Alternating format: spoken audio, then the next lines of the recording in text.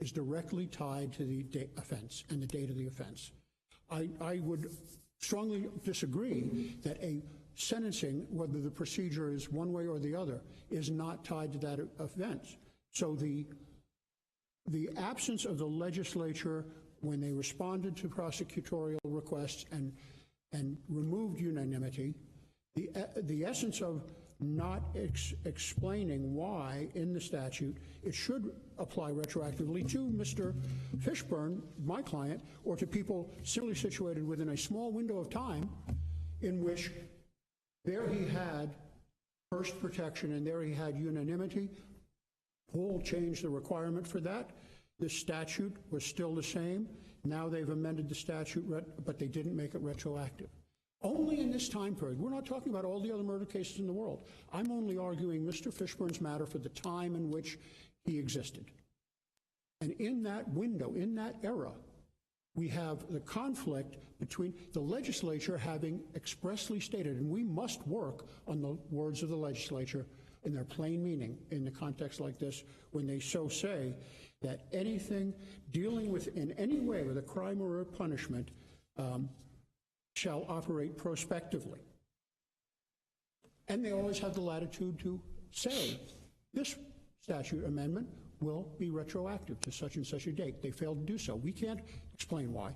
We can't discuss that.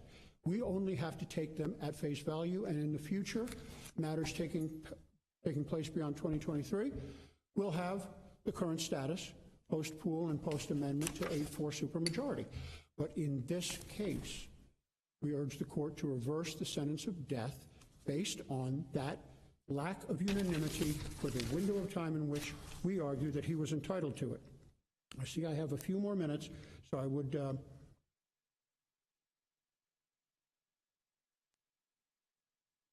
I wanted to particularly stress the importance of the prior section 921.1412C that did require unanimity, in that if the unanimous jury does not determine that a defendant should be sentenced to death, the jury's recommendation to the court shall be a sentence of life, and there was no judicial override. And that in that era, a sentence of death by unanimous jury could be overridden by a judge to sentence of life, but not the other way around. That's a one-way street. What my argument here is that the entire amendment and section 775022 took what had been a savings clause and a one-way street. If you committed a crime on this date, you don't get away with it if the law changes, and made it a two-way street, whereby in order for a later change of law to be retroactive to the date of your offense, that must be stated by the legislature. That's where I say the legislature's taken reins on ex post facto. We have our body of constitutional ex post facto law on which much of the court's arguments have relied previously in death cases. However, highlighting this statute points out that the legislature has something to say too. And in fact, their unique operation in first addressing Article 10, Section 9 savings clause, but in fact addressing Article 1, Section 10 ex post facto, they've spoken on the subject. We must apply their statutory language. I'll ask to reserve my time. Thank you. Thank you.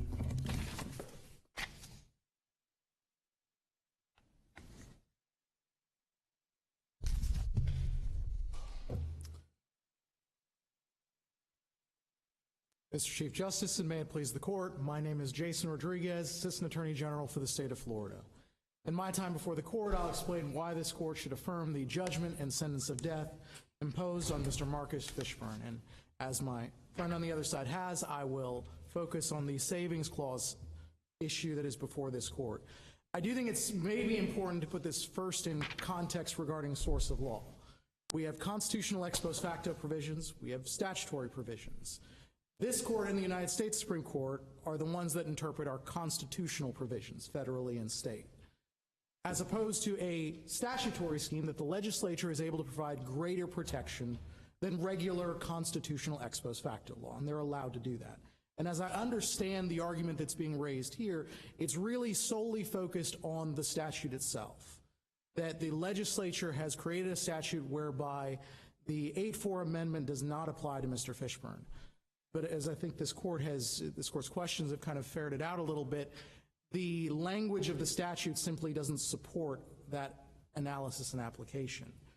The critical word in the savings statute, as I'll refer to it, because it did come into being after the constitutional savings clause was taken away by the constitutional amendment, is the reenactment of a criminal or amendment of a criminal statute operates prospectively and does not affect or abate any of the following. And then there's a list of things that it does not affect or abate.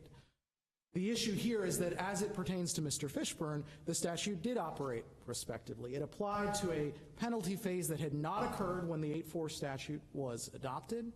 It applied to one that occurred several months later in 2024. So this statute, the 8-4 statute, operated prospectively. It complied with the savings clause. And to Justice Candy's point, when you look at the rest of the language of the statute, it talks about a prior operation of the statute. The criminal punishment statute, the penalty phase provisions had not operated as it pertains to Mr. Fishburne.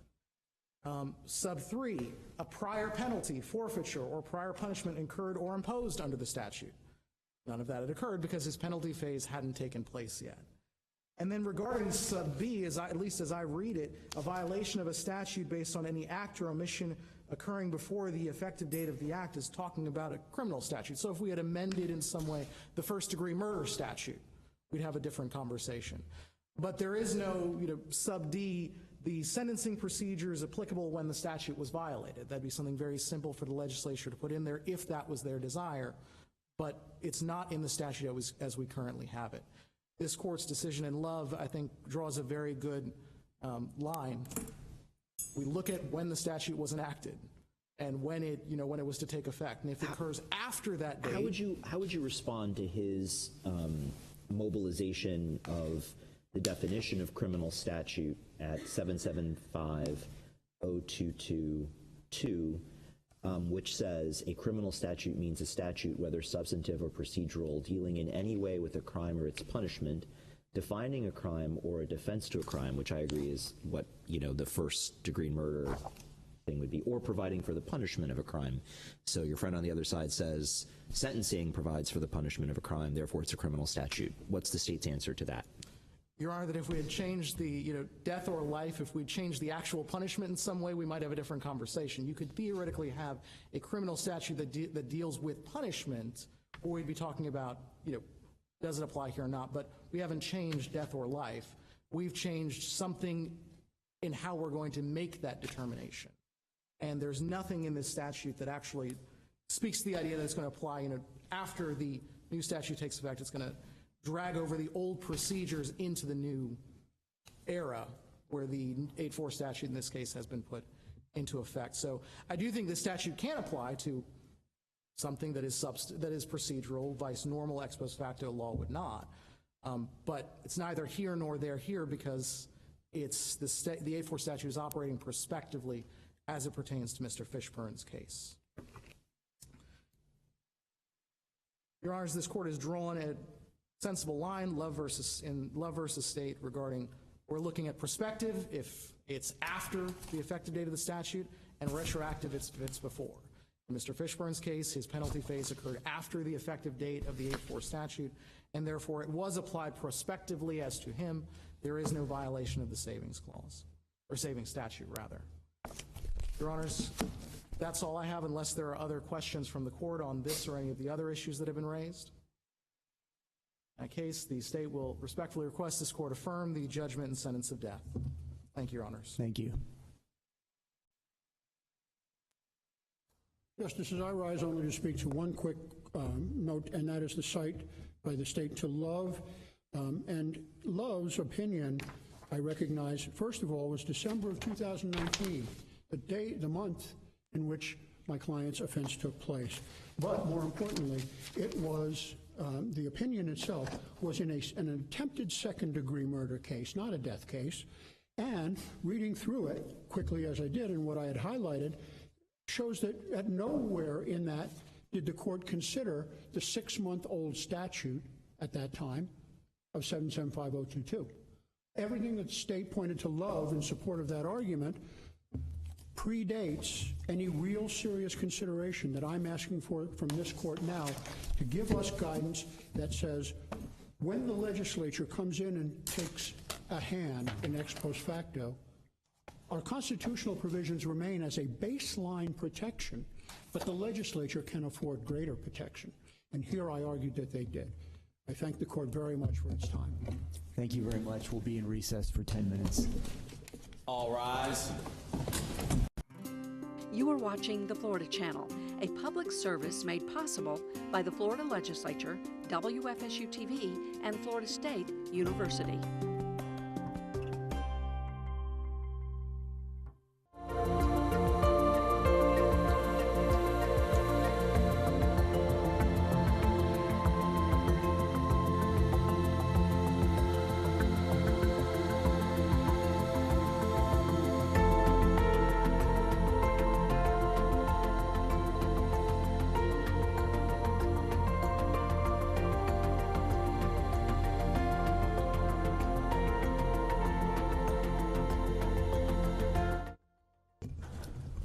Case for today is Bishop versus State of Florida, number 2024-1477.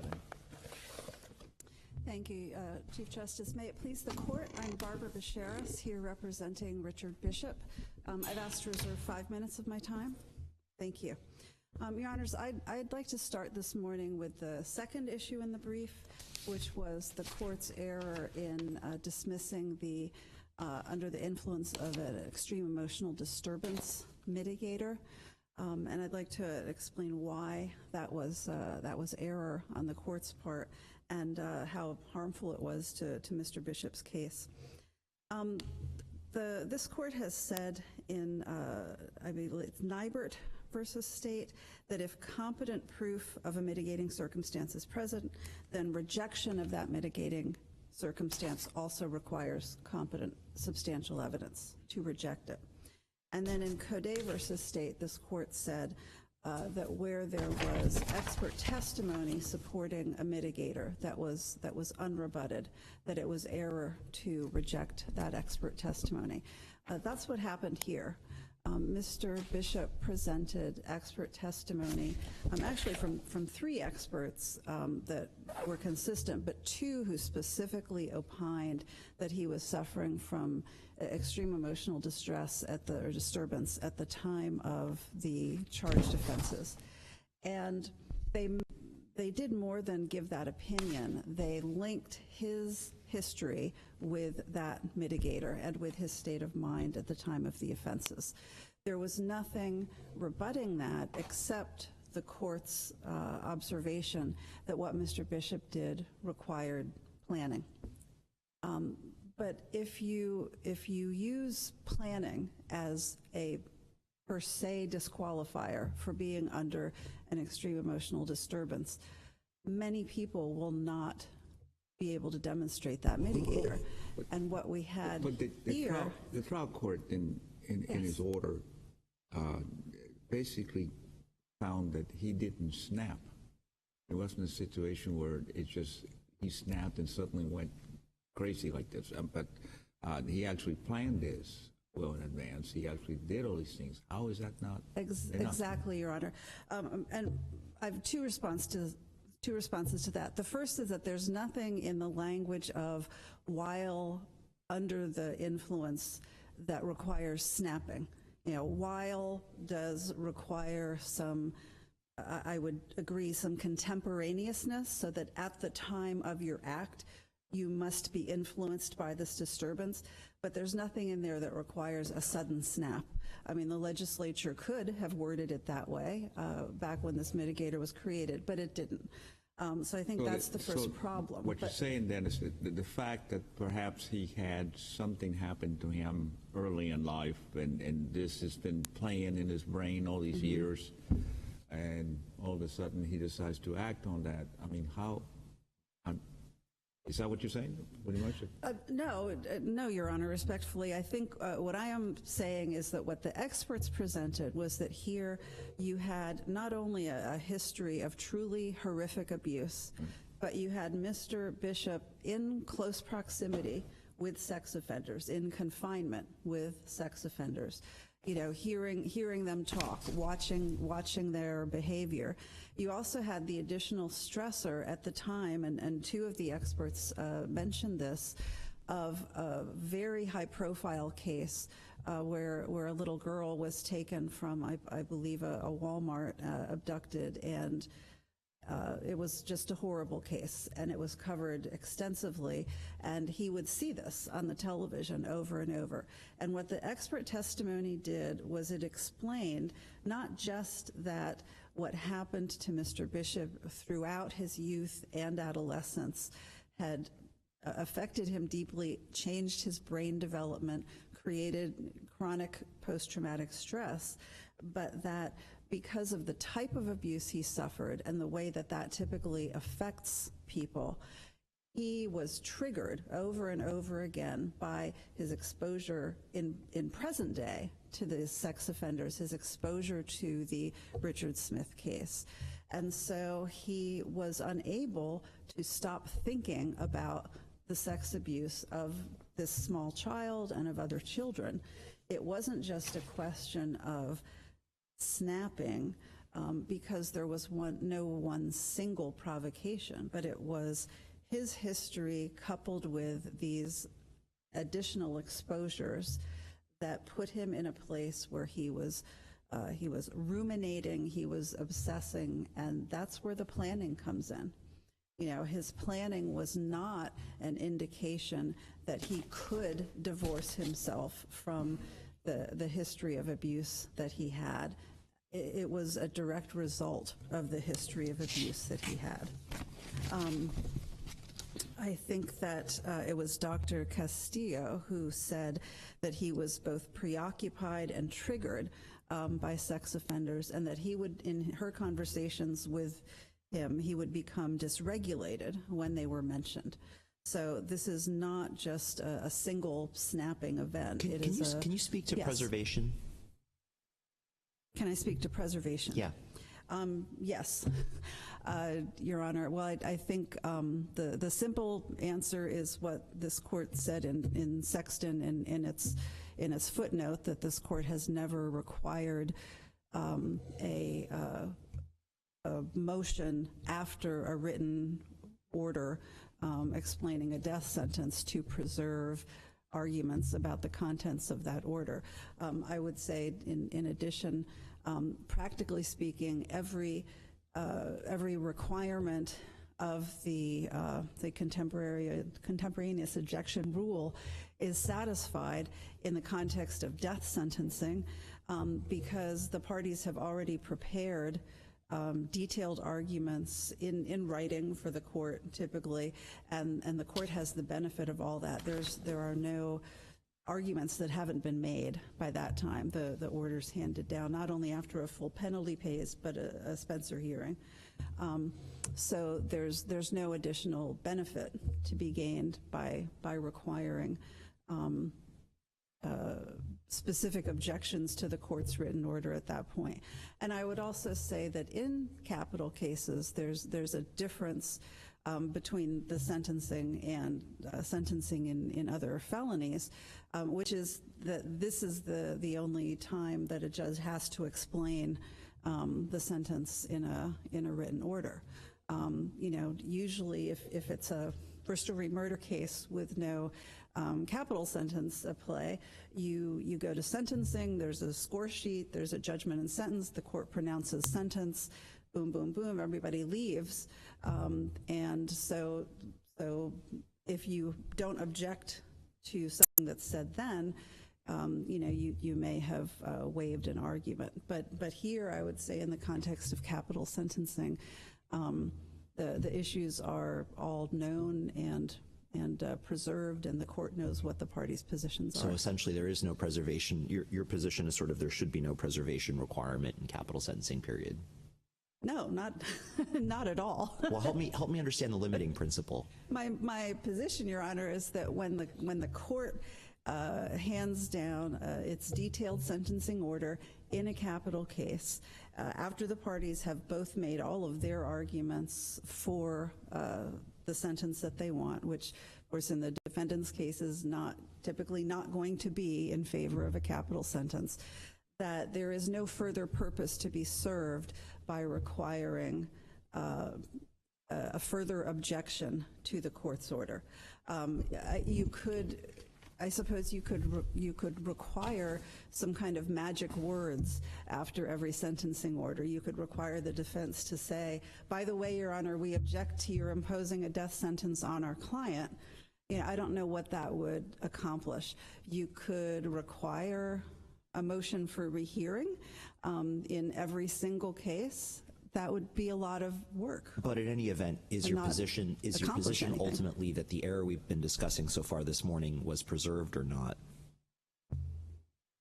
Yes, the error is preserved because it was something that the court had to resolve. The problem is the nature of the error. You've talked about how the issues are put in front of the court, and that's obviously true. But the nature of the error here is one that doesn't appear until the order comes out. Right? Because you've put everything in front of the judge, and you don't know until you see the order what the judge is going to find as to whether such and such was proven or how much weight or whatever. And so the question is just, we would need to, it would probably be a matter of what's the appropriate, if the court thought that there was a need to create some sort of process for objecting to it in the trial court first, so that this is the kind of thing that would be fixable, perhaps. And so it may be wise, and I know it's kind of beyond what you're talking about, but really the question would be for us as to what would be, should it be a procedural rule or something like that? But this isn't, you're kind of responding to his questions about preservation by talking about the arguments having been put in front of the court. But as far as like pointing out to the court the error that you're arguing, I mean, that isn't quote unquote preserved, because the nature of it is that it doesn't happen until the order, and then the way we've traditionally done it is you just appeal it, right? Yes, Your Honor, that is the way that's traditionally been done. If the court wanted to change that, I suppose the court could, and again, it would require something like a motion for rehearing. And I think what you would see is in every capital case, there would then have to be a detailed motion for rehearing attacking every possible aspect. Well, not only would there have to be, but something tells me, given the way these things work, that there would be one. For every one of these 50, mitigators, everybody would be saying, well, you gave it slight weight and it should have been moderate weight or whatever. And so we would have to decide whether really there would be a net benefit to the system to basically bake in this additional step, which would probably happen in every case. I agree with that, Your Honor, and I would be remiss in representing any of my clients if I knew that I would waive arguments by not doing that and didn't do it. So, could you address the harmfulness of if this were error, why it wouldn't be harmless error given the aggravators? Yes, Your Honor, for two reasons it's harmful. And the first reason is simply that you have here mitigation that even the trial court did recognize was significant, because the trial court recognized and gave great weight to the overwhelming history of sexual abuse in this family. It is, the experts said, and I think this court can probably agree, that it is one of the more horrific examples of a family gone awry that can be presented in one of these cases. So he had significant mitigation, and he was deprived of a significant mitigator. By taking the approach to this mitigator that the court took, that planning vitiates the diminished culpability that comes with being under the influence of this emotional disturbance, the court basically said, yes, there was mitigation in the past, but there's no mitigation in the present. And so that's the first way that I believe that it was extremely harmful to his overall mitigation case. The second way, Your Honors, actually relates to one of the other arguments in the brief, and I know this court has repeatedly declined to revive proportionality review, but this is a case where the mitigation is overwhelming, and there is no vehicle without proportionality review for truly taking into account a case with such overwhelming mitigation. This case has not just sexual abuse, physical neglect, medical neglect, abuse that was perpetuated by a series of parental figures. The brief and the mitigation evidence went into detail about all of the harm that was inflicted, not just on Mr. Bishop, but on his family members. And so without... Well, you would concede, accepting what you've said about that, you would concede that this is also an extraordinarily aggravated case. There is strong aggravation here, yes, Your Honor. But someone in prison who plots in the way he did and then murders two people. That's on the high end of what we would consider aggravated. Correct? Yes, that is something this court would consider highly aggravated. But in the past, there were cases where mitigation was strong and compelling, where even the presence of serious aggravators did not prevent finding that the death penalty was inappropriate in that particular case. And so, going back to the question about how this is harmful, without that type of proportionality review that the court used to undertake, that in some cases led to the vacating of a death sentence, it's all the more crucial that mitigation be fully and properly considered at the trial court level. And if you remove a whole category of mitigation, if you remove an entire mitigator from the equation, there's no way to remedy that in any kind of proportionality or balancing as might have happened if we still had proportionality review. But so what would be the rule of law that you would want? Are you saying that you want us to say that as a matter of law that planning doesn't negate extreme emotional disturbance? Doesn't sort of as a factual matter that can't lead a reasonable fact finder to sort of say, well, I find this not established? Because it seems like it would be difficult to kind of articulate any kind of a rule like that. Your Honor, I don't think the court has to articulate a rule. I think what the court has to do is, or should do, is make clear that there is no per se approach to this. That planning may not always negate extreme emotional disturbance. Planning may sometimes be completely compatible with. But I don't see any evidence in this record that I don't see any evidence in this record that the court applied a per se approach. Well, the evidence for that is the court's emphasis in its order on the steps that Mr. Bishop took. Oh yeah, when rejecting that mitigator. We're reviewing for competent substantial evidence, right? So the court, anticipating that, lays out the facts that would be relevant, some of them. Even under the rule of law you propose, it would seem to me, in response to the Chief's question, the trial court would be charged with doing the same thing. This is part of the reason why I'm not sure why you've hitched your wagon just now to proportionality, because it doesn't seem like in either case we're dealing with a circumstance where the court failed to consider the relevant facts. The court is making a record of what a reasonable judge, I think, would consider in determining what the nature of the emotional disturbance was here and what effect it had. Obviously, it is, a crime committed in a state of emotional arousal, right? But I think the question before the court is a little different, which is it mitigating? Is this the type of emotional affect that would cause me to think that this person is less culpable, or the culpability is mitigated by some factor? And there, I don't see how the rule of law you're proposing would call for a different evidentiary project by the sentencing judge. The same work would be done, or am I wrong?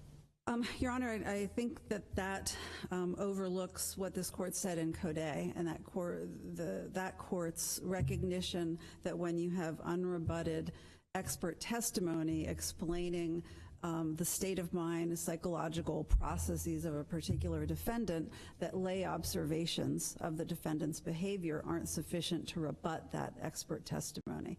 And it also,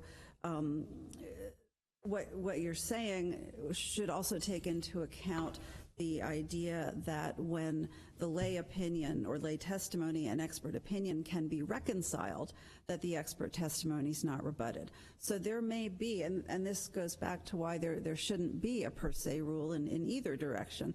There may be situations, and in fact there have been cases where even though there was, significant mental health history, there was also expert testimony that a particular defendant wasn't acting under that influence when he committed the crimes that he's charged with.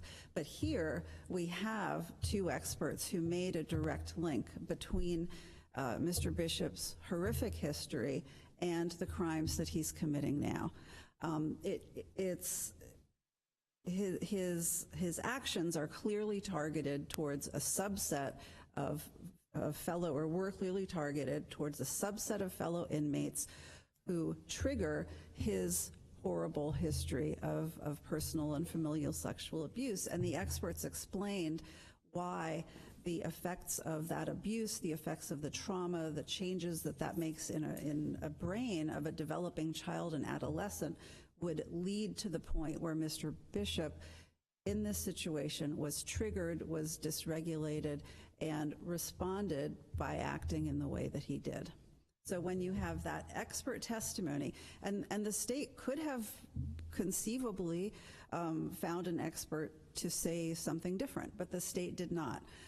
So when you have no rebuttal of that expert testimony, and all you have is the practical observation that he planned, he had a strategy, he put on a shirt, all the things that he did. That's lay testimony, but it doesn't rebut what the experts said about the link between his history and the crimes he committed, and I should say his state of mind at the time of the crimes he committed. And again, and are courts allowed to sort of be skeptical about that? I mean, in the sense of it's not obvious sort of what the expert sort of value add is as far as closing the loop. I mean, I understand the expert part about how all of this abuse could in general affect someone's mind and all that, but I mean, once you kind of take all that in and give it, credence or whatever, you still then have to look at what actually happened and what the person did and what the connection was between their sort of psychological makeup and the specific incident here. And so why couldn't a court just say, yeah, I respect everything that was just said, but in this particular instance, I do not think that this particular, mitigator, as applied here, has been established. I mean, are you saying that essentially, like the court, unless the state has an expert that does the same sort of thing there at the end, that the court can't kind of make their own judgment based on everything that's in front of the court? Your Honor, the court can always make its own judgment. Every case is going to be different, but you do have the principle that rebutting the circumstance, if there's competent proof of the circumstance, then rebutting it also requires competent substantial evidence. And the problem is that when you have expert testimony making that link, then the lay testimony, the observations we're talking about, are not competent substantial evidence contradicting the expert testimony. Could the court say it's proven, but I give it no weight because these other considerations tell me that, really here that the court used its discretion because in light of, you can read the record, Your Honors, it would it would be an abuse of discretion to say this was present, but I'm giving it no weight. This abuse was horrific. But if you credit all of the background stuff, but you just say, look, I just don't think that it really, is something that I think mitigates the conduct here. I mean, that's not an abuse. That wouldn't be an abuse of discretion. It just seems like, and this isn't, I'm not criticizing you, because I understand, if I were in your shoes, I'd probably be doing the same thing, but there is sort of a kind of form over substance aspect to some of this. You've got the distinction between the listed statutory mitigators and then the catch-all, and if you hear all of it, and the court obviously credits the horrible background and everything, but then just says, look, I just don't think in this, as far as this one label that's in the statutory scheme, I don't find that. But obviously the court heard all of it and factored it in, and then just thought that the aggravation here kind of outweighed the other stuff, and it just seems like there's sort of a kind of I'm not really sure what the point of a lot of the hair splitting is as to which sort of box you put it into. In terms of trying to fit these mitigators into sort of different categories instead of just looking at everything and then letting the court make its judgment. Your Honor, respectfully, I disagree that it's hair splitting. I think when you have multiple categories of mitigation and one of them is taken off the table, that changes the calculus. And maybe it would or wouldn't have changed the result in this case, I don't know. But I believe that the trial court erred in discounting that mitigator completely. And as a result, the final calculus was not based on correct input because of that deficit.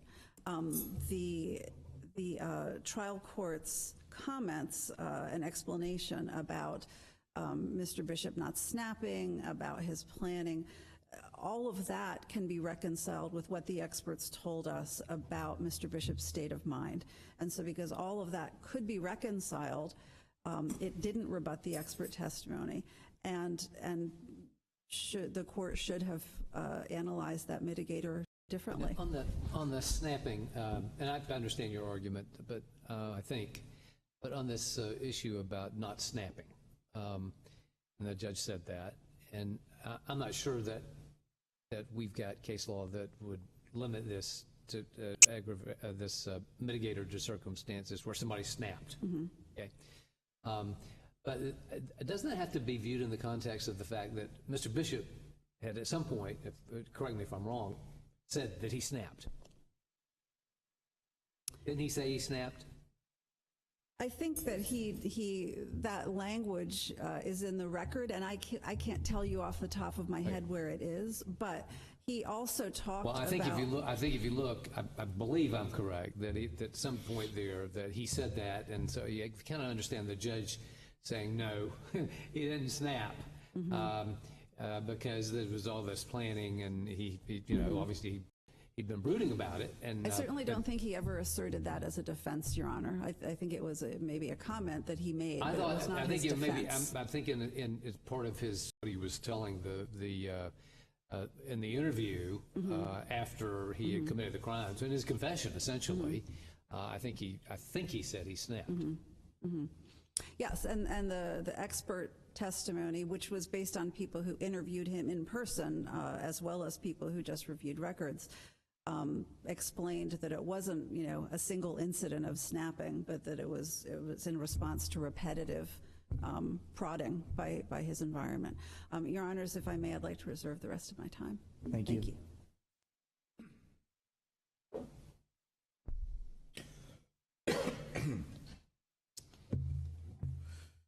Good morning again. Mr. Chief Justice, and may it please the court, Jason Rodriguez on behalf of the Attorney General's office, and I will be explaining to this court in my time why I should affirm the judgment of sentence of death entered against Mr. Richard Bishop. I'll focus on issue 2, the sole issue that's been argued before this court this morning, and I do want to begin with this idea of a per se approach to this mitigator, because I believe there's a footnote in the state's brief that we're not arguing that a fact finder cannot, as a matter of law, find that you had careful planning and yet we're not operating under the influence of an extreme mental or emotional disturbance. This court has rejected that argument. It usually comes up in the context of finding both CCP and extreme mental or emotional disturbance. A fact finder can do that. The question is whether the fact finder is required to grant that mitigator, to find that mitigator when there is evidence that the fact finder finds persuasive that there is purposeful conduct and it rebuts the mitigator in the case that is before me now. That's the rule that the state's articulating and asking this court to really just continue to recognize. If there is competent, substantial evidence in the record, the fact finder, the trial judge in this case, is the one that gets to make the decision on whether he's persuaded by the experts or by the competent evidence to the contrary. And I do think it's important to recognize that when we're talking about the statutory mitigator of extreme mental or emotional disturbance, the experts are not the one that define the scope of that mitigator. That's the legislature and this court. And this court has said that that mitigator can be rebutted when there is evidence, competent, substantial evidence, of purposeful conduct in the record. And they've done that even when the state hasn't called an expert. Wells versus State is a recent example. Bevel versus State is another. And in Bevel, this court rejected the idea or that an expert who said the defendant was constantly impaired. I said, well, that's not going to fit. So the experts don't define the scope of the mitigator. This court does, and this court has said that if there is competent evidence in the record, then the trial judge gets to make that call. Is he persuaded more by the experts, or is he persuaded by the planning and purposeful conduct? So I would distinguish Code because the mitigator there, the substantial impairment mitigator, the evidence that was put forward just simply didn't rebut it. The experts had said he was impaired at the time of the crime because of the stressful situation he was in. The lay witnesses basically said, I've just never seen him look like he can't conform his conduct to law. And what this court noted was, well, you didn't actually say he was in a stressful situation. You saw him in a stressful situation, and he was able to conform his conduct to law. So there wasn't an actual rebuttal of the mitigator itself and its application.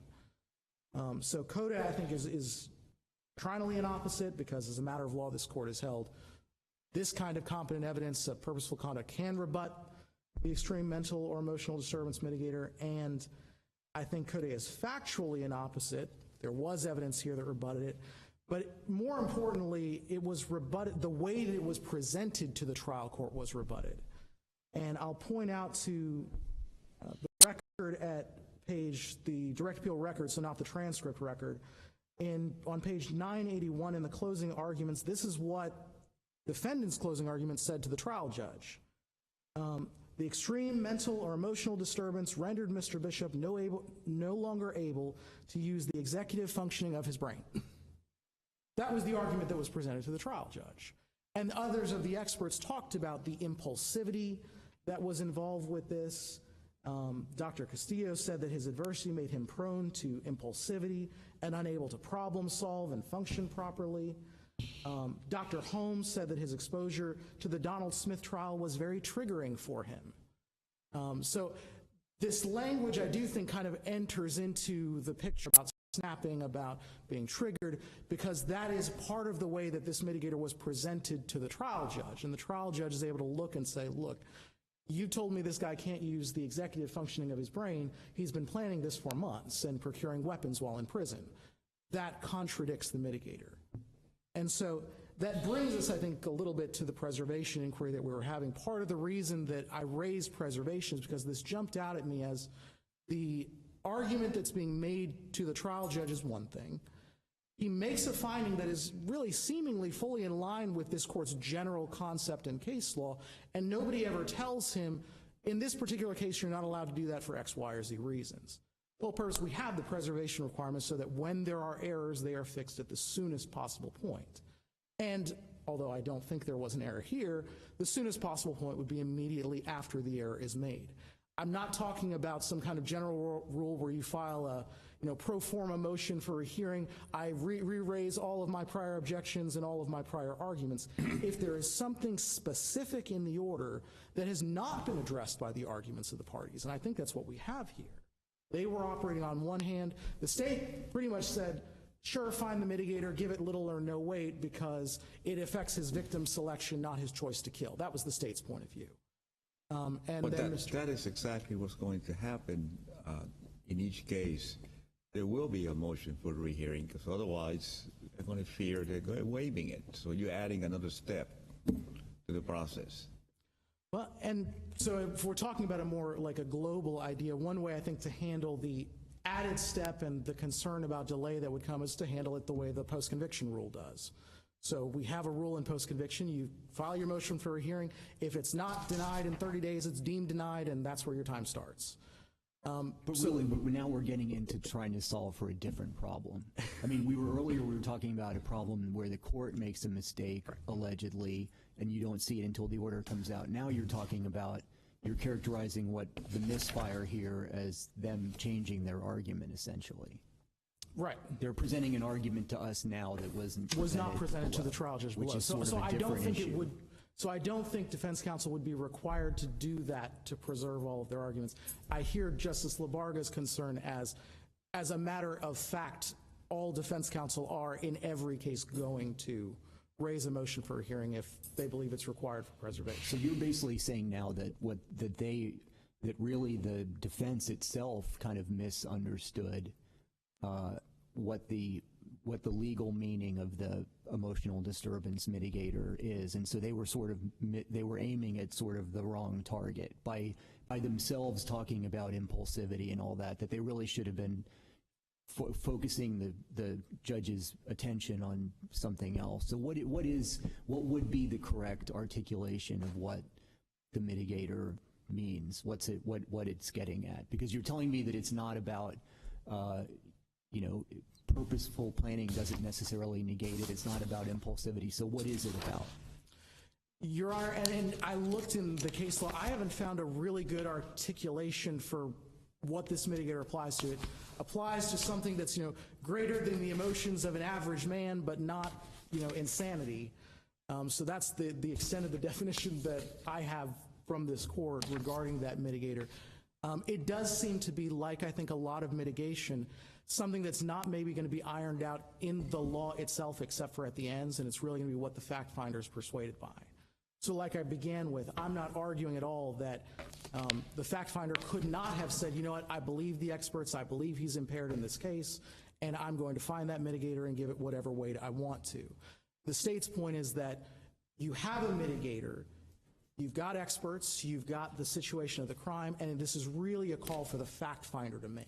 I think your answer, you use the word impairment, and to me that might be one way to sort of boil this down to its essence is, does the emotional disturbance render the defendant impaired by trauma, for example, in a way that mitigates the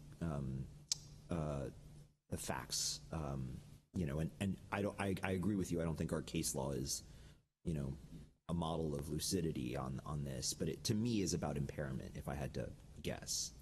And Your Honor, probably what I would add to that would be that extreme nature I do think is important. We're not talking about, a basic impairment, but an impairment that really, if you're that impaired, you're probably not going to be able to plan something for months. That's right. And when viewed through the lens of impairment, the planning does become relevant, because then you marshal the facts of planning to demonstrate that he was, as a matter of executive function, not so impaired that he couldn't make executive decisions about orienting how to organize his day, how to organize his affairs. Correct. Right. So I do think that ultimately, kind of bringing us back, I think, to the preservation discussion, it's a little bit unique to this case. I'm not saying that defense counsel has to re-raise everything, but when the court goes a direction that you weren't anticipating for whatever reason, and it comes up for the first time in the sentencing order, that is the kind of thing that we normally want to be preserved, because if the court made a mistake, we want him to be able to fix it as quickly as possible. A pro forma, I re-raise everything is not going to do that, and that's just useless. That doesn't work for regular preservation, because we're always talking about the specific argument being raised. And this specific argument was not raised before the trial judge at any point in time. So that's why the state raised preservation in this particular case. Move on very quickly to kind of harmless error, because I do think that even if we were to get past all the layers, this error is going to be harmless. And part of the reason that I say that is maybe interestingly the same reason that Mr. Bishop's articulated against harmlessness, which is the trial judge evaluated the sexual abuse that Mr. Bishop underwent. He gave that great weight, and that sexual abuse is kind of tied up into the current articulation that Mr. Bishop has presented to this court for extreme mental or emotional disturbance. I had all of this profound abuse as a child. I was then placed in the cell, or in this dorm where there were these sex offenders. I saw the Donald Smith trial, and that prompted me to go forward. How would you respond to the argument that the other side made that goes to his past, but the trial judge wasn't considering that mitigator for sort of the present purpose, for how it affected the crime itself? It just kind of went to, yes, he experienced these things in his past, it affected his general development. It was, clearly horrific, and that it was only considered by the trial judge for that, not for actually the present of the crime itself, and that created sort of perhaps more of a harmful error than harmless. Sure. So I think we got to begin with the fact that the trial judge found this as mitigation for the crime that actually occurred. So I don't think that the trial judge entirely divorced its analysis of his past sexual abuse from the crime that occurred. He used it and gave it great weight in the calculus for the crime that occurred despite the large span of time. So I don't think that it's really fair to say the trial judge was viewing them as that segmented. For one thing. But I think then that pulls into another point, which is the way that the extreme mental or emotional disturbance has been articulated and argued before this court today and in the briefs is this is all an outgrowth of his childhood that's persisted and then caused him to or affected him in such a way that he committed the current crimes that are before the court. So they're so inextricably intertwined, to borrow from another part of this court's case law, that it seems to me that even if you were to find that mitigator and give it whatever weight you would, the sentencing order and the sentence of death is not likely to change beyond reasonable doubt. That it is harmless beyond reasonable doubt not to find that mitigator because you found and gave great weight to something that is incredibly inextricably intertwined in them, and they almost end up doubling over one another. Your Honors, I won't, there is more in the briefs on proportionality review, but this court's decision in Lawrence clearly deals with that. So barring this court having any further questions of me or of any of the other issues, I'll rest on the briefs and respectfully ask this court to affirm the judgment and sentence of death. Thank you, Your Honors. Thank you.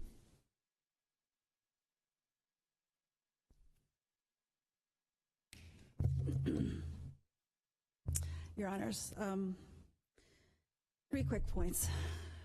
First of all, Justice Curiel, the statute says influence, not impairment. And I think to interpret influence in the way that was just suggested would be something for the legislature, because it would be changing the meaning of that. You can be influenced by something without being impaired by it. The analogy I was thinking of was sailing. I can be influenced by the wind but still go forward, as opposed to being impaired by a headwind.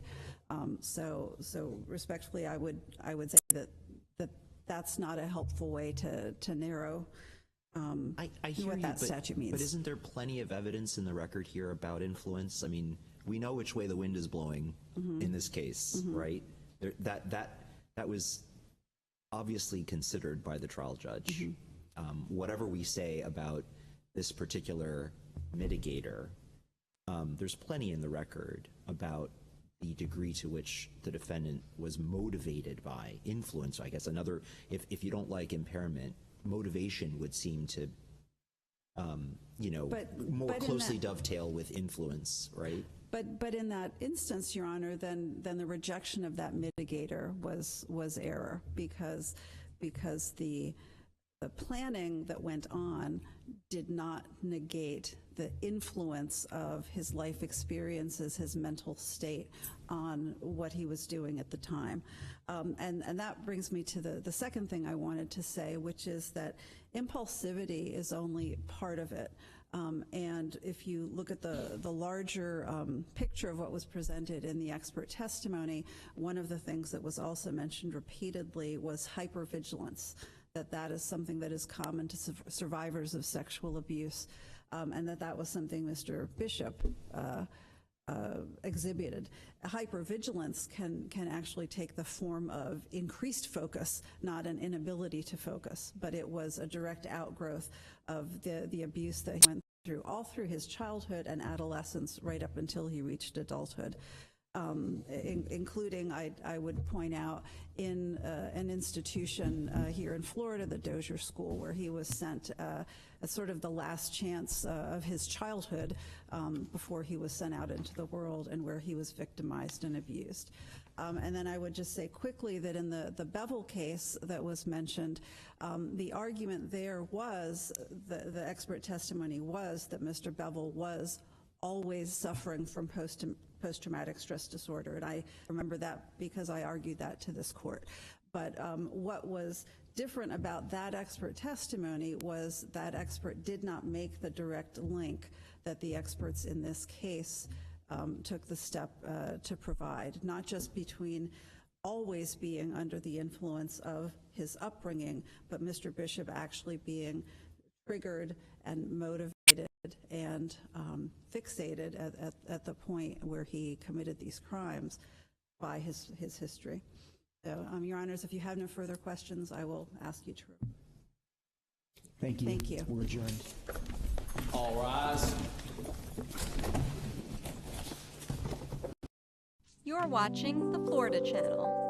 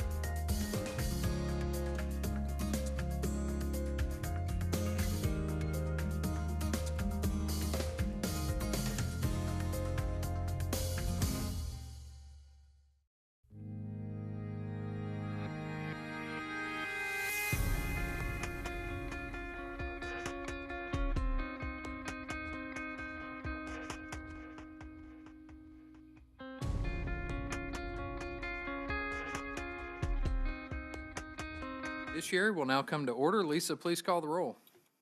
Chair Yarborough. Here. Vice Chair Burton. Here. Senator Berman. Senator DeSigley. Senator Gates. Senator Hooper. Senator Leek. Senator Osgood. Senator Pasadomo. Senator Polsky. Senator Trumbull. A quorum is present, Mr. Chair. Thank you, Lisa. Senators DeSigley and Osgood are excused from today's meeting. Welcome back, everybody. Good to see you. And we're excited to start the lead up to the 2026 session in Judiciary. So great to see all of you today. Thank you for being here. Members of the audience, please silence all electronic devices, and anyone wishing to address the committee on one of the two bills, or both of the bills if you want to, that we have up before us today, make sure you fill out an appearance form and hand it to a member of the sergeant's office. And if you would like to waive your speaking time, then we will include your position in the official meeting records. Members, we have two bills on the agenda today. We're going to take up tab 1 first with Senator Harrell. Senate Bill 98 on self-storage spaces. Senator Harrell, good afternoon, and you are recognized to explain the bill. Thank you very much, Mr. Chairman, and it's a delight to be presenting the bill to this committee again. You heard it last year. It went through all 3 committees last year with 0 negative votes. Hopefully, we get it all the way to the floor and to the governor's office today. And what it does is deals with self-storage units.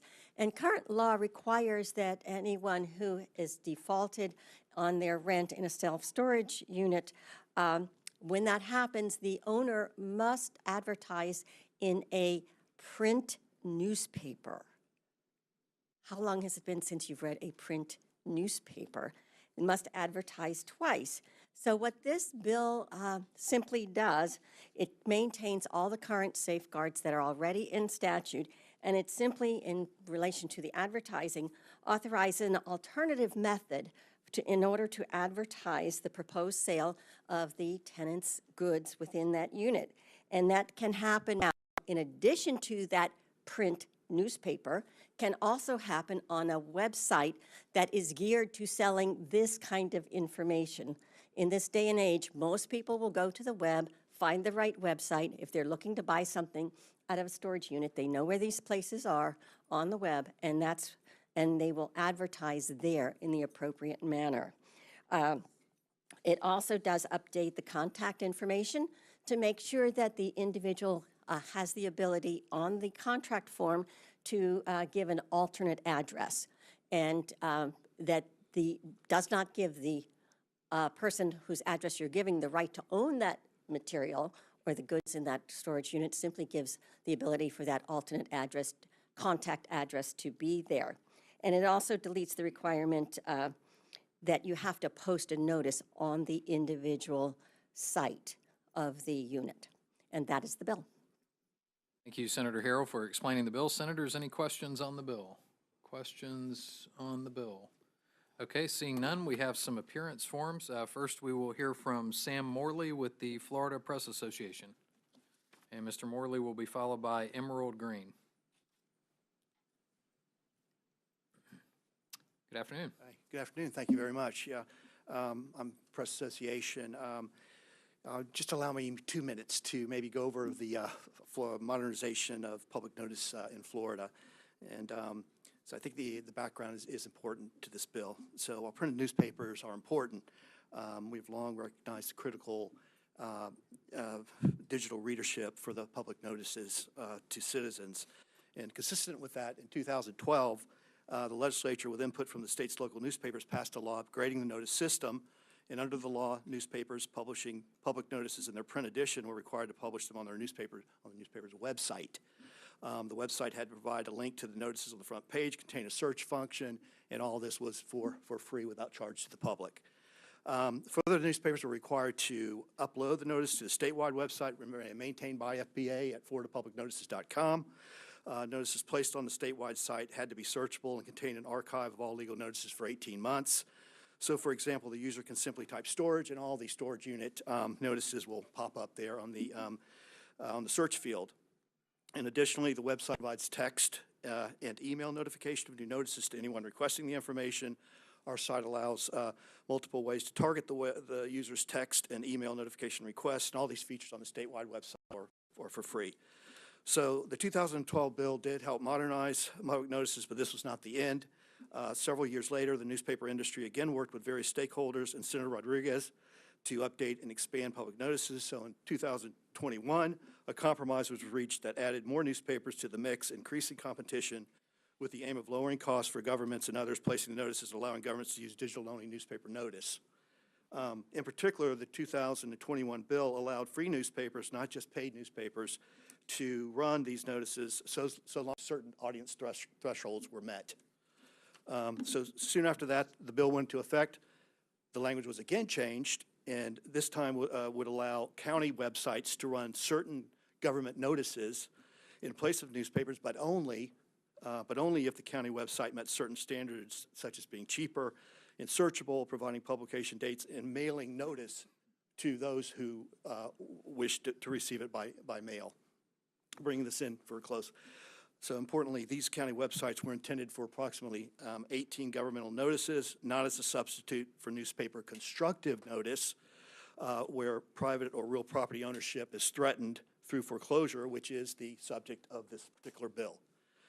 So in closing, we believe that these changes show that Florida's community newspapers have sought to keep notices in the local newspaper where the public expects them to be, but at the same time striving to keep up with technological advances, willing to increase competition. The laws developed and written over the years, we believe, should not be altered and discarded because they've worked from a legal perspective and from the consumer's right to be informed. Thank you for the time. Thank you. Appreciate it. Appreciate it. Thank you. Emerald Green, followed by Emily Walsh.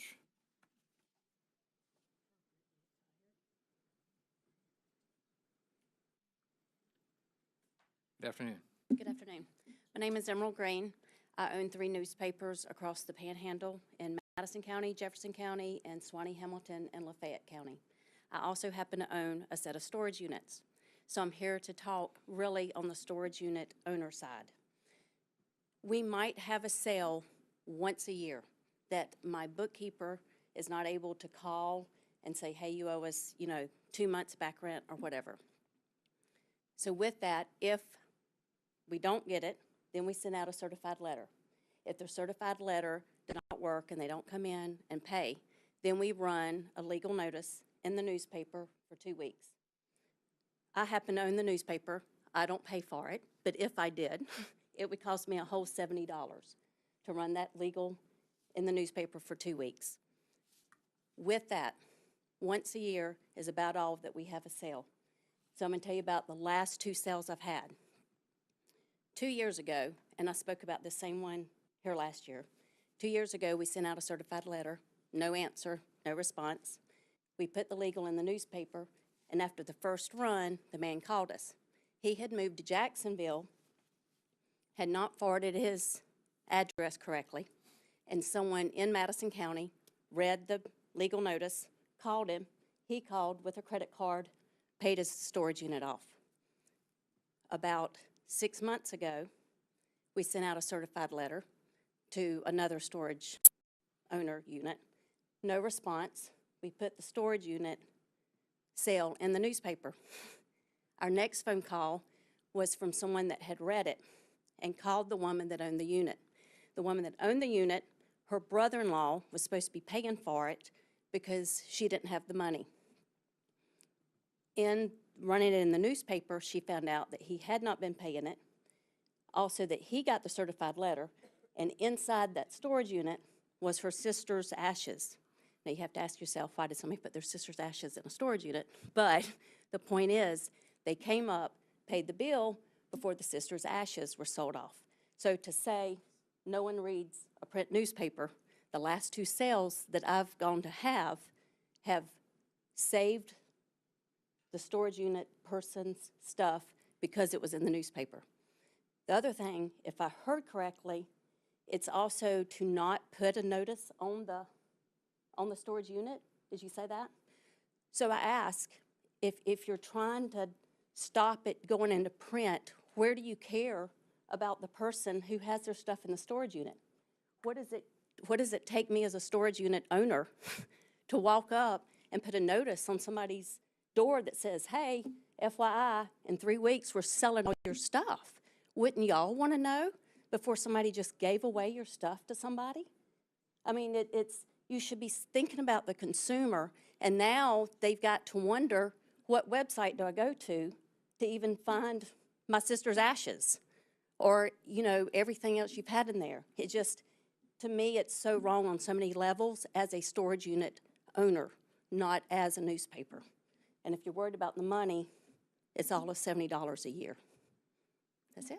Okay. Thank you, Ms. Green. Thank you. Next, we'll hear from Emily Walsh, and she will be followed by Carolyn Nolte with Florida Press Association. Good afternoon, Ms. Walsh. Good afternoon, Senators. Thank you so much for your time today. I'm Emily Walsh, president of Observer Media Group, a family-owned and operated media company that publishes 7 newspapers, 4 magazines, 4 websites, 4 mobile apps, and multiple social media channels in Florida. 2 of our newspapers are more than 100 years old. I also serve as the chair of the Florida Press Association. Last year, cost was brought up as one of the main reasons for giving storage facilities an alternative to advertise a unit sale.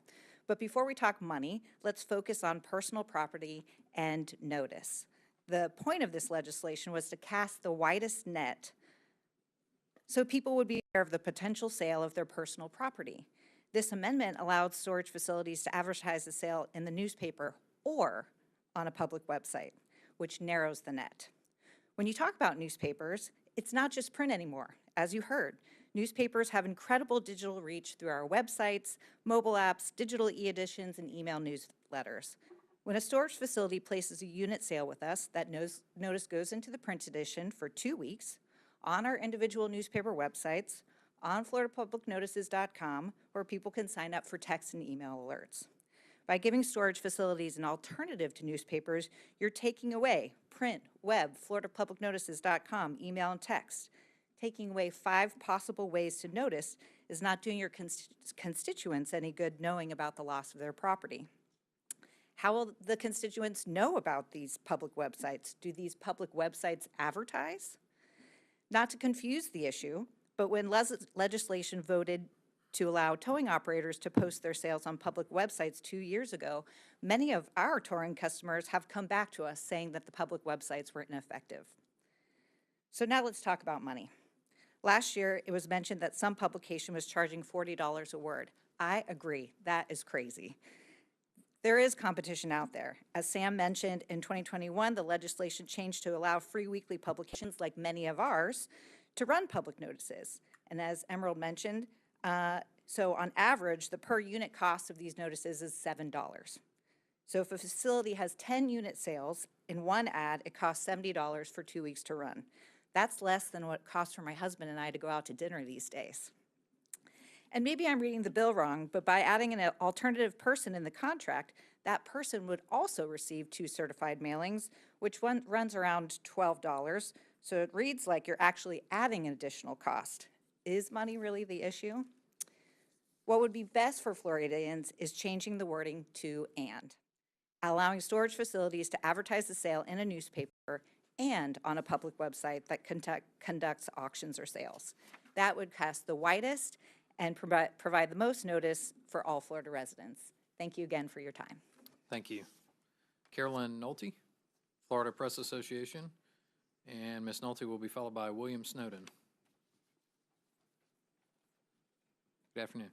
Good afternoon, Chairman and committee members. My name is Carolyn Nolte, and I'm the President and CEO of Florida Press Association. And I'm here today on behalf of our 155 members across our great state of Florida. We are here to talk about the opposition of Senate Bill 98, which would allow the storage facility owners to make a choice between publishing notice in the newspaper and its corresponding websites and floridapublicnotices.com to a public website. I think one important note is currently 86% of Floridians consume local news via print or digital. Additionally, floridapublicnotice.com engages Floridians with an additional 1 million views, resulting in 2 million views annually. If passed, this bill would allow facility owners to choose a different option that could be deemed as less expensive, but is not in the best interest of the communities that you serve nor the owner. There are no proposed standards or stipulations in this bill that set a minimum threshold of reaching the Floridians. These notices are intended to inform the public at large. It is to alert friends, families, and neighbors that a sale is about to happen. It is considered a last-ditch effort. In 2025 Mason-Dixon poll, when asked the question, state and local governments should or should not be required to regularly publish notice to the public through a printed online newspaper and floridapublicnotice.com, 92% said they should. Similarly, 71% said they would be unlikely to seek out public notices on a governmental website. In closing, these notices increase transparency in lien sales, giving the public a window into what would otherwise be a closed process. We ask that you vote no on SB 98 and to protect the owners and the public. Thank you. Thank you. William Snowden.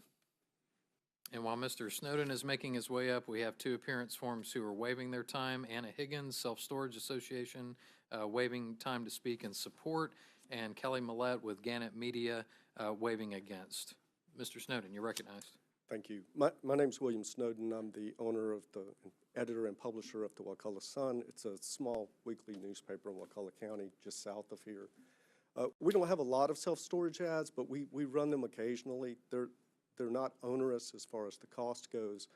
And I mean, I would reiterate what everyone else has said, but just to tell a story, I recall one time we ran one. It was a storage unit. It was full of tools. It was an itinerant mechanic who had not paid the rent on the unit. The ad ran, friends or family saw it. He was in jail. So when he was able to get out and square up with the storage company, and I think that's the point, is it's to put people on notice that their property is about to be lost. And I spoke with a storage unit owner in Crawfordville this morning, and he was telling me 99% of the time when these ads run, it's a third party who sees it and alerts the owner of the property that your unit is about to be sold, the contents of it. So I would just urge you to consider that. And thank you. Thank you, sir. That concludes our appearance forms. Senators, we are now in debate. Any senators wishing to debate on the bill? Leader Berman, you're recognized in debate.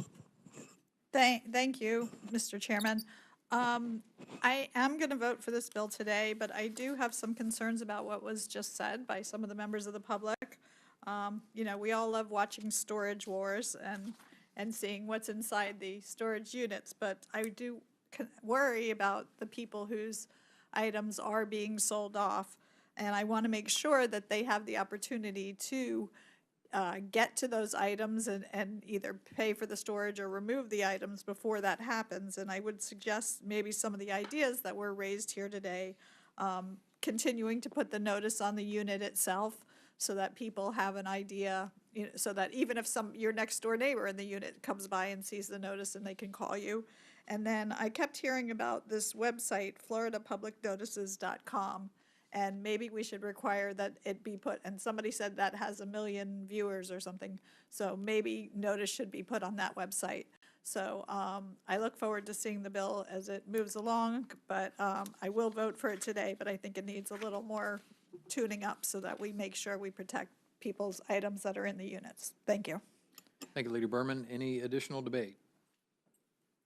Okay, seeing none. Senator Harrell, you are recognized to close on the bill. Thank you very much, Mr. Chairman. I do want to make a couple corrections. First of all, this does not affect government notifications. They've referenced several different times that these various newspapers do have government notifications that must still be put on in the newspaper. It does not affect that. It only affects storage units, nothing else. And also, this is an option. It's not a requirement. A storage owner may advertise now under this wherever they choose to on one of the appropriate websites. We've named the type of website that it just can't be a willy-nilly website. It has to be something specifically that deals with this type of thing. So, and I'm happy to discuss further on the option on putting the sign back up. That's perfectly fine. That just is one of the little minor things in there, but I'm happy to work with you on it. But I think this is about competition, and this is about making sure that the owner of the facility has the ability to get the word out in an appropriate way. And if they choose to do it through the newspaper, they may do that. If they choose to do it on the website, they may do it. The notification to the alternative address, which is provided by the owner of the renter, is another way of reaching it. So you're going to notify the owner, and you're going to notify the alternate owner as well. We want to make sure that they do know what's happening with their property. All other standard requirements stay the same, and we want to make sure that the individual is protected and they have the ability to get their goods back. And let's just have some competition in how we make sure that happens. And with that, I would ask for your favorable vote. Thank you, Senator Harrell. Senator Harrell, having closed on the bill, Lisa, please call the roll on Senate Bill 98. Senator Berman? Senator DeSigley? Senator Gates? Senator Hooper? Senator Leek? Senator Leek? Senator Osgood? Senator Pasadomo? Senator Polsky? Senator Trumbull? Senator Burton? Chair Yarborough? Yes. 8 yeas, 1 nay. Thank you, Lisa. By your vote, Senate Bill 98 will be reported favorably. Thank you, Senator Harrell. Members, our next bill is Senate Bill 164 on civil liability for the wrongful death of an unborn child by Senator Grahl. Senator Grahl, good afternoon, and you're recognized to explain the bill. Thank you, Mr. Chair, Committee. This bill expands Florida's Wrongful Death Act to allow parents of an unborn child to recover civil damages from a person responsible in tort for the unborn child's death in the same way that the parents would be permitted to recover in the event of the wrongful death of a minor child. That is the bill. Thank you, Senator Grahl, for explaining the bill. Senators, questions on the bill? Leader Berman, you're recognized in questions. Okay, thank you, Mr. Chair. Has anybody come to you and asked you, who's had these kind of damages and asked you to bring this bill? And you're recognized to go back and forth. Thank you. Thank you. No. No, okay. Could you explain to me, well, considering that we have a Florida law for negligence for, and allows civil damages, under the common law for negligent miscarriage and negligent stillbirth actions, why we need this law? So in my view, this equates, we have determined that life is worth protecting at 6 weeks in Florida, and this makes it consistent. The negligent stillbirth recovery that's through common law is not something that's codified, so this would codify and make clear in our Wrongful Deaths Act that, in fact, these children are covered for if they should die at the fault of someone else. Follow up. Thank you. So if you really feel that way, why are you trying to shoehorn it into wrongful death, and why don't you just codify negligent stillbirth? Because we have a statute that specifically deals with the damages permitted in wrongful death situations. This makes it consistent with any of those damages that are available for the parents or the estate when there's a minor child. This treats the unborn child the same way and gives them access to the same damages. Okay, so let's talk a little bit about the damages. Who, under your bill, if a pregnant woman slips and falls in Publix and loses her pregnancy, who can she or the biological father seek damages from under your bill? It would depend on if there was a wrongful act that resulted in that slip and fall, and the slip and fall was in fact the reason for the loss of the child. I mean, so there's many levels of proof and evidence that would be different in every case, and so if it were in a specific business's facility and they had knowledge of the substance and they failed to clean it up, then they may have responsibility, but that would all be very fact specific. Okay, so let's assume we are fact-specific. It is a banana on the floor in public, somebody was responsible for, or a spill, and it wasn't cleaned up, and the person slipped and fell. Who can they sue, and what damages can they seek? Well, so they would be able to pursue an action against the business owner, if in this case it was Publix that had in fact done something wrong, then it could be Publix. But that is not just, our premises liability laws aren't as simple as there just being a banana peel left on the ground either, in terms of actually contributing to their negligence. So they'd have to prove that Publix was in fact negligent, or the store owner, in what they left on the ground, and that the fall was actually resulted in the loss of the child. So all of those things would have to be proven in order for that business to be held responsible. Okay, and what is the second part? What damages are they? Oh, the damages. So the damages are the mental pain and suffering from each parent, that each parent may recover from the date of the injury that caused the death, the loss of the child's support and services in the future, medical and funeral expenses that the parent may have paid, and the estate would be able to recover for medical and funeral expenses. And any loss of earnings would be reduced by any loss of support and services. So I believe that that was cleared up in the analysis. Okay, so then let's go into what are loss of earnings for a 6-week-old embryo? Well, so the loss of earnings not yet established would really be looking at a loss of support and services for what is really what that claim would be with regard to the child. So could someone claim, I expected this child to support me in my old age, and therefore I'm entitled to hundreds of thousands of dollars because I thought that was what was going to happen when they grew up?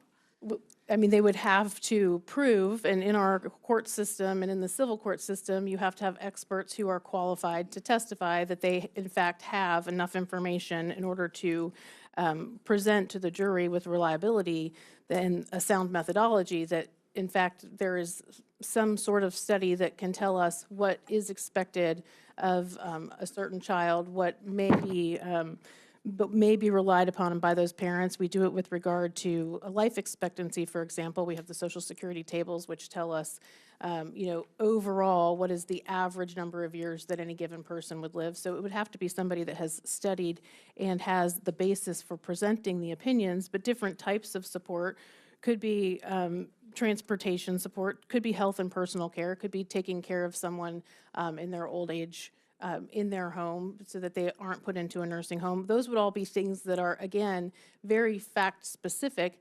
They are available to a minor child today. So a minor child, if a child was a month old and was the victim of wrongful death, those same damages would technically be available to those parents. So the mechanism for which that is put in front of the jury exists, and it's up to the jury to decide whether or not it's reliable and they should award those damages. And it would be different based on every case.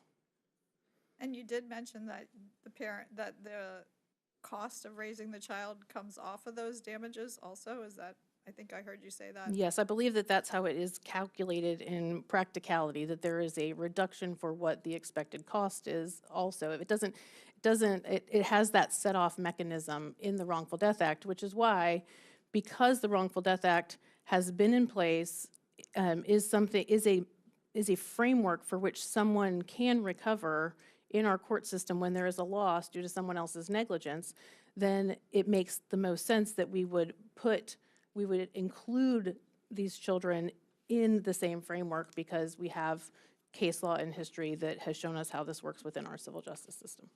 Okay, are you aware that there are attorneys who are already out there advertising for to represent you in the case that you have lost a child, lost a embryo under because of negligence? I'm not aware, but it wouldn't surprise me that there's an attorney out there advertising anything. So that's not. Okay, so and would you be surprised to learn that there are people saying medical malpractice lawyer for stillbirths and miscarriages? No, it doesn't surprise me that there are people that may handle claims of negligent stillbirth because it is a remedy available through common law. What about miscarriages? I don't, I know that the staff analysis said stillborn is typically 20 weeks. I'm not, for stillborn, and beneath that is a miscarriage, if we're going to define them differently, but I'm not aware specifically of that practice of law. Okay. Okay, so I'm going to ask you pretty much a question that's, concerning. And is part of this bill's purpose to pave the way for legal fetal personhood? It's not. I think that the personhood bill, there's many different ways that people could talk about personhood. I think that the fact that I use a definition of unborn child that already exists in Florida statute, so this bill defines unborn child as a member of the species Homo sapiens at any stage of development who is carried in the womb, and that is in fact from our criminal statutes. And so not only does this bring consistency to the way in which we view an unborn child as through our law and the protection of life, but it also makes it consistent with, I believe it's 782.09, the killing of unborn child by injury to the mother in our criminal statutes, and which there is a definition in 775.021, Section 5. Thank you for that answer. And I have 775.021 in front of me right now. And it also includes, under Section D, some issues saying it's not conduct related to an abortion, or of a person providing medical treatment of the pregnant woman for her unborn child, or a woman with respect to her unborn child. Would you be open to language that actually mirrors our criminal laws and keeps person and unborn child, since they're separate, since that's not the purpose of this bill? I don't know. I'm happy to look at that, but I don't want to commit to that. I do think that I try to address those specific issues in the language of the bill. The notwithstanding language at line 64, that notwithstanding any other provision of this act, a wrongful death action for the death of an unborn child may not be brought against the mother of the unborn child or against the medical provider for lawful medical care, provided in compliance with the applicable standard of care, including but not limited to care related to assisted reproductive technologies as defined in 742.13, provided with the consent of the mother. I think that that paragraph encompasses what the criminal statute addresses. I would agree with you on on the parts that you put about the medical treatment and the woman herself, but I feel like part D1 of 775.021 says of any person or conduct related to an abortion by which the consent of the pregnant woman, blah, blah, blah, blah, blah. So I feel like your bill doesn't address that issue about abortion, and I would like to know if you would include that in your bill. I will be happy to continue to look at that, Senator Berman. Thank you. Okay. I just have a few more questions. Will this bill, the way it's written, allow for civil lawsuits for damages against friends and family members who help their loved one access abortion care? For example, if somebody orders abortion pills and they come in the mail and they give them to their friend, could the father, in that case, bring a lawsuit against the friends and family who did that? Well, I think you have to go to the actual wrongful death language, the Wrongful Death Act language that says specifically when someone can bring an action. And I would argue that I don't think that that is contemplated, or nor would they be successful when the death of the person is caused by the wrongful act, negligence, default, or breach of contract or warranty of any person. I think those things have to happen in order to potentially pursue a claim. I want to understand that a little bit more. So if I'm a friend and I give someone an abortion pill before 6 weeks, I can't be sued, is that what you're saying? But if I give them an abortion pill after 6 weeks, I could be potentially sued? Again, I think the facts would be determinative in terms of whether or not you disclosed what you were giving to someone, whether or not you were in a position to legally do it. If somebody goes to a healthcare provider who confirms the age of the pregnancy and then prescribes termination, then they have complied with the law. If somebody drives them to that appointment, they have not committed a wrongful act. The act of driving to that facility is not a wrongful act. If they procure something illegally and they give a drug illegally to somebody, that could be considered a wrongful act. So it would be very fact-specific.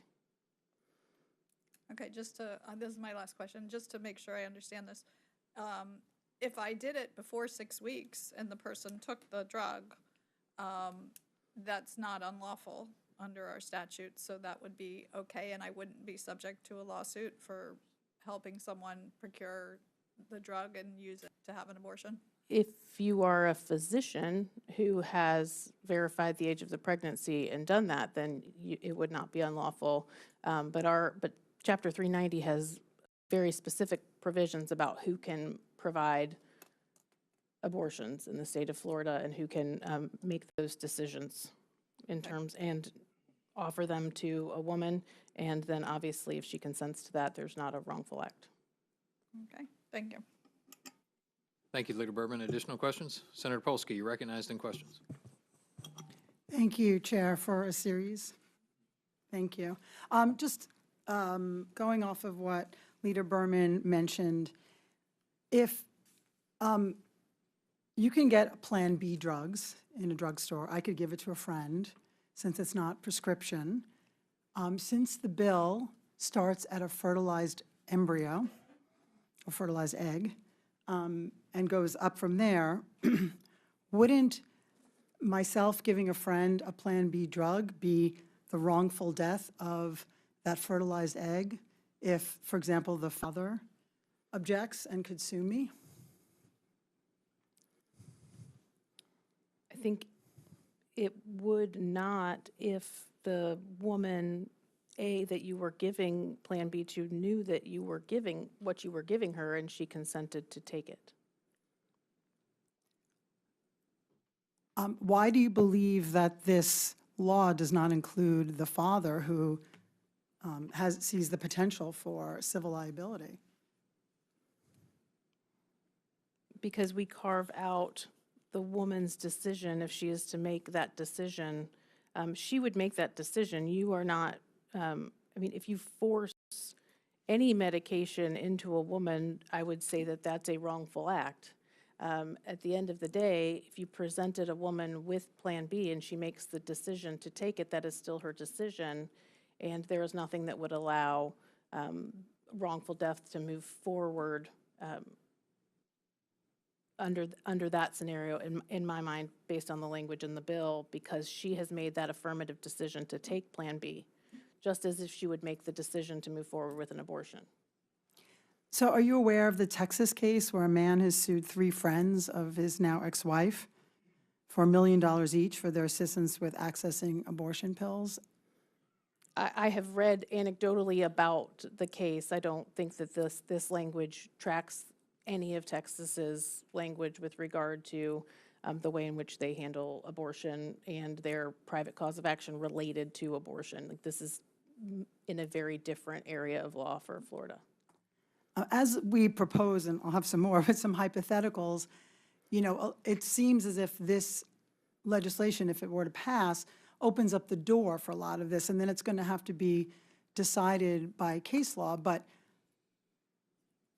because it opens up the door, isn't a business or another person or a friend going to be subject to incredible cost and turmoil over having to defend a case just to have a judge finally rule it out, because this is such an open-ended, vague legislation that you're proposing? I think we would see that bear out in other states that have similar laws, and there are 15 other states that have laws that consider that an unborn child is a child, just like a minor child in our Wrongful Death Act. And so I think that this is, you still have all of the obligations as a plaintiff to be able to prove that in fact the pregnancy was viable, that it would have continued. And I think that anything prior to 12 weeks is challenging just because of the rate of miscarriage before 12 weeks, yet based on science, maybe not impossible in the future to tell whether or not that was a healthy pregnancy. You will have the burden to find a medical provider that can causally relate the loss of that pregnancy to that specific wrongful act.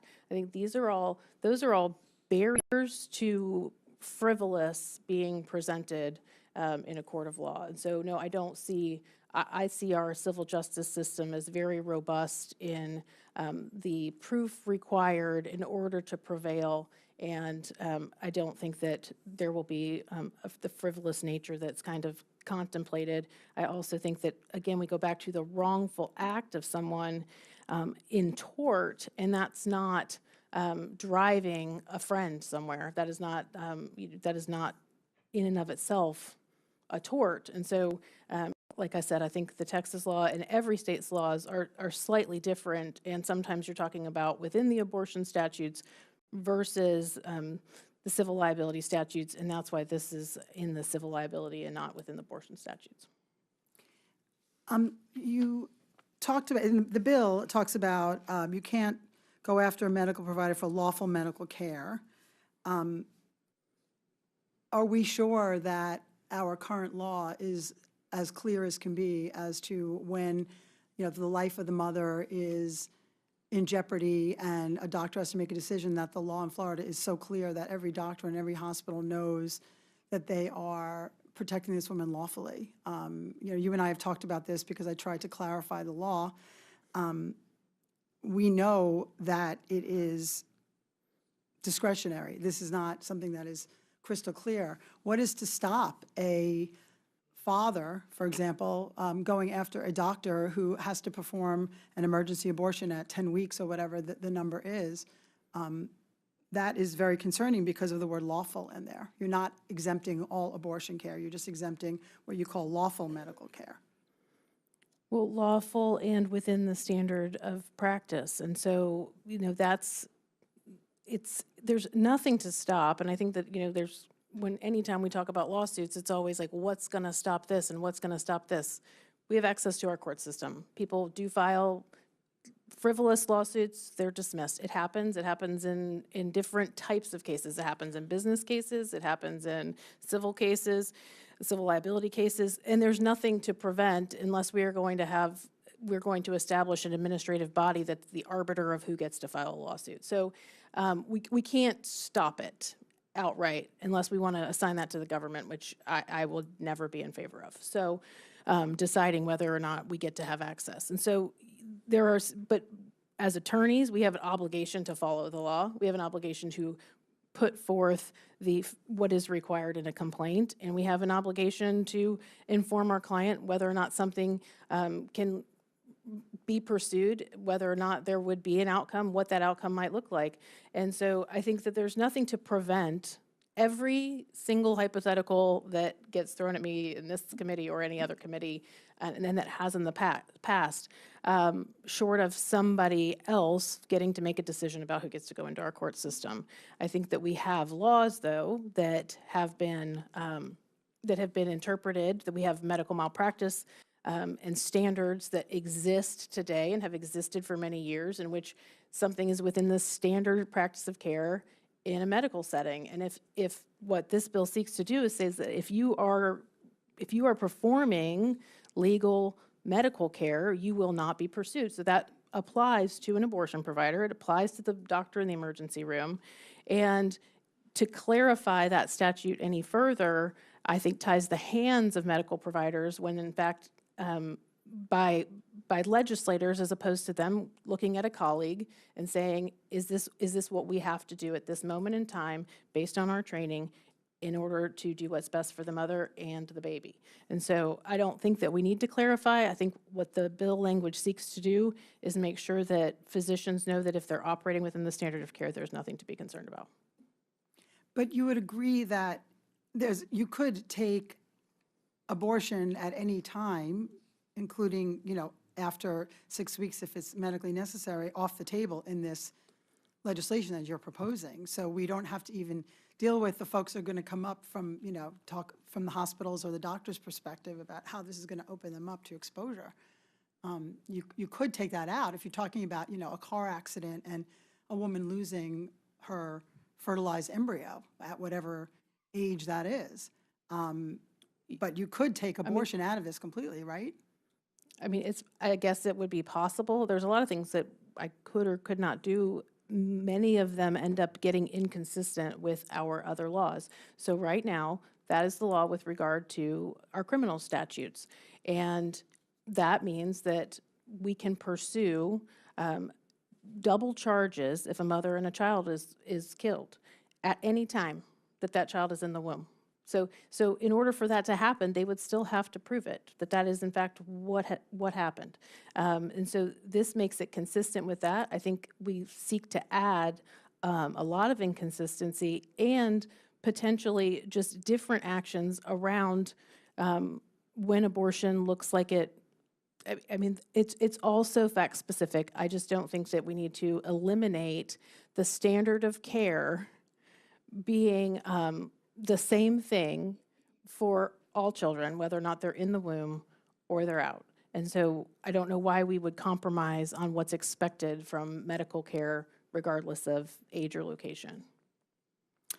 Can you describe the difference between, like, you might get a case in your office that a woman is in a car accident and she's severely injured. If she were pregnant and then lost the pregnancy as a result, what would be the difference between what damages you could get for her now versus if this legislation passed? I think that the main difference is the loss of support and services from the date of the child's death is the main difference, but also just some of the mental health. If negligent stillbirth is an option, again, that would depend whether or not that's cut off at 20 weeks or not. So if in fact that woman was 15 weeks pregnant and the case law says you have to be 20, then there would be no recovery at all if the child was less than 20 weeks pregnant or 20 weeks old. And so there might be no recovery for the loss of the child, including no recovery for the mental pain and suffering of the parents who have then lost their 15-week-old, 12-week-old that they were expecting and welcoming. Why wouldn't they be able to recover pain and suffering for the loss of the pregnancy now? Because there's been some interpretation that negligent stillbirth kicks in at 20 weeks and not before. And so if that is in fact the case, and the courts become more prescriptive on that, you have a situation in which you do not have protections at any time. And again, it's not consistent with the criminal statute. Okay, so going back to the damages, if you said before that currently under the law, if a minor child is killed, a 1-year-old, 2-year-old, whatever it may be, that you could have, that as a parent, I could sue whoever killed the child for damages, economic damages, to take care of me in my old age,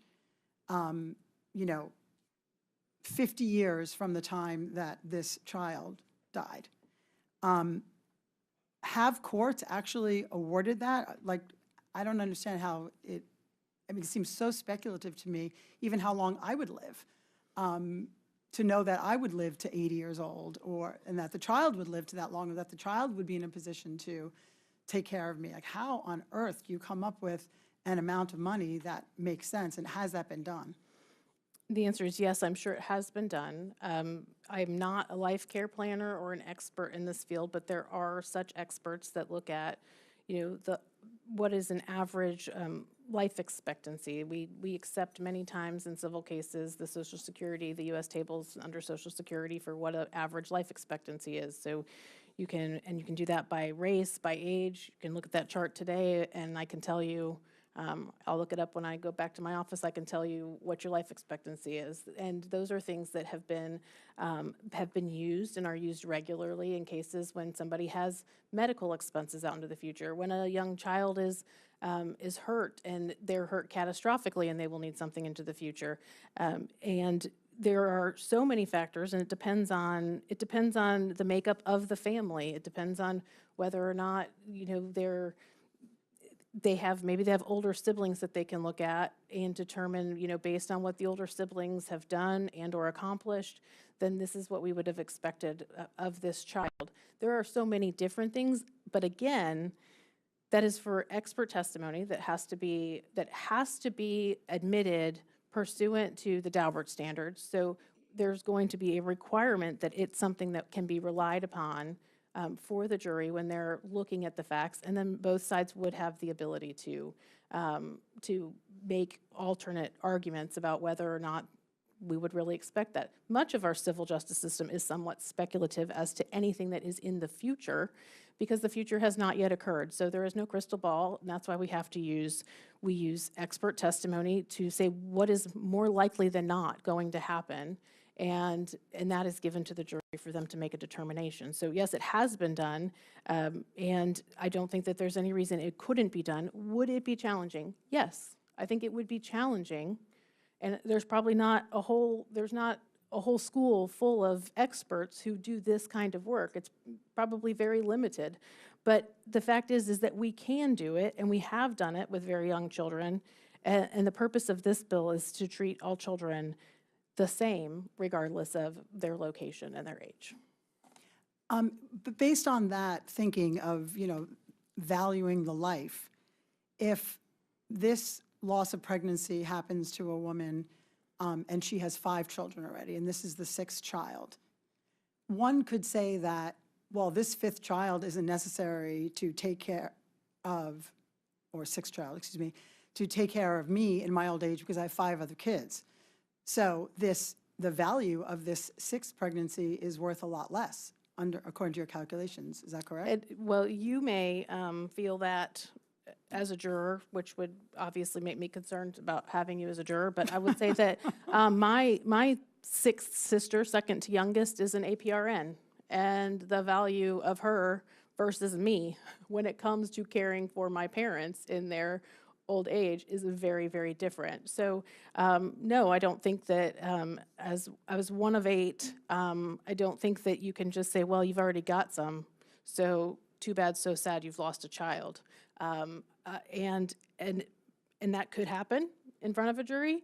It could be something that they would consider, but that is all fact-driven and fact-specific, and we have a framework for parents to recover when they lose a minor child, and all this seeks to do is make sure that the unborn child is treated the same way as the minor child. So you talk a lot about, fact-specific, jury decides. I mean, to get to a jury is an awful long time and a lot of money. So we mentioned Publix before. So we love our, big businesses in Florida. If we open up this ability for someone who has an accident at a store, for example, we know, as you mentioned, the rate of miscarriage is like 1 in 4, especially in the very early stages. So you could trip and fall and have a miscarriage, and is that their fault? It was going to happen anyway? I mean, maybe you can explain to everyone what that process looks like how far along in the litigation process do you have to get? And especially if you're dealing with medical issues, like the reports and the expert witnesses, this is not just, one summary judgment motion. This is a long way down the line.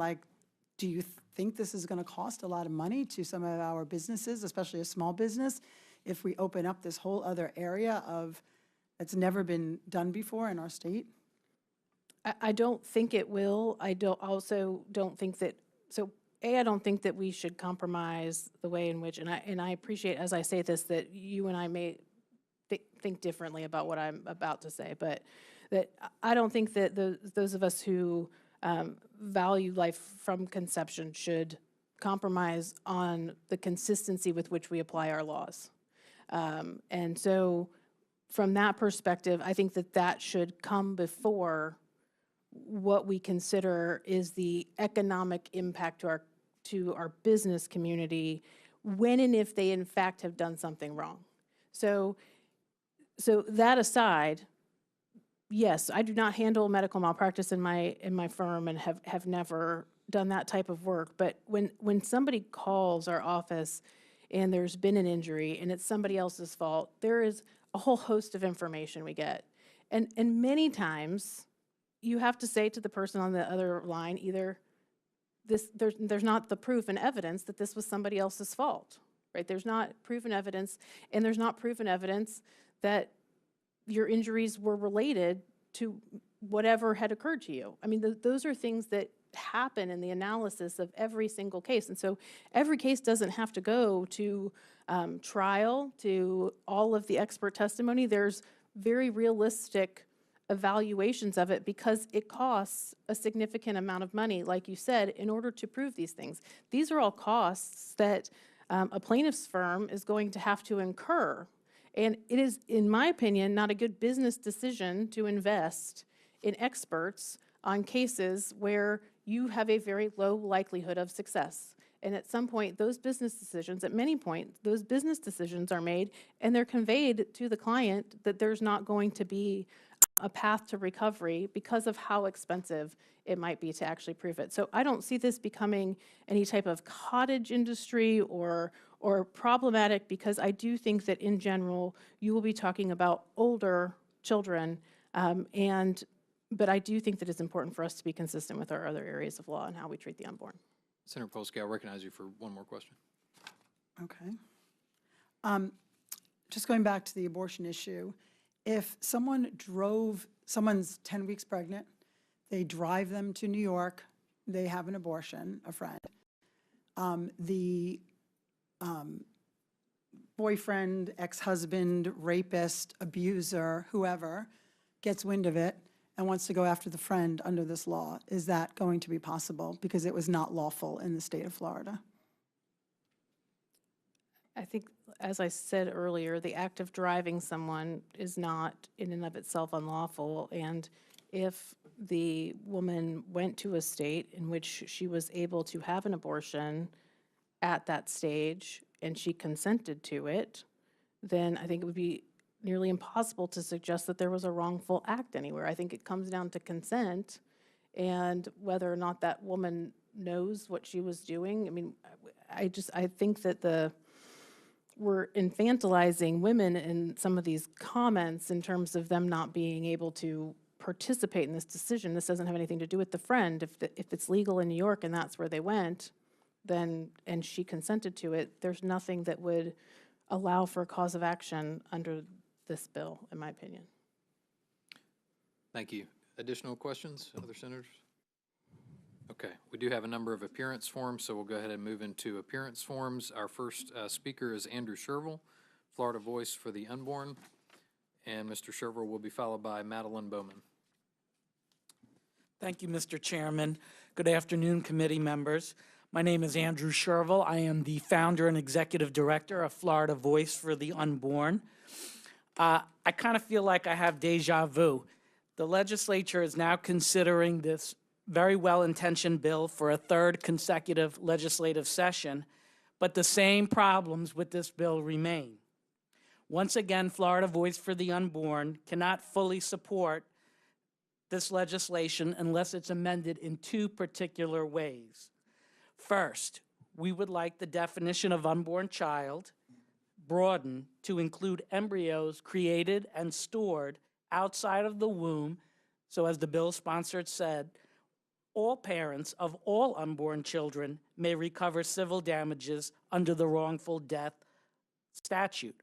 All means all, treating unborn children alike to born children.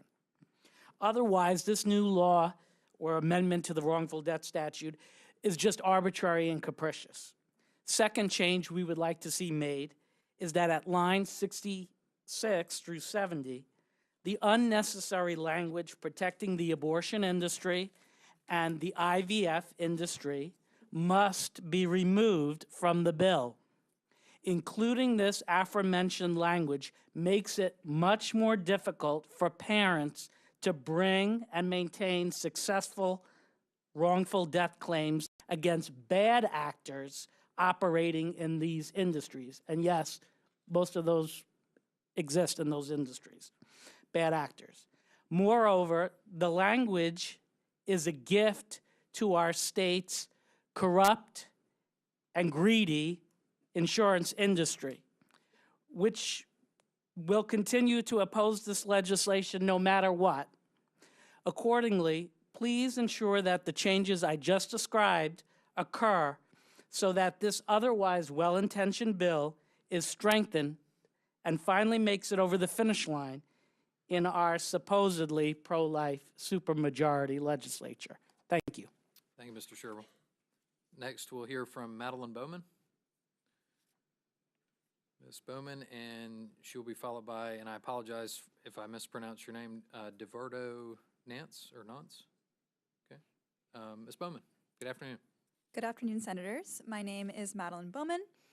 I'm a community organizer who resides here in Tallahassee, and I'm speaking today in opposition to SB 164, a bill that I think is extremely dangerous and will have serious consequences to OBGYN care in Florida, and which will further restrict patients' freedom to make decisions about their own health care. I'm very concerned about this bill because the broad language would allow for people to bring civil lawsuits against healthcare providers and friends and family of someone who miscarried or had an abortion. This is frightening and will make Florida an even more hostile state for women and those seeking OBGYN care here in the state. I do not live somewhere where it becomes the norm to persecute and allow for the persecution of doctors rather than actually providing quality care for people here in Florida. I have friends who recently became first-time mothers. While they are very excited and overjoyed to be parents for the very first time, they are no longer sure if they are comfortable having a second child in this state. Lawmakers continue to meddle in private healthcare decisions, and the prospect of not being able to access the care they need in the event of a miscarriage or an abortion is very terrifying to many around me. Additionally, having to worry about their doctors and healthcare providers facing investigation or a lawsuit adds even more stress to those wishing to become parents. And we also have to be honest, emergencies happen often during pregnancies. And I don't think physicians or other providers would feel very confident that this bill doesn't open them up to more lawsuits. The vague language of this bill raises many concerns that I don't believe were addressed very adequately today. As a lifelong Floridian, I want to have the freedom to make decisions over my own body, and I believe that this bill would create more restrictions for patients. It would also increase the shortage of healthcare workers who do not want to work in a state like Florida where they have to risk lawsuits every day, and would allow for abusers to take advantage of our system and to go after their exes. I urge you to consider the dangerous implications of this bill today, and please vote no on SB 164. Thank you for your time. Thank you, Ms. Bowman. DeVardo Nance?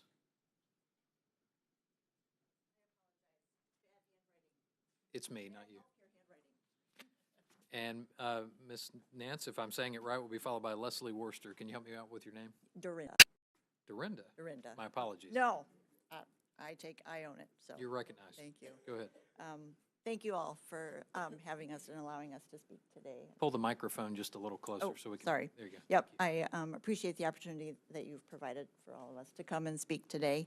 My name is Dorinda Nance. I live in Tallahassee. I'm a nurse. I've been a nurse for years. I've dozens of healthcare moments, decision-making situations impacting patients of all ages. I've worked in pediatrics and adults, and obstetric care is obviously among all kinds of healthcare, complicated, stressful, traumatic, unpredictable, and often requiring timely intervention in order to achieve positive outcomes. And these are vulnerable women and girls that we're talking about here and at their most terrible time. So I'm concerned I'm concerned about adding yet another layer of complexity. No two circumstances are the same. No situations are the same.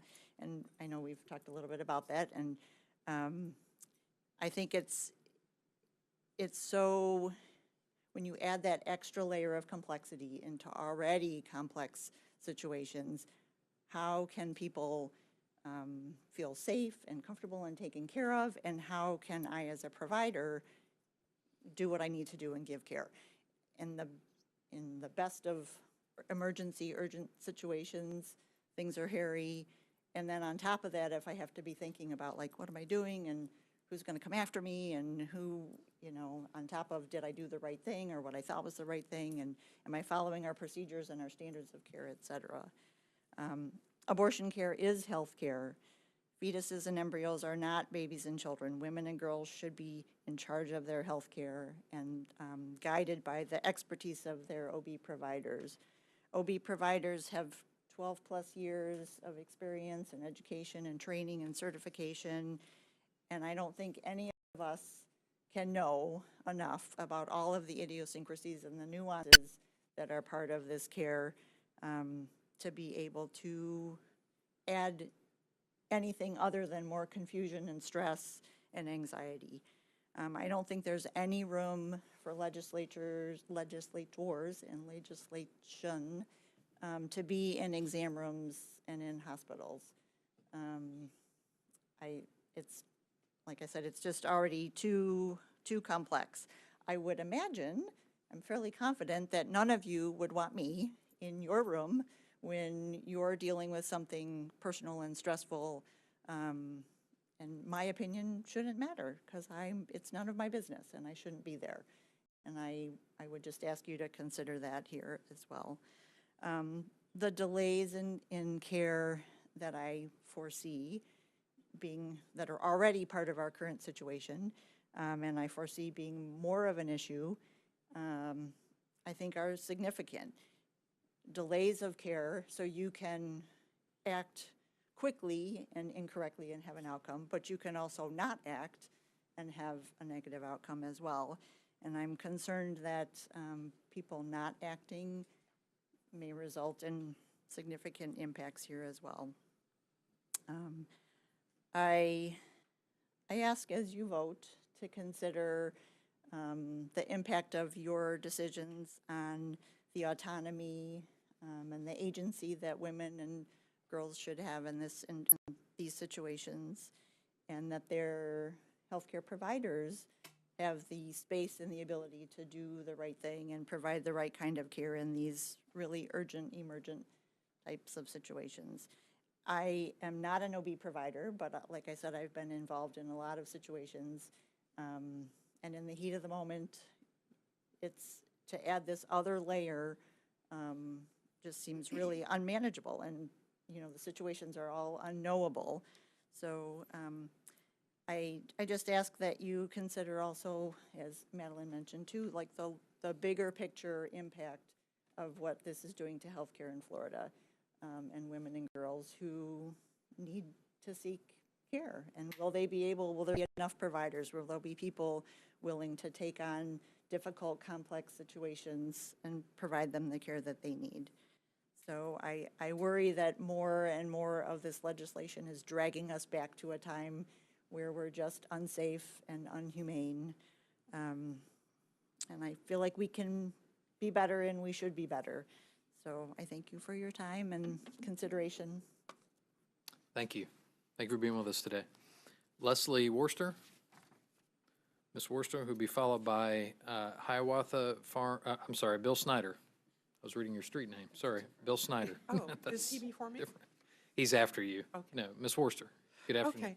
Okay. I've never done this before, so I might get a little nervous. It's okay. Okay. What the previous speaker said was right on. The other thing is, not only are we already losing practitioners in the state of Florida, OBGYNs, hospitals are closing maternity wards. So if we want to promote parenthood in the state of Florida, you really have to think about whether we actually have an environment and the infrastructure that will enable people to become parents in Florida. And there are people that are leaving Florida because they, as was said, they don't want to have a baby here. We are becoming a bad place to have have babies. The other thing is, aside from health facilities always being put online for things that happen because of natural causes, that, you know, it's lawyers and liability lawyers like, you know, Morgan and Morgan, they're always going to find a way to blame a large entity to get money. And, you know, personally, I think that the mother, basically her health and welfare, her life, health and welfare should be number one, and that liability should only be available to the mother. This thing of other people, other, you know, like spouses and abusers and, you know, other people being able to profit from the loss of a baby that wasn't in their body, to me is absolutely abhorrent. The other thing is that, you know, Florida's birth rate in many cases is going down. It's going up in ethnic populations. And we need to think about what we're doing so that we are not, you know, for the cause of being pro-life, jeopardizing the ability to promote life in Florida, to promote further life, and to also give equal weight to the life of the mother. I appreciate your time. Thank you. Thank you, Ms. Worcester. Bill Snyder, who'll be followed by Harrison Lundy, I think it is. Mr. Snyder, good afternoon. Thank you, Mr. Chairman. Bill Snyder, I'm a Florida resident. I'm in favor of Florida Senate Bill 164, liability for the death of an unborn child, but I'm asking you to consider some changes to the wording. Lines 49, 50, and 51 currently read as follows. Unborn child means a member of the species Homo sapiens at any stage of development who is carried in the womb. Please consider putting a period after the word development and delete the rest of the sentence, which reads, who is carried in the womb. Because human life begins at fertilization, there are many fertilized human eggs on hand that have been created by assistive reproductive technology that are not in the womb. Also, regarding lines 64 to 70, which currently state, notwithstanding any other provision of this act, a wrongful death action for the death of an unborn child may not be brought against the mother of the unborn child or against a medical provider for lawful medical care provided in compliance with the applicable standard of care, including but not limited to care related to assistive reproductive technologies as defined in Statute 742, provided with the consent of the mother.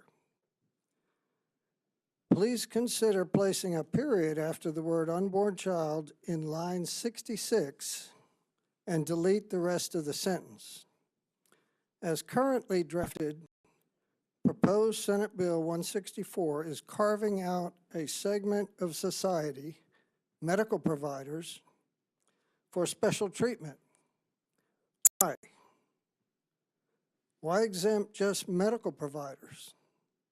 Shouldn't everyone in America receive equal treatment? Lady Justice holding the scales is blindfolded. Why not affirm impartiality to everyone? There are many other groups who may soon be asking, why not exclude my group too? Our Pledge of Allegiance states, one nation under God, indivisible, with liberty and justice for all. In America, we are all equal. Please consider drafting Florida laws likewise. Thank you. Thank you, Mr. Snyder. Harrison, is it Lundy?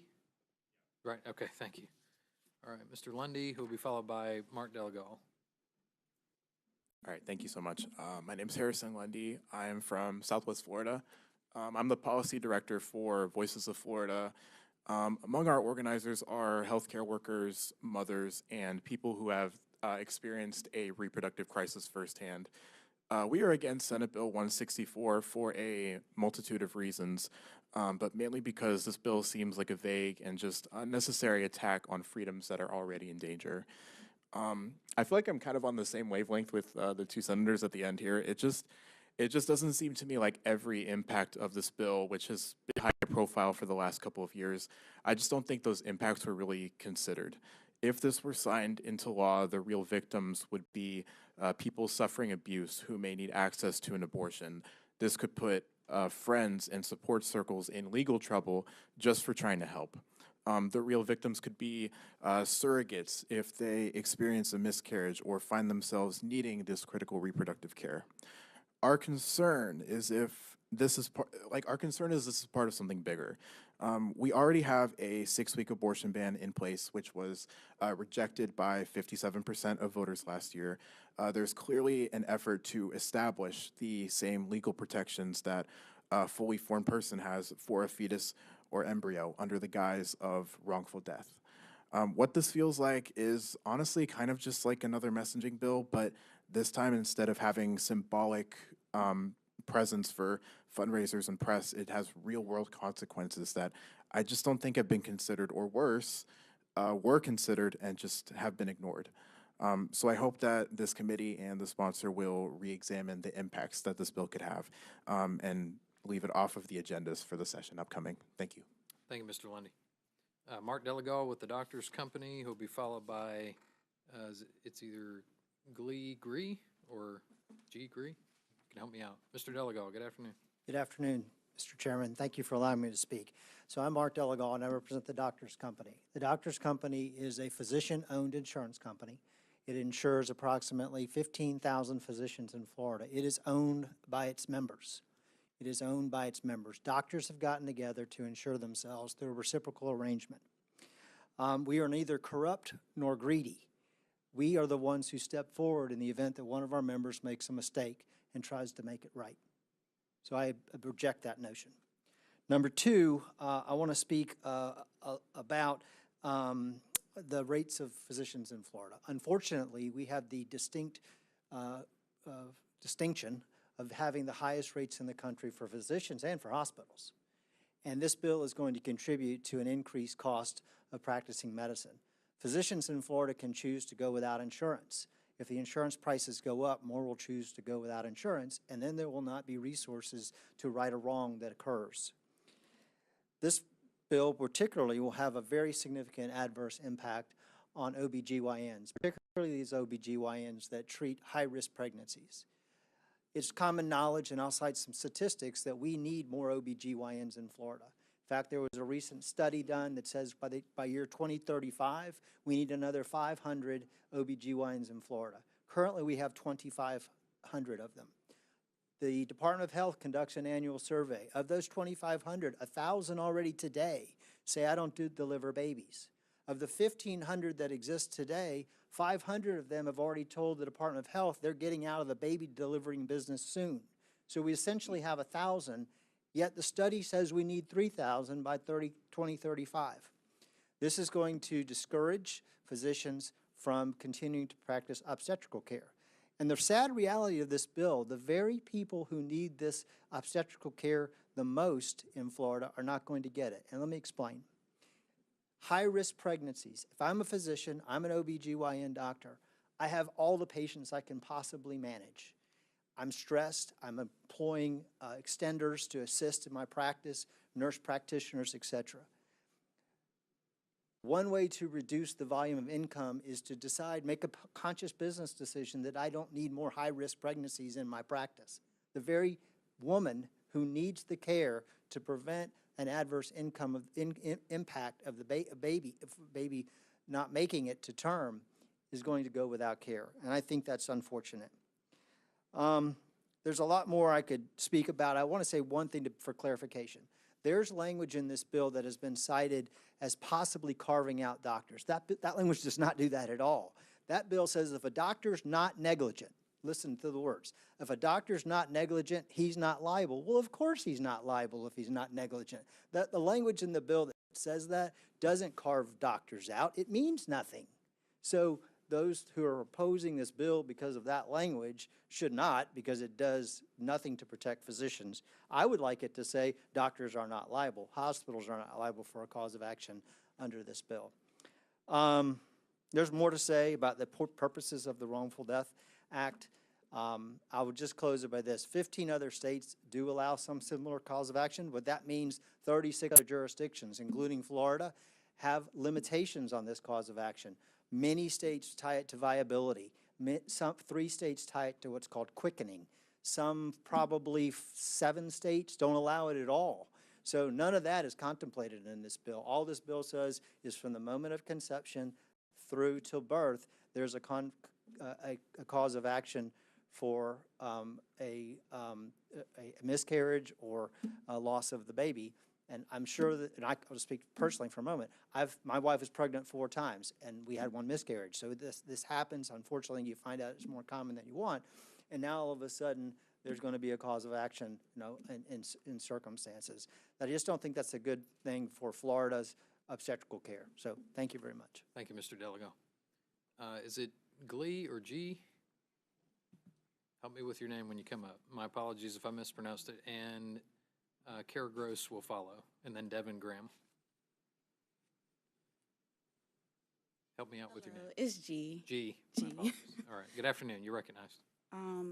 SB 164 could be a beginning of a slippery slope where the state treats embryos and fetuses as persons under the law. If embryos and fetuses were granted the same rights as a pregnant patient, this would take away the patient's right to make healthcare decisions that are best for their bodies and specific situations, including emergencies. That means lawyers, not doctors, will be consulted if patient needs healthcare, including an emergency. Thank you for your time. Thank you for joining us today.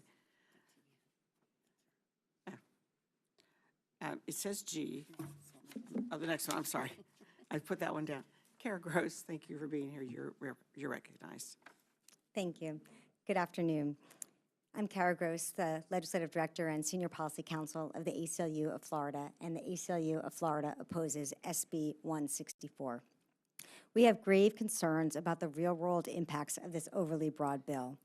Doctors should not have to fear being subject to civil lawsuits for damages for providing safe and effective medical care. And friends and family members who help their loved one obtain an abortion should not have to fear being sued. These are not hypothetical situations. We've seen dangerous cases like these brought in Texas and Arizona. In Texas, a man sued 3 friends of his ex-wife for $1 million each because they allegedly helped his ex-wife access abortion pills. In Arizona, an abusive partner accompanied his wife to her abortion appointment and then 2 years later, following their divorce, filed a wrongful death suit. Where in this bill would it prevent an abusive partner, an ex-boyfriend, a rapist from bringing a lawsuit for damages against friends and family members of an individual who had an abortion? Additionally, the overly broad definitions in this bill appear to allow a cause of action at any stage of development. Does this mean that a cause of action accrues from the moment of fertilization? The bill would lead to doctors and hospitals denying necessary health care for fear of being sued.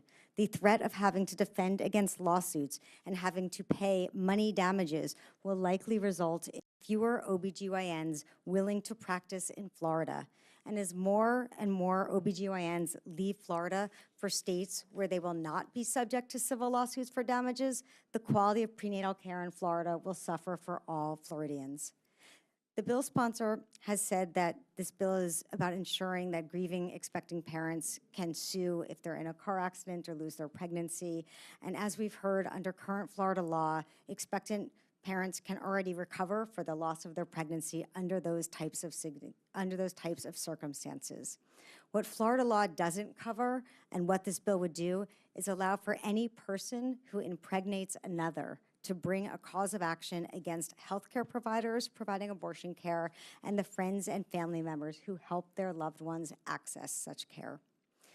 Additionally, because this bill allows for a civil lawsuit for damages from the moment of fertilization, This bill is unfortunately ripe for abuse. Approximately 1 in 4 pregnancies will end in a miscarriage. The bill is so broadly worded that there does not appear to be any guardrails preventing any person who impregnates someone else from bringing a civil action for damages against any individual, private employer, business, corporation, or government entity, alleging that the miscarriage was the entity's fault.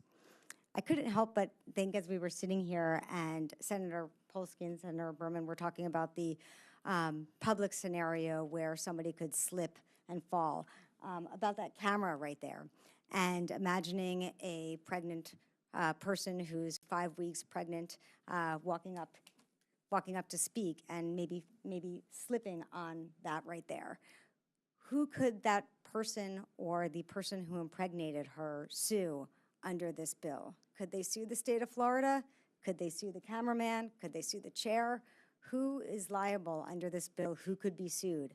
And I understand that there are complicated questions that will be determined in litigation, but we've heard that these litigations are very fact-specific, and they involve experts, and they involve testimony, and all of that is very expensive to defend against. With that, I'll close. I respectfully urge you to vote no on this bill. Thank you.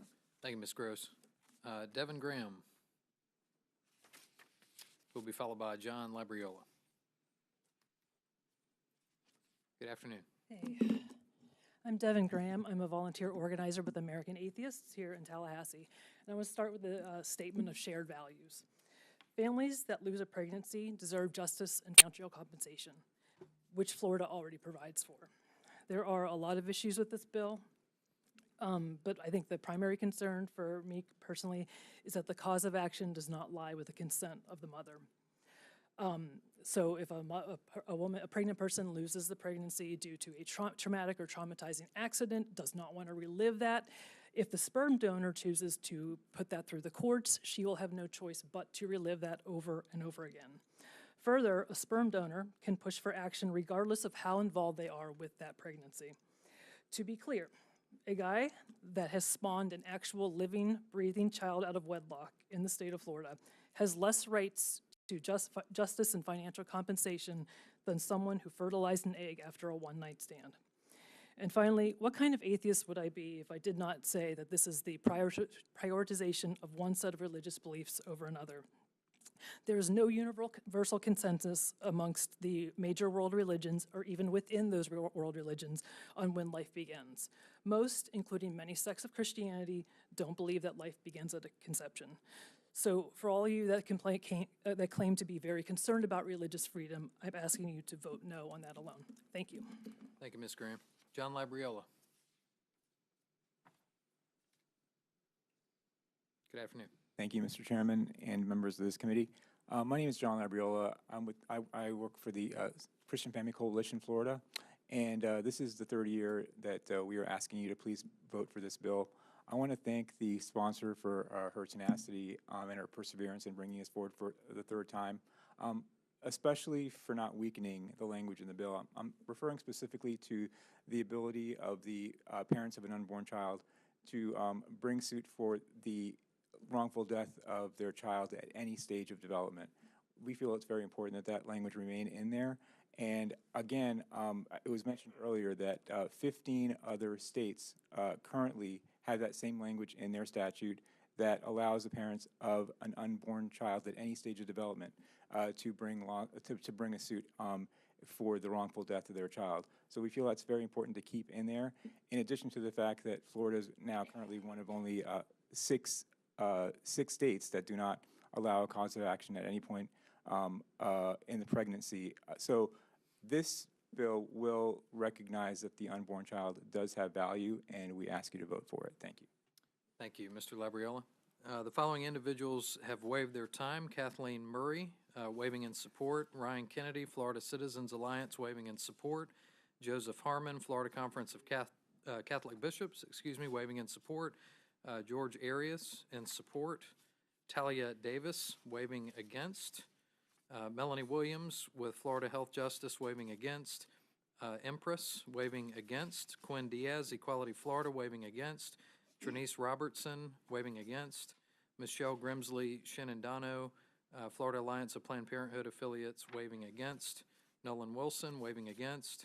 And William Large with Florida Justice Reform Institute, waving against. Senators, we are now in debate. Senators wishing to debate on the bill. Leader Berman in debate, you're recognized. Thank you, Mr. Chair. And I think I need to start with the very first question that I asked, and that was, has anyone come forward and asked that there's a need for this bill? And the answer was no. And we just saw all the people who testified. I didn't see one woman come forward to support this bill, and I certainly didn't see any women come forward to say it's necessary.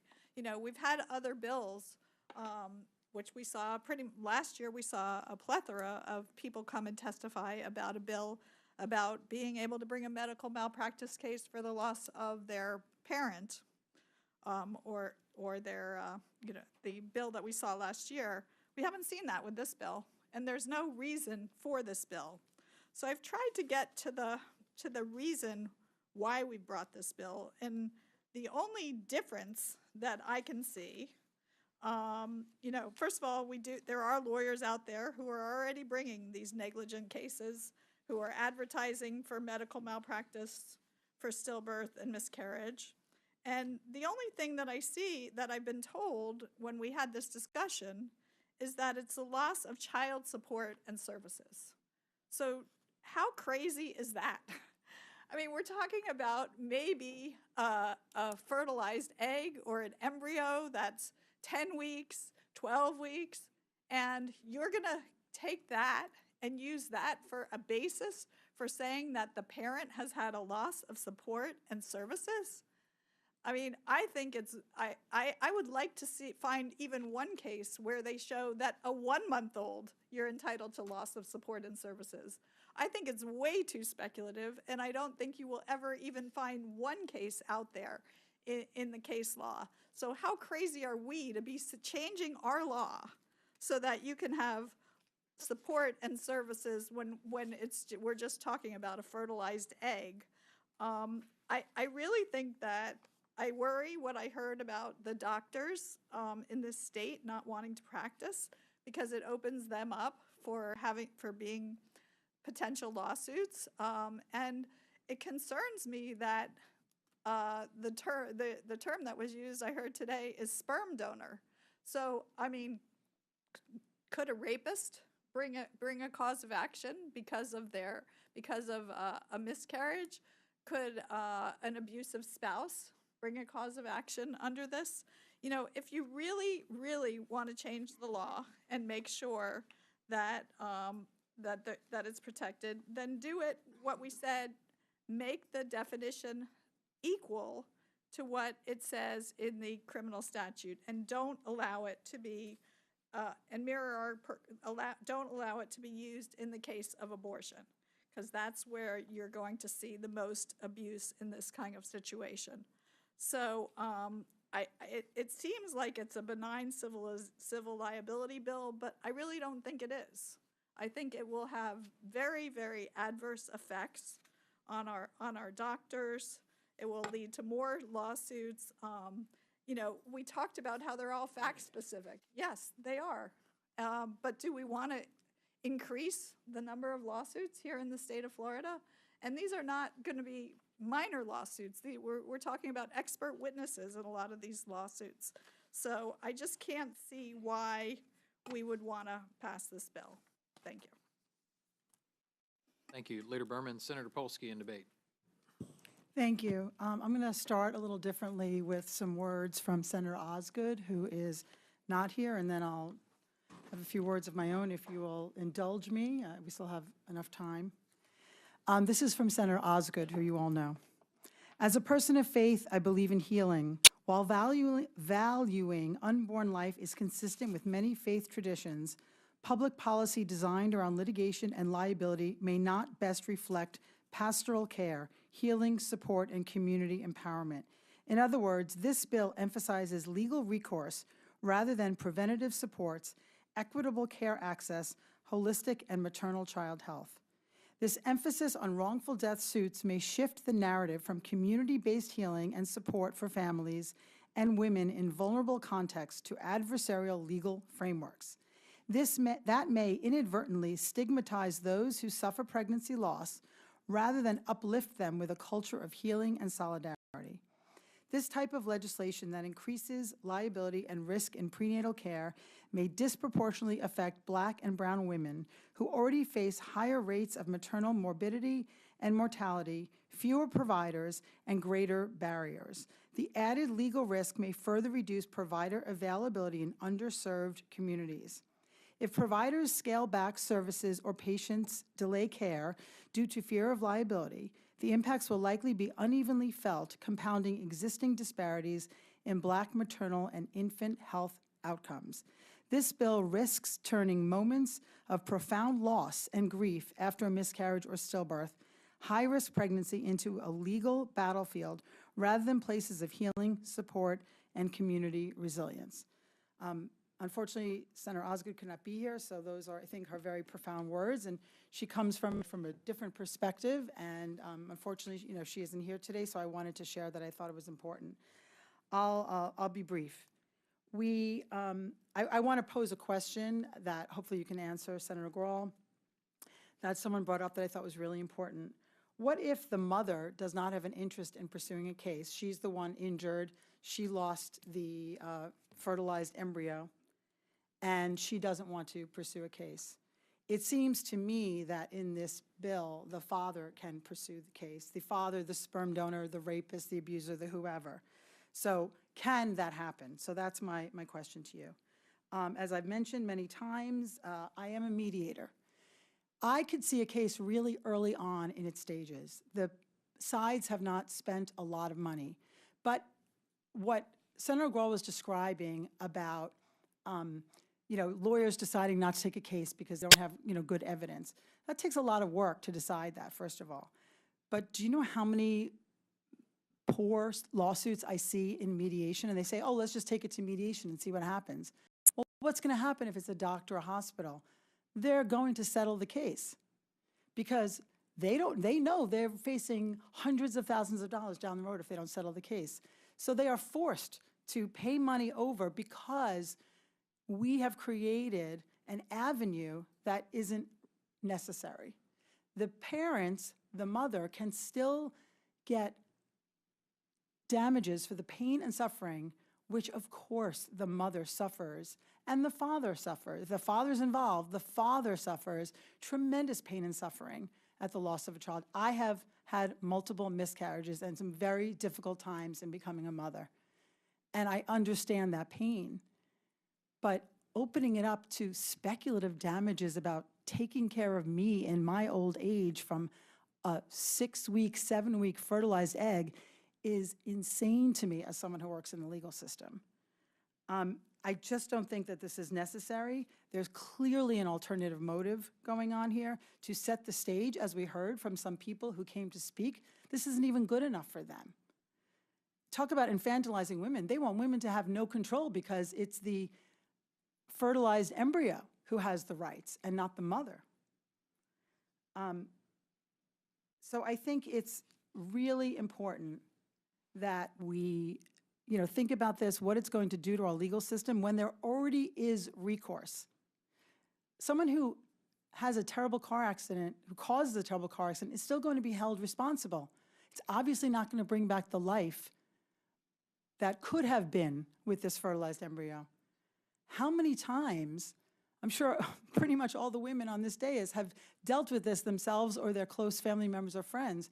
How many times has that life not come to fruition because of natural causes? To say that a 6-week fertilized embryo is going to become a fully grown caretaker for me is truly bending of justice. I don't understand how we could even think that that's possible. I think it's pretty unfair to say that some of us don't value life. That's not what this is about at all. The woman who loses a pregnancy because of an accident has recourse. Trying to decide the value of a 6-week fertilized embryo I don't think is something that we should be going down this path. It could lead to all the kinds of problems that were described We already have a terrible OBGYN desert in this country, in this state. Not to mention the fact that pretty much everyone I know says they do not want their adult women, children, to come to this state when they are pregnant, to visit us in this state when they are pregnant. It is just that dangerous for so many reasons beyond this bill, but this bill could add to the scarcity that we are already facing. So please do not vote for this bill, which I am titling Economic Damages for Fertilized Embryos. Thank you. Additional debate. Vice Chair Burton, you're recognized in debate.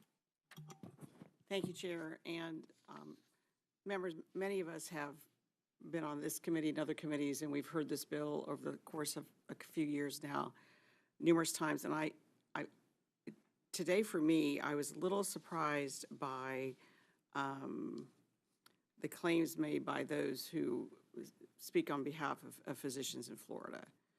I don't recall in the past there being any questions about whether a physician who is functioning under what clearly says in here, lawful medical care provided, has had a worry before.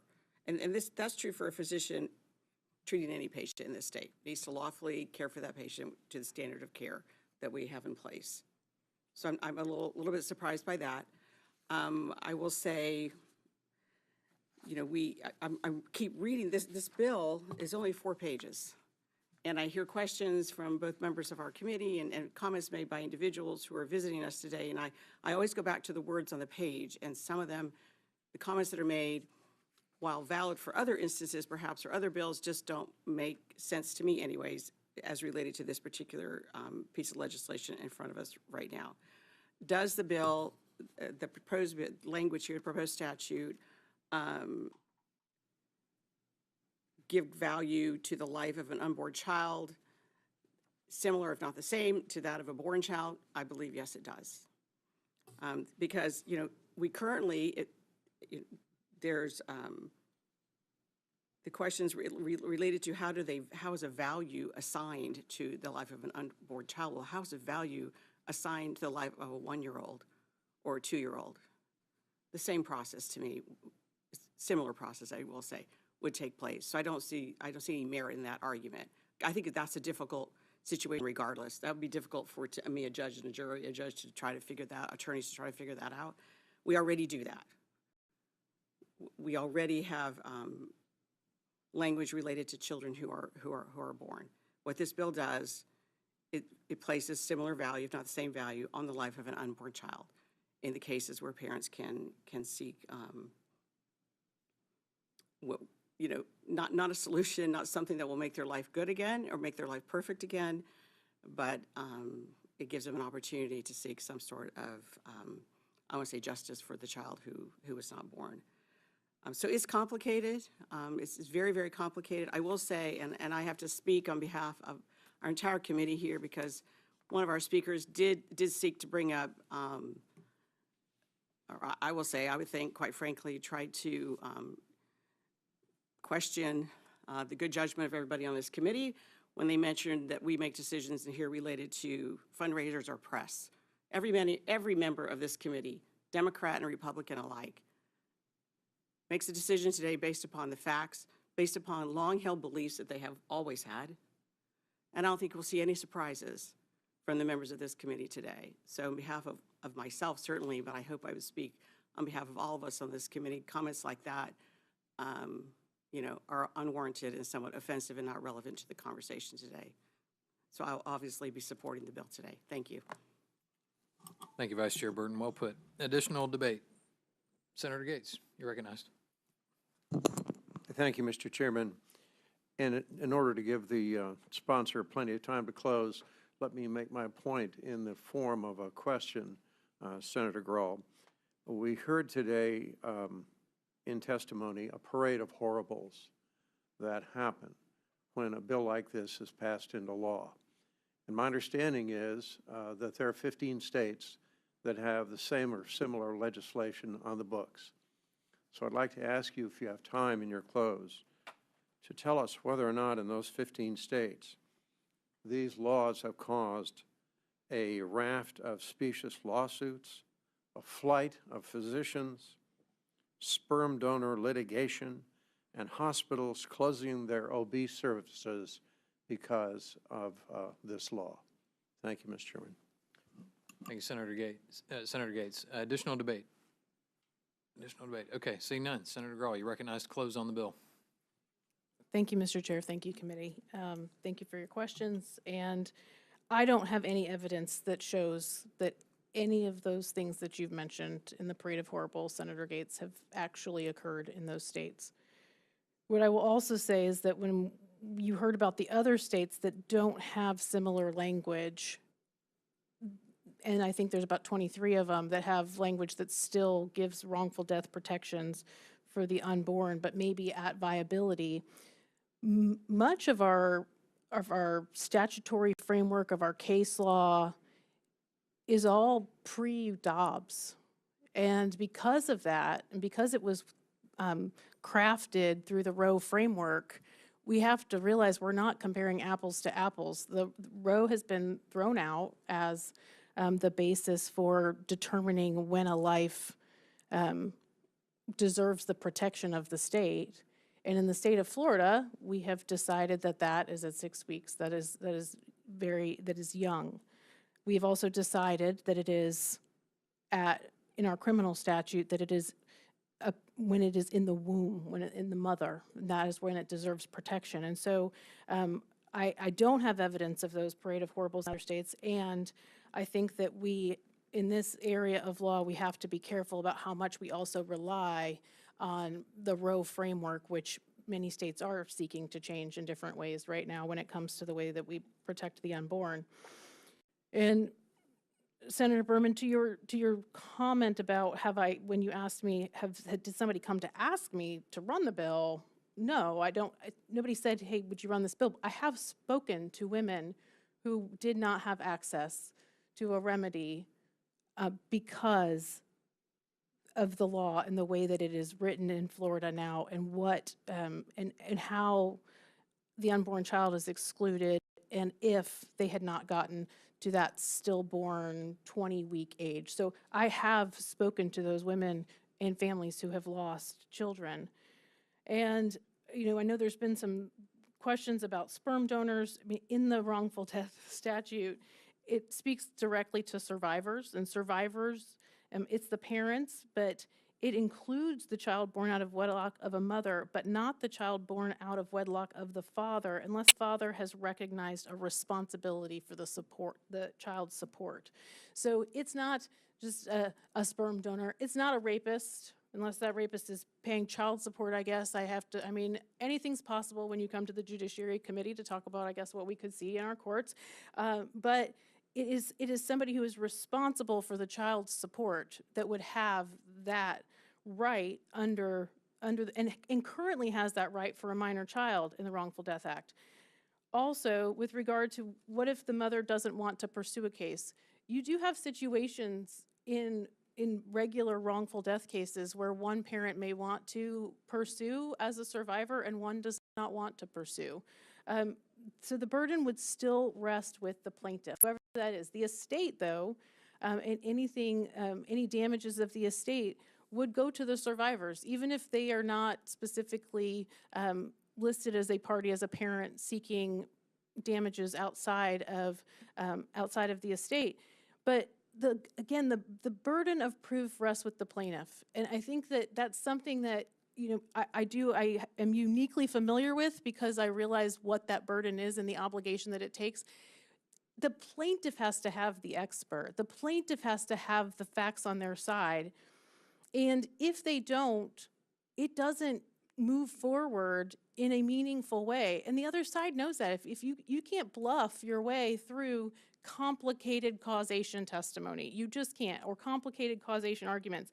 And so I think that it's to think that we'll just have a rash of frivolous lawsuits is not real. I think what we hear, though, is we hear that a different standard of care should be applied to the child in the womb versus your 1-year-old that you go in. Why should there be a different standard of care in the medical profession when they are caring for the child inside of a woman's body? Why? It doesn't make any sense to me. And we consistently are asked again and again to compromise on core principles for business, for professions, and I think that those two things can exist together. I think they can exist together. I think that, and we should seek to be consistent wherever we can in law. And with that, I'd ask for your favorable support today and look forward to this ongoing conversation. Thank you, Senator Grohl. Senator Grohl, having closed on the bill, Lisa, please call the roll for Senate Bill 164. Senator Berman? No. Senator DeSigley? Senator Gates? Senator Hooper? Senator Leek? Senator Osgood? Senator Pasadomo? Senator Polsky? Senator Trumbull? Senator Burton? Yes. Chair Yarborough? Yes. 5 yeas, 4 nays. By your vote, Senate Bill 164 will be reported favorably. Thank you, Senator Grohl. Does any senator wish to be recorded as voting on bills before the committee today? Okay, seeing none and seeing no further business before the committee, Senator Pasadomo moves we adjourn. Without objection, we are adjourned. Thank you.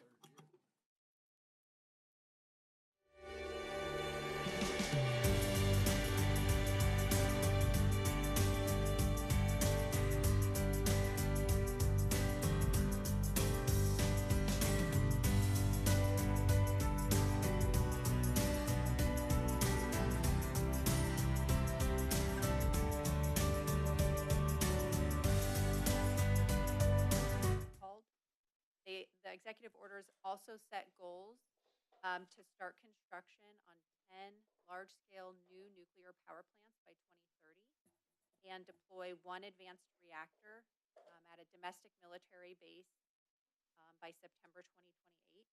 They also focus on things like streamlining licensing process with the NRC, streamlining the NEPA compliance process, expanding the nuclear energy workforce, and looking for alternative ways of licensing nuclear reactors through the DOE and DOD programs, which have alternative licensing mechanisms than the NRC does. Okay. Thank you. That's helpful. I mean, I hear some things in there with regard to workforce training and everything else in preparation. Some of it seems aspirational, some of it seems like action items, but I appreciate that. Members, any other questions for the entire panel or anyone in the panel? Representative Connerly? Thank you. And again, for anybody on the panel, what can we do in Florida to maybe streamline the process? And this is with an understanding that there is a lawsuit that's being worked out, but also understanding the licensing process of the DOE, the NRC. Is there anything we can do in advance to put Florida in a position where it would expedite the process? You recognize? Yes, sir. I think the utilities have looked at it and said one of the biggest things is dealing with how do we get the pre-development work done and funded? Because, you know, you got to spend a lot of money to even get a license in place. And how do you deal with the cost of that? Because if it's a strategic initiative of the state, and the state says this is in the good of the state and some amount of dollars needs to be spent just to get to a place where we actually have a project, that would be a big help in that. There's all kinds of other siting things that we need to sit down and talk about, but that's a big one just to get the ball moving. Because without it, it's going to spend $50, $100, $200 million and not know if they're going to get anything for it, if it's a strategy of the state. Okay. Mr. Loris? Yeah, well, just to reiterate, I'd be happy to send over that breakthrough report. That provides the guidelines for the applications data requirements for state implementers, and that's everything from the pre-application process to the construction permit to the combined operating license. And I think to the extent that, you know, Florida can be a ready and willing partner to have those data sets available for the NRC, it's just going to make the process go that much smoother. And then I would also say if this lawsuit does pan out where the states and Last Energy wins, I think being a willing participant and actually trying to develop an alternative framework to the Nuclear Regulatory Commission is important. I know there's been critics of this lawsuit that have said, you know, we don't want a patchwork of regulations and licensing for nuclear reactors and SMRs. I tend to disagree with that because the NRC does a very good job with safety. They have not done a very good job with licensing reactors. It's taken a very long time, and you can have competition within the states. You have consortiums within state governments to create a much more efficient process that still means rigorous environmental safety standards. So to the extent that this lawsuit does play out in a way that it favors the states, I think developing some of these alternative frameworks could really get the ball moving in terms of more efficient processes to get SMRs online. Follow-up? Right. The one of the things I think we have like a default position that we're talking about, like the AP 1000s, the traditional pressurized water reactors that are going to be larger utilities, is there, with regard to maybe not getting in front of DOE or NRC, is there something we can do with the smaller, the SMR? And then the other thing is there anything we can do to encourage like Gen 4? Because it seems like a lot of the discussion is still Gen 3 when we have a very clear understanding that the Gen 4 reactors are going to be more, they're going to have more passive safeties and fuel alternatives. We'd like to take a stab at that one. In terms of the assumption, our assumption is actually both. It's not just AP 1000. And in fact, you're still going to have a significant outlay just to get through permitting for an SMR. And one of the things to remember, and it came up earlier, I want to address this, is that a lot of discussion about SMRs, you're not going to have one on every street corner. And right now, the way this is working is they're putting multiple SMRs at an existing site because you already have all the control, all the transmission, and all those things in place. There are some tech companies that are doing one-offs, but in general, a lot of people are saying, hey, we're going to put multiple units at a single site using the technology, but we have the control, the water, the transmission, the people are all there. And it also is a question of public perception. We can say we're going to put some plant somewhere, but what does the public think about it? And it's not an NRC decision, it's actually a state and local set of issues. So you need to keep that in mind as you wander down this process. Thank you. I would just like to say that Florida currently has a very robust development framework with the Power Plant Siting Act. And with the way they have taken some of the federal programs related to air, water, and waste disposal and have incorporated those into the state process. So it is very streamlined. Like the existing framework we have is very streamlined. There may be some tweaks that we could do to make it a little bit easier and more efficient. But I think from a framework and a starting point, Florida has a very good regulatory environment for developing large projects like this, expensive projects like this. And so there's probably not a lot of work that needs to be done, but maybe some tweaks. Representative Escamani and then Representative Yarkowski in alphabetical order. Love it. Thank you so much, Chair. It was mentioned a few times, but I'm just curious about water consumption and what have been efforts to mitigate that, use reclaimed water. I just know that's one of the other challenges, whether it's data centers or the power to charge up data centers. You know, Florida obviously is surrounded by water, but not all of it's fresh water and drinkable water. So we'd love kind of insights on the water conservation piece in this dialogue too. You're organizing, maybe at the end of that, tell us why you can or cannot use salt water. Well, I will say there have, some SMR designs have been looking at trying to pair with desal or other things in order to be able to do that. It's a little hard to generalize because there are, I think, a dozen to 20, 30 different concepts or designs for SMRs that would do different things in terms of water or other things like that. But overall, SMRs, they do use a lot of water, mostly for cooling. But it's important to, I do think you need to remember that, other power plants also use water. So the water consumption for an SMR per megawatt is it's projected to be roughly comparable to the water consumption for a coal plant. So it's going to be less than for a light water reactor, more than for a natural gas combined cycle plant. But some degree, you know, and most of that, the water doesn't go away, it's just warmed, and so there are going to be environmental or other things like that. I think one of the benefits of SMRs is because there are so many different designs that are going to be implemented somewhere, you get to kind of see what are the trade-offs and benefits of the different designs. And over time, not only will people get better at being more economical and water efficient with each individual design, but we'll start to see, okay, number 12, they're not going to call it number 12, but that's much better with water or with cost or with other things, and people will kind of trend in that direction. And Mr. Neely, before Yes. Representative Yarkowski goes, you mentioned the water is warmer coming out? Well, if it's heated up, yes. I mean, the manatees seem to love that down in Port Everglades. Representative Yarkowski. Thank you, Mr. Chair. Thank you all for the presentation. A lot of great information. So as we look at streamlining this regulatory process, I have a couple questions. As a businessman, I'm curious, what amount of time do you think we're going to save with this new process versus what it was before? Percentage of time, or however you would quantify that. And the second question is, I'm a big public safety guy, so how are we cooking into this inherently in this whole plan to ensure that public safety is primary and also protection of the environment at the same time?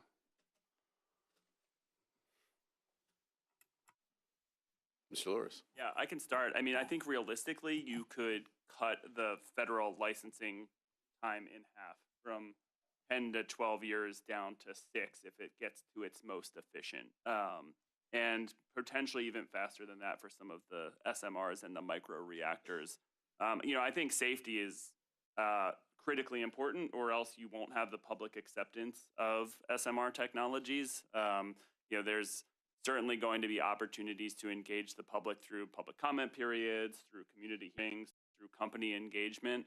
I think, as was mentioned earlier, that the nuclear has a tremendously great track record, of that engagement, but also of the safety. TMI operated as it was intended to, and the partial meltdown actually, worked as intended. A reactor like Chernobyl would have never made it through the licensing and permitting process in the United States back then. It certainly would not today. And because of all the inherent safety features and the passive safety features of these advanced reactors, that makes, this new, technologically advanced fleet even more safer, less risky than the already safe reactors that we have today. And so building that community engagement and acceptance is vitally important. I think the framework can cut that timeline in half while still certainly maintaining that community engagement and trust. Anyone else want to take a stab at that? Did such a good job, see? No follow-up. Any other questions from the committee members? It's big stuff. Okay, well, so thank you, each and every one of you who came here. If you came here in a short distance, thanks for making the effort. And if you came here from another state, it's a service we like to offer in the Florida House. You can come down here to share your knowledge with us and jump on a plane and get certainly out of Washington, D.C., because there's nothing going on there. But we're really excited to have had this conversation. I think this is the first in probably other follow-up conversations, possibly in the future. And I certainly appreciate the opportunity to have this conversation. And then to the members, I know I was trying to work around your schedules. Those of you who have campaigns and other things with your time in between all those committees and jobs and lives, I was trying to put together a nice tour of Port Everglades and Port Miami and some other transportation infrastructure opportunities to be up close. I'm going to try to reschedule that sometime before the holidays get too busy, and so we can see a lot of the things that we have in a couple of other ports. Having said that, members, do we have any other business before we close? Fantastic. No other business before the committee. Representative Smith moves we adjourn. Hearing no objection, we are adjourned. Thank you.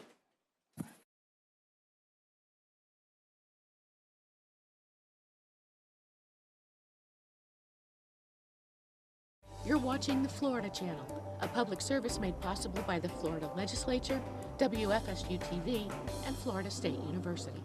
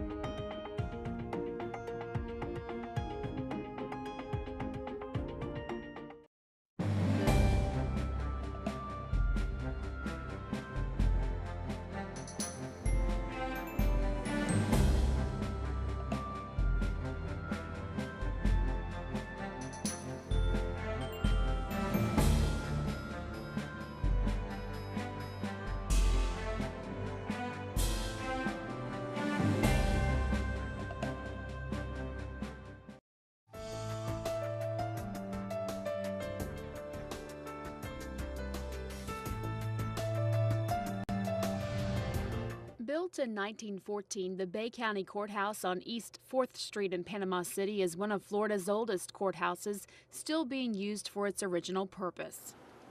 It was here in 1961 that Clarence Earl Gideon stood trial on burglary charges. Gideon, lacking the funds to hire representation, asked the court to appoint him a lawyer, but at the time the constitutional right to have a court-appointed attorney didn't apply to non-capital felony cases, so the request was denied. Gideon represented himself during the trial. He was later convicted and sentenced to 5 years in prison. While behind bars, Gideon petitioned the United States Supreme Court to step in, and in 1963 the High Court granted him a new trial that resulted in an acquittal. The case, Gideon versus Wainwright, became known as the landmark decision that established the country's public defender system and gave any person charged with a serious crime the right to a court-appointed attorney at the public's expense. Florida's Historical Markers is a production of WFSU-TV and the Florida Channel. Florida's Historical Markers program recognizes people, places, and events of historical interest and is run by the Department of State's Division of Historical Resources.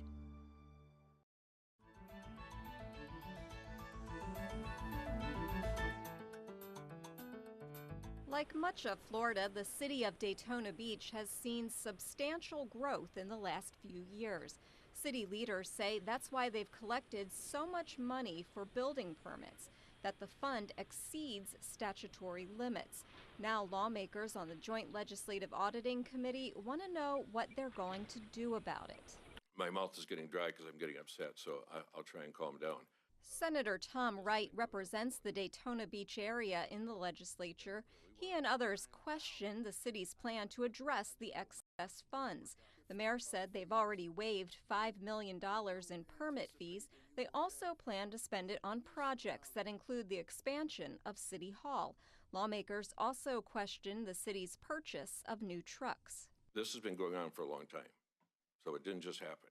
And we want it resolved. We don't want to talk about we're going to resolve it. We want it resolved. We will resolve. Or we want the money. Those are the two choices. Understood. One of the two. But we don't want it resolved by figuring out how we can spend it on things that we can't buy or things that we say we need when we don't need a 3/4-ton truck when a half-ton truck would do the job. Anybody could see through that. And despite questions about whether the city really needs to expand City Hall, the mayor said he thinks it's a project the citizens will be proud of. I would rather be here taking this rightful grilling than to have used the money in a way that does not reflect the character and the values of our community. We believe that we are at a point and in a position where we have now arrived at that place. The city manager also said most on the city commission would rather see the funds benefit citizens or go back to homeowners rather than be returned to developers. The fund contains nearly $11 million in excess funds. For the Florida Channel, I'm Rebecca Baer.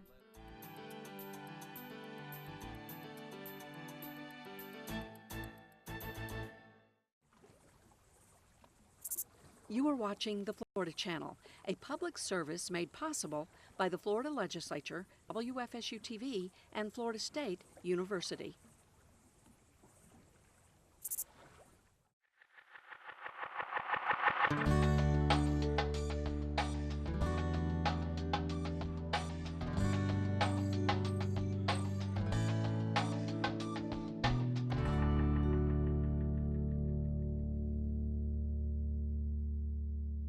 Frostproof is a town of Polk County located in the southeastern area of the county.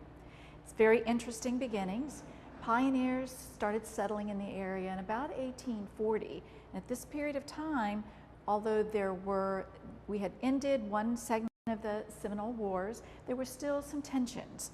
So there was a decision to build a series of forts connecting between Fort Brooke and Tampa all the way to Fort Pierce. Frostproof, sitting on a high ridge between the two, was an area that was designated for a military outpost that was built on Lake Clinch, which became Fort Clinch. So during the 1880s, more pioneers found their way to Frostproof, attracted by the abundant hunting and fishing, and Frostproof began to boom. In 1892, W.H. Overrocker decided that he would like to have an established post office for Frostproof. He applied for a postal application for Frostproof in the name of Keystone. That didn't work because Keystone already had been used as a name, so they had to come up with a different name. Another name that was considered was Lakemont. That didn't make it either. Joseph Washington then is credited with the person who selected the name Frostproof as he took it upon himself to change the name in the application en route to the mailing. He thought Frostproof would be a much more intriguing name, as it was important to invite or intrigue, lure northerners to Florida to live in an area where warm climate and no frost. The name Frostproof then became established. Today, Frostproof does remain predominantly an agricultural citrus area and is dubbed the Friendly City. And I know I've discovered in visiting there recently, you meet people on the street, they have a smile, you visit the museum, they're so happy you're there. So I'd say, yeah, Frostproof is a friendly city.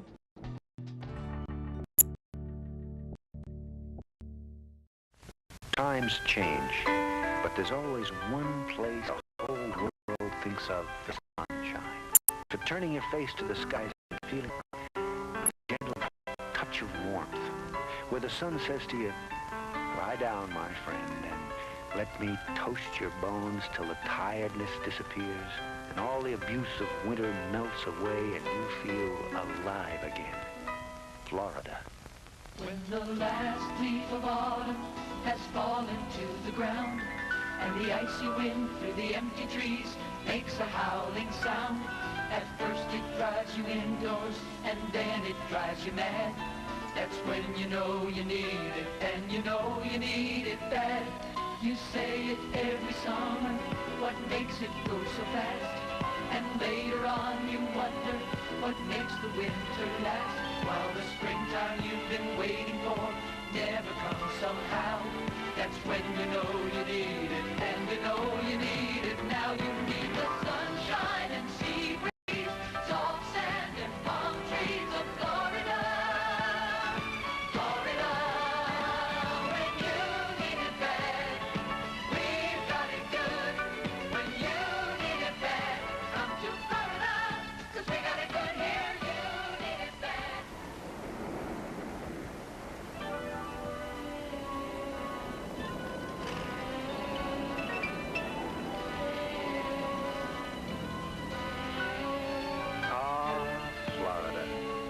So many good things to do in the sunshine and sea breeze and hundreds of miles of beautiful soft beaches and ocean waves. And all kinds of people have been enjoying it for so many years that you kind of take it for granted. You sort of forget how close and clean and marvelous Florida really is. Until old man Winter slaps you in the face and somebody says the word Florida. And you know you need it. And you need it bad.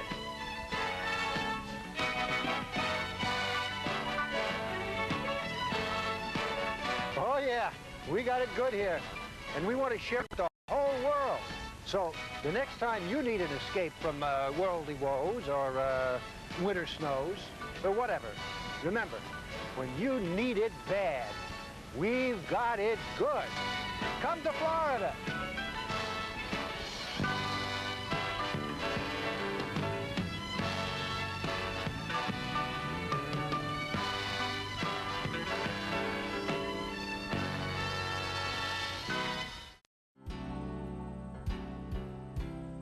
You are watching the Florida Channel, connecting you to your state government.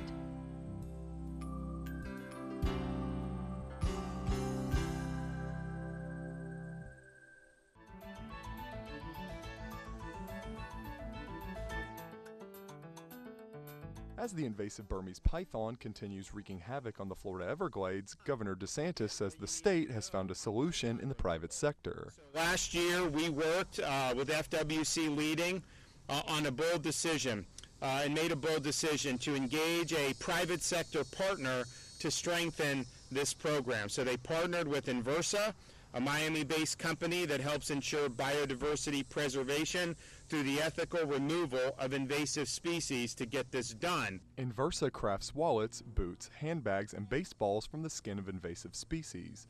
The governor says the partnership has sped up the python removal process. We had 1,022 removals across May and July of this year compared to 343 removals during the same period last year. FWC management workload is down 89%, giving staff biologists valuable time back to focus on science policy. Gaurav Shavda is the co-founder and CEO of Inversa. He says the company is looking to implement AI software to assist in the hunts. Last week, we had our first AI-enabled positive visual python detection from an aerial system. And yesterday, we finalized our predictive behavioral AI model that will improve python capture by up to 50x, helping us and our hunters remove exponentially more python. According to the governor's office, the current state budget allocates over $2 million to assist in python removal efforts. For the Florida Channel, I'm Vance Osteen.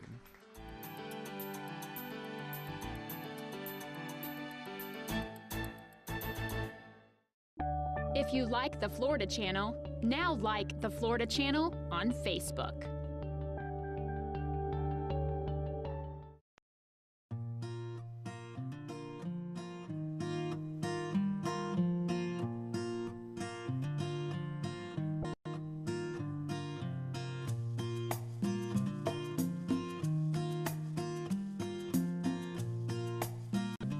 St. Augustine was the site of Florida's first lighthouse. Our current tower was not that lighthouse. There was an old Spanish watchtower, Coquina Tower, that was turned into Florida's first lighthouse in April of 1824.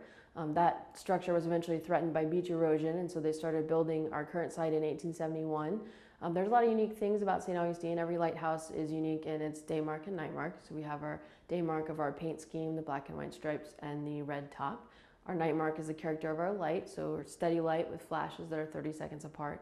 But we're also unique because unlike other lighthouses that were a little bit more isolated, we were fairly close to St. Augustine, a short boat ride away for our keepers, which meant that really from the very beginning, we were a tourist destination.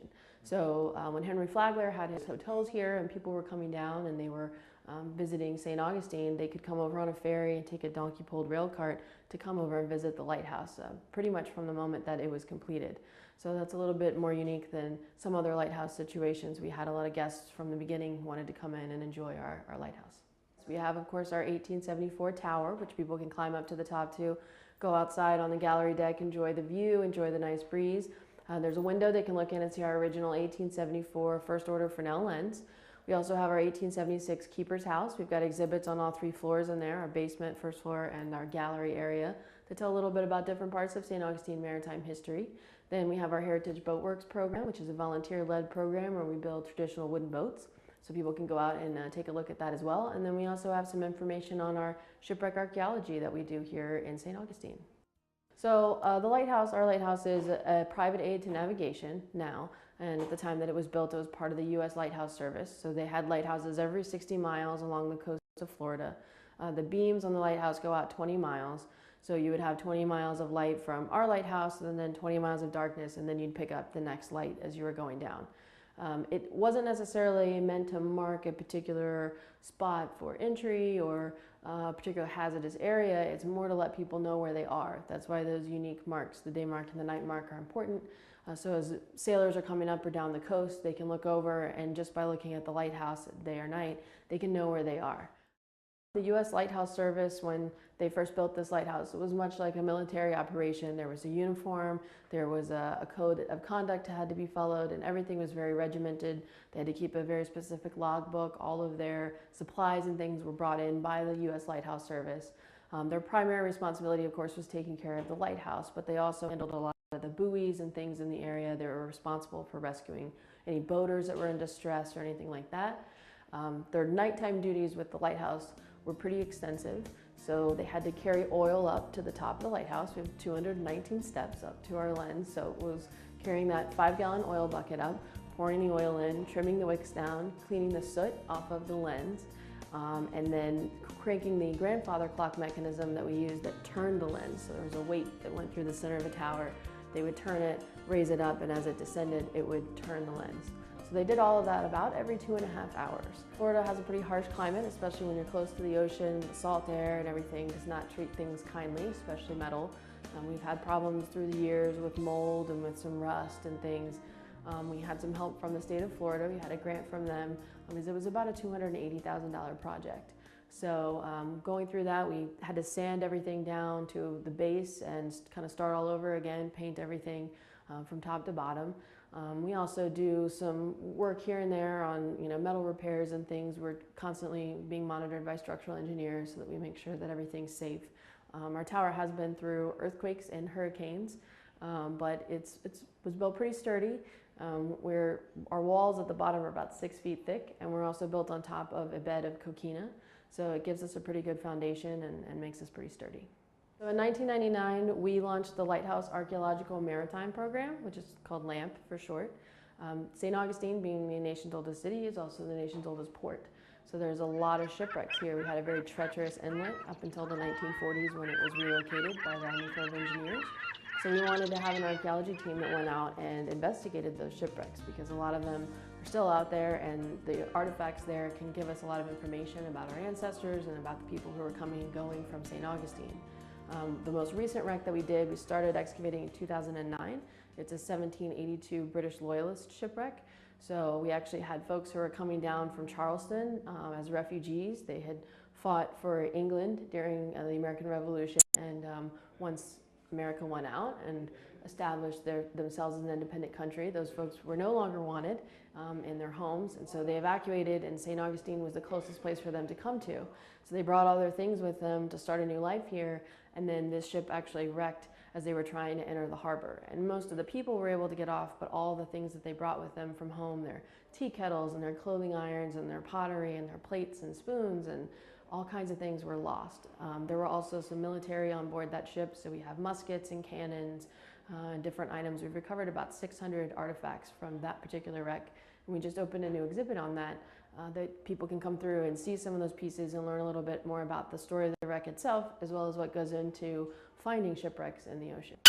We're open 7 days a week, almost all year, closed Christmas and Thanksgiving. We're open 9 a.m. to 6 p.m. regularly. We're open until 7 during the summer hours between Memorial Day and Labor Day. Our ghost tours, the Dark of the Moon tours, are available Friday through Sunday during the regular year, and then during the summer they're available Thursday through Monday. We also have private options. If there's groups or anyone who wants to come through and do a private tour, they can contact us about setting that up. Otherwise, you can come by during the regular daytime hours, and we have a behind-the-scenes tour that runs during the day that's included with admission, so you can take that and explore the site.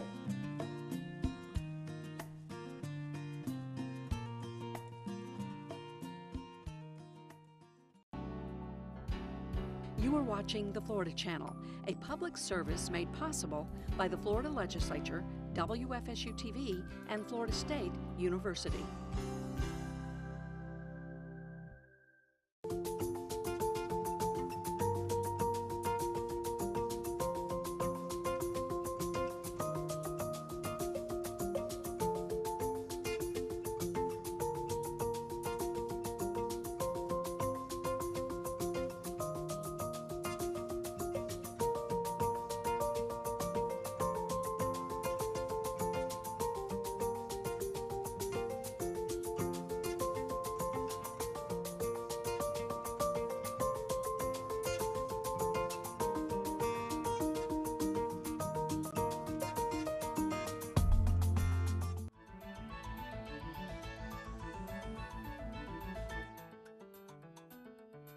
November is COPD Awareness Month. COPD stands for Chronic Obstructive Pulmonary Disease. Representative Karen Gonzalez-Pittman is sponsoring the commemoration in Florida. She says the disease disproportionately affects veterans and first responders. More than 6% of Floridians are diagnosed with COPD. That's over 1 million people across the state of Florida that have COPD. To add to that, the annual cost of treating COPD is over $3.1 billion a year. Sarah Hoffman is the director of the COPD Action Alliance. She says it's the 6th leading cause of death among adults in the United States. While COPD is treatable, many people do not have the access to the appropriate treatments that they need. And this is only part of the story. There are millions more Americans who go undiagnosed every day. And they're undiagnosed because they don't have the awareness and the education to know the warning signs for COPD. She added that the COPD Action Alliance would be working with the legislature to elevate the respiratory disease as a public health priority. For the Florida Channel, I'm Vance Osteen.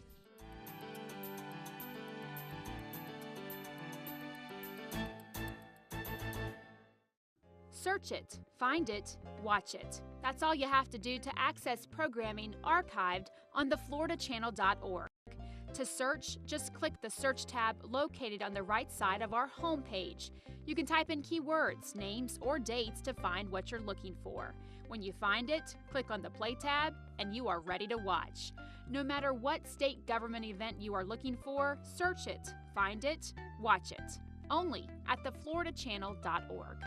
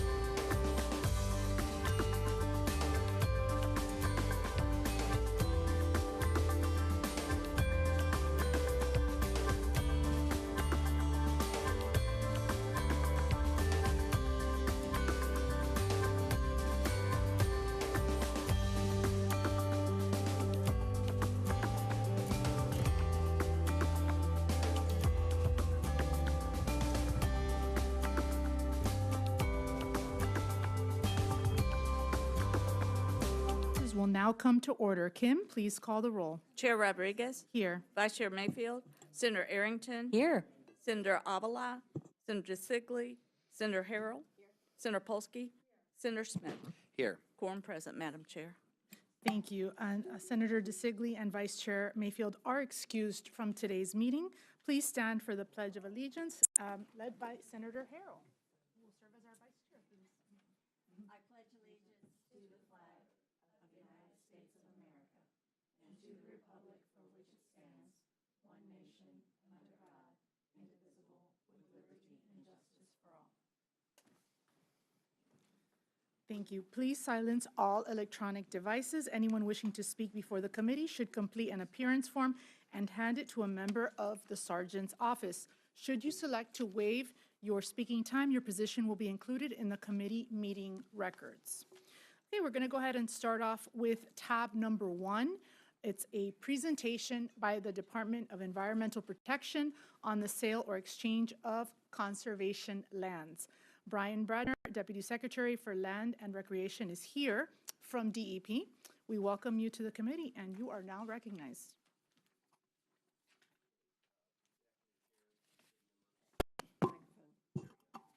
Hey, good afternoon, Chair and committee members. Thank you so much for having me here today to provide an update regarding land acquisition through the Florida Forever program. Again, my name is Brian Bradner. I'm the Deputy Secretary of Land and Recreation with the Department of Environmental Protection.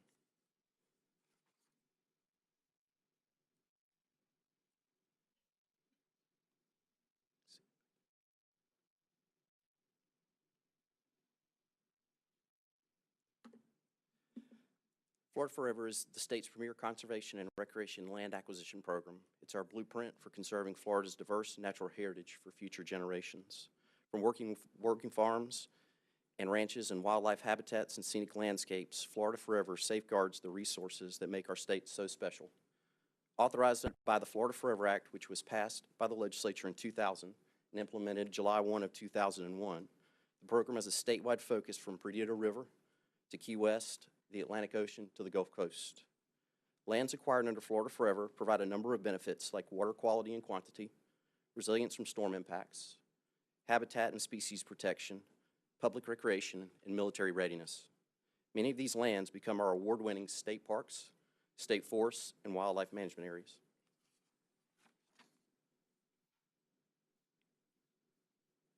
There are two different ways land is acquired under Florida Forever: through conservation easements and fee simple transactions.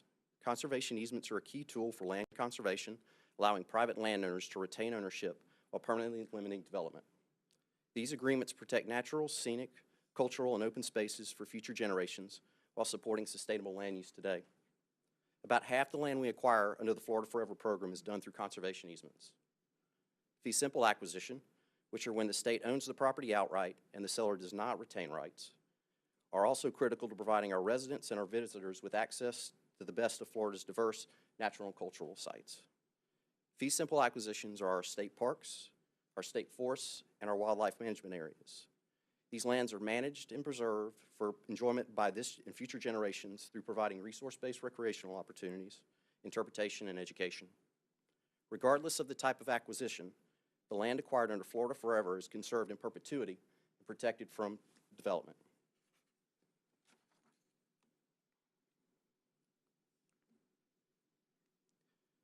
Thank you to the support of Governor DeSantis and this legislature. We have been fortunate to receive robust appropriations for conservation land acquisition over the last several years. Predictable, consistent funding for Florida Forever is key to ensuring we are strategic with our acquisitions and that we're able to maintain momentum. I will note that the $950 million included on this slide in fiscal year 2023-24 is actually reflective of $100 million for Florida Forever funding and $850 million appropriated for acquisitions within the Ocala to Osceola corridor, also known as the O2O, and the Caloosahatchee Big Cypress corridor. Stretching from Ocala National Forest to Osceola National Forest, the O2O is a 100-mile-long, 1.6 million acre corridor in north-central Florida. Located in southwest Florida, the Caloosahatchee Big Cypress corridor generally encompasses approximately 75,000 acres in Hendry and Collier counties that is between existing land conservation. It connects the Florida Panther National Wildlife Refuge and the Big Cypress National Preserve to the Dinner Island Wildlife Management Area and the OK Slough State Forest and the Corkscrew Regional Ecosystem Watershed Wildlife and Environmental Area.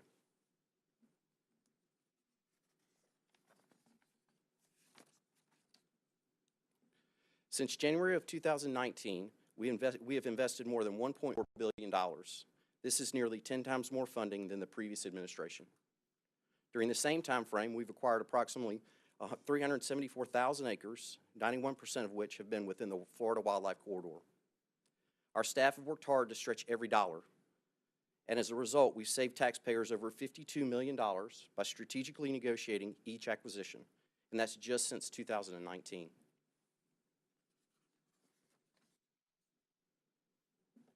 In calendar year 2024, we've completed 99 transactions to acquire a total of 68,764 acres for just over $321 million. More than half the land was acquired through conservation easements. And for 2025, we've already protected more land than last year.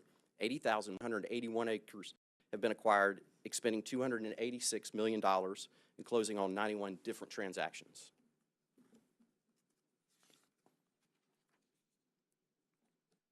Florida's Constitution, as well as Chapters 253 and 259 Florida statutes, provide stringent protection for state-owned land conservation. The Acquisitions and Restoration Council is required to evaluate requests for the disposition of conservation lands. The council is a 10-member governing body comprised of representatives from 4 state agencies, as well as 6 members that are appointed by the governor, the Commissioner of Agriculture, and the Florida Fish and Wildlife Conservation Commission. The council has experience in scientific disciplines related to land, water, environmental science, land management, agriculture and wildlife management, and ecology.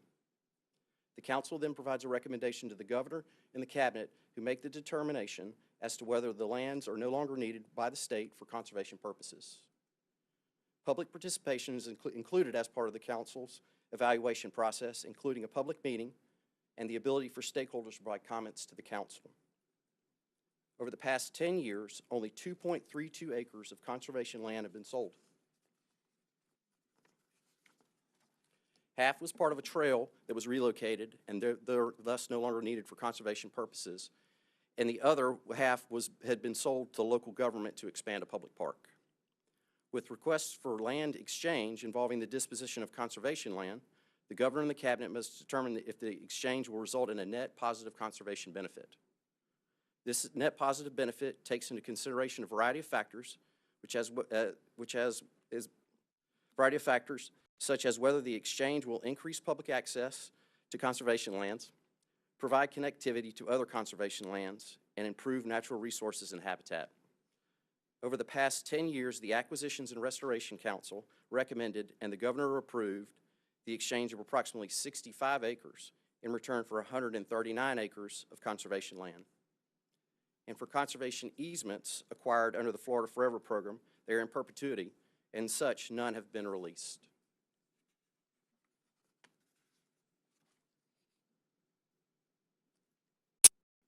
It's been a banner year for the Florida Forever program, and I wanted to take the opportunity to publicly thank our staff and our partners for their dedication and mention some recent highlights.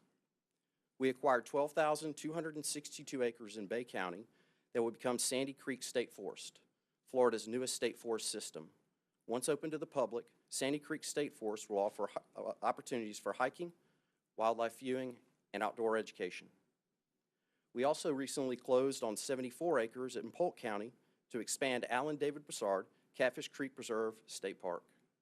This addition will enhance the park with essential facilities and infrastructure, as well as expand opportunities for public resource-based recreation and environmental education.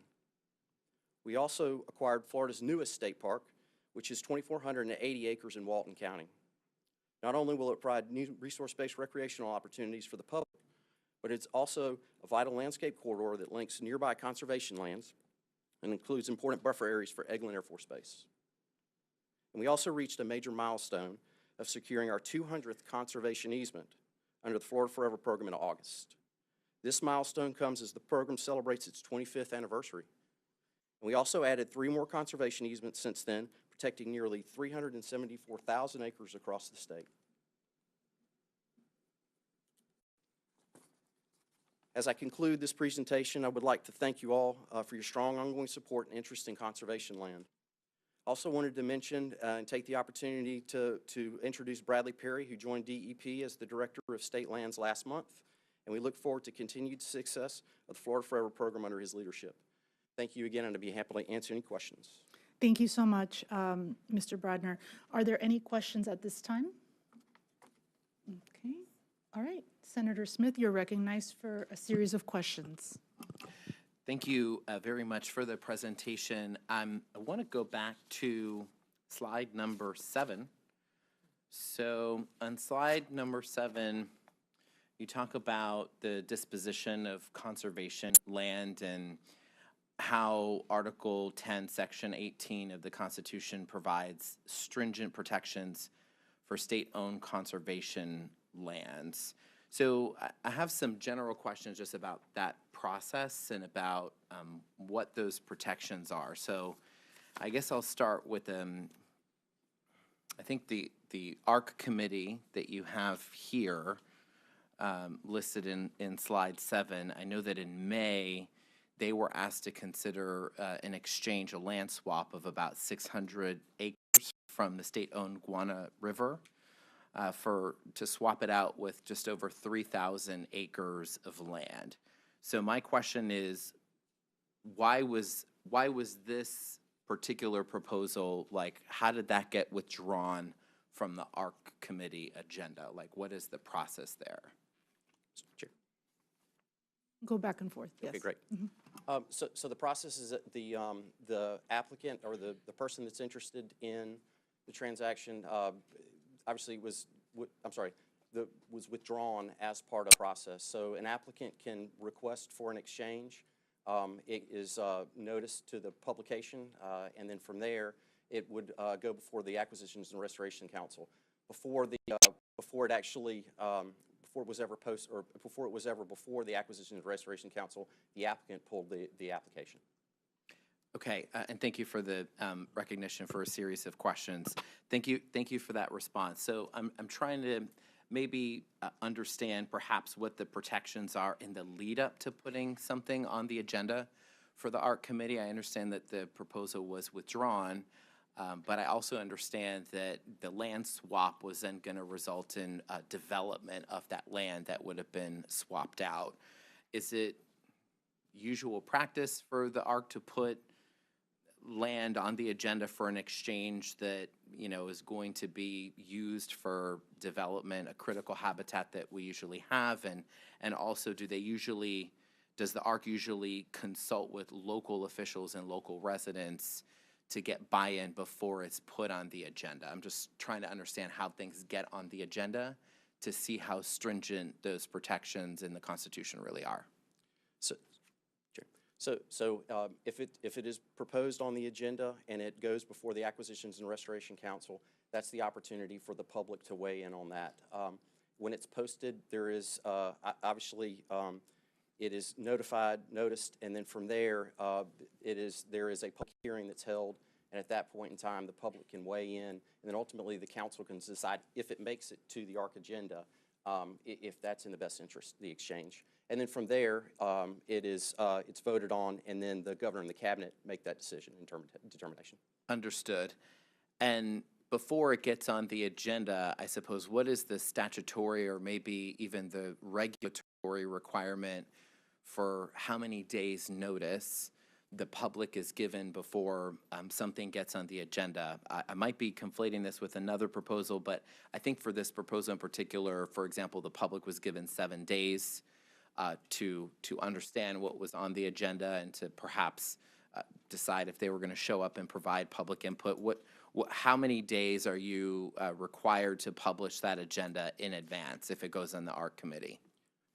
It's 7 days, so it's posted on 7 days out. And is there an environmental review or coordination with local officials prior to anything being put on the agenda? Nothing ahead of time with the local folks, but it does give the Acquisitions and Restoration Council, assuming it makes it on there, and this governing body of 10 who have expertise in all of these fields, the opportunity to weigh in at that point in time.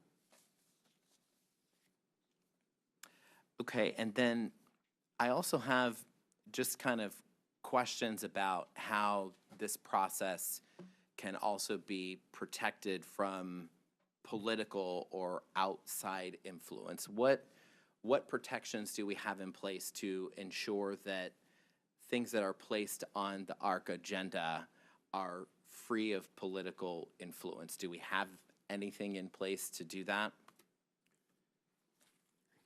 So as far as the political side of things, I couldn't really answer that other than this member body, the Acquisitions and Restoration Council, is evaluating whatever if it is whatever type of transaction that comes before them, or acquisition or addition, they are evaluating based off the criteria that's in front of them and their expertise.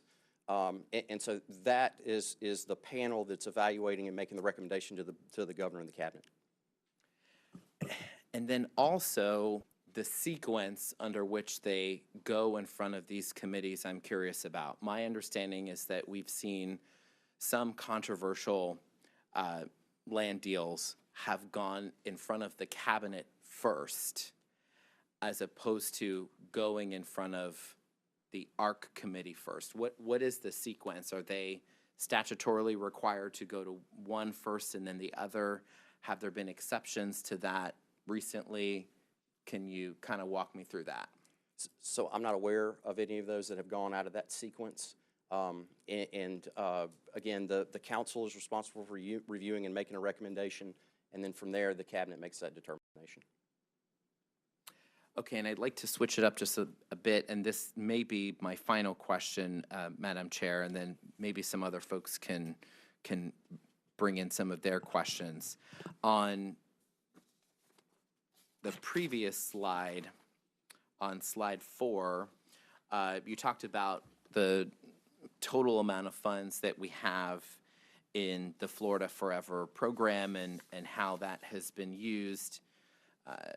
My question here is, what protections do we have on the use of Florida Forever funds to make land acquisitions also free of political influence? I know that there's been a lot of attention on the Destin land acquisition. We spent $83 million, I believe, from this Florida Forever fund, which is a tremendous amount of resources for a very small piece of property.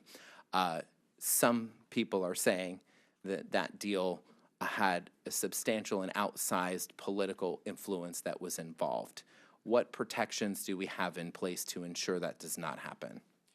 So as part of the fiscal year 25-26 budget, the legislature actually identified through the CBC O2O funding, not the Florida Forever funding, for the acquisition of the Okaloosa parcel, the 4-acre parcel. So that wasn't a Florida Forever acquisition. Dollars from Florida Forever were not used for that.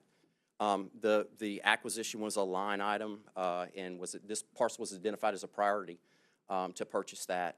And so from that standpoint, this parcel, the Okaloosa parcel, was not a Florida Forever acquisition. But the controls in place are that a parcel has to be, if it's Florida Forever, has to be within a Florida Forever boundary. It is reviewed by the Division of State Lands and is a recommended parcel for purchase. From there, it goes to the Acquisitions and Restoration Council for recommendation, and then ultimately the governor and the cabinet approve the priority list. That is the guardrails for Florida Forever parcels. Understood. Thank you. Thank you. Any other, yes, Senator Harrington, you're recognized for series questions. Thank you, Madam Chair. And just a couple. Good afternoon. My question is in regards to, I think it was slide 7, where you said 2.3 acres had been sold, I guess, over the last 10 years. And then I guess I'm just trying to understand maybe the difference between the water management districts, because if I go to their websites, they have lots of land that's for sale too, that's surplus. Could you maybe tell me kind of, I guess, what the difference is between those two? The difference is the 2.3 acres was Florida Forever funded projects, so that's the difference. And I'm not sure, I'm not familiar with the water management district dispositions. I'm not aware of those in that circumstance. Then you might, maybe you can answer my next question. Then I was going to say, do you know about their process? Is it as stringent as yours as far as for selling off those surplus lands? I'm not aware of their process, but we can get you some information associated with it. Okay, thank you. Thank you, Madam Chair. Thank you, Senator. I do have one final follow-up. Yes, Senator Smith, you are recognized for a second bite at the apple. Thank you, Madam Chair. And thank you. I had asked you previously about whether the sequence on which committees it goes in front of first and how there may have been some meetings that were out of sequence recently. I looked it up, and this was the Withlacoochee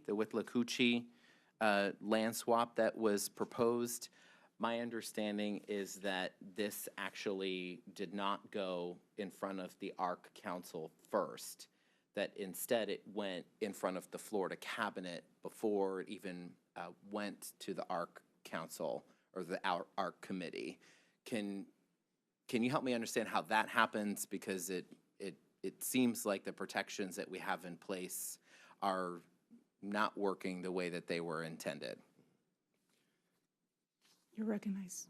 So I'm not familiar with that one going out of the process. I can definitely get you some more information related to this, but I'm not aware of that parcel going outside of the standard process. I'll send you more information, and hopefully we can get to the bottom of that and understand why. Because I know that as members of the committee, I mean, we care obviously about making sure that the lands that we have are conserved in perpetuity, and we've seen a number of land deals that have fallen through, not because of the protections that we have in place, but because there was tremendous public outcry. So I'm grateful to the chair for bringing this presentation forward to give us the opportunity to identify where maybe some of the areas of opportunity are to strengthen these protections. Thank you, Senator Smith. Seeing no appearance cards, is there any discussion? Seeing none, thank you so much for your presentation. We really appreciate you being here. Thank you. Next, we're going to take up tab number 2, a presentation by the Department of Health on PFAS and PFOA. Melissa Jordan, the Assistant Deputy Secretary, is here from the DOH. Ms. Jordan, you are recognized. And welcome. Perfect. All right. Thank you. Good afternoon, Chair Rodriguez and members of the committee. Thank you for the opportunity today for the Florida Department of Health to present on per and polyfluoroalkyl substances and how these compounds relate to health in Florida. The acronym PFAS is widely used to discuss these substances broadly and will be used throughout this presentation. PFAS are widely known as the forever chemicals. My name is Melissa Jordan, and I serve as the Assistant Deputy Secretary for Health. I'm joined today by Mark Lander, our Deputy Secretary for County Health Systems, and Dr. Gladys Lear, our Director of the Division of Disease Control and Health Protection, who more directly oversee the implementation of the department's PFAS-related programs and will be available to assist with your questions following this brief presentation. This presentation will provide you with an overview of PFAS and information on associated health impacts of PFAS exposure, how Floridians can protect themselves from PFAS, PFAS regulations overseen by the DOH, DOH's role and responsibility with PFAS, and what other states are doing to combat PFAS. PFAS are a complex family of more than 10,000 unique man-made organic compounds. PFAS is not naturally occurring. These compounds have unique physical and chemical properties, which make them oil and water repellent, temperature resistant, and environmentally persistent, which is why they are referred to as forever chemicals. PFAS have been manufactured and used for more than 70 years, yet have not been widely documented in environmental samples until the early 2000s. The two most manufactured, used, and studied PFAS are perfluorooctanoic acid, which is known as PFOA, and perfluorooctane sulfonate, which is the PFOS. This is a very broad family tree of PFAS. It shows some of the different families of PFAS categorized into broad groups. This tree represents a complex group of thousands of chemicals, not all of which are included in simpler diagrams like this one. Due to the unique physical and chemical properties of these compounds, such as being resistant and persistent, PFAS are widely distributed in the environment as well as in humans and occur in many consumer products. They are used in common everyday items like stain-resistant carpets and furniture, paints, pesticides, water-resistant fabrics, oil and grease-resistant packaging, including food packaging, nonstick cookware, cosmetics and personal care products, and firefighting foam. In 2023, Florida restricted the use of firefighting foam containing PFAS and banned the use for training and testing. The ban does not apply to emergency use to prevent or respond to a fire. Exposure to PFAS can potentially have an impact on one's health and lead to the development of non-cancerous and cancerous effects. It's important to note that PFAS toxicity is not associated with any characteristic signs or symptoms. Health impacts may be caused from exposure to other chemicals too, so it may not be solely associated with the PFAS exposure. Some exposure may lead to health impacts, including increased cholesterol levels, reduced ability of the body's immune system to fight infections, changes in liver enzymes, hypertension, small decreases in birth weight, and decreased fertility. Exposure to some PFAS compounds may increase the risk of developing cancer. Studies have linked the development of kidney and testicular cancer to exposure to very high concentrations of PFAS.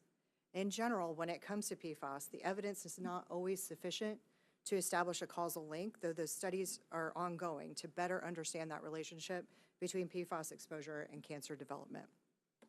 Health impacts may be caused from exposure to other chemicals, so it may not solely be associated with the PFAS exposure. It also is important to note that exposure does not necessarily mean a person will become ill. That's dependent on several factors like the types of chemicals, the level and duration of exposure, and an individual's unique biological response. An individual's health, genetics, age, and immune system all determine how they may respond to a threat. The same exposure may cause a severe reaction in one person, while another individual experiences no symptoms at all.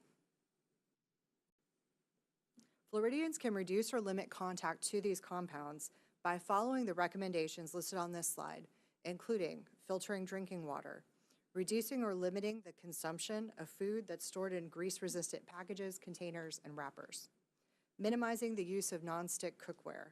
Stainless steel, cast iron, or porcelain cookware products are good PFAS-free alternatives. And while some cookware is labeled as PFOA or PFAS-free, it does not always mean it's free from all PFAS chemicals. Choosing products that are not labeled stain or water resistant is also recommended. As you can see here, many common products have been tested and have been found to contain PFAS. Choosing products that do not contain these compounds is recommended.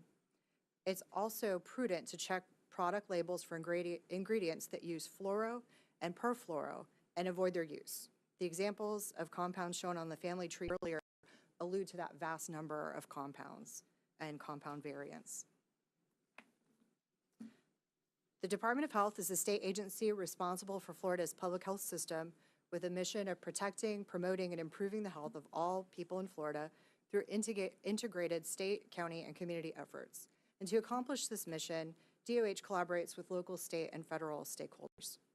The department is grateful to the Florida legislature and the bold leadership of Governor DeSantis to improve water quality in Florida while also intentionally focusing on efforts to protect all of Florida's natural resources.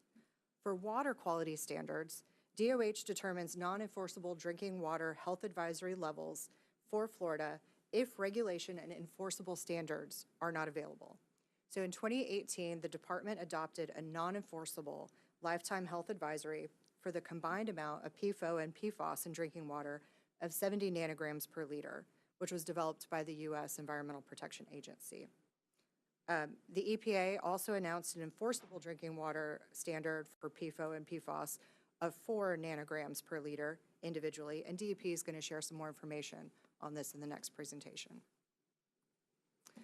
The Department of Health further conducts well investigations and testing through a contract with DEP, including water assessment and routine data monitoring. Since 2016, the department has sampled more than 3,800 water samples for PFAS. Guidance on potable water testing and results interpretation is then provided. The department also conducts risk communication and health impact assessments to identify potential risks to human health from exposure to PFAS. These include open houses and community events, health consultations and assessments, providing fact sheets, brochures, and information on frequently asked questions. DOH further monitors PFAS research and development and frequently communicates with the Agency for Toxic Substances and Disease Registry, ATSDR, at the federal level. This ensures that evaluation and communication efforts about PFAS and other chemical risks are up to date, effective, and consistent. Additionally, the department, I think am I moving? Oh.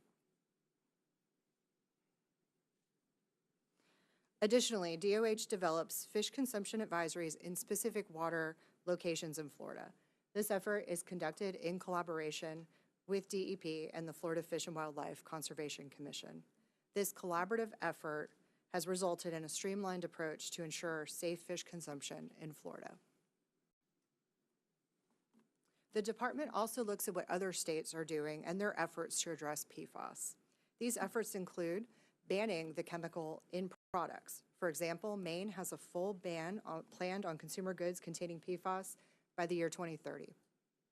Taking legal action against manufacturers, establishing regulatory and enforceable standards or health advisory levels in drinking water, and several states and the District of Columbia have also issued fish consumption advisories, specifically for PFAS, varying by location, fish species, and PFAS type.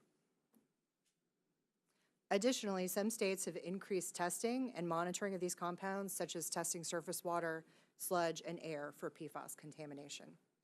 Maine has written the EPA 2024 PFAS standards into state law, and overall, 405 state policies have been passed across 40 states. This concludes the Department of Health's overview regarding PFAS, and we're happy to take questions or provide information through our LAD, whose contact information is provided here. Thank you. Thank you so much. What a great presentation. Do we have any questions? Senator Harrell, you're recognized in a series of questions. Thank you very much, Madam Chair, and this is a topic of great interest to us on the Treasure Coast. As you may know, there was the City of Stewart was, I think, the initial presented the legal action against some of the manufacturers of PFAS, and we're actually very successful in that endeavor.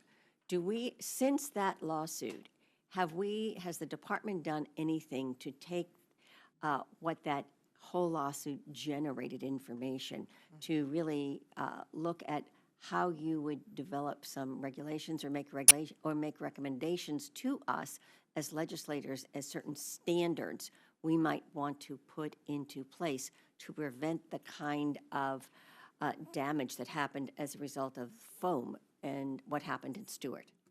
You can go back and forth. Oh, yeah. Thank you for that. And I might refer to the DEP folks who are going to be presenting as well, who typically help in adopting those drinking water standards. I'm going to look at my team and see. I don't think that specifically we have absorbed all of the legal action that's taken place, but it's a great suggestion for us to go back and see from that science that was pulled together as part of the lawsuits, what we can learn and what we can do to put up more protections. Thank you, because I believe that that really demonstrated very strongly the results of what happens, and this was a result of foam in particular. And is there any limitation on the use of foam now in the state of Florida? Yes, thank you for that question. And there have been some limitations. There's a recent ban in 2023 on the use of the firefighting foam at testing locations. It can still be used for emergency firefighting purposes, but some of those contamination sites are certainly linked to testing facilities, and that's been limited now. So it's just limited to testing facilities? It's not, they're not able to use it for testing, correct? They're not able to use it for testing. I know in airports it's particularly used. Is there any limitation in airports? Oh, I don't know about airports specifically. We'll have to get back to you on that one. Okay, thank you. Thank you. Any other questions? Okay. Do we have any appearance forms? None. All right. No discussion? Okay. Thank you so much again for your presentation. We really appreciate it. Okay, next up, we're going to take up tab number 3, a presentation by the Department of Environmental Protection on PFAS, PFOA, by John Truitt, a Deputy Secretary of Regulatory Programs, is here from DEP. Mr. Truitt, you are recognized. Thank you, Madam Chair, members. Appreciate y'all having me here. Make sure I pull up the right one. Oh, there we go. All right. So I won't go into a lot of the background, again, about the PFAS compounds and everything else, as my colleague from DOH has already kind of covered that. But obviously, just to reiterate, it's a large class of complex man-made chemicals. They do not naturally degrade. They are very highly mobile in water. One of the interesting things you can find out is, for example, fish, if they're in water that have high levels of PFAS, if you take them out of water with PFAS and put them in clean water, it leaves their system. We, as terrestrial mammals that breathe air, does bioaccumulate. So the fish actually have the advantage on us right now on this issue. So obviously, certain circumstances, releases can pose a risk to the public health and environment, as they covered. So I'm going to kind of walk through our timeline of what we've dealt with in terms of PFAS from DEP perspective, and obviously a lot of this has been in coordination with DOH as well. So 2013 to 2015, so this UCMR, the Unregulated Contaminant Monitoring Rule. Every year the EPA picks 30 chemicals, and they say, hey, we want everyone to go sample for these chemicals and find out, you know, how ubiquitous are they in the environment, are they in our drinking water, and these are contaminants of concern is another term people might see, or emerging contaminants of concern. So that's when it kind of first kicked off, 23 to 2015. So it was literally the year before I got to the department my first time. So that kind of gave us the universe of understanding how ubiquitous this is. Now, one of the things, I know DOH, they mentioned 4 nanograms per liter. You're going to hear me say parts per trillion, 4 parts per trillion, same thing. So it's nanograms per liter, parts per trillion, same thing. 4 parts per trillion, for example, is equivalent to just under 2 grains of rice in an Olympic-sized swimming pool, if anyone wants to go ahead and wrap your head around the quantity here. So that gave us kind of the universe of what we were looking at. So under the UCMR 3, we saw 3 public health systems, or public water systems, had above the 70 parts per trillion. Now again, as DOH mentioned, a health advisory level is a non-enforceable standard. But these UCMR things, and we're on UCMR 6 coming up, are developed so that we understand what is the universe of these new potential chemicals and what needs to be addressed. So that's why these constantly change. So in May 2016, that's when that HAL came out from the EPA. Again, 70 parts per trillion, which is 0.07 parts per billion, and that's individually or combination. Now again, note that on there is PFOA or PFOS. There's a whole giant category of these chemicals. So we're just looking at the 70 parts per trillion of one of those individually or combined. So that does make a difference because there's a lot of other chemicals that exist out there in this family. So once that HAL came out, we have, we're lucky enough to have in our Division of Waste a site investigation section. And they're the ones that frequently go out around the state of Florida looking at different things. So we decided, all right, based on the UCMR 3, let's go to some of these source areas. So look at the AFFF, which we all know is full of PFOA, PFAS. And to that point that you asked earlier, Senator, so it's banned for training and testing, but they can use it in an emergency fire. I did want to clarify. It's not just testing, but they can't use it for training anymore either. So that's important. We also have many multiple state cleanup sites. So as I mentioned here, there's dry cleaners. We have state-funded cleanup programs with landfills and everything else. So all of these are sites that are under our purview that we've gotten funding from the legislature to clean up. So we figured since they're under our purview, let's start testing there so we can start trying to narrow down the universe of what we're seeing around the state. So based on that information we got over a couple years, we developed provisional groundwater and soil cleanup target levels. So in the state of Florida, it's interesting in terms of groundwater versus surface water levels because most of our water that we use for drinking is groundwater. So the maximum contaminant levels that come out of the EPA under the Safe Drinking Water Act that we implement, that usually is just the standard for groundwater and surface water for a lot of the times. The soil cleanup target levels is actually an equation that's written into our rules and has to do with toxicity, the average weight. One of the interesting things in that formula is also the surface area of the average human, which I just thought it was interesting when I was looking at that a couple years ago. So that's why the numbers aren't exactly the same versus soil versus drinking water. So we came up with those provisional target levels so the sites that we have under our purview, we can hire contractors to clean up to those numbers. So that's why we wound up developing those numbers. Whenever we find groundwater samples that our Site Investigation Service, and if I say SIS, I'm sorry, because I just kind of finds over 70 PPT, as DOH mentioned, we have a contract with them. They run out and do sampling. They'll wind up installing a home filtration system. A lot of the times, these are in more rural areas. They might not have connectivity. You know, they might be on an individual well. But if there is actually a public drinking water system, then we get the filters out to the drinking water system, but also in the ecosystem side of DEP, they'll bring out the bottled water until all of this is set up, because we understand there's the implication they can get the bottled water brought out.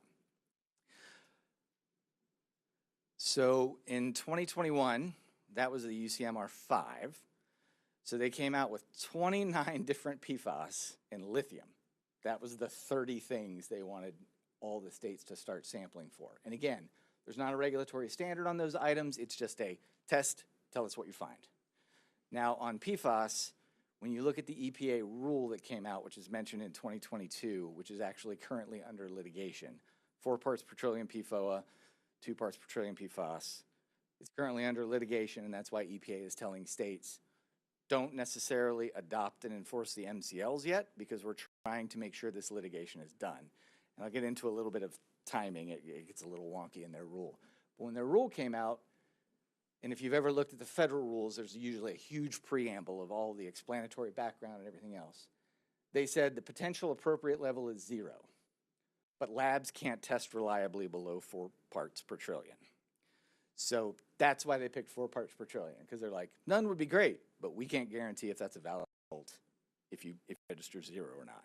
So that's kind of an important factor.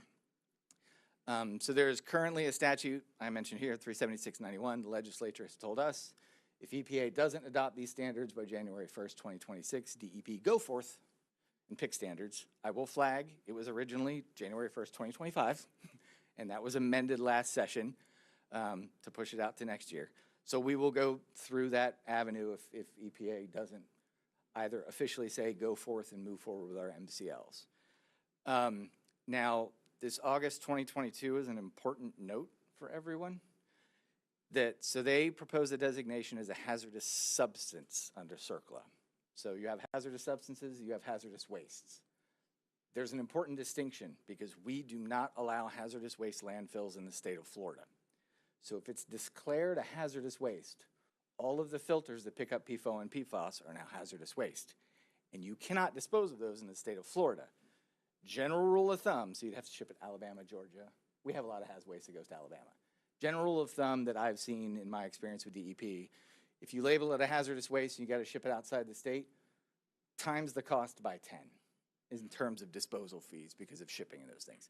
So that's why I flag that, because it is a very important distinction, especially given how many people we have in the state of Florida and how ubiquitous PFOA and PFAS is. So I just want everyone to kind of think about that in the back of your head when you think about this. So that came out, the hazardous substance came out in May 8th, 2024. It was effective just a couple months later. We have the rule that came out for the 4 parts per trillion under the Safe Drinking Water Act, came out in April of 2024. They had originally said it was going to be effective in 2029. And if you'll note in the last one they announced earlier this year, they're going to extend the compliance deadline for public drinking water systems to 2031. And I think a lot of that is just the discussion of how ubiquitous this is. For example, there's been studies. There is nowhere on the face of planet Earth that PFAS does not exist. It comes down in Antarctica. Like, it's literally that ubiquitous. So I think when everyone's looking at when can you start enforcing, you kind of have to be reasonable from the opposite perspective of going, okay, people are going to need time to figure out how to deal with this. It's one of those topics that, you know, we've never seen on that kind of a scale. So originally in their rule, I'd made a note there were MCLs for 3 additional PFAS, Gen X, PFHXS, and PFNA. So they're pulling that up to 10 parts per trillion. Gen X was the chemical that they developed after they discovered PFOA and PFAS was potentially problematic, so they created Gen X. The problem with Gen X is it's a smaller molecule, so granular activated carbon filters don't catch it. So they created this new chemical and we're like, oh wait, now we can't stop that one. So there's lots of discussions on how do you eliminate PFAS, and since it's the fluorine bond is the struggle, incinerating and those types of things, it's very, very energy intensive other than just capturing it in a filter and then putting it in a lined landfill. So again, this is a whole lot of stuff that I just wanted to stress so everyone can kind of have it in the back of their head. I don't mean to be doom and gloom. I'm not that much of a cynic, but so this is what we've done around the state. We have 30 fire training facilities, former and current. Most of those are state-run. 27 of the 30 exceeded our provisional groundwater cleanup target level because of all of the foam that was used. It doesn't go anywhere. And then 29 of the 30 were at least above one of the different MCLs of all the different little PFAS chemicals. State-funded cleanup, so we've got 43 sites we've sampled. So think of those as landfills that were either abandoned and those types of things that the state has to fund for the cleanup and everything else. And again, this was all done because since they were under our purview, we wanted to make sure we understood the universe of what was existing out there. Dry cleaners, so as was mentioned, you know, water resistant and those types of things. If everyone remembers, like I've got 3 kids, but if we all remember the kids and you had the fire retardant pajamas, that's all PFAS, or was back in the day. So it's all of those things, curtains, couch cushions, all of those fire retardant type things that you might take to a dry cleaner, that was all PFAS. So Superfund, which is again under the federal Superfund program, EPA asked us to go sample 3. All 3 of them exceeded the PFAS provisional cleanup target levels. And then the brownfield and site screening, we were doing it to determine whether a site needed to be a Superfund or whether not. So those aren't sites, that last list is not sites that we run. But as the state regulatory entity, we go do the sampling to then tell EPA whether it should be a Superfund site or not, which affects funding. So only one of those exceeded. So moving forward, obviously we have the statutory requirement that if EPA doesn't, you know, say go forth with our MCLs, we'll start doing that rulemaking January 1st, 2026, so right around the corner. We'll keep doing our site assessment. So thank you to all of the House and legislature, all of them, for giving us the funding so we can keep that up. Really appreciative of the governor as well in terms of, you know, directing us to keep on top of that because it is important. So we're going to keep dealing with EPA. And yes, they do still pick up the phone when I call, just in case anyone was wondering. But they do. So we're staying engaged with them, understanding that they're the primacy of Safe Drinking Water Act. But since we implement the program for them, we want to make sure we don't get too far ahead of them or they know what we're going to do before we do it. And obviously, we do meetings with stakeholders. And if we go through the rulemaking, if we have to go through the rulemaking process, you know, it's very regimented under Chapter 120 in terms of the public hearings and comments. For cleanup target levels and everything else that we have to adopt, we have to go through the Environmental Regulatory Commission because they're the ones that sign off on standards that are involving cleanup or drinking water or everything else. So there's going to be multiple points of entry, is why I stress that, in terms of the public and stakeholders and all of those folks to engage. And then in risk communication, obviously we chat all the time with our partners at DOH to make sure that everyone's kind of saying the same thing and we're making sure that there's publicly available. I know we have a big, massive PFAS website under our Division of Waste that goes through all of our site assessment. You can go to a GIS map, you can go pull it up, you can see all the reports and everything else. If anyone's interested in extra information, obviously please reach out. Happy to get that to you. And I know this says you'll contact him. But, thank you. But we will happily get you that information. Any questions? Yes, I'm sure there will be. Thank you for your presentation. Very informative. Senator Harrell, you're recognized in questions. Thank you. Thank you very much. This is a topic of great interest to me, and I really am. Thank you very much for this. And it's almost overwhelming when you think about how much there is out there and the expense of the testing. Are we requiring every city and every county water system to test for this? And are we requiring them also to put in the appropriate filtration systems in order, if they're above the certain level, in order to clean the water before it is used by our constituents? You can go back and forth. Okay. Thank you, Chair. So under the unregulated contaminant monitoring rule, which is set by EPA, and those are the things where they pick 30 things every time they go. Those are on public water systems. That's a requirement of their permit. So as the EPA comes out with a new list of 30, yes, to answer your question, they are going to be required to do that. Now, if there are exceedances in those types of things, we have lots of systems under the ecosystem side, like the state revolving fund and the loan programs, so that state funding can be used to assist. It's just like the program that we do for individual wells and things like that. Now, there are some public water systems that have decided, you know, we've talked to them and they said, nope, we want to take it ourselves. We're going to do it in this new, you know, a new methodology. And sometimes it's as simple as getting a deeper well. I mean, honestly, that can be the case in some areas, because you have a lot of areas in the state of Florida where you're talking, you're getting drinking water well from like 70 feet. Well, if you go another 300, and I know wells aren't cheap, I don't mean to like belittle that, but they can just be like, nope, we don't want to have the giant filtration system because we don't want to deal with the waste, et cetera, et cetera. We'll go deeper and test and then go from there. And how about individuals? You know, as we have, especially in rural areas, everybody's on a well. Even in metropolitan areas, there are a lot of wells. Are individuals required to test? It's unenforceable at this point, but is there anticipation that there will be some standard for them to go and equipment for them to go and test? So they're not required to test. I can't see a version of the Safe Drinking Water Act where they would, because they don't fall under the Safe Drinking Water Act. So what we do when we find a site that's PFAS, our site investigation services, we do a half-mile radius of testing with our partners with DOH. They sample all the different wells. So if you have a private entity on a well in that radius, now we don't stop at half mile. If you get to the edge of half mile and you're still getting hits, then they keep going.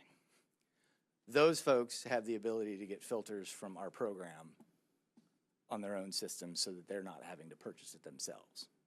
And how often do you have to change that filter?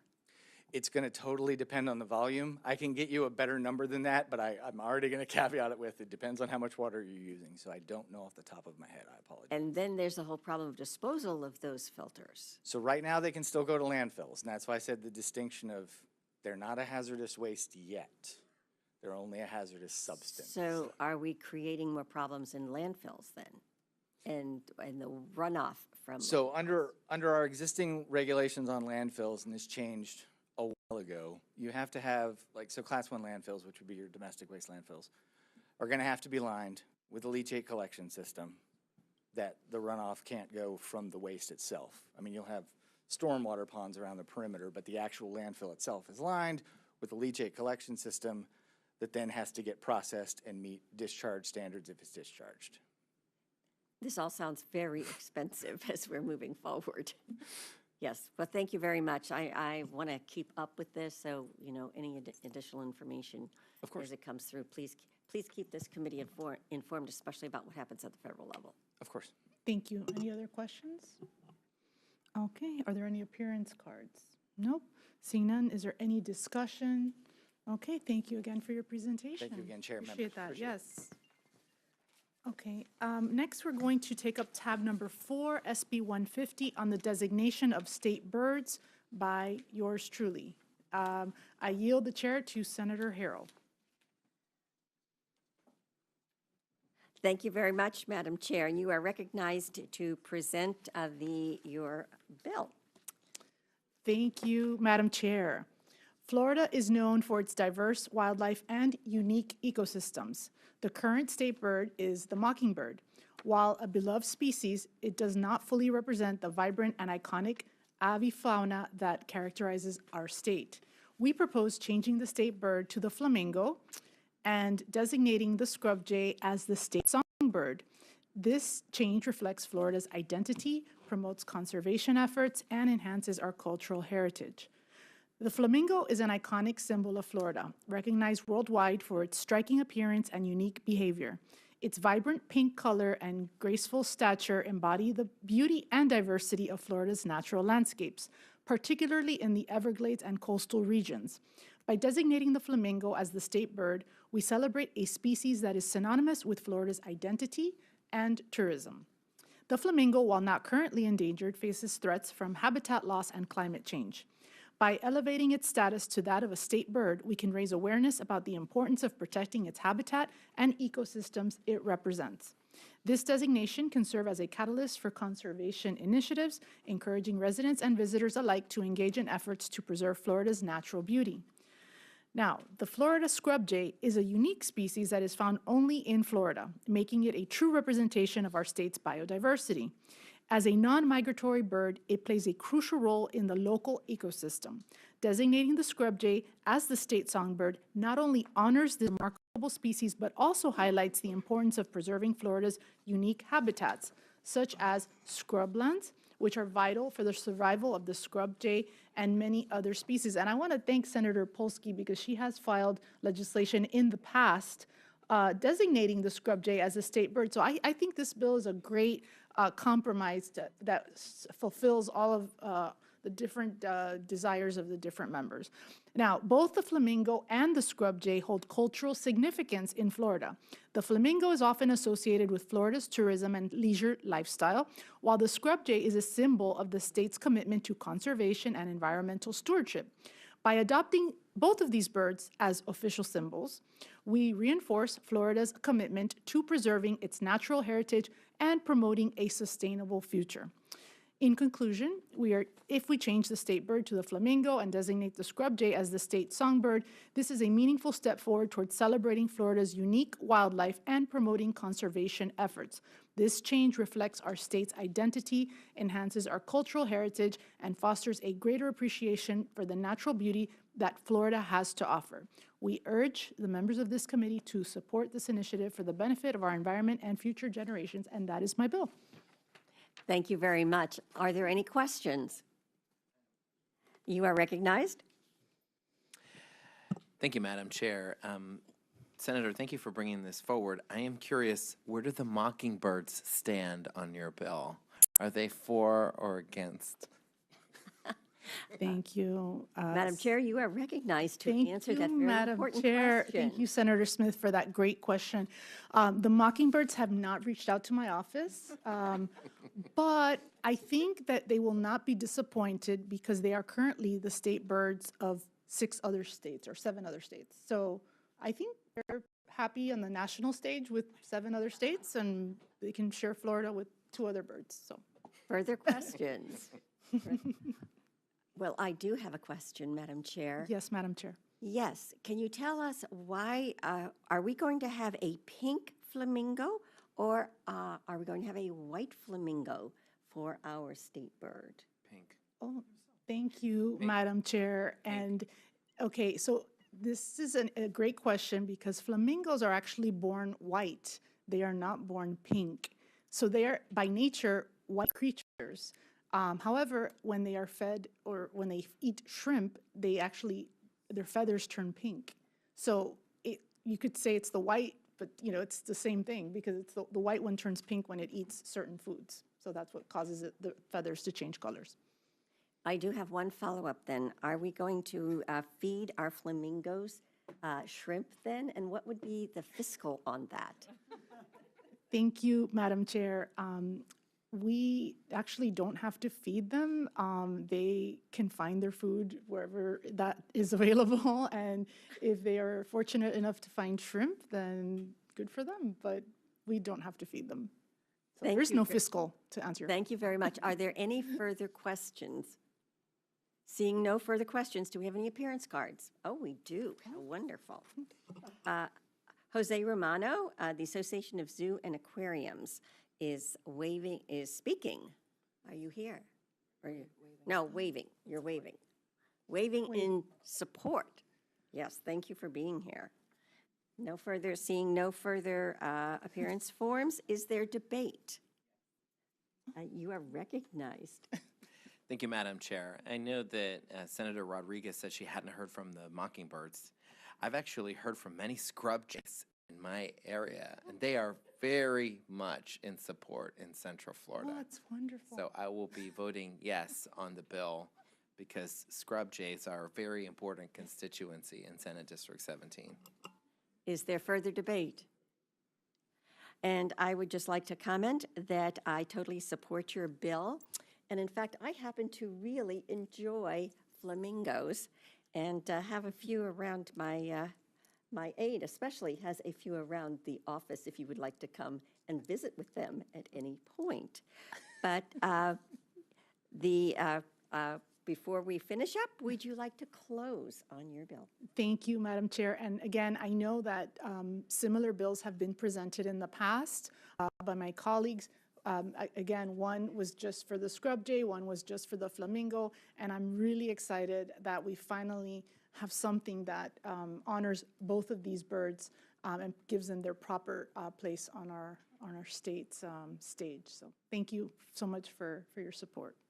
Thank you. And Kim, please call the roll on Senate Bill 150. Senator Arrington? Yes. Senator Avila? Yes. Senator DeSigley? Senator Polsky? Yes. Senator Smith? Yes. Vice Chair Mayfield? Senator Rodriguez? Yes. Chair Harrell? Yes. And by your vote, Senate Bill 150 will be reported favorably, and the flamingos will all celebrate. And I will turn the chair over to Chair Rodriguez. Thank you, Madam Chair. Does anyone wish to be recorded on voting on bills before the committee today? Is there objection? Seeing none, show the motion adopted. Is there any other business before the committee? Senator Arrington moves we adjourn.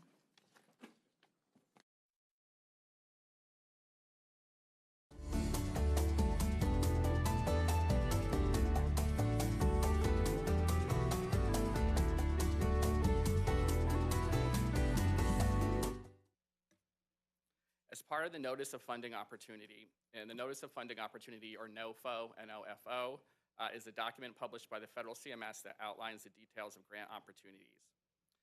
In that NOFO document, the federal administration, has laid out both the goals of the program and a set of strategic areas. Right, both the goals and strategic areas are important to understand as they factor into how the administration will score the proposals, and also how the money, the amount of funds each state will be awarded will be determined. So here are the main goals that were identified in the NOFO document is to make rural America healthy again, sustainable access, workforce development, innovative care, and tech innovation. And as part of the strategy areas of those strategic goals, each state has to select at least 3 of these strategic areas when submitting its application to focus on. You can submit more than 3, but you have to pick at least 3 of these. And those strategic areas or strategy areas are improving access to hospitals and other healthcare providers and healthcare items services furnished to rural members, improve healthcare outcomes for rural residents, prioritize the use of new and emerging technologies, initiate, foster, and strengthen local and regional strategic partnerships, enhance economic opportunity for supply of healthcare clinicians through enhanced recruitment and training, prioritize data and technology-driven solutions, outline strategies to manage long-term financial solvency, as well as identifying specific causes that are accelerating the rate of rural hospital closures. In terms of the timeline, a rather aggressive timeline was established by the federal government, which emphasizes the priority that the federal administration is placing on this program. As noted previously, it was signed into law on July 4th, 2025. On September 15th, CMS released the Notice of Funding Opportunity, or the NOFO, and states were able to submit a letter of intent by September 30th. The state of Florida did submit a letter of intent by September 30th. The deadline for states to submit their applications is tomorrow, November 5th. So about 7 weeks between when the NOFO was released as to when applications were due. And CMS intends to issue the awards to states by December 31st with the funding to be made available shortly thereafter. A couple of key details. Once the application is submitted, there can't be any amendments, and a state can only submit 1 application for the funding. As we get into the presentation, there's a couple different pots or tranches of money. It's the same application will support both of those, and states will be reassessed each of the 5 years based upon how they're doing and how they're meeting their program goals. But again, it's still that single application that states submit, which will support the 5 years of funding.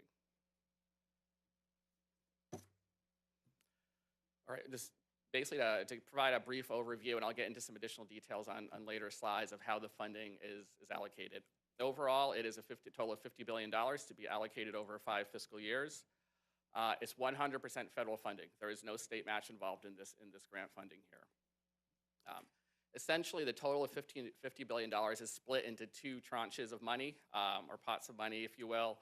Tranche 1 is what's referred to as the baseline funding.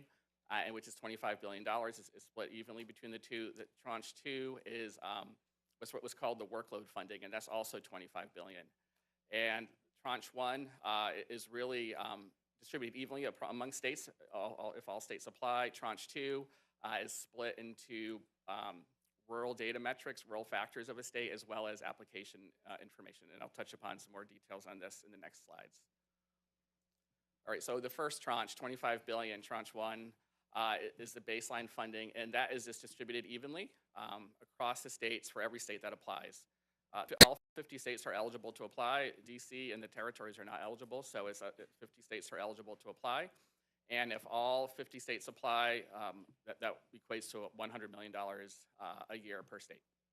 If not all states apply, that would enable additional funding to be distributed to those states that do apply.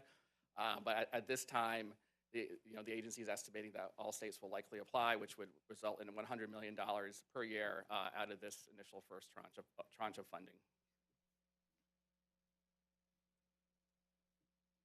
All right, the second tranche of funding is what's called the workload funding. And again, it's also $5 billion a year over 5 years. And the tranche 2, this workload funding, is split into two components of how it's going to be scored. 50% of it is going to be based on rural factors, rural data metrics that CMS will score based on various elements of your state.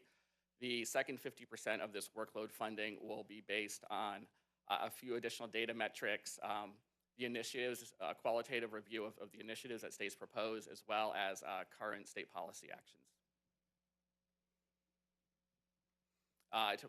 The rural factors piece of it, component of it, really is, again, we'll have a slide a little bit later on that specifies them, but it's the percent of your population that's in rural areas, it's your total rural population, the percentage of healthcare facilities in rural areas, the number of hospitals receiving disproportionate share payments through Medicaid, and those won't really change as for each of the years going forward. It's going to be scored just once. And again, CMS will score the rural factors data component of tranche 2 of the workload funding based upon their own data sources. One key kind of component of the grant opportunity is redistribution of funding in future years. Each year, CMS will recoup either any unexpended or unobligated funds awarded to states at the end of each of the federal fiscal years. Recouped funds by CMS will be distributed to other states with awards in the subsequent budget periods. So unexpended funds are those funds that are unspent by the subsequent fiscal year. We have some slides later on, but basically the awarding period will be for a federal fiscal year essentially. It's a little abbreviated the first year, and then you have another fiscal year to spend the money. So that's the evaluation in the funding period to use it. So those, if there's any funds that haven't been paid out or funds that have been earmarked but not paid out are considered to be unspent and potentially subject to recoupment by CMS. The same as if there's any unobligated funds at CMS, and those are funds that have not been awarded by CMS. And those become available in future years. So each state's funding level in subsequent periods could vary. Within the NOFO document, it specifies the allowable uses that can be used for the funding.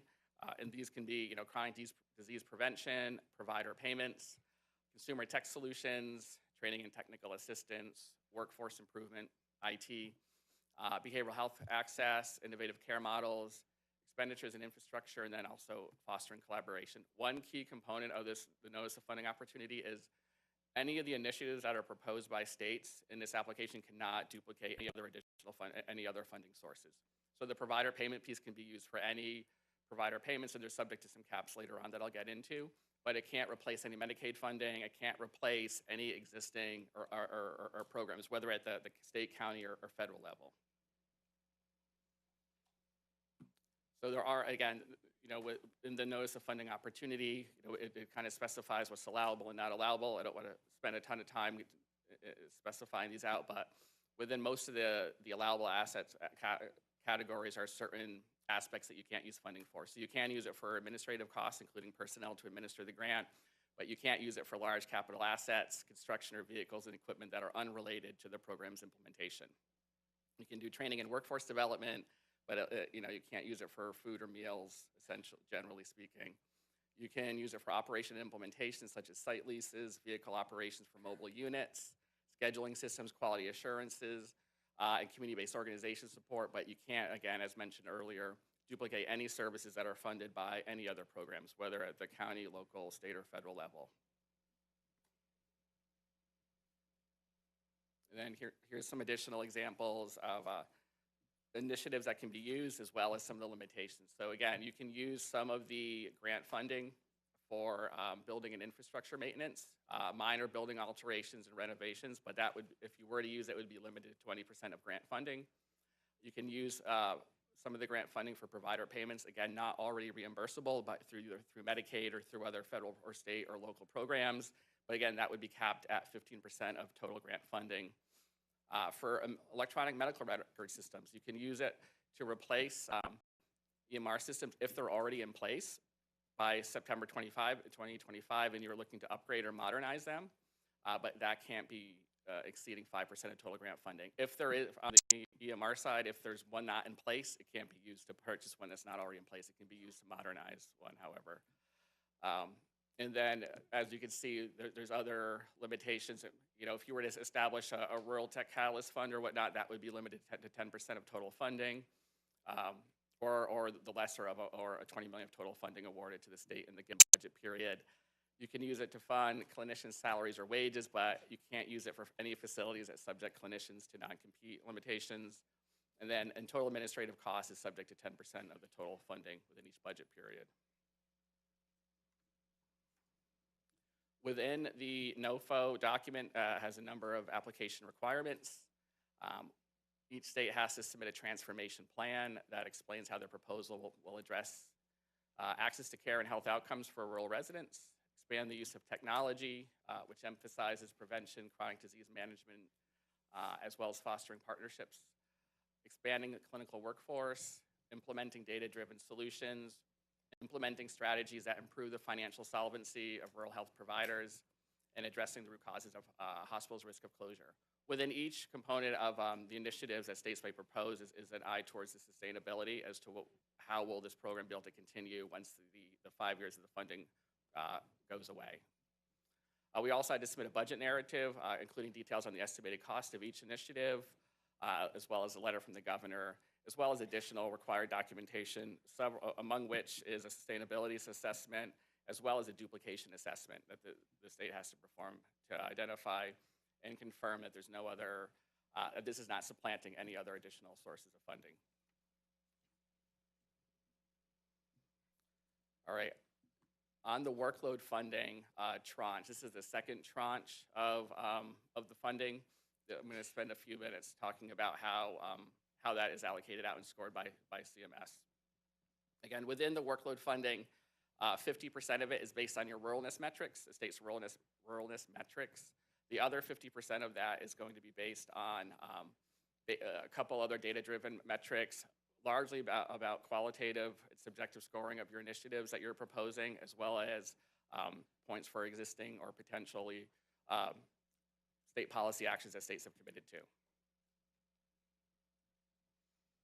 And as part of how CMS is going to assign points, the first 50% of the workload funding tranche by ruralness metrics, CMS has opted to use the definition of rural, which is based on the Goldsmith modification, which is specified by the Federal Office of Rural Health Policy within the Health Resources and Services Administration. The Goldsmith modification is a method of surveying population distributions using census tracts in statistical areas to determine which areas of the country are urban, rural, or super rural. While CMS will use this to award points for the ruralness metrics, states are not required to distribute funds to the potential applicants that they're going to have using CMS's definitions. So states are able to use their own definitions of how states define rural.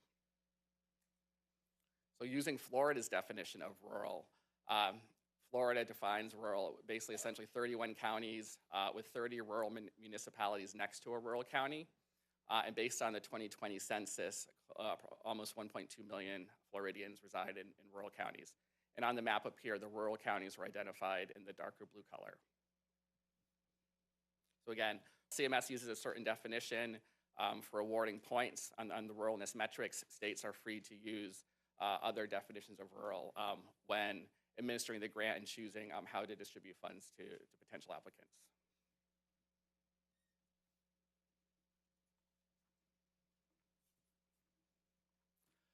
All right, the first, again, this is still the workload funding, second tranche. Again, the tranche one is allocated evenly across all states. So the second tranche, the workload funding, 50% of it is based on data-driven metrics, and these are the 7 data-driven metrics for which points and scoring will be allocated.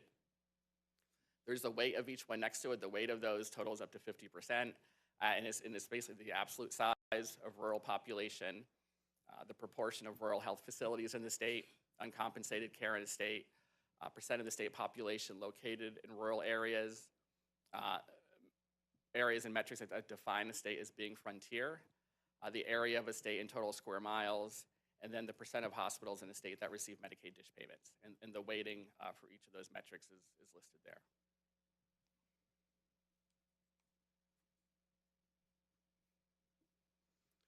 The second part of the workload funding, the other 50%, is based really upon maybe a couple other data metrics around data submissions, and really is largely either initiative-based or based on state policy actions.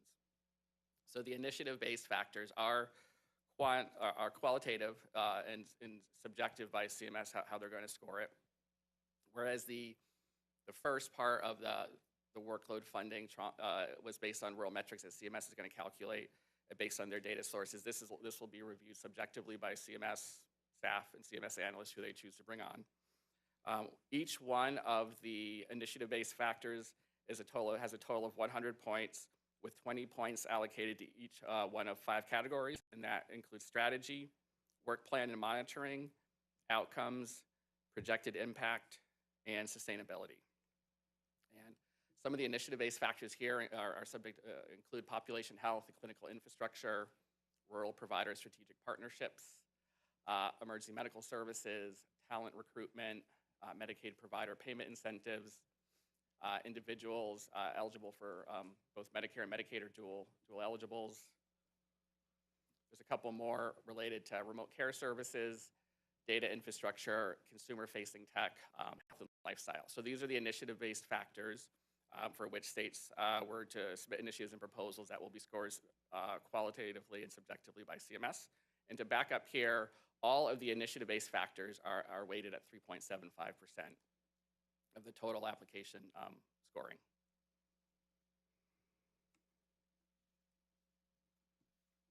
All right, this brings us to the third kind of component of the workload funding, the second half of the workload funding, which is state policy actions. And within the notice of funding opportunity, CMS allocated points based upon certain policy actions that states have implemented. Many of these are retrospective looking based upon what states already have in place, and a number of them are based on analysis performed by external organizations and how they've scored and assessed states. So CMS has noted the data source that they're using for a number of these. So there could be think tanks that have put out an analysis for a certain type of state policy action and kind of graded where they, in their opinion, view all states scoring. So that's what CMS is going to use. I'll touch upon some of those as we get to them and talk about the sources of how CMS will score. And also, as you can see here, most of the state policy action factors, aside from the SNAP waivers, are 1.75% weighting. All right. Spending a little bit more time on each of the state policy action scoring factors. B2 health and lifestyle. This is both a combined initiative-based and state policy action-based scoring factor. 25% of it is related to the state policy action. 75% of it is related to the initiative. So that 25% of the 3.75% gives the state policy action component of this about 0.9375 or rounding up a 0.94% weighting for the scoring. And this awards points based on whether a state requires schools to reestablish the presidential fitness test. And either you're awarded 100 points or 0 points, depending upon whether the policy change was enacted prior to submission of the application. The next state policy action is related to SNAP waivers.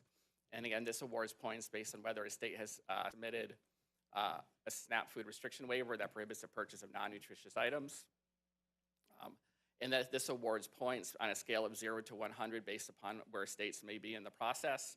Florida submitted and received a full approval back on August 4th for its SNAP waiver. So it was afforded full points for that. And the SNAP waiver weighting here is 3.75%.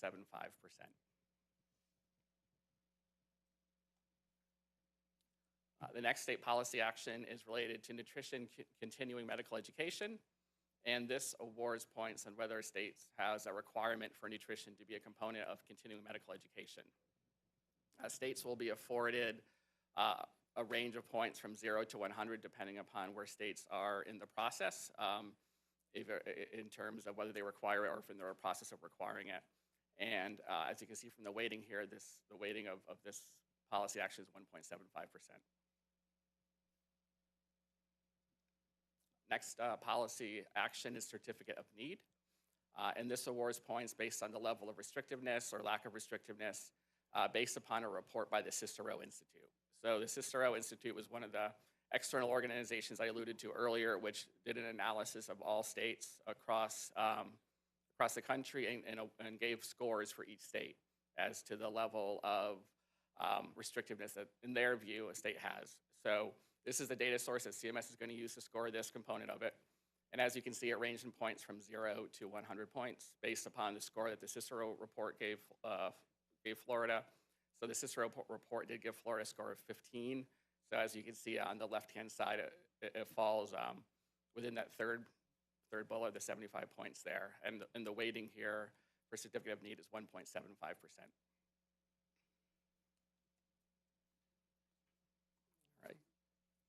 Next state policy action is the interstate licensure compacts. And again, this awards points to states based on whether a state participates in 5 of the specified licensure compacts. And you can be awarded points on a scale of 0 to 100 points depending upon your level of participation or where you are in the process of beginning to participate in the licensure compacts. And Florida is a member state in the physician, the nurse, and the psychology compacts. So we would be awarded points for those. And as you can see, the weighting of this is also 1.75%.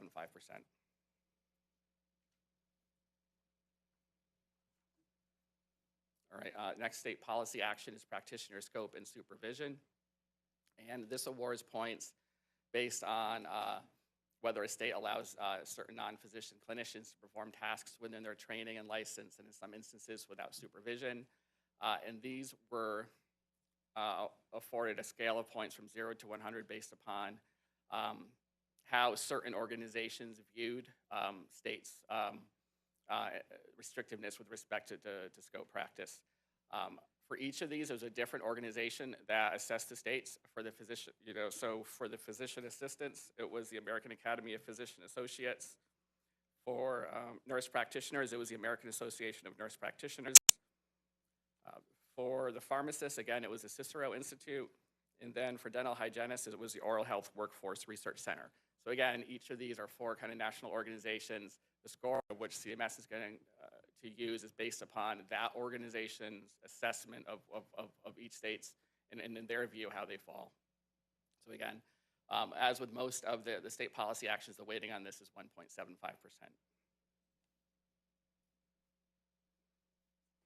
All right, moving on to remote care and telehealth on the state policy action side, which I think is the last state policy action. Again, this awards points based upon the extent to which states have supportive policies on access to remote care services and services via telehealth, remote patient monitoring, and other modalities.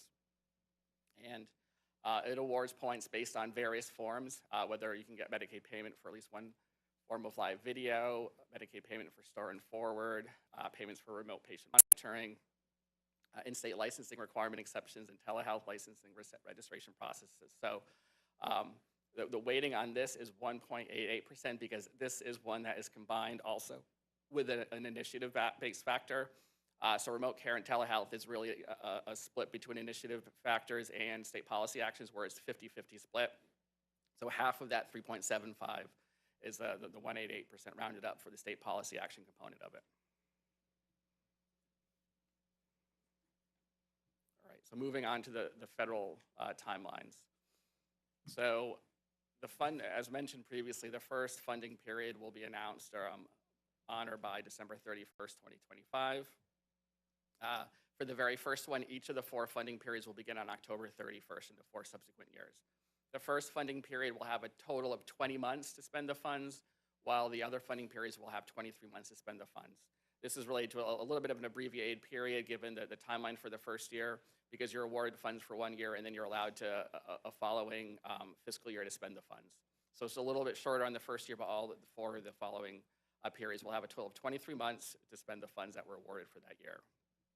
Each subsequent funding will include the baseline funding that was already approved in the initial CMS award, that's tranche 1, that won't change. And then any unspent or reallocated funds in subsequent years. So again, a state's award could change in subsequent years based upon how that state is doing and based upon how other states are doing toward meeting their progress goals. As part of the grant award, CMS will be conducting an annual reassessment of the state's program. It's kind of what I just mentioned.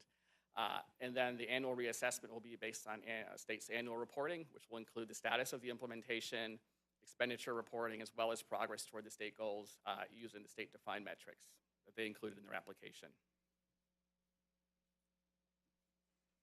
Here's another slide that lays out the timeline. So the timeline and the funding is on a federal fiscal year. We operate on a state fiscal year here, so we will have to work with our legislative partners to attain budget authority to be able to issue the funds in each of the, upon initial award in each of the awards going forward. But as you can see here, this just provides a bit of a timeline for when the budget year 1 is. The award basically from January 26th to September of 2027. You get that first year plus the rest of the second of the fiscal year, and then the spending time period for budget years 2, 3, 4, and 5 are the 23-month time periods that are listed there.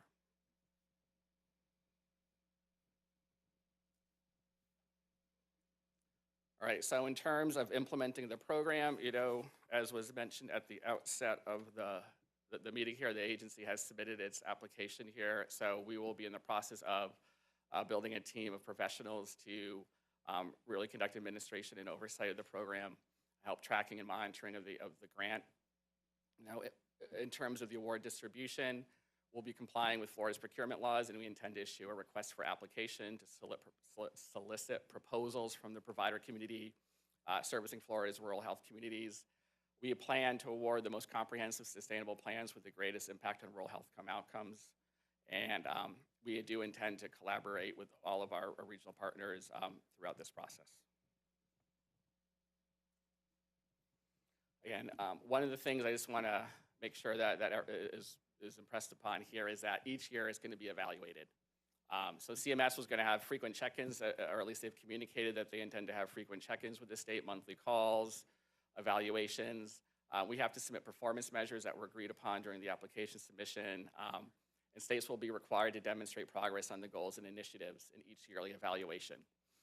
If there's insufficient progress made toward goals, and again, this hasn't really, how CMS will determine sufficient progress and everything has not really been fully disclosed by CMS yet, but for those states that have not made sufficient progress, they could be subject to potential recoupment of funds in future years, and states that are doing well could have the ability to have additional funding opportunities based upon redistributed funds from states that are not meeting targets.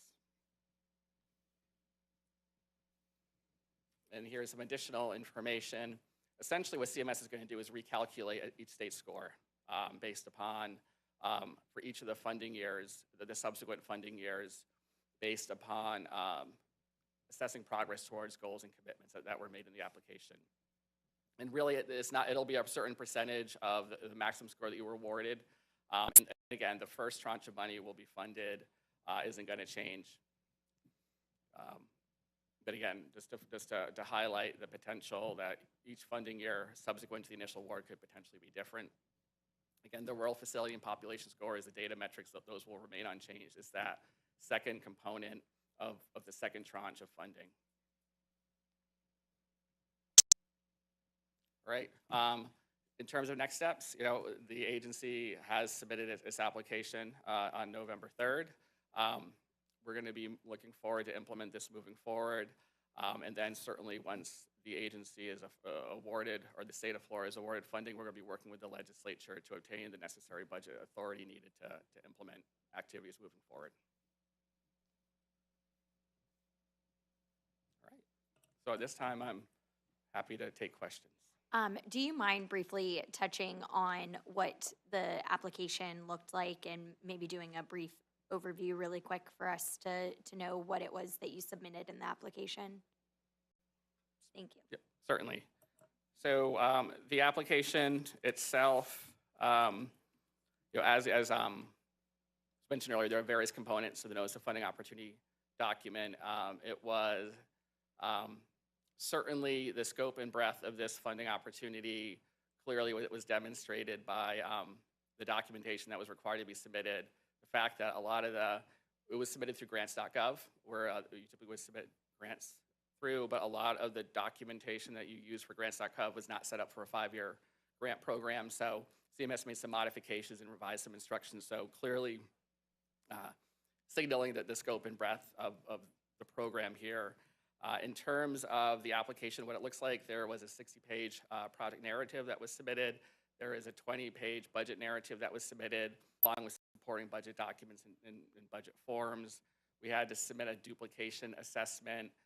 There's a number of other kind of required forms. I think there was a business analysis that had to be done of the entity that was receiving the grants.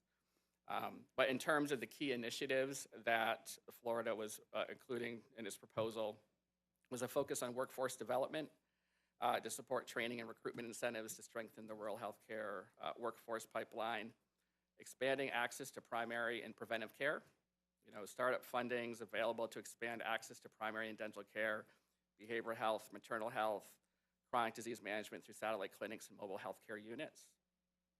There was focus on advancing access to specialty care through technology, which was investing in remote patient monitoring, telespecialty clinics, telepsychiatry hubs, tele-ICU support, and hub-and-spoke telestroke services to bring advanced care to the rural community. Also investments in cost-effective strategies to reduce preventable emergency department visits and hospitalizations by leveraging community paramedics and expansion of clinics. And then lastly, we also focus on health and lifestyle, promoting some initiatives that improve nutrition awareness and physical activity. Again, if you go back to one of the earlier slides, there were those three, you had to pick at least 3 of the strategic areas as part of your application for submission. Thank you. Thank you, Secretary, for your presentation. Members, any comments, any questions? Representative Rosenwald, I know you had a question. Thank you, Chair Tomko, and good to see you again, sir. Thank you for your presentation, and given the goal of improved health outcomes that this grant program has for rural residents, which includes nutrition, it makes me think of our current status with SNAP in the country and for Florida's rural residents and others. I know you're not the Secretary of DCF, but do you happen to have an update of SNAP for the state, given that there is a shortfall for Florida's rural and other residents? You're recognized. Thank you for that question, Representative Rosenwald. As you mentioned, the agency does not administer the SNAP program, so I don't think that would be appropriate for me to comment at this time. I don't have an update for you on that. Follow up? Okay. Representative Hart for a question. Thank you, Madam Chair. Thank you for the presentation. I had a question. My question is, will we be able to use the funds from the Rural Health Transformation Program, assuming that eventually it gets passed through both houses, the House and the Senate, and signed into law, even though it'll be long past the deadline? Will we get to use those dollars? You're recognized. Rural Renaissance. So to clarify, are you asking that subject once the agency receives budget authority to issue these funds, we'll be able to pursue expending them? Or could you please clarify your question? I'm sorry. Representative Hart, clarify. Thank you. I'm sorry. I'll repeat the question. Will we be able to use the funds that we're going to get from the Rural Health Transformation Program, even though by the time it passed through the House and the Senate, your application deadline will have already passed? Will we still be able to use that money as part of our rural renaissance bill, if it passes? Representative Hart, we don't have a rural renaissance bill at this time. So I'm not sure if Assuming he that can it comes comment back. Okay, okay, on okay. bills that have not Okay, been filed. Okay, okay. Do you have a follow-up? Yes, just one other question. Is CMS is scheduled to approve or deny all the applications by the 31st, given the shutdown? Where do you think what do you think might happen if we don't get open, or who's going to be reviewing these if we stay shut down any longer? You're recognized. CMS has made it clear that the timeline will not change based upon the current federal government shutdown. And I think they're still planning on holding to the timeline. Representative Redondo for a question or statement. Thank you, Madam Chair. So with respect to the reevaluation that's going to occur on an annual basis, I know it's based on metrics, but for example, some of the state policy actions that the initial technical factors that we talked about, are those going to be, if we fail to progress on some of those state policy actions, could that potentially be used against us for subsequent funding periods? You're recognized. As far as my understanding is on the state policy actions, is most of them were retrospective looking based upon those external sources in the analysis. So I think those are kind of set at the time of the application. Follow-up. You're recognized. So with respect to the metrics, and I didn't at least see it here, but I mean, do we already have from CMS what those defined metrics are going to be for each state? You're recognized. States proposed each state is proposing their own evaluation metrics based upon the initiatives that they're targeting. Thank you. Follow-up. Representative Tant for a question. Thank you, Madam Chair. I represent a rural hospital, and I love it. Question is, what is your plan and timeline for rolling this out to providers? How will they apply? Will they be able to apply, or is it going to be, I read on here, a regional approach, and how will that be?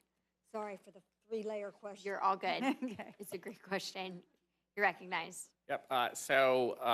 Certainly we want to work with our legislative partners so that we can have budget authority to expend funds like once they're awarded. So we'll be working closely with legislative partners on that aspect of it. In terms of the grant funding and how that's going to be awarded, one of the things that the agency is kind of considering looking forward is really kind of a collaborative approach where you have maybe perhaps groups of providers coming together to really propose comprehensive initiatives that will really meet the needs of the community in which they serve, as opposed to perhaps an individual providers submitting their own application. So we will be doing more work in the coming weeks before leading up to that 12/31 funding to provide outreach and further engagement to stakeholders on that process and what that process looks like, as well as communicating agency expectations around that. Follow-up. You're recognized. Yes, Madam Chair, thank you. So I really want to encourage you to think about, my concern about this is that in Madison, there's not a whole lot of physician practices or even really anything else in some of these communities. In Jefferson, there's not a doctors, there's no hospital, there's no nothing. So I'm hoping that when we're doing these work with groups of providers, that we aren't penalizing people just because there's nobody there, but we encourage people to come. So that is the point that I'm concerned about with this, is that when there is a real healthcare desert, which there are in some of these small communities, that some of them, when there's only one provider, that we bring more strength around them with collaboration and not penalize them because there's nobody else there. So how will you address that? You're recognized. Certainly, that the whole point of this is acknowledging that there's perhaps a lack of access sometimes in these more rural areas. So certainly there's no intention of penalizing any rural area. The whole focus of this is supporting rural providers, whether it is bringing increasing more access into those areas, if they can partner with other types of entities, either, while the funding is designed for the rural areas and communities, the partnerships, are not necessarily limited there. So they could certainly partner with it's not a small defined area, and they can certainly partner with other types of entities and really to help support and bring increased access to rural communities. One last question. Chair, on page 22, when we're talking about the health and lifestyle factors, and the factor won't contribute to overall points until the budget period beginning after, if it's after October 26th, until December 31st, 28. My question, the reason I'm asking about those dates is, do you anticipate us as a state addressing that through rule, statutory changes, a combination, and how much? You're recognized. So one of the nuances, I guess, of this application is, given the abbreviated time frame, is that Florida, along with many other states, have to submit their application before a legislative session and before they have the opportunity. So, I think a lot of it is kind of frozen, not necessarily frozen, but it is factoring what's implemented in states at the time of submission. Representative Andrade for a question. Thank you, Chair. Thank you, Chair. Mr. Meyer, on the tranche one, the baseline funding, assuming most, if not all states are going to submit for it, we'll receive about $100 million in year one. When you anticipate submitting the budget authority, the spending authority request to the legislature for at least that first tranche, that we kind of have an understanding of what that amount's going to be? You're recognized. So CMS will award, you're right, we essentially will be receiving, we won't know how many states necessarily have applied unless CMS puts the press release out or whatnot, but assuming all 50 states apply, that would be $100 million. We won't know the full extent of the awarding until they announce the awards. But, we are, pursuing, we're happy to work with our legislative partners, whether that's through an LBC or other alternative form, in order to get budget authority to be able to issue the funds and expend the funds. Follow up. You're recognized. Thank you, Chair. Thank you, Chair. As far as the competitive factors that you went through in our grade, do you have an understanding of where we rank amongst all 50 states as far as, what policies we have in place versus what policies we don't? Are we significantly behind several states of our size, or are we pretty darn competitive right now? You're recognized. So I am a true Florida fan, so I like to think we're well positioned for everything. With the amount in the short time frame that we've done in order to pull the application together and was submitted yesterday, we have not done an exhaustive analysis across how Florida fares in other states. But we believe we are well positioned on the initiatives that the state has submitted to score well. One more follow-up. Thank you, Chair. And as far as the timing, obviously the timing is tough. It would have been nice probably for this proposal to have come in like an even year, so we had a little bit later session to participate. Has ACA done any kind of review or work to try and see if there will be any need for any type of legislative action to make sure that whatever was submitted in the application could be implemented, assuming we agree with the spending authority for that given budget?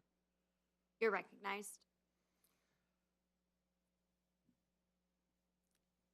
The initiatives so a lot of the state policy actions that we went through were kind of retrospective, looking at in place at the time of application. And as far as for the initiatives that have proposed, we certainly didn't want to propose anything that would bind the legislature to anything. So we're hopeful that we can move forward, assuming we have budget authority, to begin implementing them without legislative action. One final follow-up. One final follow-up. You may. Thank you, Chair.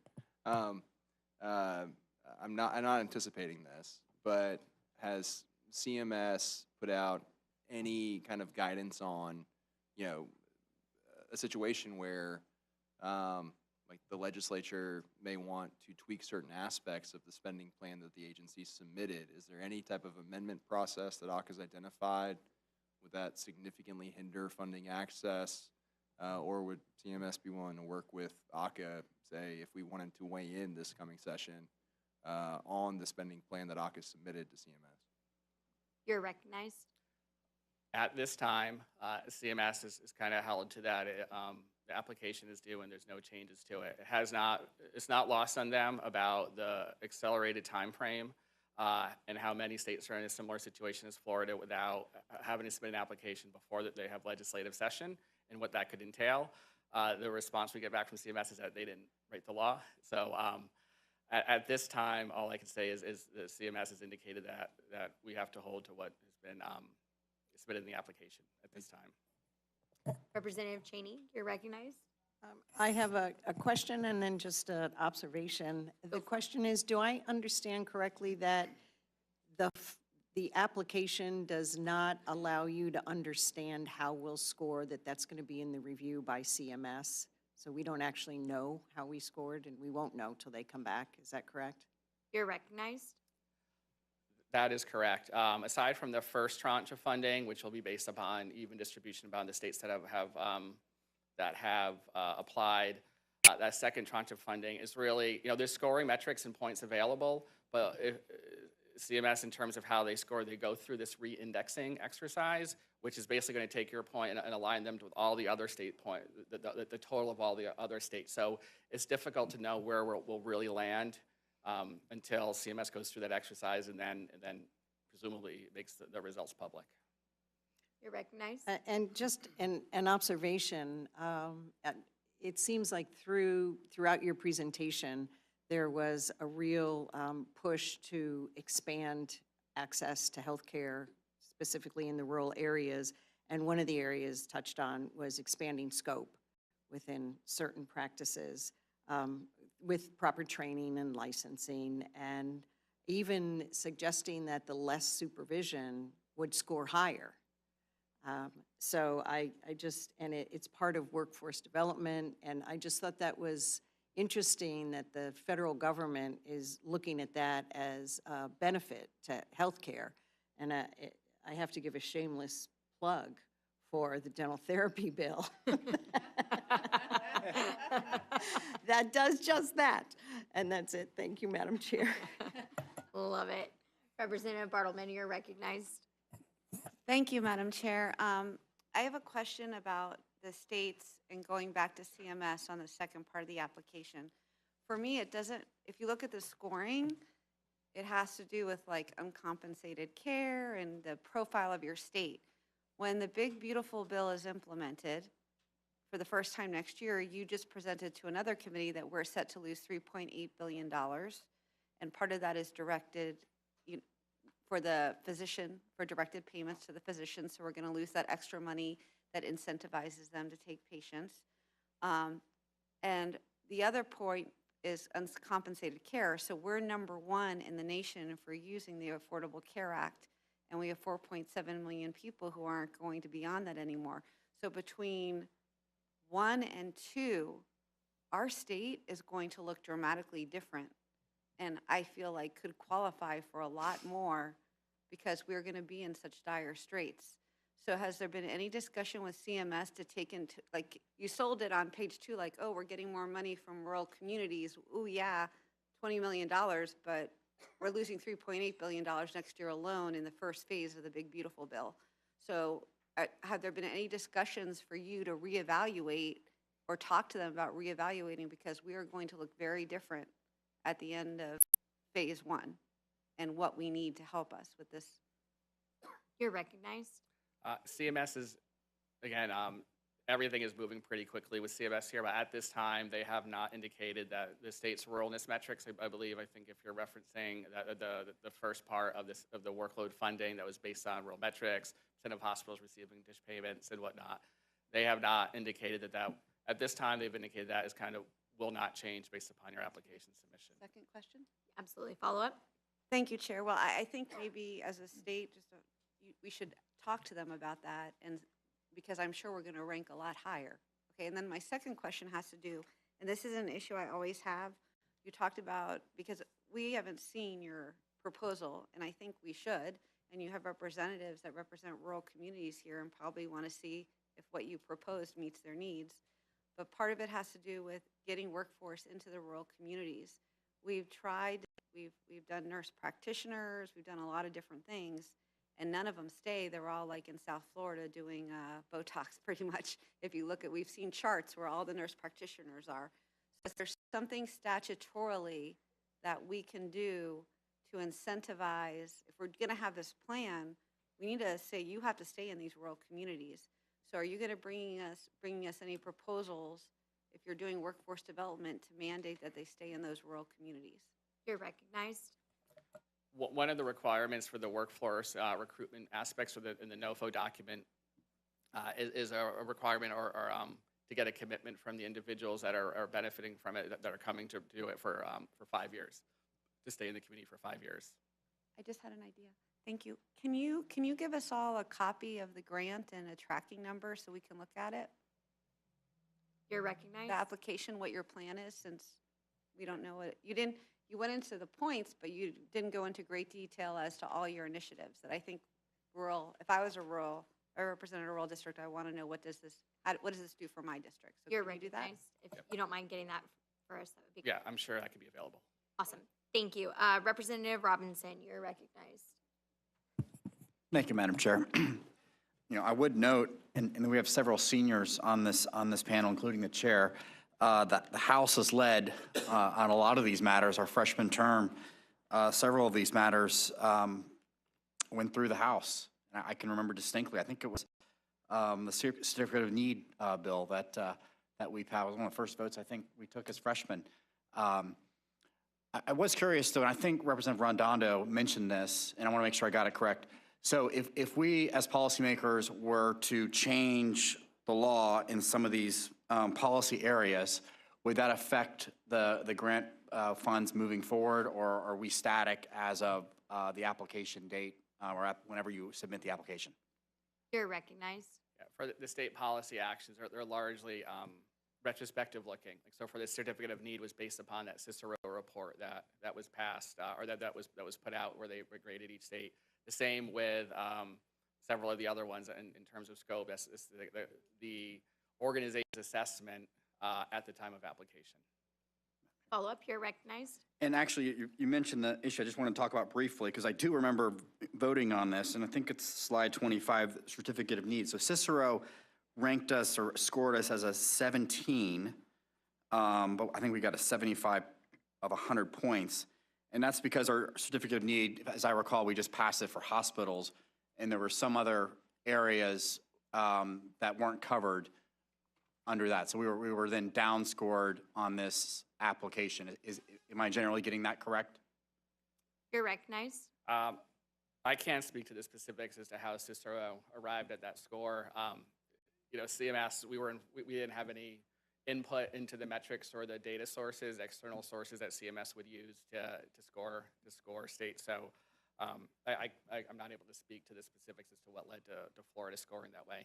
You're recognized. And thank you, Madam Chair. I actually thought we did the presidential fitness test. I remember doing that as a freshman. So we obviously don't do that because we got a 0 score. Is there anything equivalent under state law that would qualify for that, or no? We just don't get it, so we don't get any points in that category. You're recognized. I think it's one. I also remember doing the presidential fitness test in my youth as well, and it's at the time of what was in place at the time of submission. Thank you. Thank you. Thank you. Representative Overdorf, you are recognized. Thank you, Chair Tomkow. So let me get this straight. If you just go ahead and apply, no matter what really is on there, but you fill it all out, you get $100 million per year and moving forward. Is that correct for tranche 1? You're recognized. Yes, as long as you have your application passes, is deemed to be complete and met their completeness requirements. The understanding is that all eligible states that apply will receive a proportional amount of funding. Follow up? Yes, please. Thank you. And then on tranche 2, it generally, it appears that a general side of that is that states that do have more rural areas would actually score a little bit higher on that. Am I in the right ballpark with that? You're recognized. For the second tranche, the workload funding, the first 50% of that is based on those the state's ruralness metrics, with population defined using the Goldsmith modification. But yes, I think larger, more rural states could benefit as opposed to more urban areas under that first the first part of the workload funding. You're recognized. Thank you. Just a statement, really. I mean, I agree with Rep. Cheney on her observation about about the workforce expansion and the scope of practice. It seems as though that's something that the federal government has taken a stance on by having this application go out and scoring higher on those areas there. And I think it's something that, you know, as a House, we should take a look at as to what the federal guidance is on that.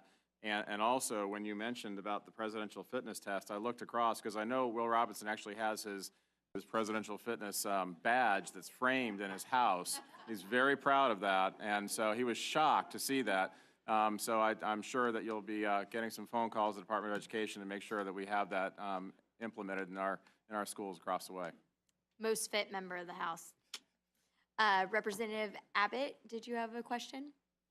Thank you, Madam Chair. It was asked and answered. I was hoping that the agency had left their application language broad enough that if this legislative body were to change some of those items that we've been talking about, they could be incurred into future funding years. But it sounds like maybe we didn't leave that language broad enough to be able to add scope of practice issues down the road.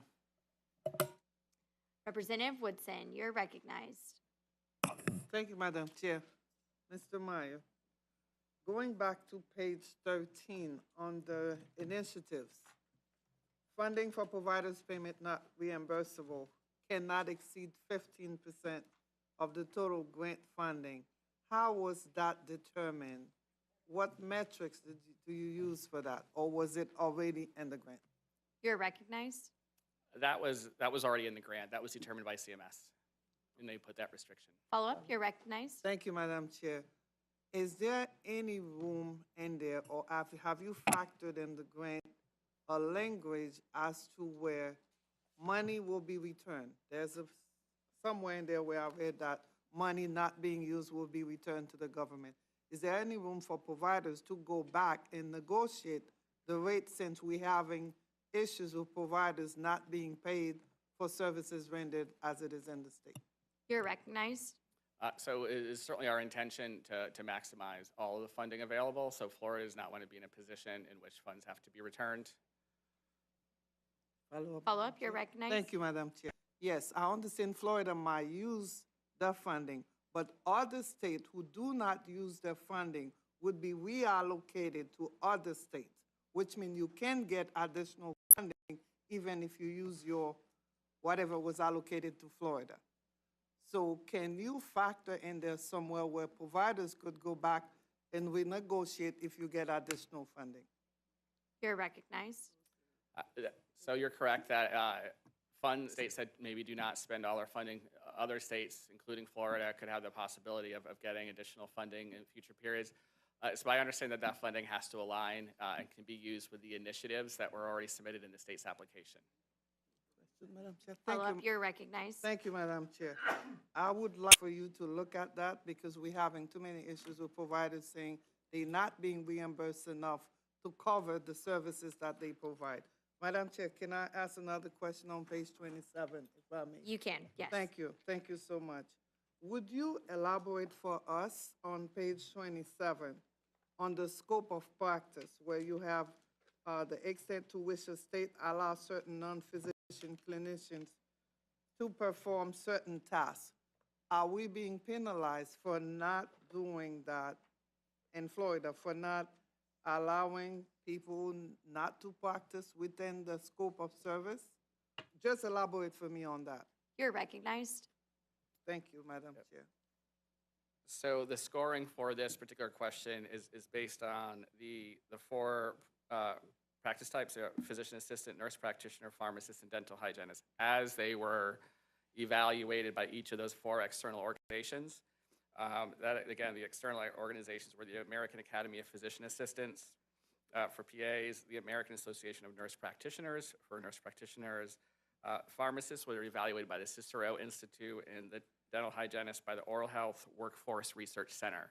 So the scoring that Florida will be based on those external national organizations' assessments of each state, and in their opinion, how states fall. So that's the data source that CMS will use. Representative Anderson, or you have a question? Thank you, Madam Chair, and I appreciate being here, Deputy Secretary. Some questions I was hoping you can elaborate a little bit on the application process pertaining to that second tranche, and it's on slide 11.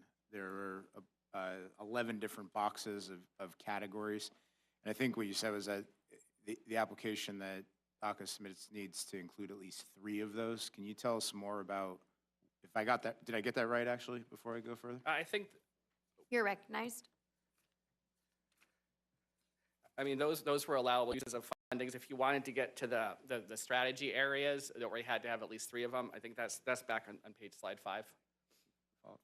Follow up? Thank you, Madam Chair. Can you tell us a little bit more then about what was actually on the application? So which of those areas were submitted to CMS, essentially telling CMS, these are the things that the state of Florida are going to work on. We're going to enact grant programs in these areas. So can you tell us what precisely those were? Yep.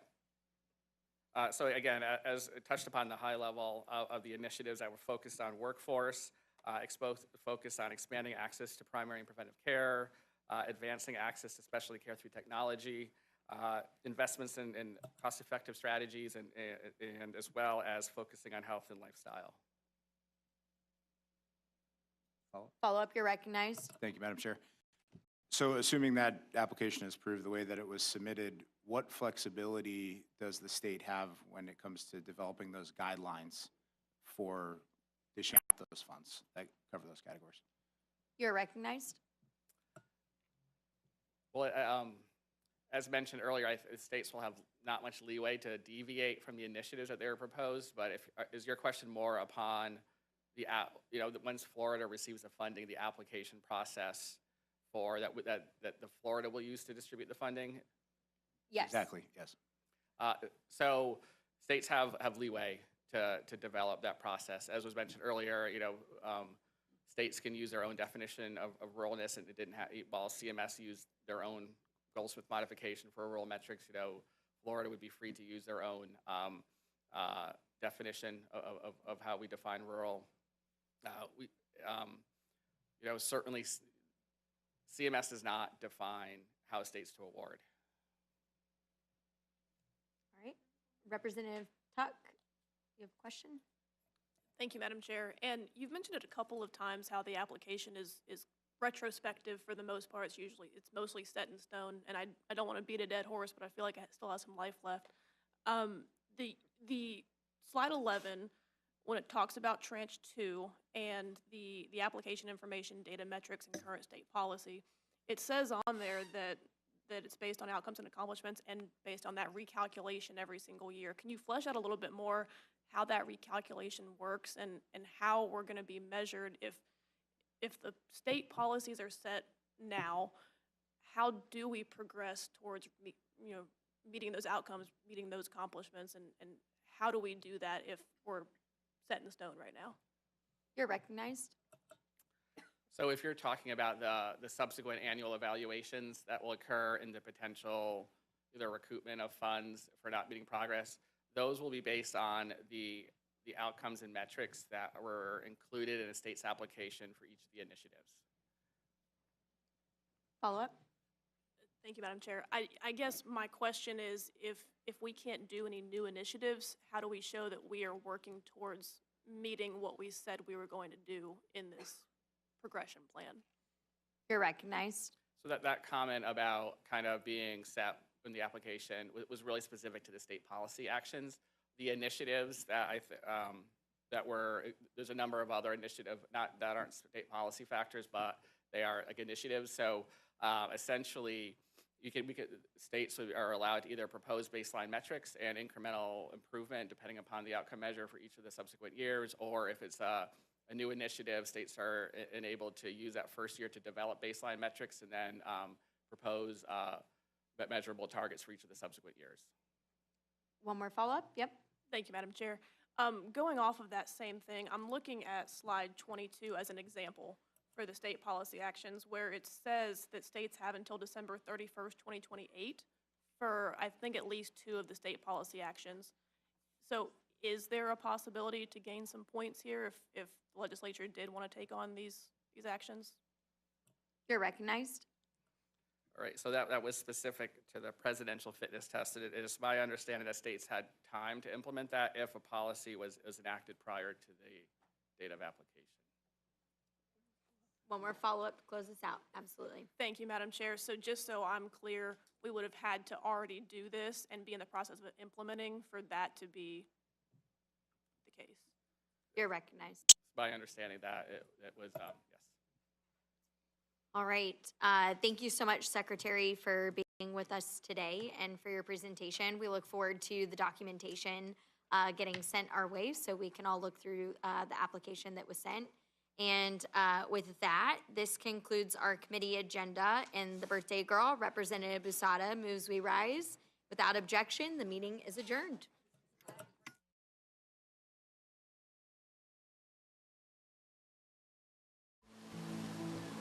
You're watching the Florida Channel, a public service made possible by the Florida Legislature, WFSU TV, and Florida State University.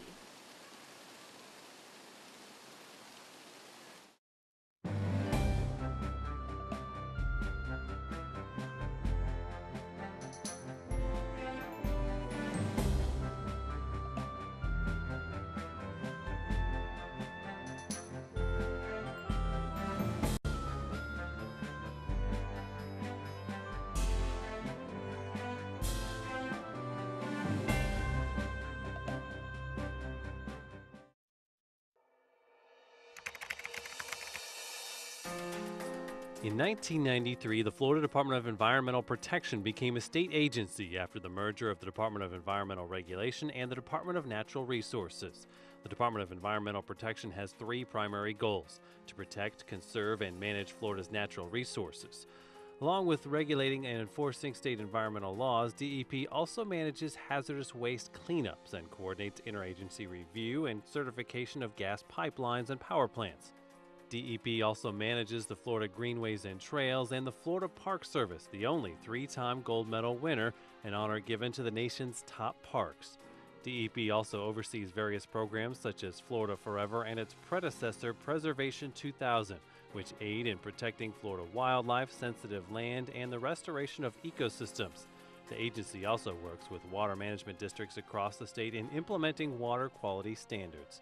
To learn more about programs provided under the Department of Environmental Protection or to locate one of the 6 district offices, visit DEP's website at dep.state.fl.us.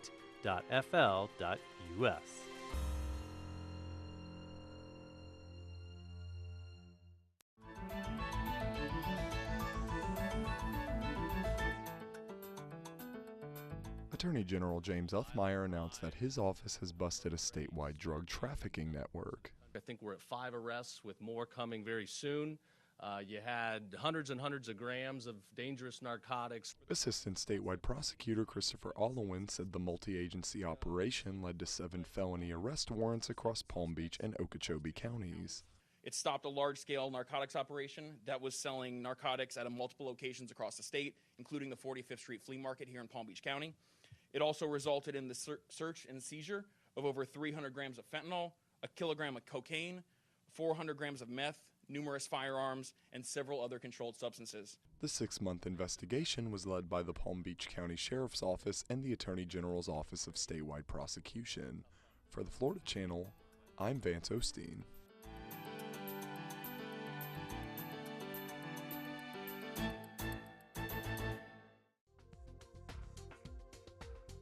You are watching the Florida Channel, connecting Florida.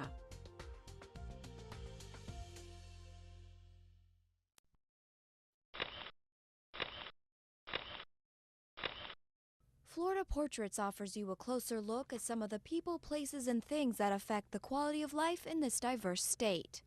In this segment, we highlight South Florida's Bill Baggs Cape Florida State Park, one of the most popular parks in the state system. Bill Baggs Cape Florida State Park, located on the south end of Key Biscayne, is linked to metropolitan South Florida by causeway. But according to park manager Bob Yarrow, you'd never know it.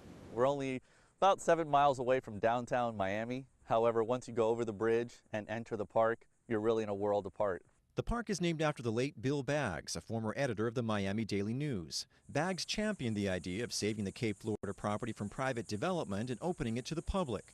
The park, which opened in 1967, offers a variety of activities, but most visitors come for the white sand and the turquoise water.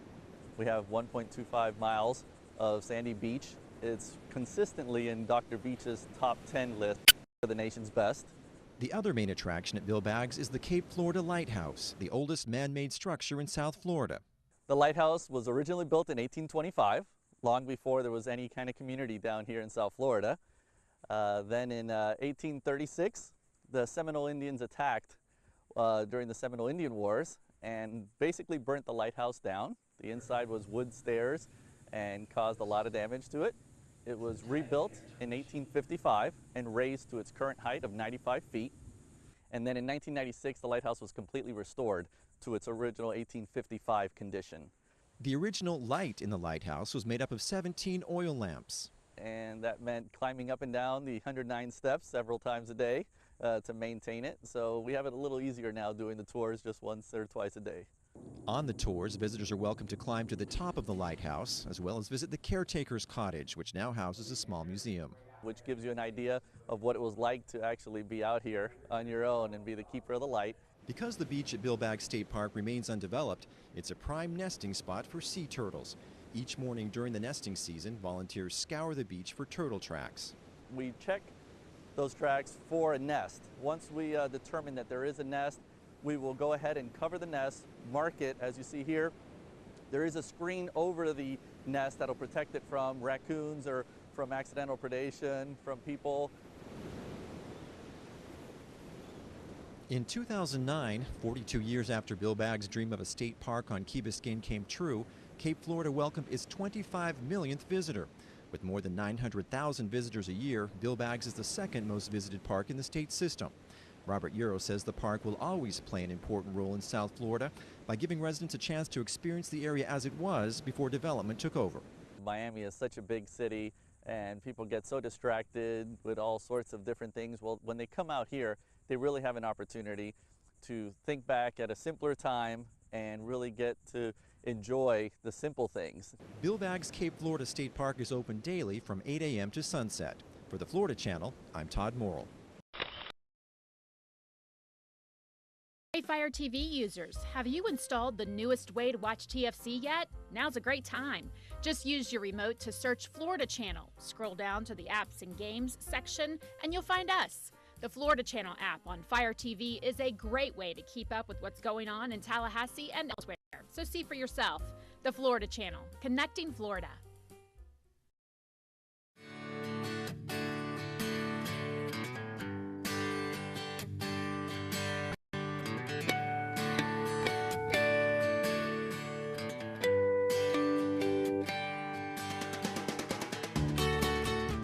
The Penny Farm Scenic Highway is located in Clay County, Florida. It is 4.22 miles long with the corridor and the loop road. The Scenic Highway is linked to the history of Penny Farms. The tree canopy was planted many years ago, and now it is a true tree canopy for the length of the corridor. There's just such a rich history surrounding that scenic highway that it has a lot of information and a lot of things for people to see. The highway got established in 2010 by the SHAC committee in Tallahassee. The scenic highway is really one of the big features of the town of Penny Farms. People will tell us that when they're going to Gainesville or Tallahassee, instead of going a shorter way, they will drive down to Penny Farms so they can drive through the canopy. Because when the sun shines through these leaves, it's an interesting sensation to drive through it on a nice day. The highway is State Road 16, and it is that section within the town limits that is the corridor. And that is the part that people see most. J.C. Penney was born in Hamilton, Missouri, and he was one of 12 children. And when he was old enough, he went to work for a small general store in Hamilton. And the gentleman who owned it taught him how to do retailing. And in Kimmerer, Wyoming, he opened his first store in 1902. And we actually have a model of it in the museum. And from there on, he slowly built in small towns. A lot of the mining towns had a JCPenney store. And so when 120,000 acres of land came up in Clay County and in the neighboring county, Bradford County, he bought it in 1922 on the court steps. And that's when he began to build his experimental farm. And he encouraged homesteaders to come, and he would give them 20 or 40 acres of land, built them a house, dug them a well. And if they worked it well for 2 years with both crops and livestock, the farm was theirs. When Penny built one of the very first retirement homes, he named it in memory of his parents, and he called it the Memorial Home, and encouraged retired ministers, missionaries, and YMCA workers to come and retire here. And it was a memorial home until 1970, and then it was called Penny Retirement Community, and that is building fast. They're building regular homes. They're still building the ones that Penny started with 3 or 4 cottages in the same building. But they're all very independent with very thick walls, and it's just like having your own home. The Penny Memorial Church is very worth a visit. When Penny had 3 wives in total, his first wife died after having her tonsils removed, and ended up with pneumonia and passed away. His second wife died in childbirth. And when he married his third wife, she had been studying French in Normandy. And so they went back to Normandy on a regular basis. And he loved the little villages that he saw there, where the church was in the middle and all the little houses were grouped around the church. He didn't see that the church was in the middle because Europe was filled with bands of roving bandits who went through and killed people and stole their property. And the church was in the middle because they could run there and hide because nobody could kill someone in a church in those days. So he decided that he would build the church here in that same image, that French Norman architecture. And then when you get on the loop road, you can see there's a wonderful railroad collection of old trains that are open twice a week. There's an art studio. The old post office, we're still trying to date when it was built. And we have lost most of the stores that were here back at that point, but we have excellent pictures. The New Hope community, which is part of the town of Penny Farms. When they came in 1920 from the sugar plantations down around Okeechobee, they settled on the west side of the town, as it is today, but there was nothing much here then. They were basically the first ones to arrive. New Hope is just what it says. That renewing every day, it's that New Hope. And the name of New Hope actually is the church itself as well as the community. Now, Reverend John T. Heyman gave them this community the name New Hope, which is part of the church as well.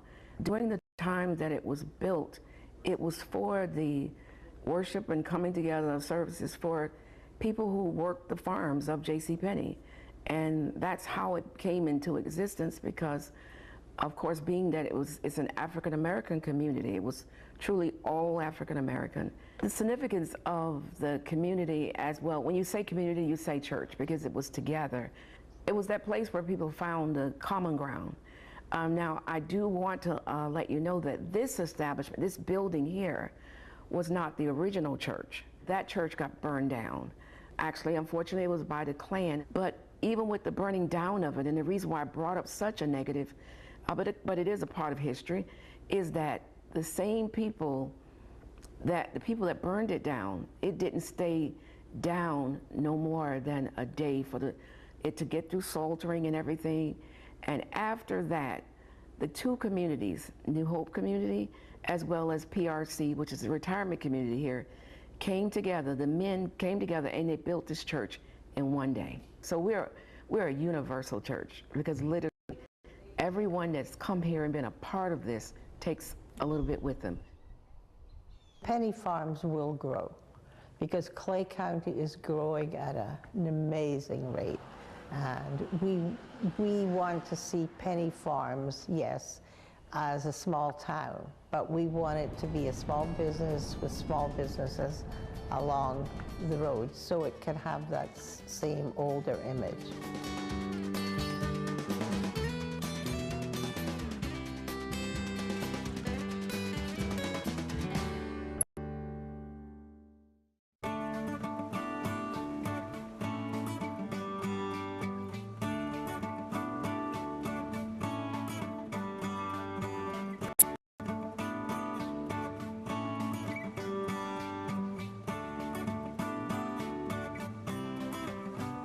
You are watching the Florida Channel, a public service made possible by the Florida Legislature, WFSU-TV, and Florida State University.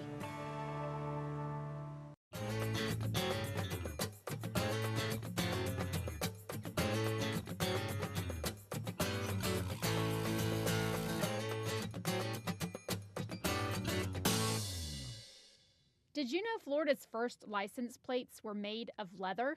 Plates made by signsmiths of wood and metal were also the norm back in 1906. Some drivers ordered plates by mail or made their own. In 1906, there were 306 automobiles registered in Florida. A fourth of them were in Daytona Beach.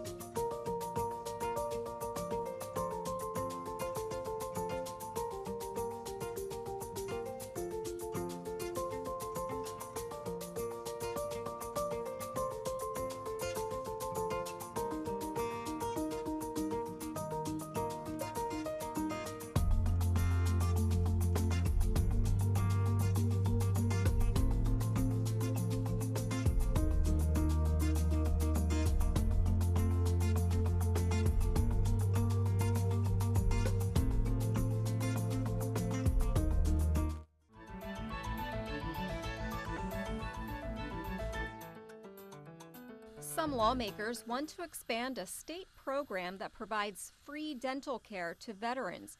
A bill approved by a Senate committee would expand eligibility for the program from those with incomes below 300% of the federal poverty level to those below 400%. It would also provide an additional $500,000 annually to serve those veterans. I think that if you are a veteran, you deserve good dental care. And if the only way that you can get it is through this program, then I feel like the onus and responsibility is on me and us to try to help as much as we can with that. But the committee chair voted against the bill, saying expanding the eligibility is a mistake when the funds aren't guaranteed. The possibility of taking away from our original effort that we took 3 years to get to of supporting our veterans that are in poverty levels or 300% or lower that need dental care could happen if we don't get the extra money. So we're going to erode away the program we worked 3 years to get to. So I'm going to be a no today. Senator Sharif said she's committed to ensuring that the program in place now is preserved. For the Florida Channel, I'm Rebecca Baer.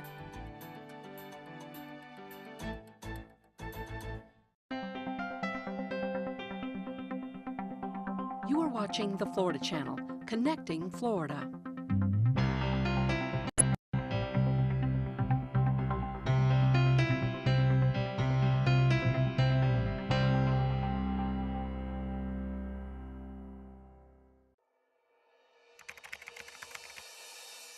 In 1988, Florida voters approved the creation of the Florida Department of Veterans Affairs. FDVA's mission is to advocate for veterans and link them to services, benefits, and support. Florida's population of veterans is one of the largest in the country. The agency's headquarters are located in Largo, with other offices in Tallahassee and Bay Pines. There are FDVA claims examiners at all federal and state VA medical centers and most of the VA outpatient clinics. For more information on the Florida Department of Veterans Affairs, you can visit floridavets.org.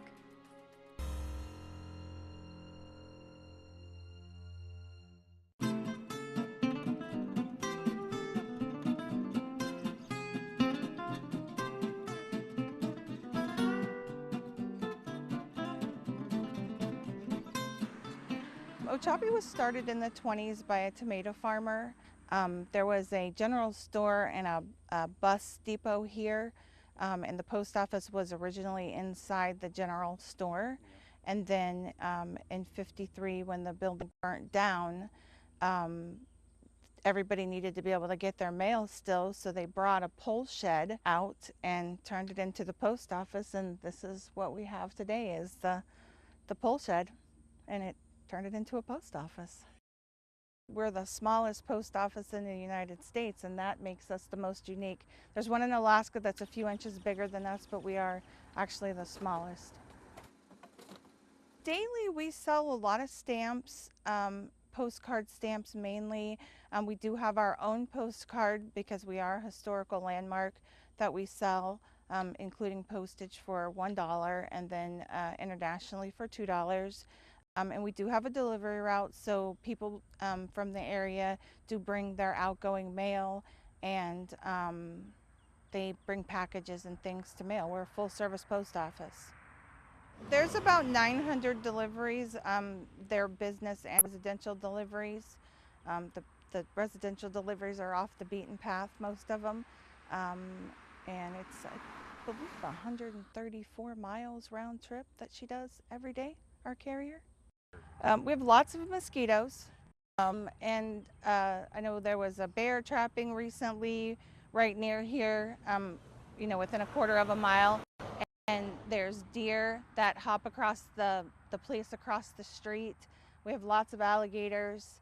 Like I said, we have deer, bear, we have possums, raccoons. I mean, you come out here, there's just no telling what you're going to see. We have a variety of birds and just a little bit of everything out here.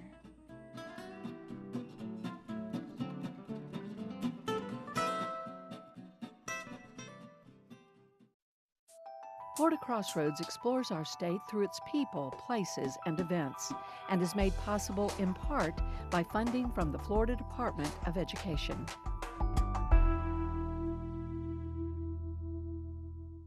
Sarasota, Florida has become a destination city for vacationers, retirees, and locals alike. It has also become an arts culture boiling pot that includes the 66-acre Ringling Museum under the governance of Florida State University, which acts as an overseer of the property. This also includes the FSU Center for the Performing Arts, which houses the Sarasota Ballet, Oslo Repertory Theater, and the FSU Oslo Actor Conservatoire. So come one, come all, as we take an in-depth look at the Ringling Cultural Camps on this edition of Florida Crossroads. We start with the FSU Center for the Performing Arts and the Sarasota Ballet, which is national and international acclaim to Florida due to the company's artistry from its dancers and vision of its leaders. The Sarasota Ballet was founded originally by Jean Widener Goldstein. It was really set up as a presenting company. So she would bring little groups in and they'd perform, I think, at the Opera House and stuff. And then she decided to found the company. When you look at the Sarasota Ballet now, as it were, a huge spotlight is on the ballet company, both nationally and internationally. In America, there are so many ballet companies, but we've created our own sort of identity, our own profile. And I think the DNA of the Sarasota Ballet is very much the respect and preservation of the history of ballet, the relevance of choreographers today, and the future. So in a way, that's the DNA of the company: respect the history, present today's choreographers, and be looking to the future. And we're a company that's here. We are the Sarasota Ballet. We don't just bring, dancers in from New York or wherever to perform in one show and then send them away. They're here for the whole season and years after that. The acclaim that the Sarasota Ballet has brought to Florida includes rave reviews from the Wall Street Journal to the New York Times. A more staggering claim to fame is that they don't always have the resources of the bigger ballet companies. You were the youngest company. I was the director with the shortest tenure, and we had the smallest budget. How did you make this possible? And I think by just our commitment and the way the audience and our loyal donors and fans are and how much they love the company, we've been able to lift the profile. We did Washington twice, we performed at the City Center in New York twice. So every time we step out of the state, you've not got just the pressure, as it were, of taking the company and representing the choreographer, but we're taking the banner of Sarasota and Florida with us. So whatever we do out of state really reflects on that. And we found by doing that, the amount of people that come and they travel to Sarasota to see the company, it's a benefit for not only the city but the state as well. So we've been very lucky in that we've been able to do that. Ballet is also a very demanding art form for the performers, both on the body and the mind. Due to the Sarasota Ballet's extensive repertoire, it showcases the music and athleticism of the dancers and brings a unique experience to Florida. To dance, it's really physically one of the most physical, almost sports. The way that the guys are jumping, they're lifting the girls, throwing them above their heads. So it's quite a physical thing.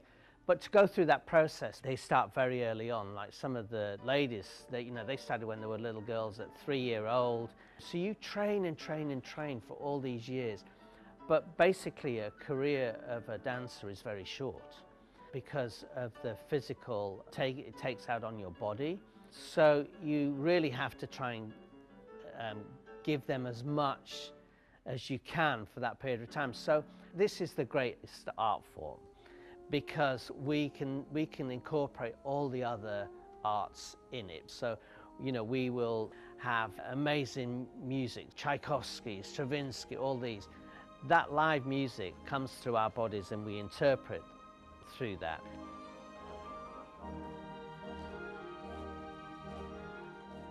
Another program that uses interpretation through music is the FSU Oslo Conservatory for Actor Training. This program within FSU's Center for the Performing Arts offers an intensive process that combines rigorous classroom training and professional production experience. We are a 3-year graduate training program in acting. The majority of students choose to come to graduate school for acting because they want to deepen their technique. They're looking to develop stronger professional relationships with artists, and they're looking to establish for themselves a technique that they can apply to any aspect of performance, whether that's film, television, or stage. It takes a lot of work, and very few people have the opportunity to do that when you're in an undergraduate program or when you're just out in the field trying to get a job for yourself. This is 3 years of isolation here in the building with a professional faculty and the Oslo Repertory Theater, which partners with us to make use of those students in their 3rd year of training so that the students actually apply all the skills they've developed while they're working on the Oslo Rep main stage. Beware, you'll scuttle the ship, and the devil will drag you under. By the fancy tie around your wicked rope, sit down, sit down, sit down, sit down, sit down. You're rocking the boat. It's very intensive. The students come from all around the country and, frankly, in recent years from around the world. And they really have to give up their lives and isolate themselves here for 3 years. Jersey, just as fast as any person can go.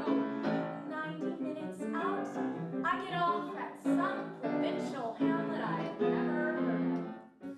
This program was initiated by the Florida State University School of Theater in 1968 and eventually moved to Sarasota in 1973 in what is now a long-standing relationship with the Oslo Repertory Theater. After a period of time, Oslo Rep broke off from Florida State and became its own separate 501c3 business. But the conservatory remains a satellite program with Florida State University. So our faculty are all faculty members of the theater department in Tallahassee. Our building is supported by, and our salaries are funded by FSU. But we remain in place to work with the Oslo Rep now as a separate organization. With the congruity between the FSU Conservatory and Oslo Rep, it allows for the students to get a comprehensive training experience. The auditioning process alone is very selective, but each year students are challenged more and more to be prepared for a career in acting. We travel around the country, New York, Chicago, and somewhere on the West Coast, LA or San Francisco every year. We spend 3 or 4 days in each city, and we audition usually over 1,000 students, and we take 12 a year. We also have separate auditions that are held here in Sarasota. It's very competitive. Our feet on the solid ground and hope is in the air. America!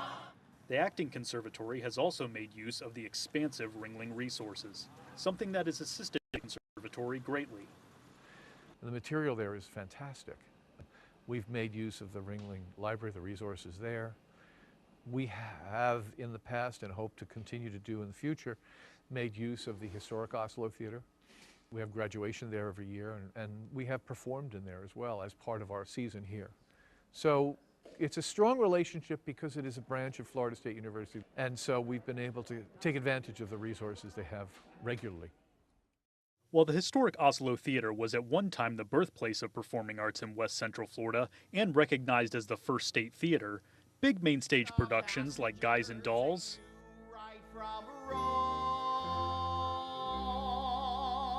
to Evita, are now performed across from the Ringling Gates in the Oslo Repertory Theater, which received its name from the Italian city and its beautiful countryside hills. Well, the history of the Oslo, it is over 60 years old as an institution. It is a Lot B theater, which is the League of Resident Theaters, the professional organization for the United States. We have a $12 million annual budget. We are the largest residential repertory theater company south of Atlanta in the United States. We are a major cultural anchor of the community of Sarasota, and we are considered a major theater company that produces a high level of professional work, mainly using actors and artists from New York and Chicago.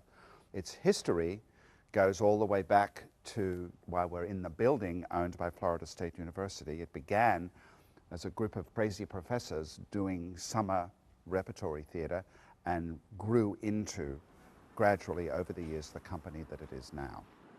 Sarasota has become a premier destination for the arts, especially for people visiting during the winter months where the weather is ideal. The model for the Oslo Theater is a more traditional model, separating it from the other theater companies. To understand what we do, what is our cultural and artistic identity, we are one of the only true repertory theater companies in the United States, and that means that we assemble an acting company who will do at least 2 productions at the same time, so that if somebody comes to Sarasota for a week period when we're at the height of season, they could see 3 plays in that 1 week, with sometimes the same actors. We usually do 4 shows, 4 productions in what we call rotating repertory. It is the most traditional way theater was done. That's how the Greeks did it, it's how Shakespeare did it, it's how even the French did it. And it was how it was done in the United States for the longest time, until it became an untenable model financially. Works for us because Sarasota is a destination town. Many people come here for 3 to 6 months of the year, and they are motivated to be here because they love the arts. Sarasota is on the cutting edge of retirement. We have one of the highest concentrations of the performing arts per head of population of any city in the United States. People choose to be here because they want to be consuming the arts. We create everything from scratch here, and the kind of work we do and how we attract artists of the highest caliber, say we do a revival of a classic play or a brand new play or a revival of a classic musical. What we give these artists the opportunity to do is to create an entirely new production, a new way of thinking about this work.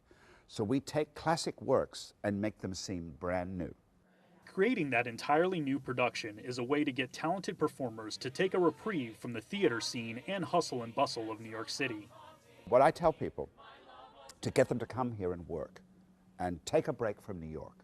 Come here, you will leave having your artistic motor revived, and you'll be physically healthier as well. Every year an acting company, we basically assemble a company that will come in and be in residence here for 5 months and create and be in at least 2 productions and do them in rep and enjoy this community, enjoy living in this community, enjoy the housing that we provide. Come to an artistic getaway is really what we offer people. Our audiences understand that that's what's happening, that they're getting work at the same level that they would see in New York or London, and they're maybe getting a little bit more of a risk that commercial producers cannot take. The FSU Center for the Performing Arts continues to be a source of success in its artistic endeavors for Florida and Sarasota. John Ringling is one of the individuals who had the vision all those years ago to bring arts to the area, and it all started with the circus. John Ringling built his palatial home, had the circus winter here. They built their houses, they built their homes, and for 50 years they went on tour around the country, basically created a touring model that the US Army imitated. When they started having to take troops to World War I, they didn't have the infrastructure to do that. They studied the circus to figure out how to do it. Next, we head to the Cadizan Estate. It was built on what is now the 66-acre bayfront property of the Ringling Museum. This is a place visitors frequent from all over the world to see its remarkable architectural design and history. Cadizan is the winter residence of John and Mabel Ringling, and the home was built from 1924 to 1926. It was designed by the New York-based architect Dwight James Baum, who was known for creating beautiful country homes and suburban residences in New York and Florida. And the design of the home is in the Mediterranean Revival style that combines a range of eclectic influences from Venetian Gothic to Italian Renaissance, as well as different historic eras from Spanish and Moorish design and a number of other Eurocentric influences, and it combines to make a uniquely American home. The home is 36,000 square feet, and on the first floor you have the principal rooms for entertaining. So you have the dining room, breakfast room, ballroom, and great hall, and also an entry reception room and lounging room and a solarium. And those are all public spaces where the Ringlings would have entertained guests, including celebrities from the entertainment industry, politicians, as well as family and friends from all over the country when they were here during the winter months. And then on the second floor you have the primary bedroom suites for John Ringling and Mabel Ringling, as well as a number of guest bedrooms. The third floor has a playroom, which has a beautiful ceiling mural that is a design based on Venetian Carnival vignettes. And then on the fourth floor, tower bedroom, that's another guest bedroom. And then the fifth floor is outdoor viewing area. It's the Belvedere Tower. So you can take in all the views of Sarasota Bay. John and Mabel Ringling had been winter residents of Sarasota for a number of years when they decided to construct their dream home. They wanted it to be an arts beacon for the Sarasota area and its future. Well, Cadizan is basically a symbol of the Ringlings and their vision for Sarasota. So when they first came here in the early 1900s, it was a very small, remote town on the water, and there wasn't much here in terms of amazing architecture in this style. And so this house was meant to really show people what Sarasota could become during the land boom of the 1920s. So there was a lot of real estate development that John Ringling was involved in, and a lot of art collecting going on during that period, and they wanted to create their art museum and establish it as their philanthropic legacy and give it to the people of the state of Florida. They originally bought this waterfront estate in 1911, and there was an existing house here. So they lived in that home for winters for a decade before they approached the architect, Dwight James Baum, to design a new winter residence. And this home represents their aspirations. They really wanted to make a statement and have a showplace for entertaining. And obviously it's a very impressive home with many ornate decor and furnishings. The Cottazon, with its decor and architecture, is a sight to behold, and Mabel Ringling played a big part in that. She kept an oilskin portfolio of postcards, sketches, and photos she collected on her travels that provided the inspiration for the home. Her involvement was so great that in the original architectural plans it was called the Residence of Mrs. John Ringling. People are drawn from all over the world to see the incredible layout of the home, both indoors and outdoors. I would say people are really taken aback by all of the beautiful terracotta details that you see on the facade that are unique to this home. All of that terracotta ornament was specially made and custom made for this house by a firm known as O.W. Ketchum Terracotta out of Pennsylvania. And the beautiful terrace facing Sarasota Bay is a beautiful marble terrace, and that is also a very special space that people love to take their photos at in front of the house, and we do a lot of events like weddings there today. It's just a really stunning backdrop. The multicolored window panes that you see throughout the house were an original part of the design, and that multicolored aesthetic just adds to the flair of the home. But we have had to do restoration of the windows over the decades, so a lot of the glass has been restored to replicate the original historic glass, but that definitely is a unique feature of the home to have that colorful effect. Next on the campus, we head to another crown jewel, the John and Mabel Ringling Museum of Art. Established in 1927 and under the governance of Florida State University, it is regarded as the State Art Museum of Florida. It houses art collections from all over the world, with styles in their galleries ranging from Baroque to Classical to Renaissance. The original 21 galleries were built between 1927 and 1929, and that was at the design of John Ringling. Later on, additional galleries were added on. We have the Searing Wing, we have the Monda Gallery. When you are in the fabulous courtyard, which is overseen by the big statue of David, you see a little bridge, and the galleries on the front side of the bridge are the original galleries, and the ones behind the bridge are the ones that were added on later. We also have an incredible Center for Asian Art that you can't miss. It is a magnificent jade green cube. Really neat stuff in there. The Searing Wing and the Monda Gallery we use for either traveling exhibitions, and we also display contemporary and more modern art in those areas. Right now we are in Gallery 21. Gallery 21 has some incredible features. The frieze around the top, there's a magnificent fireplace mantel and a door surround, which were actually repurposed from the Huntington Mansion in New York City. Behind me is a painting by Benjamin Constant. It's of Emperor Justinian. Just an incredible work. It was recently refurbished, and thankfully a wonderful donor provided funds to purchase the frame, and it's now here for everyone to see.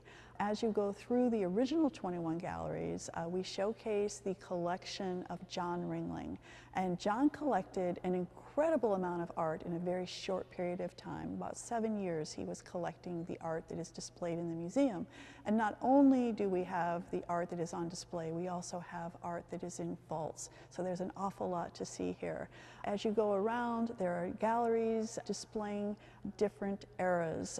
There's a French gallery, there's a British gallery. The British gallery has some incredible silver displayed in it. And when you come all the way back around on the other side of the museum in galleries 1 and 2 are our Rubens collection. And those are truly the jewels of the Ringling collection. They are magnificent, humongous paintings from the workshop of Peter Paul Rubens. There are also a whole host of other sights to see on the Ringling campus, from the beautiful gardens to one of the reasons many know the Ringling name, the circus. From interactive areas to illustrious historical archives and artifacts you can see and touch, it is all what makes this such a unique and important place to Florida. When you arrive here, the first thing you see is the gatehouse, and that's the original gatehouse that was built for the Katazan mansion in 1926. And so if you were a visitor coming to see the Ringlings, you would have been driven right through there. Well, you can't drive through it anymore because behind that now is the McKay Visitors Pavilion.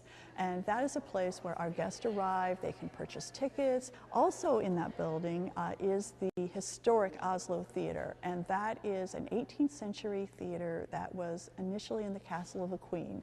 In the 40s, the first director of the museum, Chick Austin, purchased that for $9,000, had it shipped over here and reinstalled. And that is actually its third location here at the Ringling. The room that we are in right now is where the historic Oslo Theater was originally installed. And it seats 275 people. We have our own art of performance season, which is wonderful that people come in for that. We have a summer circus in there, and then we occasionally have other community groups that come and do performances in there. Also in that building is the Kotler-Colville Glass Pavilion, and we have an incredible collection of glass, which is curated by Marissa Hirschon. It changes out from time to time, but it's a really great place to start your visit to the museum.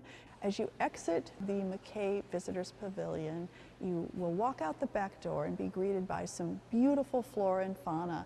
We have multiple gardens here on property. It kind of pays homage to the fact that Mabel Ringling was a wonderful gardener. She was actually the first president of the garden club here in Sarasota. And so on the property, we have Mabel's Rose Garden, which was one of her first projects here. She had traveled extensively in Italy, and rose gardens there were planted in the shape of a wagon wheel. So that is what she replicated here. It's one of the oldest living rose gardens in America. We also have the Secret Garden, which is a beautiful little place. It's also the final resting place of John, Mabel, and John's sister, Ida Ringling North. So you can see their grave sites back there.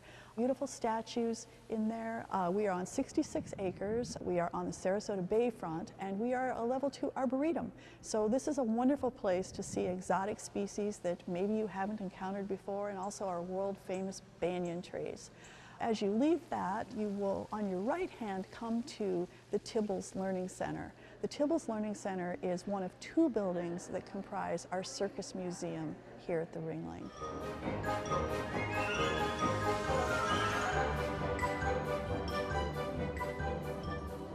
The Tibbles building houses a beautiful mural called the Greatest Show on Earth mural, which highlights many of the circus stars of modern day circus.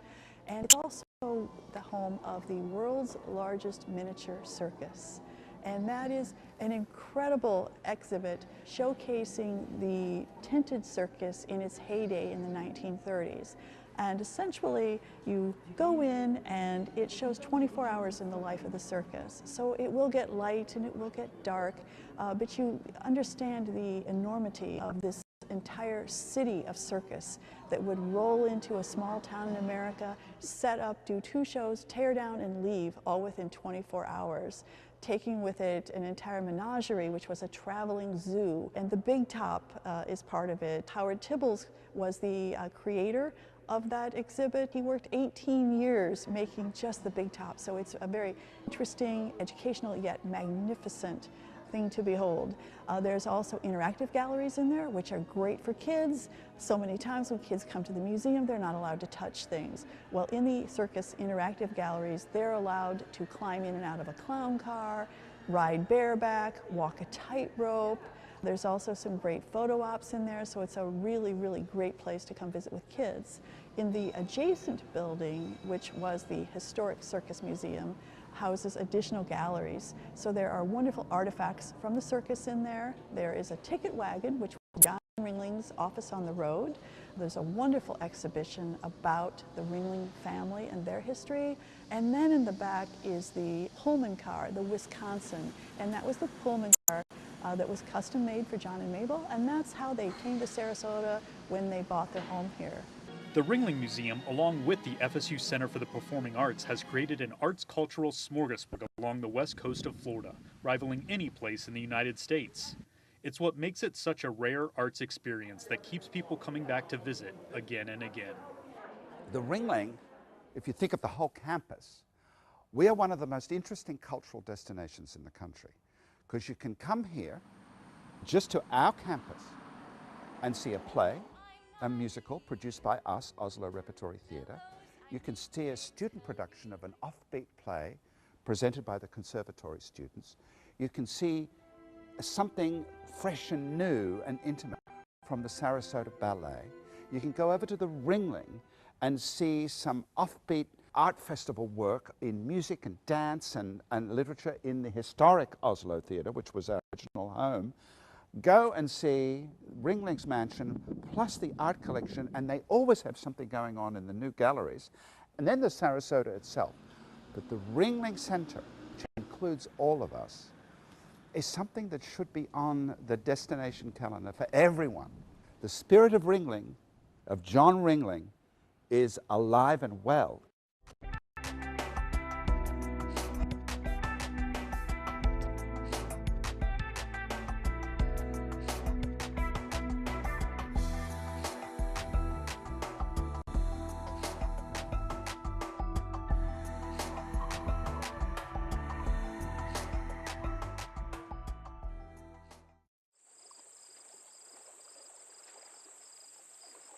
You are watching the Florida Channel, connecting Florida.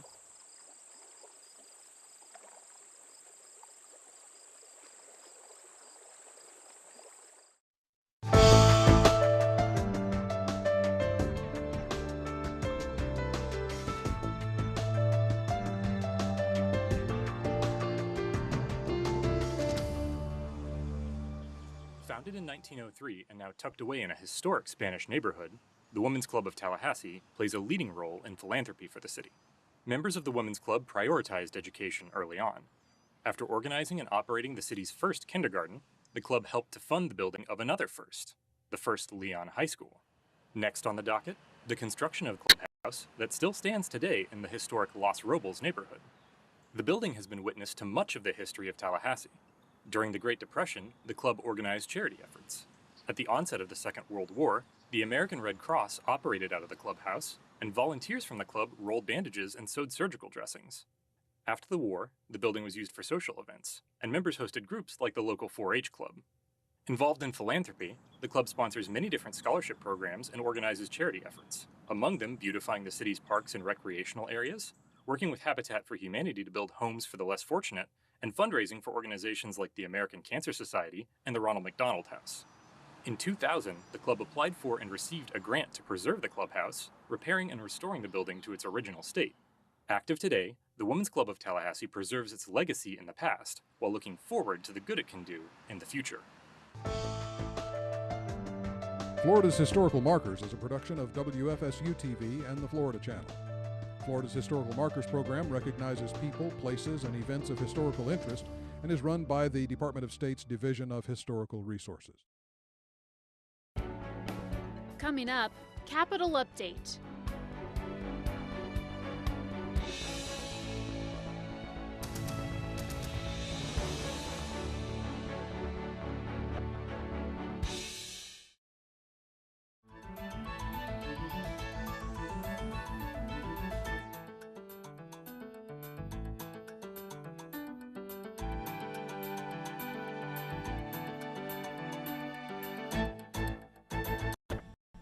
Welcome to Capitol Update, your review of state government for the week ending Friday, October 31st. I'm Rebecca Baer. It was a wild weather week in Florida and the Caribbean. 2 tornadoes hit Mexico Beach, flooding tore up streets and property in central Florida, and many kept a close watch on the Caribbean, where a powerful hurricane was churning. Several RVs are ready for the scrapyard after a tornado with winds of up to 100 miles per hour damaged them before sunrise Monday. All of a sudden, it's like the wind just picked up and just, boom, rolled us over. In hindsight, Mike O'Mara says he and his wife should have moved to their truck when he got the alert, instead of hunkering down in their travel trailer. So you're rolled over. We're trapped inside. And then what happens? What do you do? Well, Dawn was hurt pretty bad, so she was sitting there, and then people came around and broke out the window and got us out. A second, weaker tornado struck an area just west of the RV park. For some residents, the weather might have been a reminder of what happened 7 years ago when Hurricane Michael decimated much of Mexico Beach. When things like that happen, it rattles you a little bit. Thankfully, this was a small, isolated incident and nothing major. State Representative Griff Griffiths, who was a Bay County commissioner when Hurricane Michael hit, also surveyed the damage at the RV park and across the street at the El Governor Resort, where the tornado blew the roof right off. The El Governor Hotel. The El Governor is a staple in Mexico Beach. It's been there for decades and got beat up really bad during Hurricane Michael, as they probably were the epicenter of the landfall. Just reopened a handful of years ago after a total renovation, lost their roof. Sadly, their roof was peeled off. I do believe, based on what they're saying, is that they're going to get back operational very quickly. So hopefully just a few weeks down for some repairs. He praised local responders for how quickly they were able to upright the RVs, clear debris on the road, and get the power back on. Meanwhile, Lieutenant Governor Jay Collins and state emergency officials went to Central Florida, where in some areas a storm dumped 19 inches of rain, causing flooding and sinkholes. In Mount Dora, a road to and from downtown collapsed. FDOT crews and water pumps were deployed to the area. I'm being hopeful that they're okay. And on Wednesday, Representative Lisa Dunkley was awaiting word from family members in Jamaica. She was born and raised there. The country was devastated this week by Hurricane Melissa, the strongest hurricane so far this season. We are a community of people that just care about each other outside of that. And I know of people who are directly there. They too, their whole town is gone. All the buildings are down. Everything that they knew as a child is gone, or their community as they know it is gone. So I'm concerned for those people too, and my heart and my thoughts are going out to them. At least one organization in Miami started shipping supplies to Jamaica before the storm hit. Dunkley said some businesses in her district are also taking donations. Representative Omar Blanco also called for Florida search and rescue teams to be deployed to the country. Delegation meetings continued around the state as lawmakers met face-to-face with their constituents to discuss issues like flood control, judicial salaries, and transparency in private schools. We have team coverage, starting with Capitol Updates' Mike Laquia.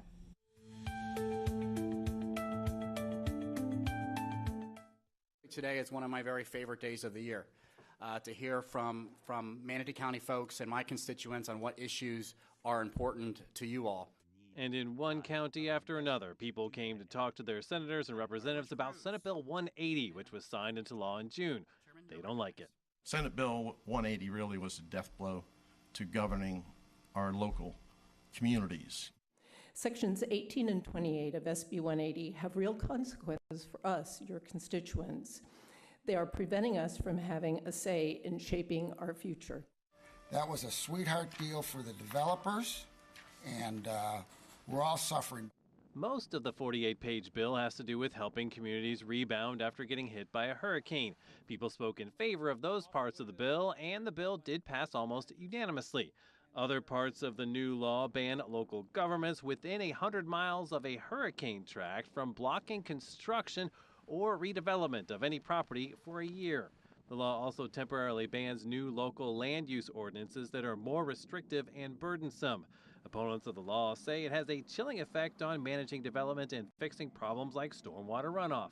We recently have watched our river flood ranches and homes, not just from rainfall and hurricanes, but because of construction, dredging, and vegetation removal that have altered the river's natural flow.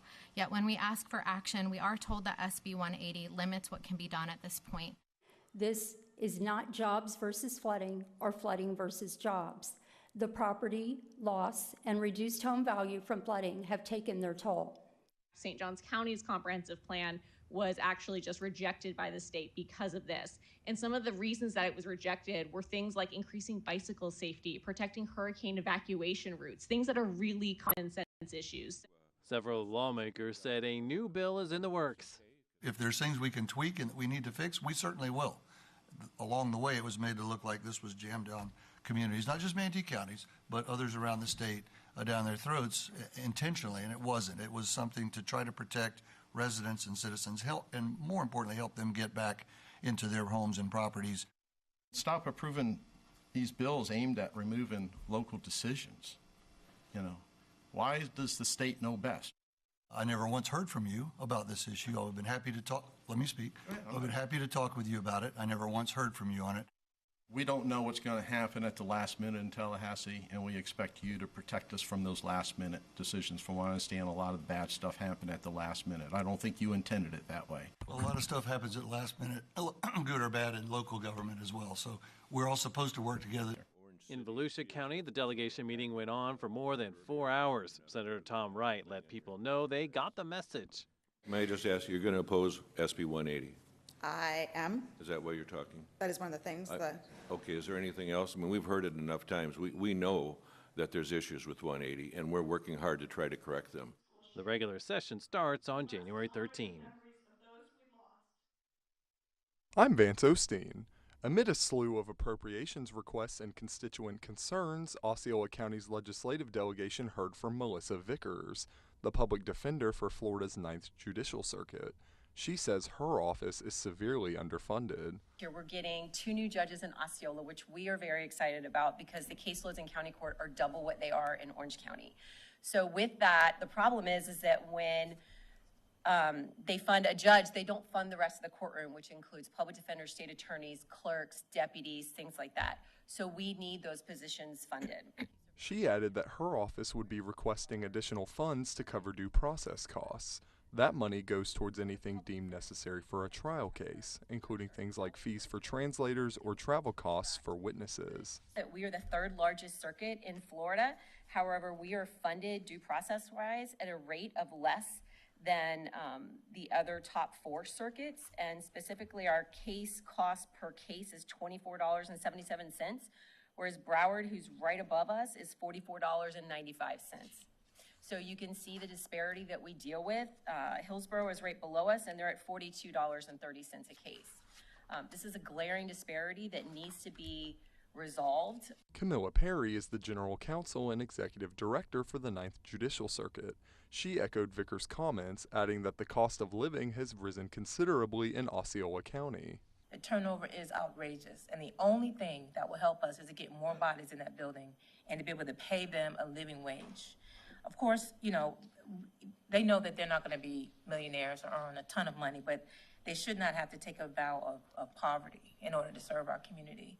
And the only problem that really is intensified is our victims who are in danger of their crimes not being properly prosecuted. The 9th Judicial Circuit is one of 20 in the state. It covers all of Orange and Osceola counties. They weren't the only judicial circuit requesting more money. 3rd Circuit Public Defender Cliff Wilson said attracting new talent to Columbia County has been a challenge. For every job that I have filled, I've had one applicant. Y'all have done a great job in getting money up, getting those salaries up, but we still struggle. My most recent vacancy, I have not received a single qualified applicant for that full-time position. In June, the governor vetoed over $3 million in allocations to fund the public defender's competitive area differential pay. That money would have gone toward raising the pay for public defenders in several judicial circuits across the state. This budget, you know, they kind of play some games. There's kind of like here's the budget number, but then they put spending in the back of the bill. I think you just got to count both.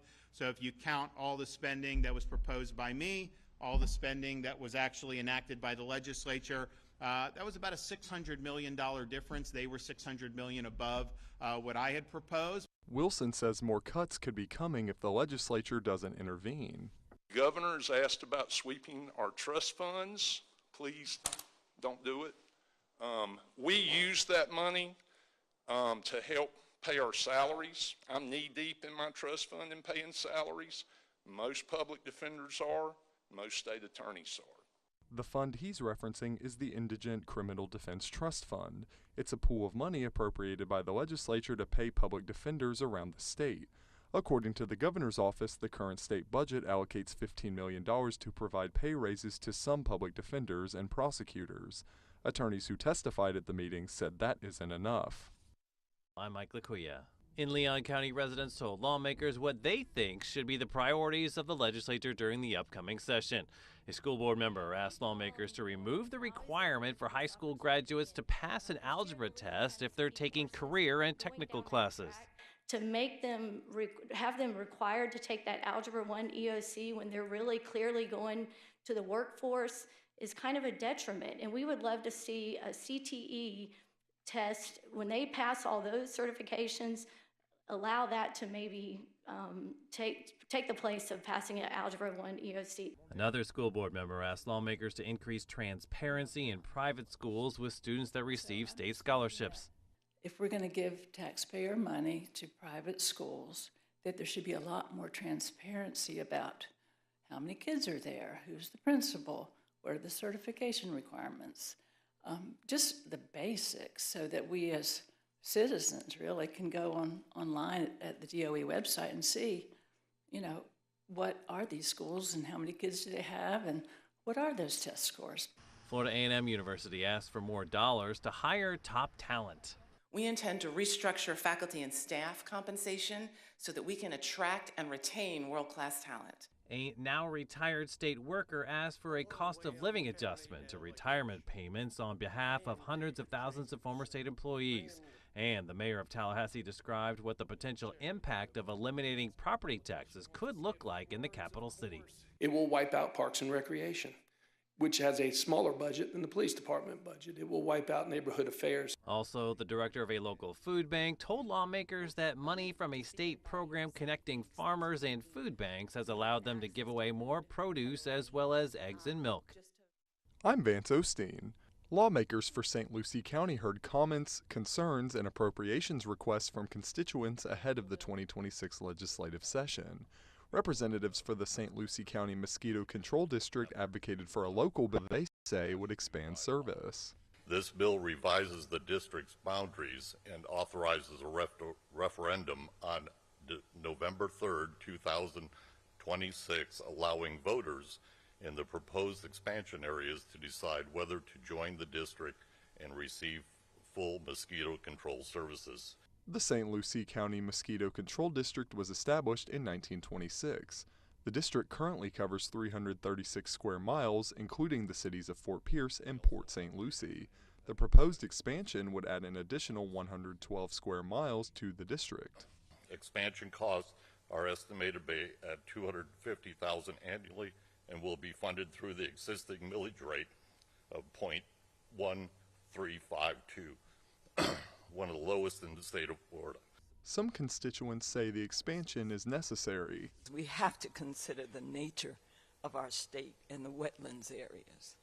So whatever we can do, and the citizens, when they pass this, and I do believe they will, as they've done other needed services, we ask your support in it. Lawmakers voted unanimously to move the bill forward. Representative Dana Trabulsi will carry the bill in the House. Local officials said conversations around property tax reform should consider the impacts on services like those offered by the Mosquito Control District. In St. Lucie County, property taxes are not an abstract concept.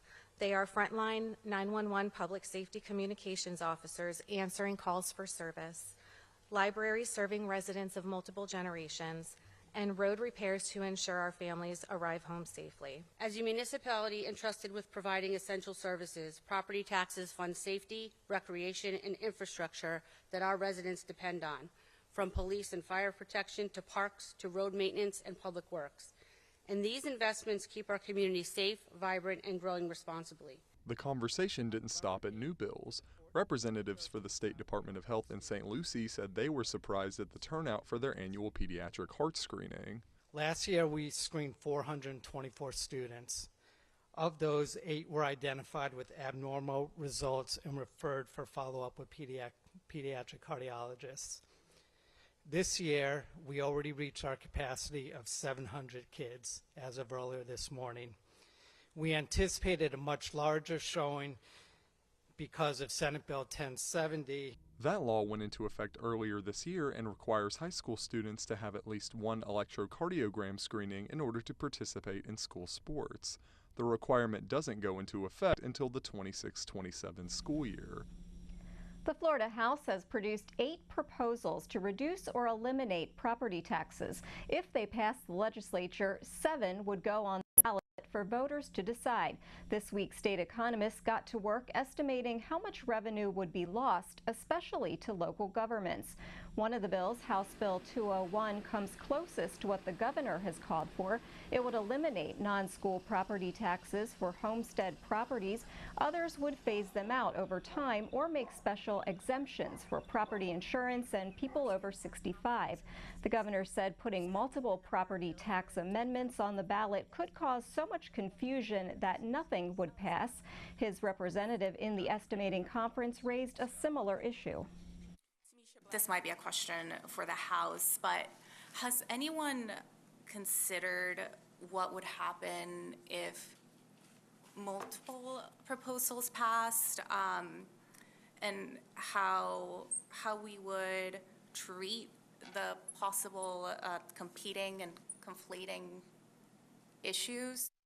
I think in the past, for example, with like sales tax holidays, the conference has adopted an impact for a certain holiday, recognizing that there might be overlap with something else, and then deciding that, you know, when we got the measures, we would know what had passed and we could try to reconcile it. I think at this point, if we tried to tie all these together, we'd end up with negative indeterminate for everything. For House Bill 201, they came up with a revenue impact the first year of more than $14 billion, but chief economist Amy Baker said that estimate will probably change by the end of the year after they get millage updates from local governments.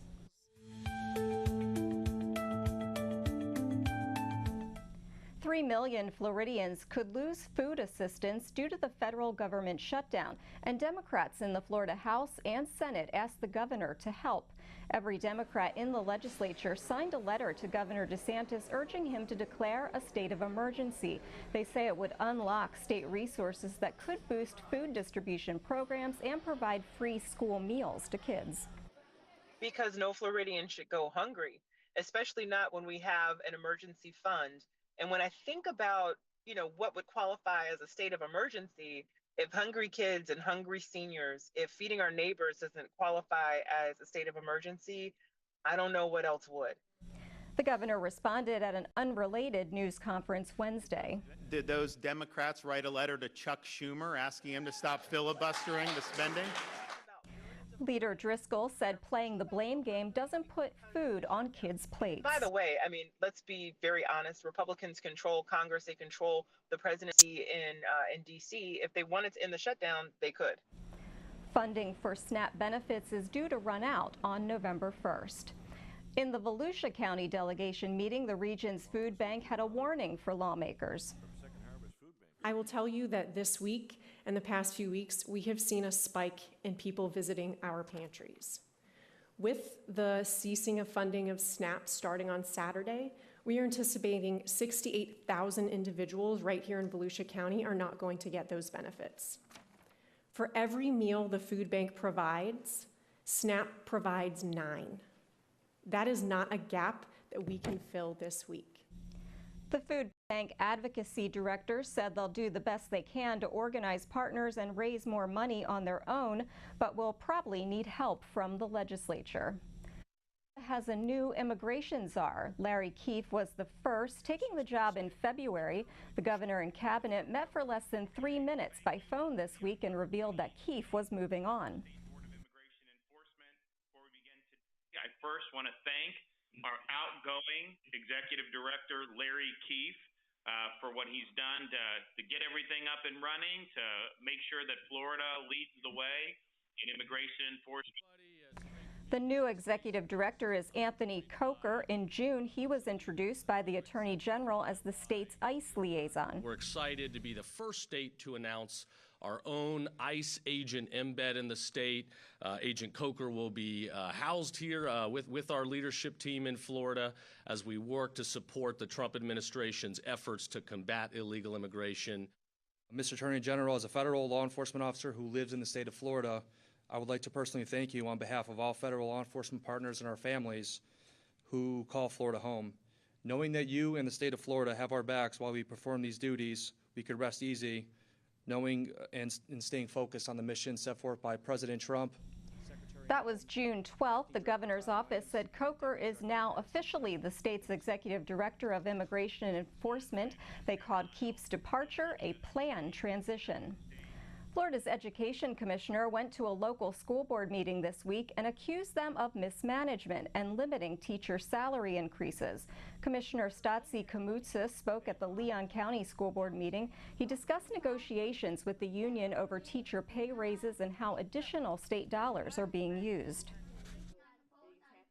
It appears that much of this funding is being used to support executive pay raises rather than classroom instruction. In fact, several administrators at the district level received raises exceeding $10,000 annually. Leon County also maintains a disproportionately large executive and administrative staff compared to other counties. Earlier in the week, the school board chair gave local lawmakers a breakdown of the extra salary dollars. This year, as you know, it's been all in the news that our district received $1 million, and which we're always thankful. But as you know, when you spread it over several thousand teachers, it comes to a little less than $500 a year for our teachers. So when you break that down a month, it's between $40 and $50 a month. Superintendent Rocky Hanna told the Tallahassee Democrat that the commissioner was trying to make a public spectacle and never tried to talk to him on the phone about these issues. High school students around the state have the chance to win big money through Florida's Civics and Debate Initiative. The governor announced that winners of the Civics and Debate Initiative state championship will earn thousands of dollars in scholarships to go along with their trophies. He added that the championship trophy would be named after political commentator Charlie Kirk. Because of private donations to the Florida Education Foundation as well as Florida Prepaid, we are going to be able to award the winner of the Kirk Prize a $50,000 scholarship.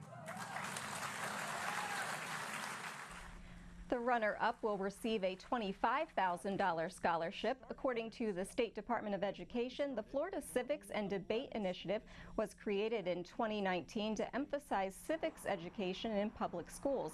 The governor says the State Civics and Debate Championship will be held next April at New College in Sarasota. Visitors to the Capitol these days will find some new exhibits on the lowest and highest public levels of the building.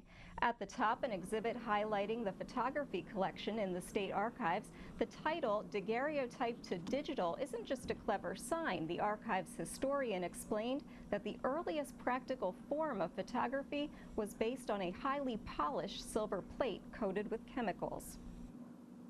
Your digital image sensor, if you have a digital camera and you care to take off the lens, you'll see the sensor inside. It's just a really highly polished mirror. It sounds kind of familiar. That's a daguerreotype in its own way. It's a mirror that can keep what it reflects. So the technology has changed entirely. We're not even talking about chemistry anymore, but it's still the same idea.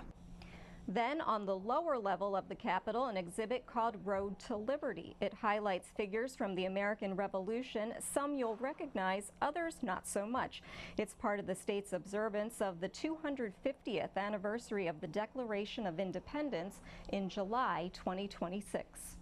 Now here's a look at some of the other developments in state government this week.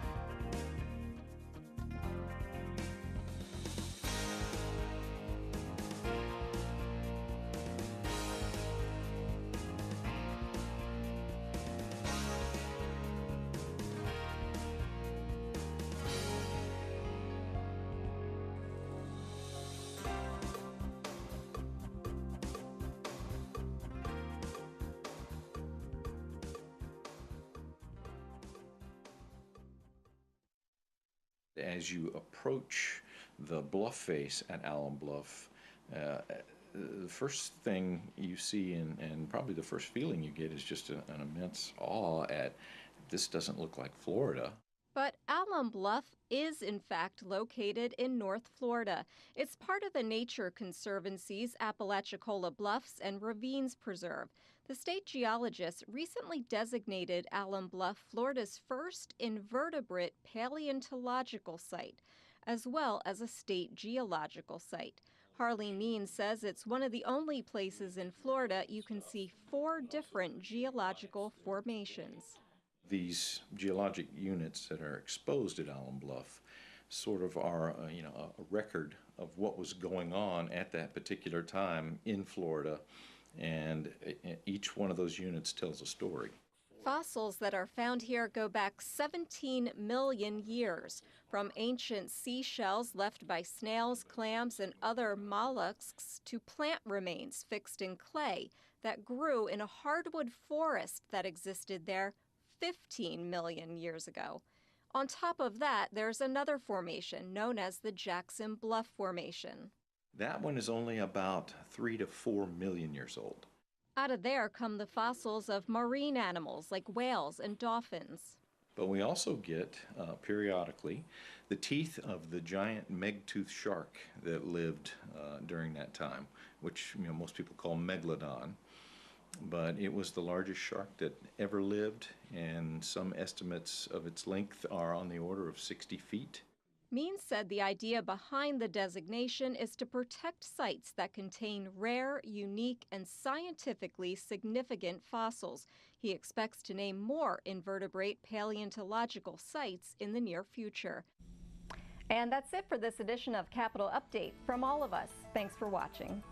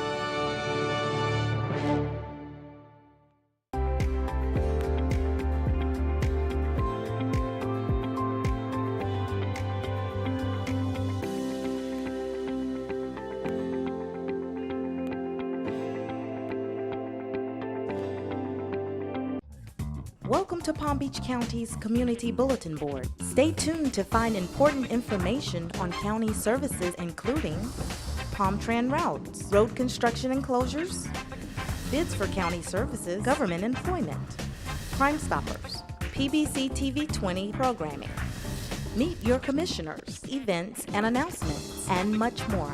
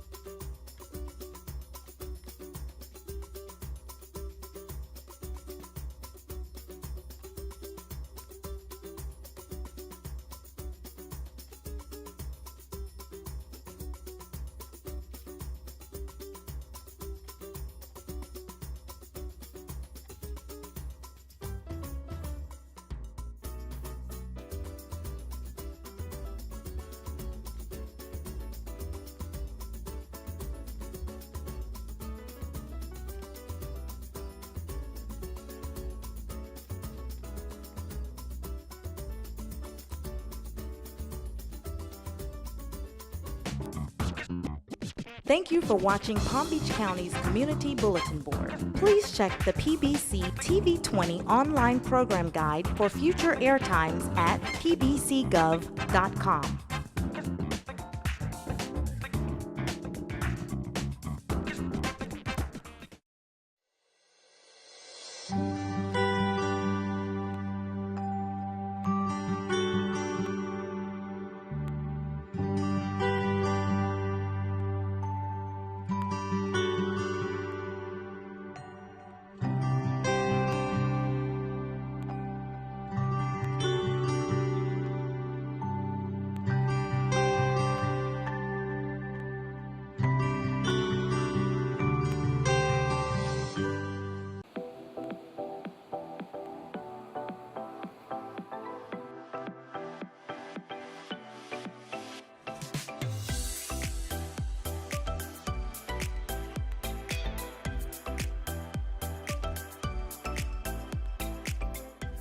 Hello from your Palm Beach County government in downtown West Palm Beach. My name is Leilani Yin, and I have the pleasure of working for Palm Beach County in human resources and as a host for PBC TV 20. I'm thrilled to be bringing you a video series that highlights departments throughout Palm Beach County, and we'll be hearing from a variety of them. Parks and Recreation, libraries, Office of Community Revitalization, just to name a few. The goal of this series is to provide you a clear understanding of county operations by highlighting our departments and the array of services we offer you. So here we go with Know Your County. You ready?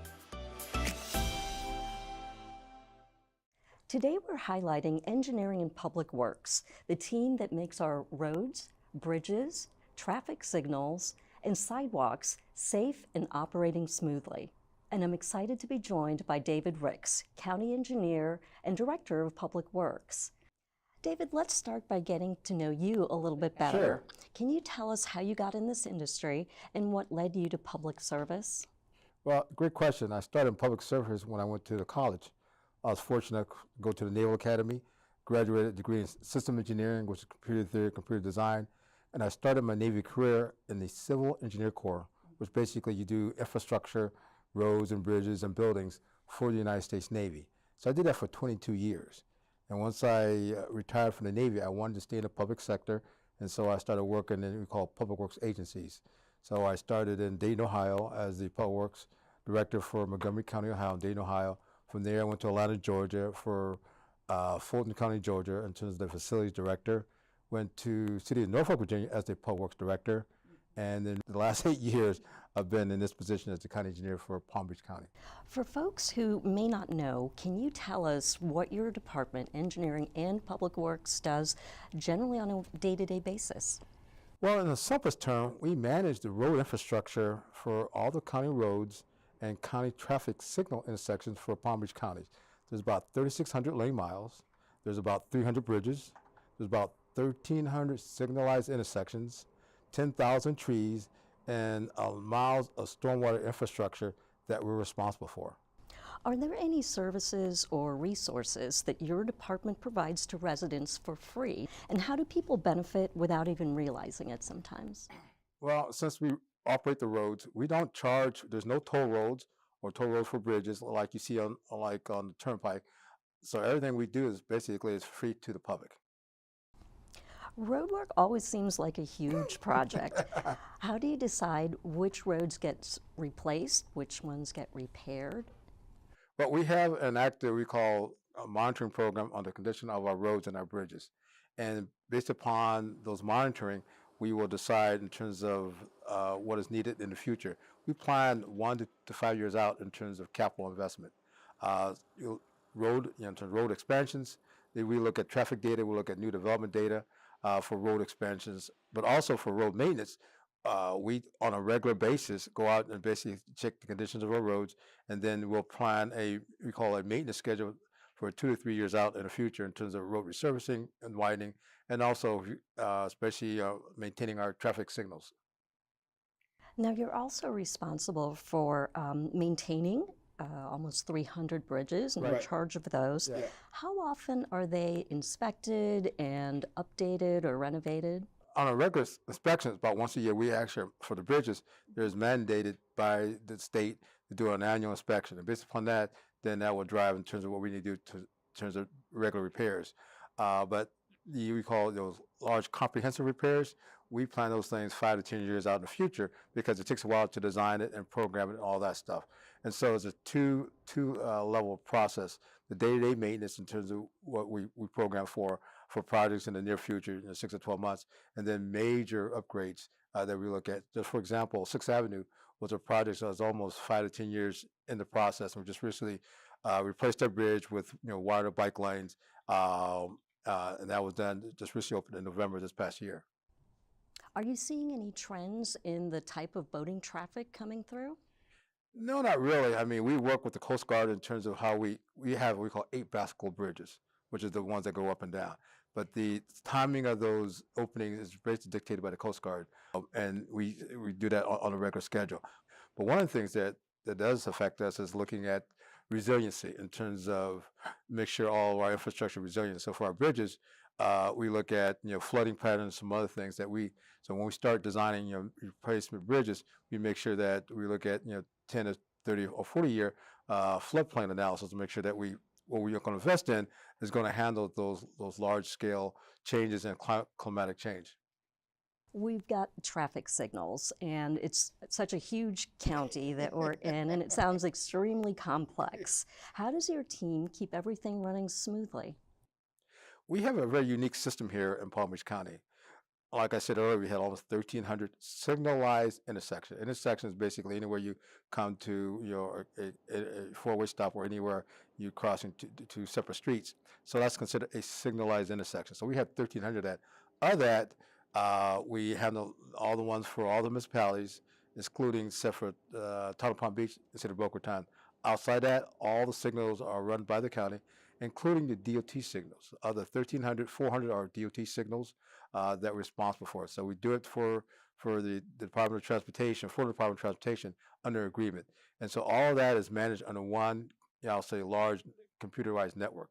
And so we have tactical staff and engineering professionals that look at screens and monitor on a regular basis. So if there's a major incident, whatever, we adjust the signal timing.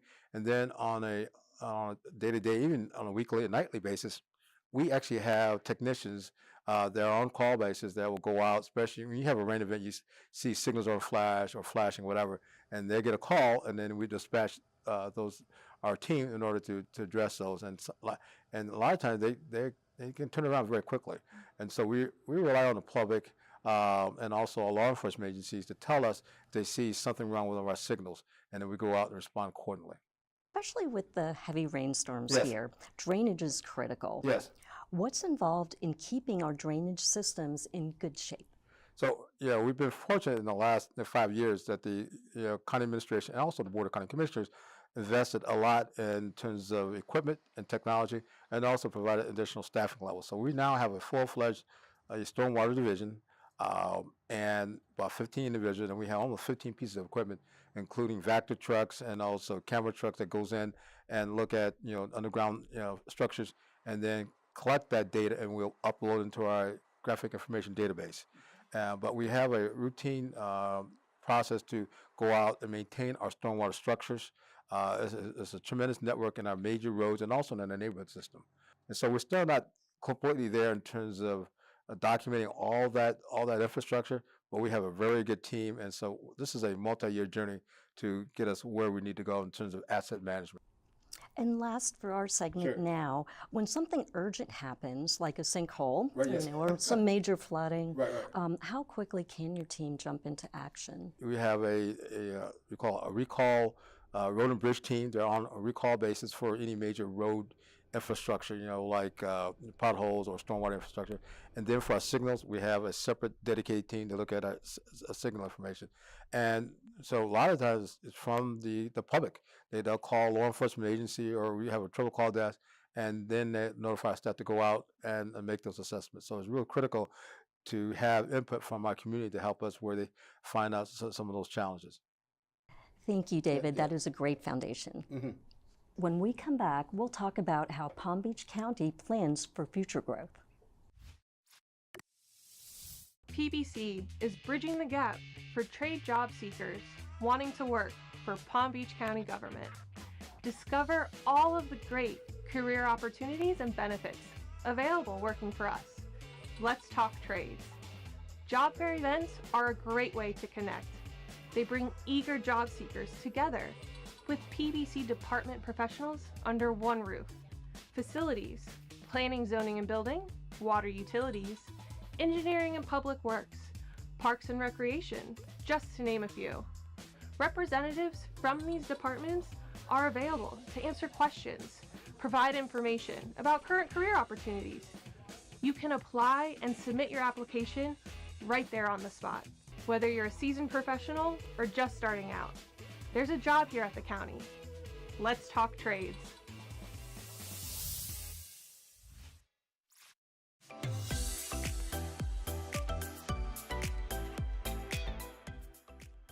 Welcome back to Know Your County. I'm here with David Ricks, Right. Director of Palm Beach County Engineering and Public Works. We're going to switch gears a little bit now and talk about how the county is preparing for future growth and planning for it.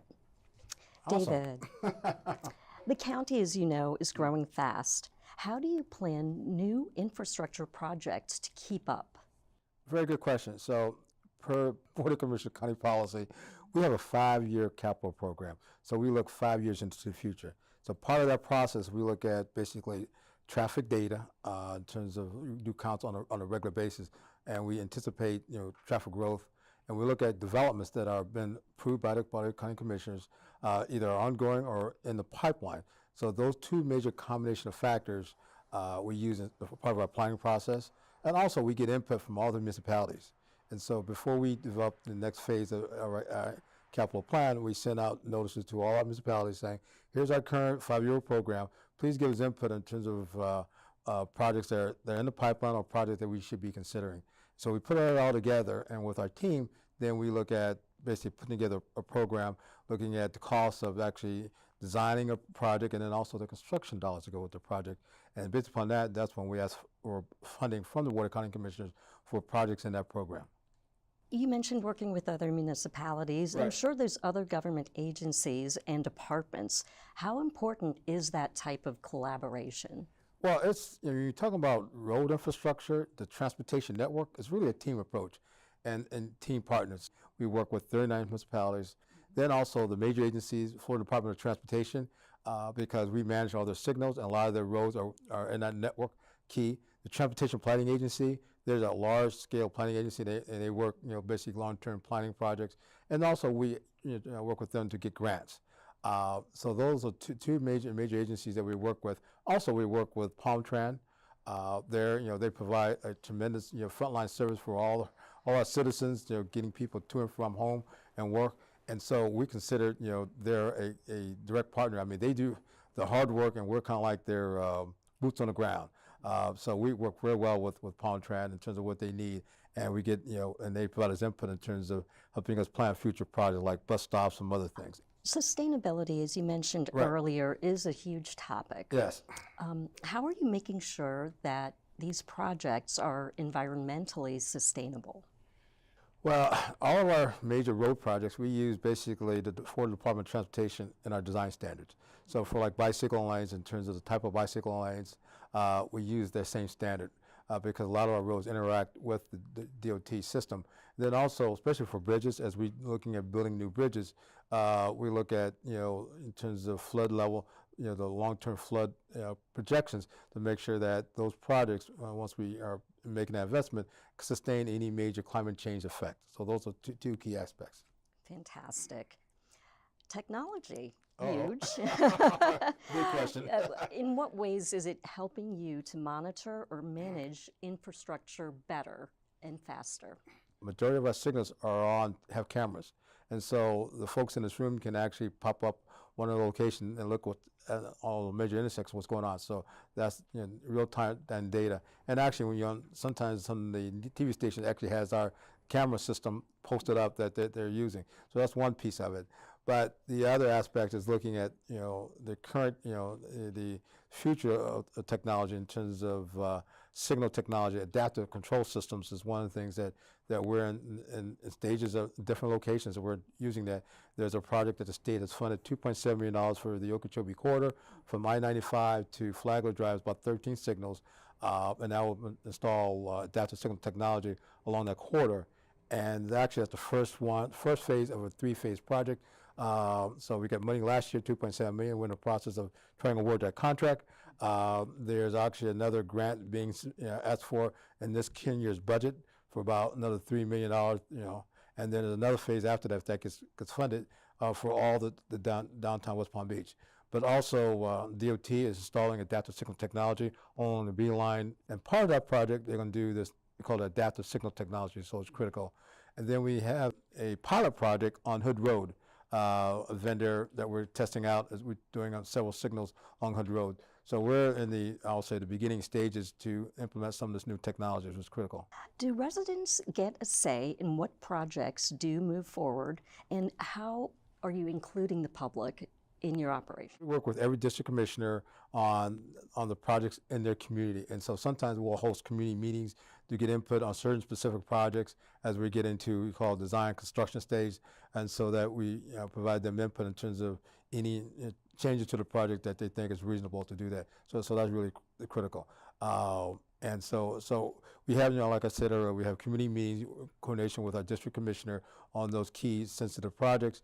And then also as part of our 5-year capital program, we actually will send out a draft of last year's program to all the municipalities, mostly the engineer types, saying, hey, here's what we're looking at, and please provide us input. And they will give us some guidance in terms of the things we should be considering.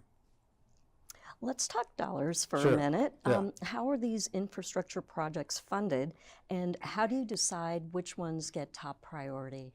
We get about $35 to $40 million of gas tax every year, and that's what we use. Plus, we charge fees for builders building major projects, development in that area. So impact fees, gas tax, and also we call ad valorem through the budget process. So a combination of all three is our funding mechanism for these projects. But in terms of priority, we look at what's we call the greatest need in terms of looking at traffic. If there's depends upon traffic flows and traffic needs, that's what we'll take a look at. And we also look at the age of the infrastructure.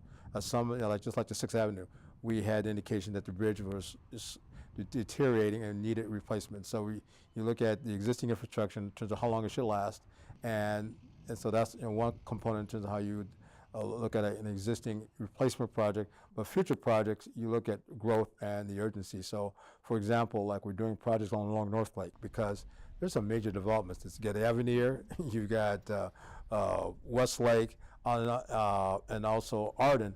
All that, there's a lot of traffic in the western communities. And so we've got projects in the pipeline to try to address some of that traffic.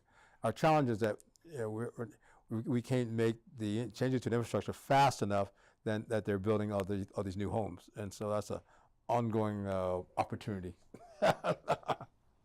Understood. Looking ahead, what Yes. do you think will be some of the biggest challenges for your department? Palm Beach County is a very popular place. And so every year people are moving here on a regular basis. But it takes years to build, basically do major repairs or do major road improvements. And so we're always behind the 8 ball on that. And so trying to keep pace and balancing where we should spend those limited dollars in that fiscal year so that we have those critical areas are underway. But I would say that our challenge is to try to keep the infrastructure in pace with all the development that's coming along. Absolutely. David, very interesting stuff. Appreciate that on this segment. Don't go anywhere. When we come back, you'll hear about some exciting innovations and what the county has in store for our infrastructure. Stay with us. I love spending time with Junior out on the water. I love taking a morning stroll with my sweetie. We love building sandcastles together. Preserve the environment you love for the people you love by recycling right.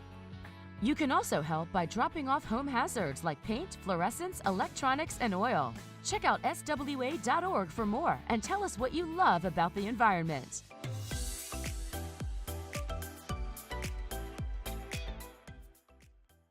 Welcome back to Know Your County. I'm here with David Ricks, and now we're looking ahead to see how infrastructure is evolving. Okay. Are there any projects recently completed or underway that you are especially excited about?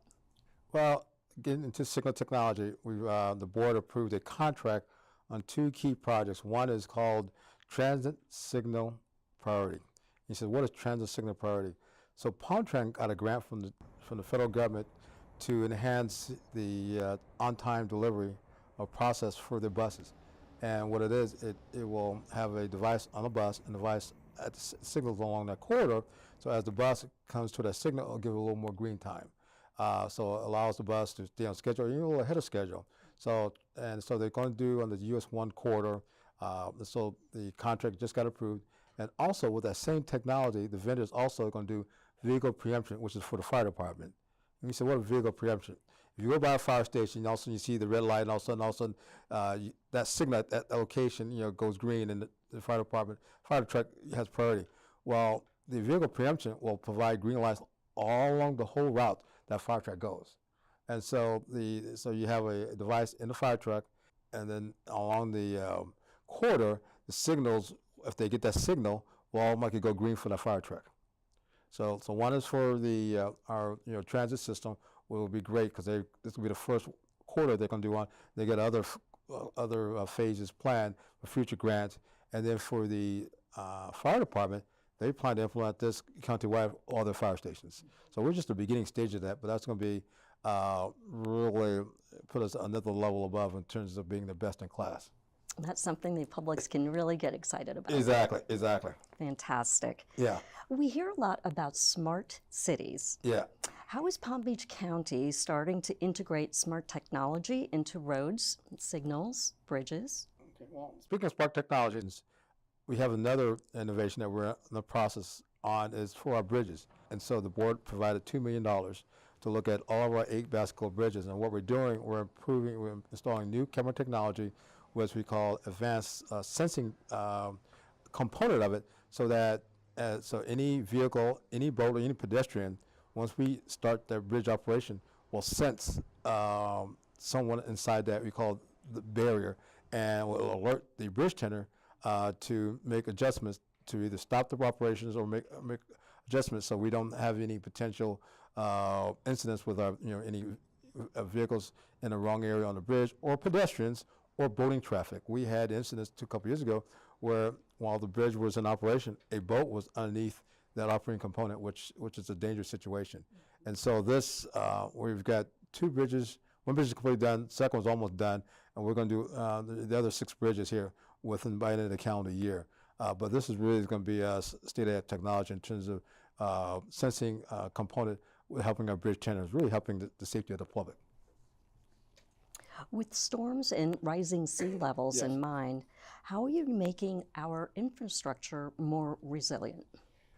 Well, 2 aspects. One is that with our stormwater division, when we do routine inspections, we will we have camera trucks to go with that, looking at how we'll document all that infrastructure so that we can go back and review it and then make some recommendations in terms of how we want to upgrade it or make some changes. And then the other aspect is getting the right people and the right equipment to do routine maintenance. So that's critical. But in terms of using new technology, I think our signals are probably the key part of that. Then also, looking at our road system itself, we're in the process of developing an asset management database system that gives us real-time data in terms of how we basically monitor our roads, and also giving us recommendation in terms of where we should make immediate repairs in the future, so we can forecast what kind of repairs that we need to do versus waiting until you see a pothole. You're managing these big projects and you have a big team. Yes. How do you find and keep talented engineers and staff? Well, I think that's an ongoing challenge for all basic public agencies. One of the things that I pride our team and ourselves on, we try to have involvement on all multiple levels, all of our staff, so they're fully engaged and feel part of something big. Because I think when you work in the public sector, there's a tremendous benefit, doing something for the greater good. And it's kind of hard to explain it unless you're part of the public sector. And so we try to instill that sense of teamwork and large responsibility. We work with all the different agencies here in Palm Beach County. All of them love to work together. And so you can pick up a phone, call someone in PZB or whatever, and it's like you're part of a team, and you figure out what the problem is, you just try to figure out what it is. And so that sense of greater purpose, working for the greater good, no matter what that is, I think it's empowering. So you're not trying to put out a widget, or you're trying to make a sales dollar, you're trying to help the public. And so doing that, it's one of those things that when you got it. Right. Well, it's a great mission. Yes. That you're accomplishing. Yeah. Are there examples also of working with private companies or entities to improve infrastructure to make it more affordable? We have partners because a lot of these projects are done by private entities. And so we try to have outreach efforts and to tell them, hey, here are our projects, here's our program, because we want them to be our partners. And so, a lot of our technical staff go to these conferences, and so they try to provide get input from these different companies to give us some ideas, and we'll test out their products to see whether or not it works well. One, for example, we had a company that does in-road lighting where you see the lights inside the road, okay, your little lighter. And so we had this conversation with this company about 4 years ago. But I said, well, have it been certified by the state? Have you tested it out? I said, well, we're working on that. Well, come back when it's done. When he's done it. Well, now it's 4 years later. And we was at a seminar conference hosted by Commissioner Sachs, and he's already tested out on DOT roadways and different municipalities. So he's checked that box. So we had a separate conversation, and so we're going to test it out on one of our key projects. But it's something that if it works out very well, it's very low maintenance, and we can use it. It's just, be part of our tool in our toolbox. Kind of related to that in general, though, how do you measure if a project is truly successful, and how do you track its long-term performance? Well, while the project is being built, we have a staff that makes sure that the project meets all of our technical requirements. We have our professional engineers, contract engineers that go out and validate major components from a structural standpoint. And then our road and bridge staff will monitor that project after it's completed, because they're kind of like our maintenance arm. And so that's our components as the project being built. We have a construction component that monitors that, and then we have a road and bridge staff that monitor it after the project's built to make sure that there's no failures or anything to go with that. So. And finally, what is your personal vision for the future of Palm Beach County's roads, bridges, and its infrastructure? Well, I think if you look at the evolving technology, it's moving very fast. And so my vision is that to kind of be the latest and greatest in terms of use of technology. I mean, there's the basics in terms of, you still got to do the repairs, whatever, but having that technology can be an asset of value to our citizens, so they can look online in real time and see what's going on, especially for traffic lights and some other things. And so the technology is one where it becomes something that's on people's fingertips, on their phone. And so we're not there yet, but that's my long-term vision, where that you on a device you can pick up and see how on your route to work. You can do it now to see what route to work, but be part of that component where our technology will enhance basically people's daily lives in a positive fashion. Well, this has been an insightful look at a part of the county that we really rely on and don't always think about. Thank you, David, for your time. Thank you. This has been amazing. This is great. Thank you. And thank you for joining us on this edition of Know Your County.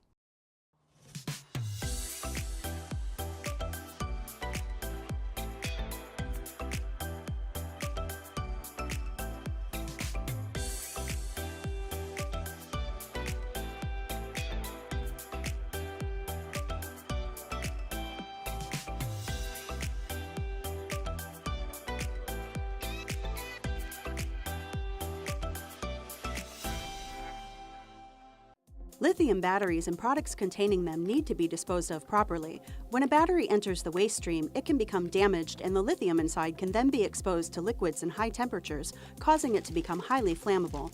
We've even seen these fires in recycling and garbage facilities here in Palm Beach County. Please don't throw your lithium batteries into the garbage, and definitely don't put them into your recycle bins. Do your part and a fire won't start. For proper disposal locations, visit us at swa.org/LIB.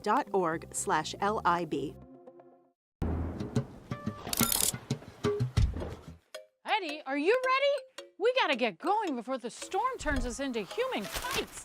Remember, preparedness is key. There is limited space at an emergency shelter. A 20-foot square area is assigned to each individual. So we'll be assigned a 40-foot area. So the space we get is about the size of my childhood bedroom? I just hope they have Wi-Fi. Yeah, but don't count on it. We'll have to rely on good old-fashioned entertainment, like telling ghost stories or playing cards. How about pirate stories? You're not a pirate. Let's focus on getting our supplies ready for the shelter. Did you bring your snacks? Yes, and bottled water, and enough of your medication for 5 days. Well, Eddie, it looks like we've weathered another storm together. Be ready, be informed. Visit readypbc.com.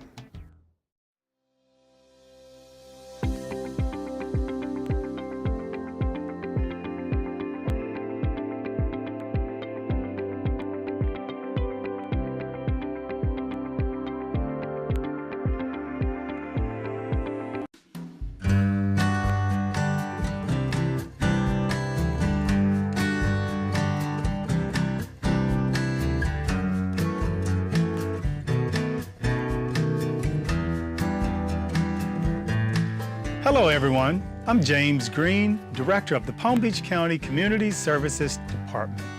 And I have the privilege of working alongside system partners to help oversee the county's Health and Human Services safety net. At Community Services, we invest strategically with our community partners across multiple systems, including the behavioral health system of care. We're committed to ensuring quality treatment and building supports that strengthen recovery and ensure that people have the resources they need to be successful. Today, we're going to hear an inspiring story and have a conversation about the progress our county has made, the challenges we still face, and the solutions that are shaping our future. And we're doing that with two incredible leaders who are at the heart of this work.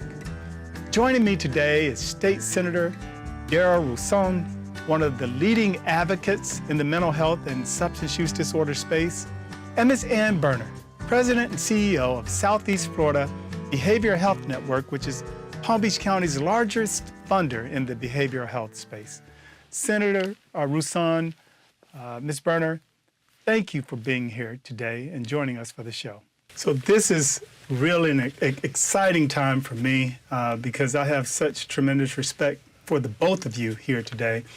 And one of the things that I've learned in this work is that the people who are involved in this space, that they're really passionate about it, right? There's something like beneath the surface that's driving them. And so I'm really curious to know from you, like what is your why? Talk about your reason for doing the work that you do in the behavioral health and the substance use disorder space. Take us along your journey. Let's start with you, Senator Rousson. Well, thank you for starting with me. And would outshine me if you had started with her. It's about passion. It's about lived experience.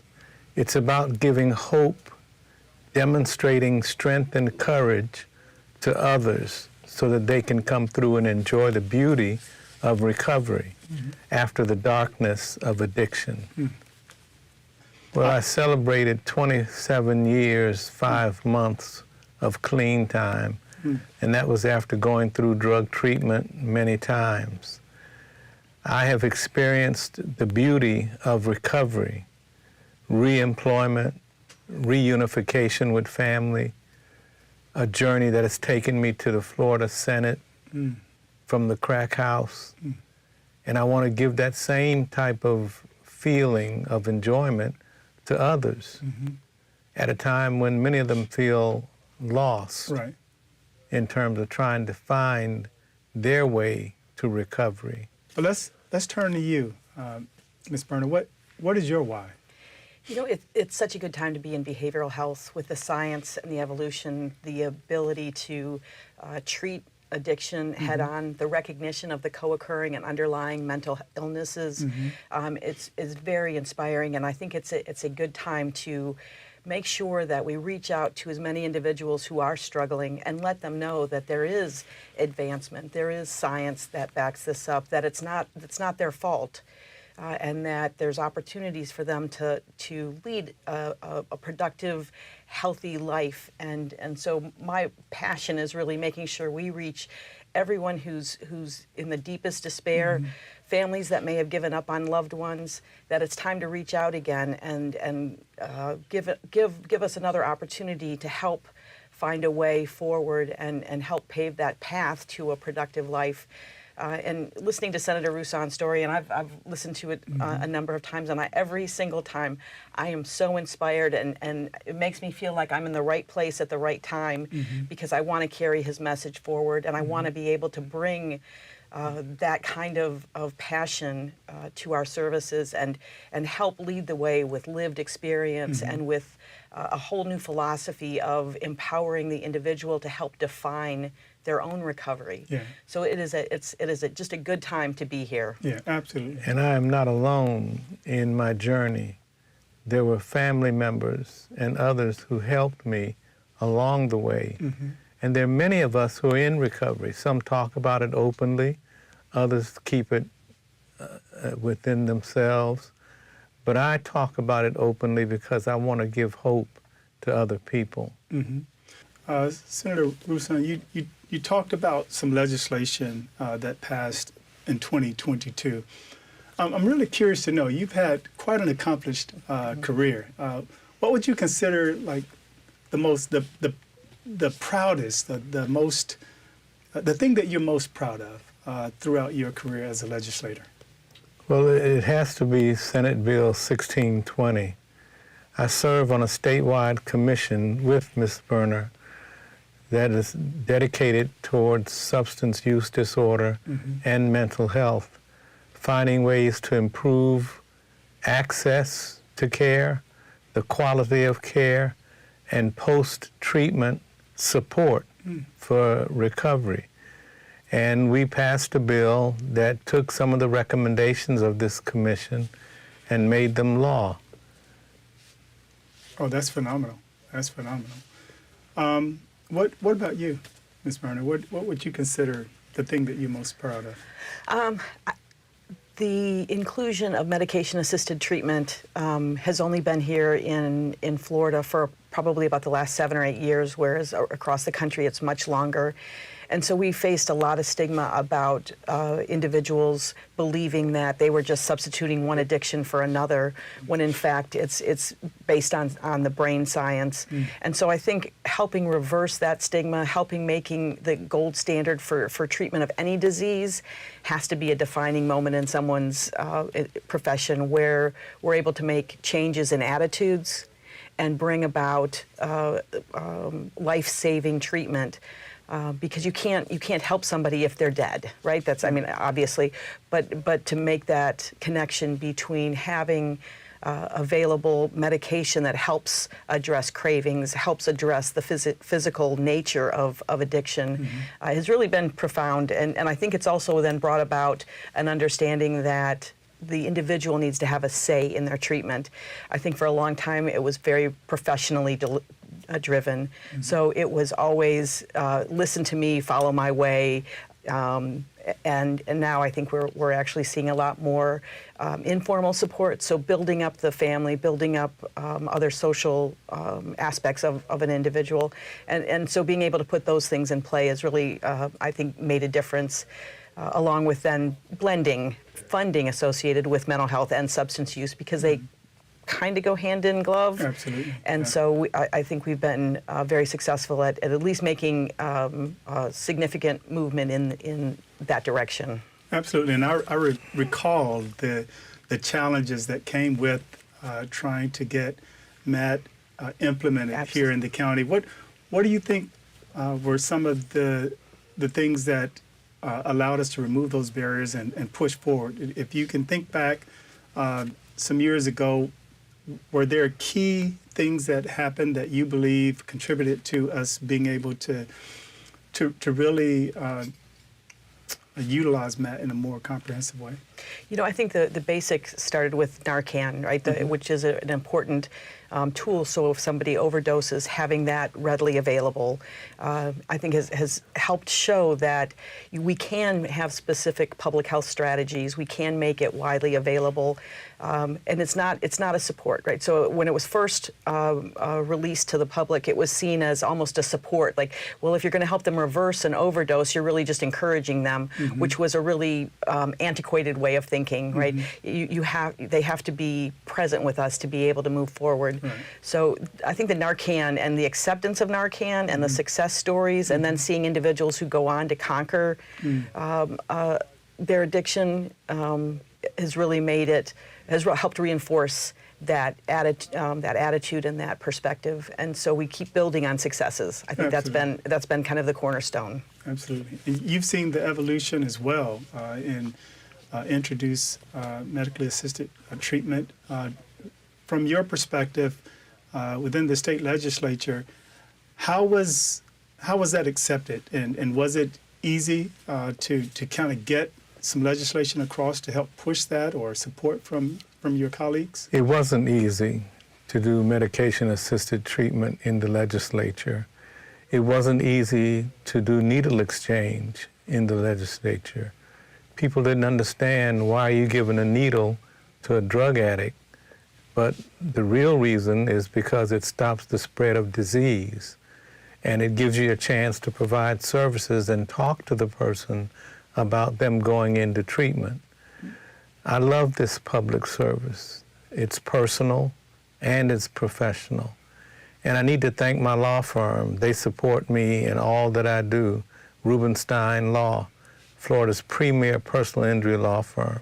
Absolutely. And I'm really proud of the work that our syringe exchange program continues to do. We've helped reverse almost 250 overdoses, distributed over 700 Narcan, and have helped bridge, send people to treatment. Over 200 people have been referred to treatment. Hundreds of people tested for HIV and Hep C. Just a tremendous success in Palm Beach County, and we're proud of the work of our partners like Rebel Recovery and what they continue to do. And it's not about the needle.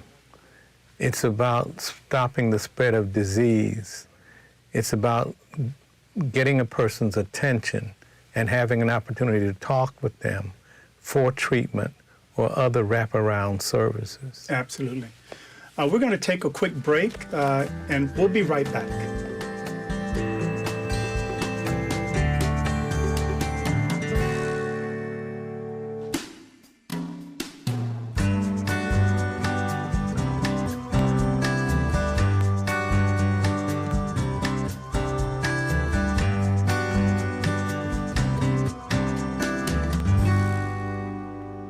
We're back talking to Ms. Ann Berner, who's the president and CEO of the Southeast Florida Behavioral Health Network, one of the county's largest funders in this space, and of course, none other than the Senator Rusin.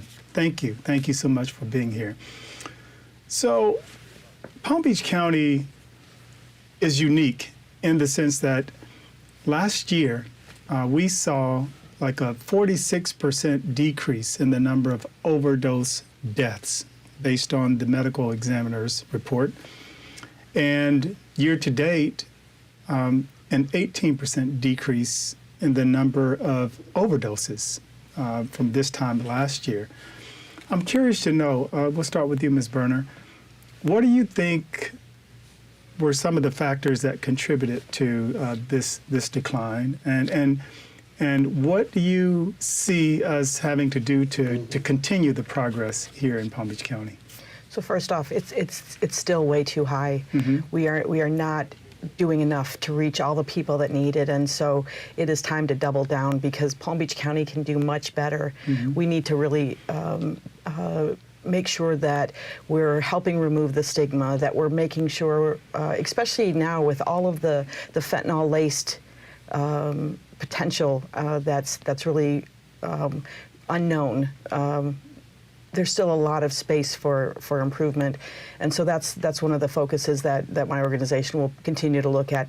How can we provide a path forward so that individuals who decide they're ready to seek treatment, that we have that available to them, Mm-hmm. that they know where to go and how to be supported.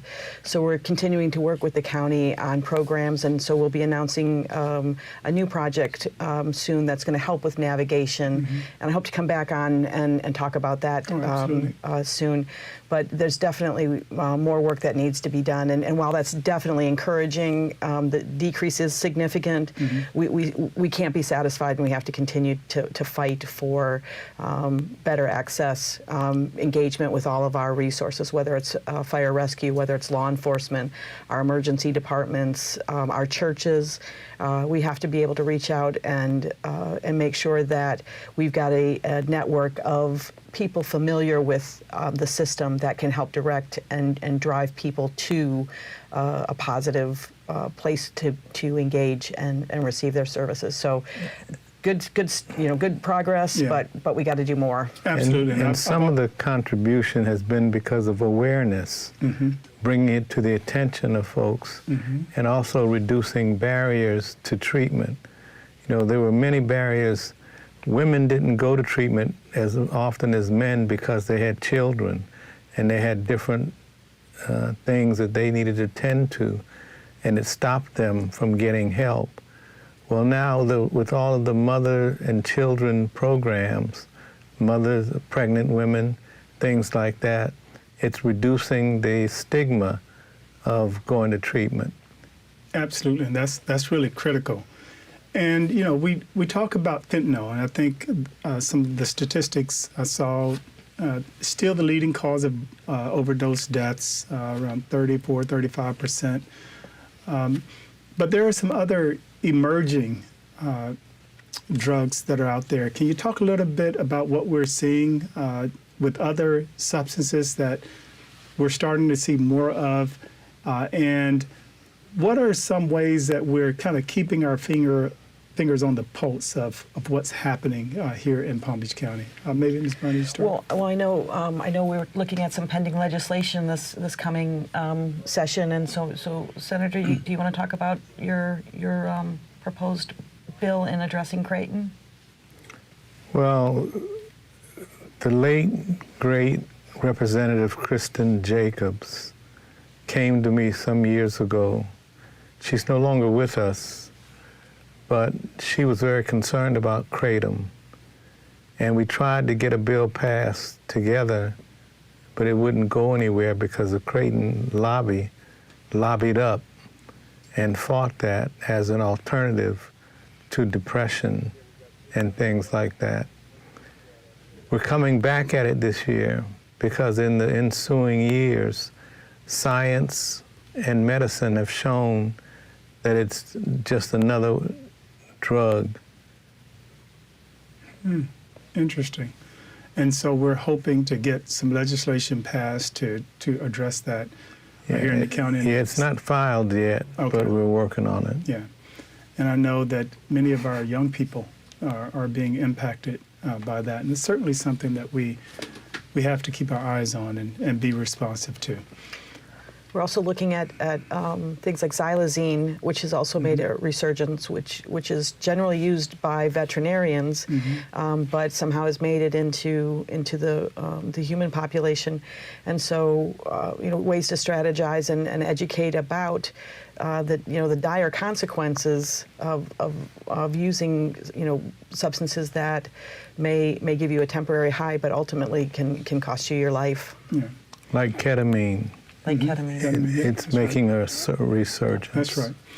So I want to talk a little bit about opiate settlement funds. And I know that Palm Beach County, over the next 15 years, will receive about $120 million, and we'll be working with our system partners in a number of areas to utilize those dollars to help mitigate some of the overdose deaths and overdoses and any co-occurring disorders. But Southeast Florida Behavioral Health Network also received a portion of opiate settlement funds. Can you talk a little bit about that and how those funds are being utilized and why those strategies were ones that you chose to implement? Sure. So we've wanted to work and continue to work with the hospital emergency departments in helping do what we call a bridge program, where an individual who is brought into the emergency room, whether by fire rescue or from a family member or acquaintance, that they don't let them just leave without a warm handoff. And so we're working to make sure that when those situations happen, that a certified peer specialist is available to help them navigate and find treatment options. And so that was the first part of having our bridge program, our hospital bridge program, fully rolled out. We're also working on respite programs so that individuals who complete a treatment program but are still in a phase of recovery, that we have housing options that they can use while still recovering physically from the addiction. We're looking at a lot of peer recovery supports, so that means a lot more informal opportunities. And so we're hoping to tap into some of our grassroots organizations that really are mission focused, have their finger on the pulse of the community, and figuring out a way of how to engage them in the solution and in moving forward. And so I'm very optimistic that we're going to be able to come up with a lot more options that are more individualized, more tailored to things that make people successful because they have a say in it and there's buy-in. So we're really looking at making a much broader net available to everyone that's dealing with addiction and mental illness. And so it's important to have options, to have them tailored to the individual, and it takes a lot of work and a lot of creativity and a lot of trust that we don't have to have just traditional treatment for everyone. That there's a lot of options out there that we need to explore and make sure that we develop. Okay.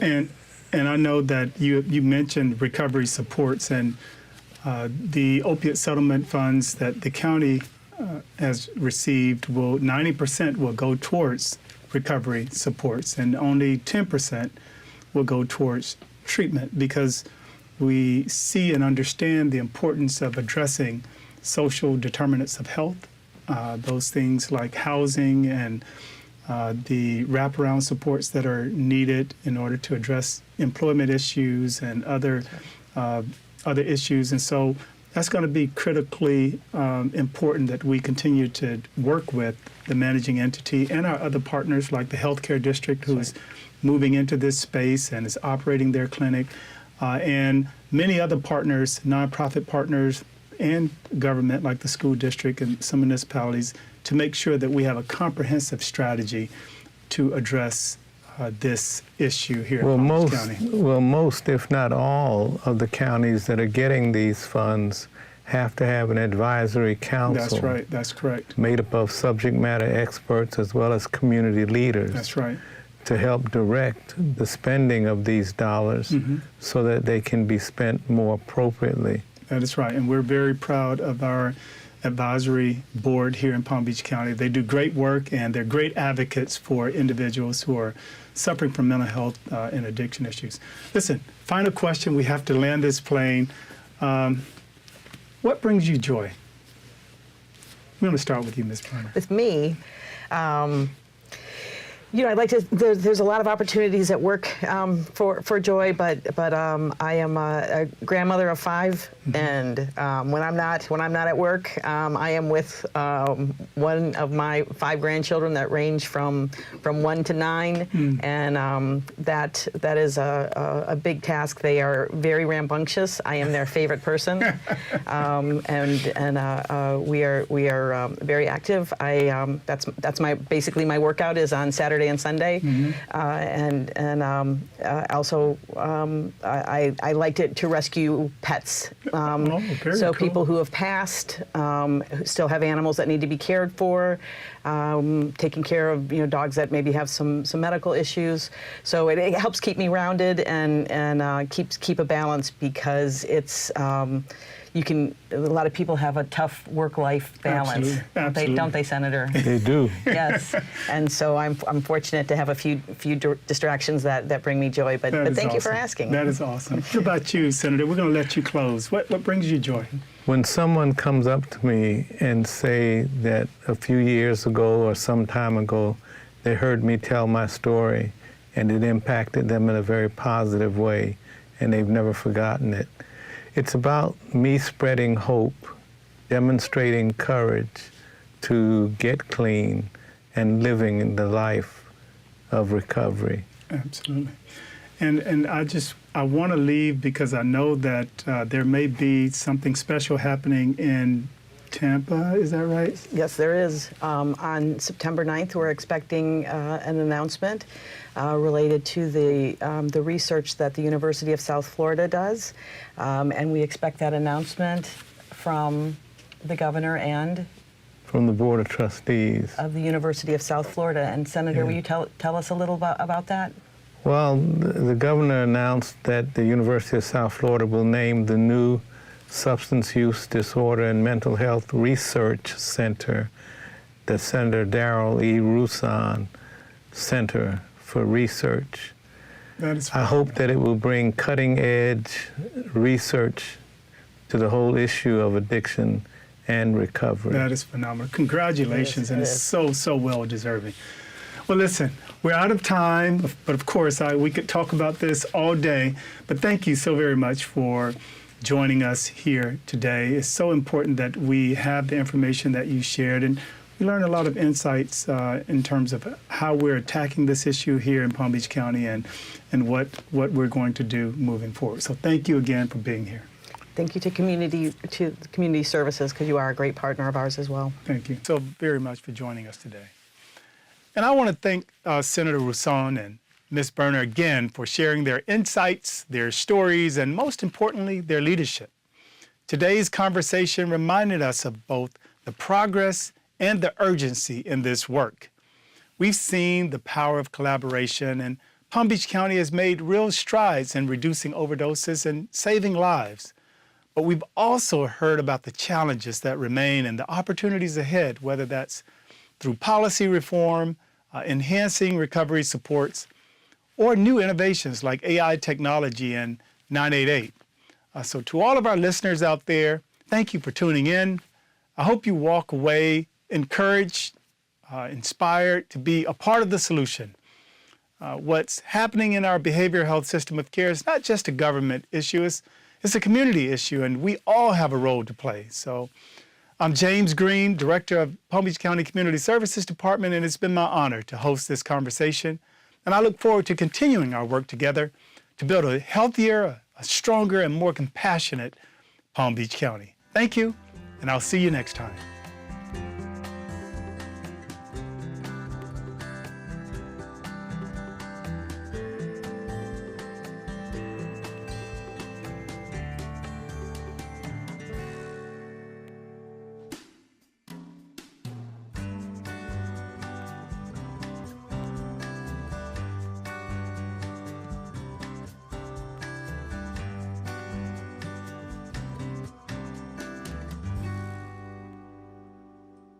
Attention Palm Beach County residents. When hazards approach, will you be prepared to protect what matters most? Make a plan that includes evacuation routes and family disaster communication. Build a kit with food, water, medications, and important documents. Get involved with community preparedness efforts. Stay informed through Alert PBC, the DART app, local and social media. When communities prepare together, we stand stronger. Start your plan today at readypbc.com.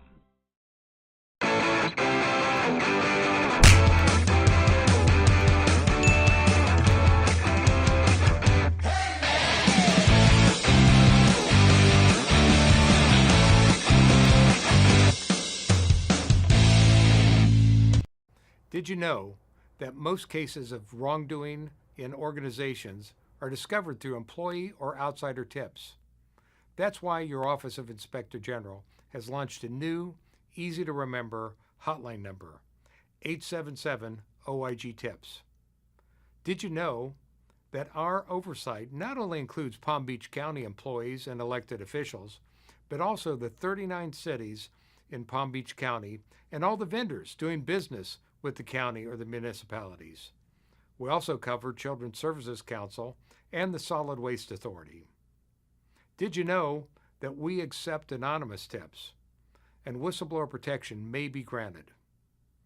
So now that you know, if you suspect fraud, waste, abuse, or mismanagement in government, give us a call at 877-OIG-TIPS or visit our website at pbcgov.org/OIG.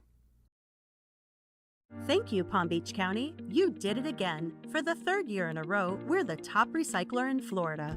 Your commitment to recycling is truly inspiring. In 2024, we recycled 3.4 million tons of municipal solid waste.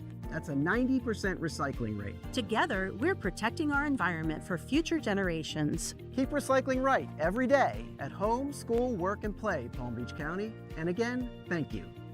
Learn more at swa.org/recycleright.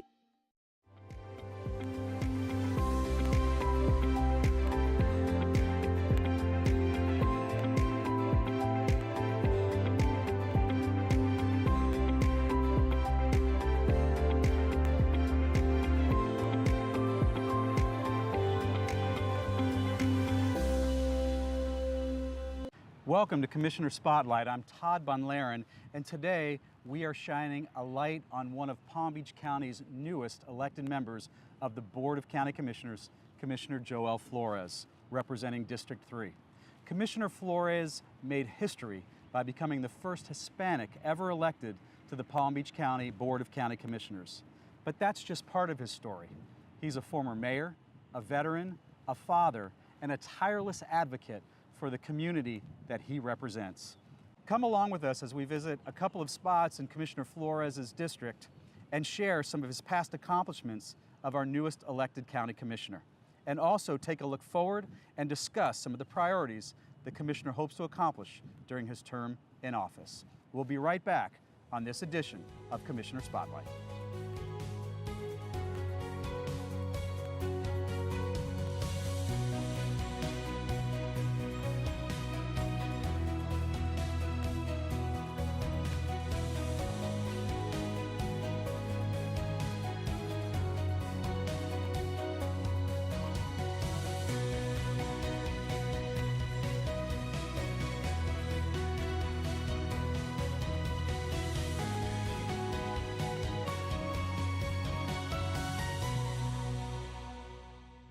Welcome back to Commissioner Spotlight. We're joined by one of our newest elected members of the Board of County Commissioners, Commissioner Joel Flores, and here we are today at the John Prince Park Golf Learning Center, a gem right here in District 3, something that offers driving ranges, putting greens, and other amenities.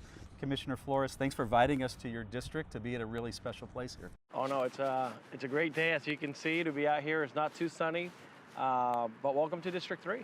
Yeah, and you know, this is a great place. Maybe it reminds you a little bit of your upbringing. You didn't grow up here in Florida, you grew up in Puerto Rico, came to Florida. Maybe share with us a little bit about that story, that transition. Does this remind you a little bit of your days in Puerto Rico? You know, I think the weather, the day today, I think it reminds me of that feel of being back home, that tropical, the cloudiness. But, you know, my upbringing was very humbling. Lived in a household with my father, mom, and my sister. I played a lot of sports when I was young, especially baseball and basketball. And I had some great memories of Puerto Rico. I still visit often. I still have half of my family on the father's side is still over there. And it's a beautiful place to visit and to relax. So I try to take advantage of that as much as I possibly can. But my childhood was very, very humbling. As I look back, I remember all the things that I learned and the values that were instilled in me from my family. I know education at very early on. All of my family made it a priority. Both of my parents are educators. So one was an algebra teacher, one was an elementary teacher. And to me, that has always been one of those paramount things that you must have. And it's sort of what I try to teach my children too. And from there, I think you did one of the most honorable things that any American can do, and that is decided to serve in the military. You became a decorated veteran. You earned a Combat Action Badge, an Army Commendation Medal, an Army Achievement Medal for your distinguished service in Operation Enduring Freedom in Afghanistan. Tell us a little bit about that experience and how it shaped you. Absolutely. It's one of those times that my mom and dad ended up getting divorced, which happens to be more of a regular thing now in today's society. And my mom decided to move to Boston, and at that time I thought I wanted to be an architect. My years in high school, I took drafting, and I love drawing and building things, and I like that side of the creative component of being an architect. So I ended up going to school for 2 years to architecture school in Boston, and one morning I was driving to my internship, which was with an architecture firm. And I decided that morning, they went on the radio and they said a plane just hit the World Trade Center.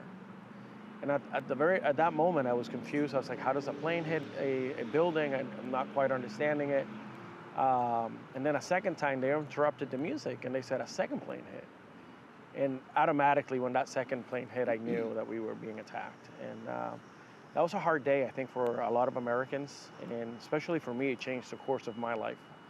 By the end of that night, I made a decision that I would join the military I didn't really know which rank, what branch, or what I would do, but I wanted to serve my country. I wanted to protect it. I felt that if we could be attacked at home, we're vulnerable. So I wanted to make sure that I protected this great nation of ours. It had offered me so much, and I wanted to give back. So by the end of that evening, I made the decision to join the military. I spent 15 years. I loved the service, the camaraderie with my fellow soldiers, and it's an experience that I don't think many people will ever experience, but I'm very proud of my time. I served in Afghanistan. I did a tour, and then after my time in Afghanistan is when I relocated my family down to Florida, and we called Palm Beach County home. Yeah, and we're glad you did, because you really have been revolutionary down here as a barrier breaker. And as the first Hispanic elected to the Board of County Commissioners, it's something that I think was very important to our Board of County Commissioners, to make sure that a district was created to allow an Hispanic the opportunity to serve a very broad and growing constituency in our community. Talk a little bit about that and what that means to you personally. Yeah, that was a process that in 2020, after we got the census population data back, we realized that the Hispanic population was the largest growing segment of our community. And some county commissioners had contemplated the idea of creating a Hispanic majority district. And I got engaged. Some of the community got engaged to create the first Hispanic, we call it the district, but it's really just a Hispanic majority district. And at that time, we just got involved, and we were able to create District 3 to become that for the community. I think the community rallied, and they were excited about the opportunity to get a Hispanic elected. And I guess through my involvement and being the mayor of the city of Green Acres, a lot of people came out and asked me if I would be willing to consider that opportunity. I didn't take it lightly. We probably campaigned for about 2 years to make this a reality, and it was not easy. But I think at the end of the day, the community was wanting a Hispanic representative, and being a Hispanic is not the qualifier. I think it's all the experiences that I have, my education, a bachelor's, a master's, serving in the military, being a dad. I think all of those things are what makes me qualified, but coming from a Hispanic background lends me a little bit more into the lens of the community as a whole. And it's about representing everyone. So when you have more representation on the dais, I think it brings more value to the community. And the reality is, one of the great things about District 3 is that it's an incredibly diverse district. But it also has some of the same struggles that a lot of our districts have throughout the county. Rising cost of housing, harder for a lot of families to put gas in their car, food on their table. What are the kinds of things that you think we as a county should be doing to make some of those opportunities more available for some of our constituents? I think that's a great question, and it's something that I've been pondering since my time here in Florida, and since I decided to take on an elected officer role. District 3 is more of a residential community. We are an older part of the county. Green Acres is going to be 100 years next year. We have some challenges. We have some blighted areas. We have some outdated infrastructure. We have older plazas, and a lot of the amenities that we have tend to be older. So, but one of the things that resounds every single day is housing, housing cost, availability in the district. There's not much. There's no more work to build in District 3. I think District 3 is like 97, 98% built out. So it's very hard. So we have to look at different ways to accommodate the housing needs. I'm a big fan of redevelopment. So I think that's something that we have to consider. Transportation and the way that we move around, the traffic in District 3 is growing. What we're realizing is that most of the trips in the mornings are leaving the district. In the evening, it's coming back. That means that the jobs are outside of the district. So people go out to work every single day and then they come back. So we have to be creative about the way that we address traffic in the county. We also have to bring jobs to District 3 because that will alleviate the trips leaving the district. And I think something that I'm very passionate about, because I've seen it firsthand, is mental health.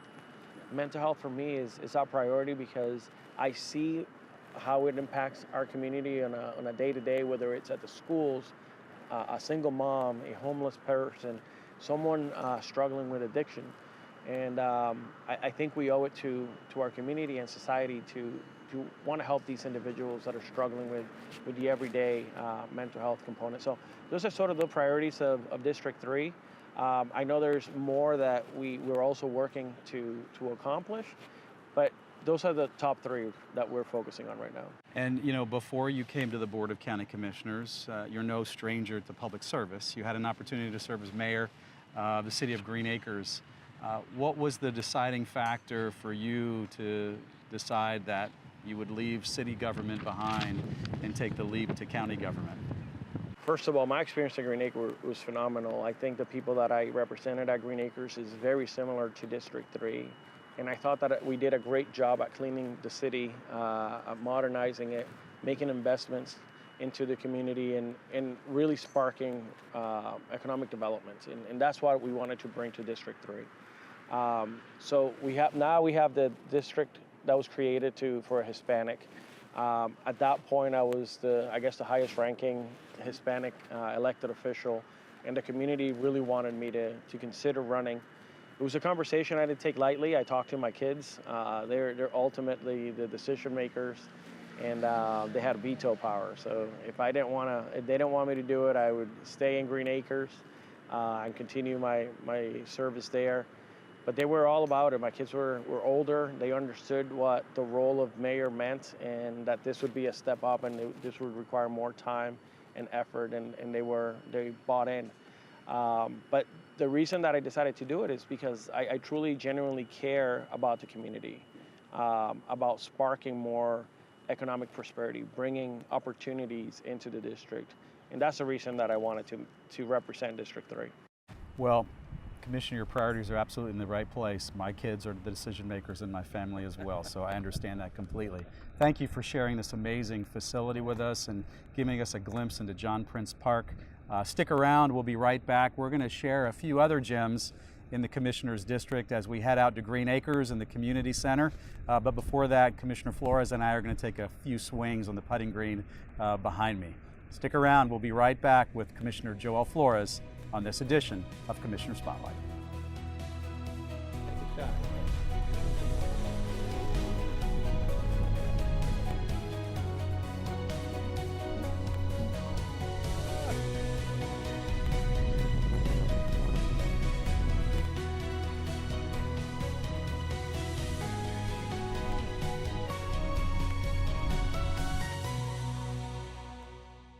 Palm Beach County needs your participation to remain a top recycler in the state of Florida. Cardboard rolls like the ones in paper towels, toilet paper, and gift wrapping are items we accept in our recycling program. They go into the yellow bin. Learn more at swA.org/recycleright.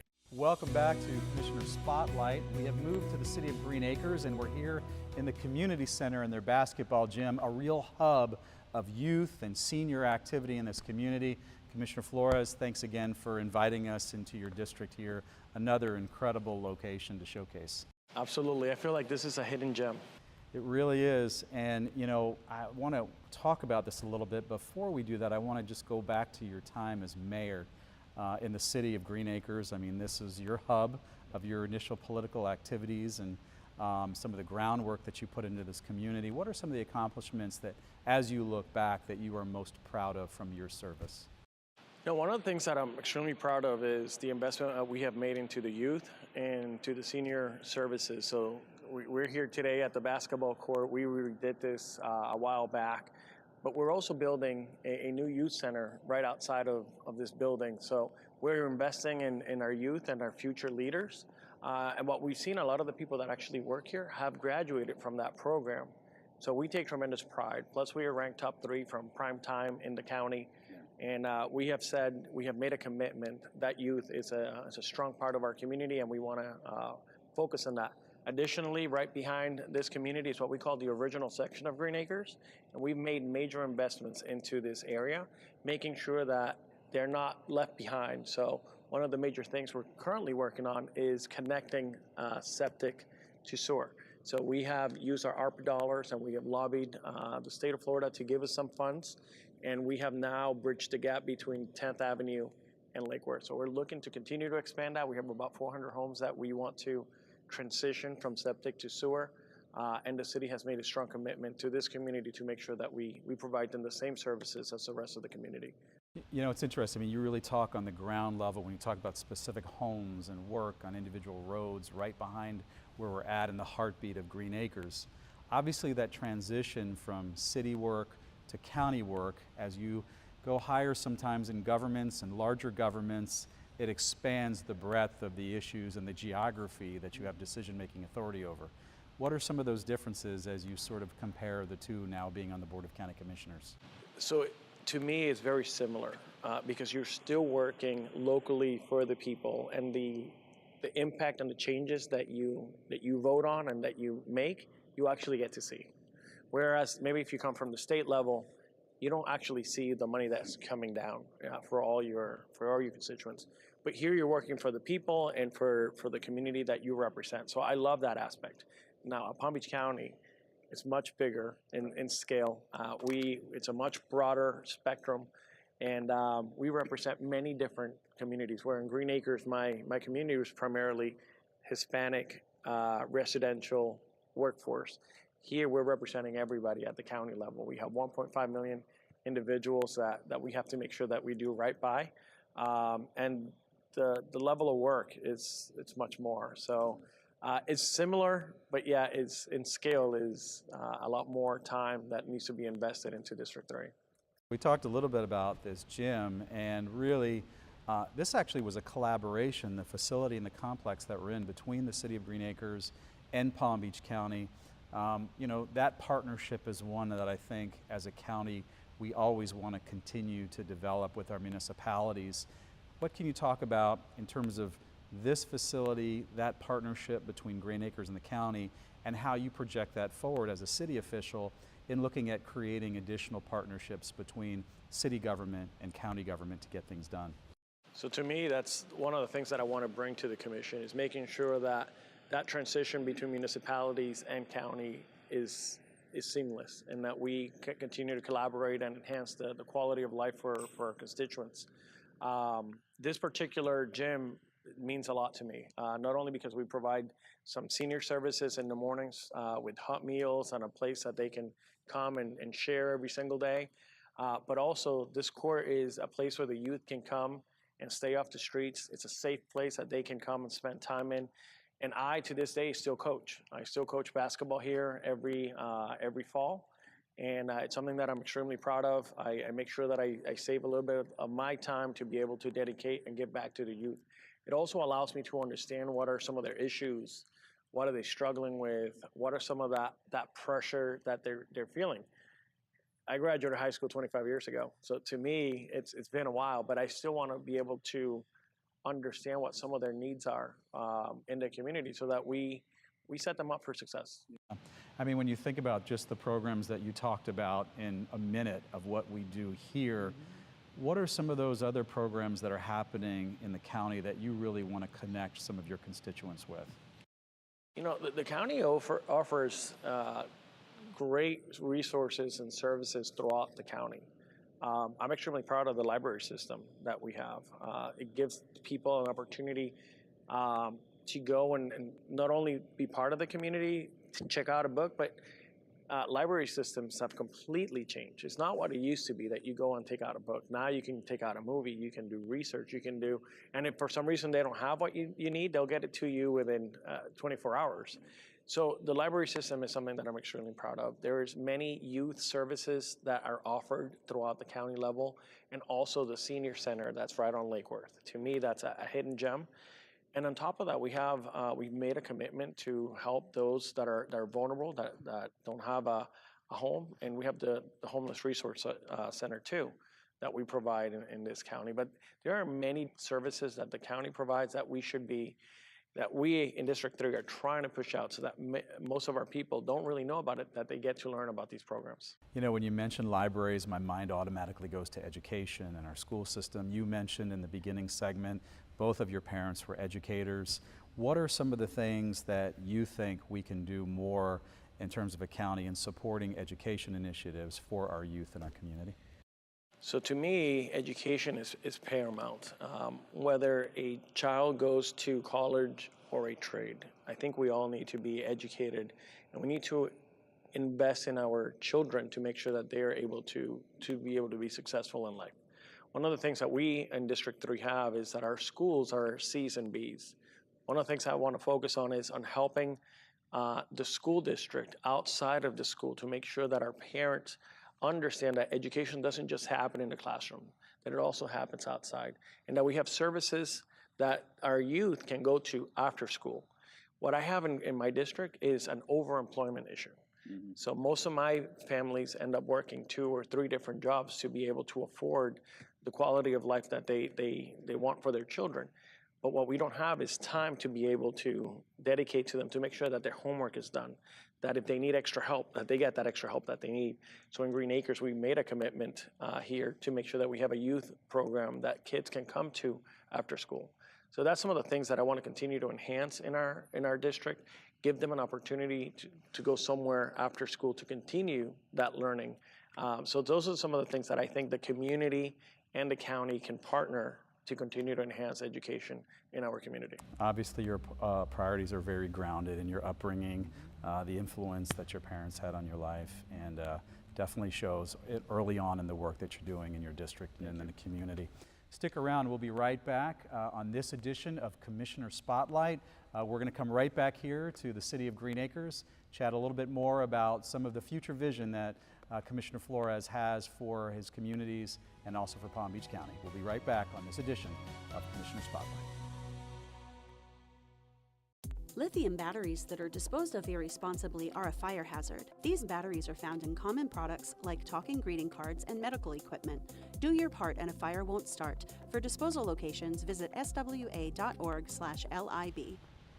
Welcome back to Commissioner Spotlight. We continue our discussion in the city of Green Acres with County Commissioner Joel Flores. Commissioner Flores, we talked a little bit on the first segment about the importance of being the first elected Hispanic to the Board of County Commissioners.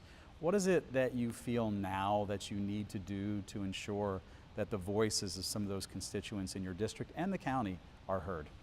So to me, it's always, and from my time in Green Acres, I experienced this, it's keeping your ear to the ground, making sure that you understand what the community is feeling, what they're sensing, what their worries are, make sure that you lend a voice to them at the county level. So actually, a couple of weeks ago, we held a town hall. I wanted to hear from the constituents what they're sensing, what they're feeling, what keeps them up at night. So to me, it's always very important to keep that line of communication open with my residents. It's the same reason that we opened an office in Palm Springs. Wanted to make sure that our people, if they need to meet with me, there's an issue, something that's going on, that we address it and we don't let things go unnoticed. You know, it's hard to get folks involved sometimes in local government. What are some of the other things that you're trying to do to engage some of your constituents in local government and the processes? You know, my community is very diverse and they come from many different backgrounds. And even the style of government between where they came from to here is very different. Even from state to state, some states don't have county governments. So to me, it's always important to explain the structure of our government, how we work, the quality of the work that we do, and what's our reach. So I'm always trying to go out there and educate folks, and I think that's very important. The way that I engage with them is going to the high school, constantly speaking, or if there's a group that wants me to come and speak. It's a way that I get involved with the community. I also try to make sure that in my appointments at the county, we have a diverse representation at a different board. So I've tried to get more people from District 3 involved in my appointments to make sure that they understand and that we have representation and a voice at these different levels of government. Yeah. You know, a lot of people don't realize about the day-to-day work of elected officials, county commissioners. Maybe what are some of the things that you can share with them to give them a glimpse of the diversity of your day and really what you do? Yeah, the majority of what I do is meet with people. Whether they have a project that's coming before us or they have an issue that they're worried about, that's really the work. It's making sure that you represent the people that elected you to office and make sure that you're prepared for when you have items that come before you have to make a decision on. This weekend, I'll be spending most of my weekend reading a packet of agenda items, plus we're prepping for the budget. So most of my weekend will be spent hopefully at the pool with my stack of budget documents to be able to make sure that I'm prepared for the meeting on Tuesday. Yeah, no, it's a lot of work, and people don't realize this isn't a 9-to-5 job. It's 24 hours a day, 7 days a week. People have access to you no matter where you go, whether you're in the grocery store or sitting poolside with a stack of documents, for sure. You know, big picture, as you look forward and you think 5, even 10 years from now, what is something or the things that you hope to be able to look at then to say that you're most proud of accomplishing? You know, in 10 years, I want to look back, and I want to make sure that we have economic prosperity, that we have been able to inject more jobs into the economy, that we are able to bring more housing into the economy. To me, housing inventory is a must. We have a massive demand in housing, so I want to make sure that we fill that. We also want to make sure that we have places to share and to have fun, and coffee shops, ice creams, restaurants. We have some great restaurants here, but we don't have nearly enough. We want to make sure that District 3 becomes a destination that people want to come with their families and share. So to me, that's, as I reflect back, that's what I want, economic prosperity. You know, I've had an opportunity over the course of your career to watch you work as both a mayor, as a county commissioner. I can't help that whenever I'm in public places with you, people are drawn to you, young people, old people. As you look at particularly young people that I know you care a lot about, we've talked through this segment about that, what kind of advice would you give to a young person who looks at you and says, maybe I could do that too someday? For me, it's always being prepared for the opportunities that may come. You don't know what opportunities, what doors will open up, but it's just always being prepared. And it goes back to my value of education, doing the right thing where people aren't looking.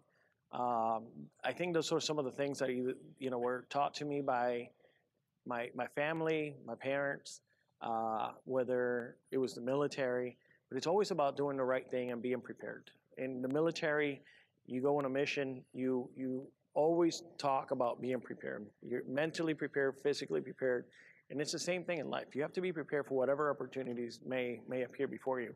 I never thought I would be an elected official. Yeah. That opportunity presented itself, and I decided to take a risk and to be the voice of my community. And if I could tell our youth, it's be prepared. Life is going to knock you down every once in a while, but it's about getting back up and continuing to fight and persevere. And that sounds like maybe some good advice that somebody gave you someday that you keep with you and you keep carrying forward with you. You know, the best advice that I got were from my mom. And at that point, I did not value her input because it's like, oh, that's just mom. But my mom always prepared me for life. She always instilled in me, you know, you never know what's going to happen. You got to be prepared. You got to get your education. And when life knocks you down, you got to get back up. Yeah. And maybe you weren't prepared when you first became elected, but that opened your eyes to a lot of things. And now that you've been an elected official for quite some time, what is the why, the personal why that keeps you motivated every single day to do what you want to do for your constituents? My personal why is twofold. It's my kids. I want to make sure that they see a good example of the quality of a person that I am, what my values are, and that they feel proud of the work that I'm doing. And the second reason is the people. Our people deserve better, deserve a person that's going to be accountable, transparent, responsible, and that's what I bring to work every single day, making sure that I do what's right by them. And I think we have a beautiful community. I think Palm Beach County is paradise, and I want to continue to enhance that and make Palm Beach County the place to be. I couldn't think of a better way to end our show on that note. We really appreciate, Commissioner Flores, you inviting us in to a couple of amazing places in your district. I know there's a lot more out there that your residents enjoy every day. We appreciate you sharing some of your thoughts with us and giving us a little personal, deeper dive into you and what makes you tick. Awesome. And thank you for joining us. We hope that some of the insights that Commissioner Flores shared with you today gives you some better understanding of what drives him as a person, as a father, as an elected official, and what some of the expectations that you might have for him as he continues to serve in District 3 in Palm Beach County. I'm Todd Von Laren. For everyone here, we'll see you next time.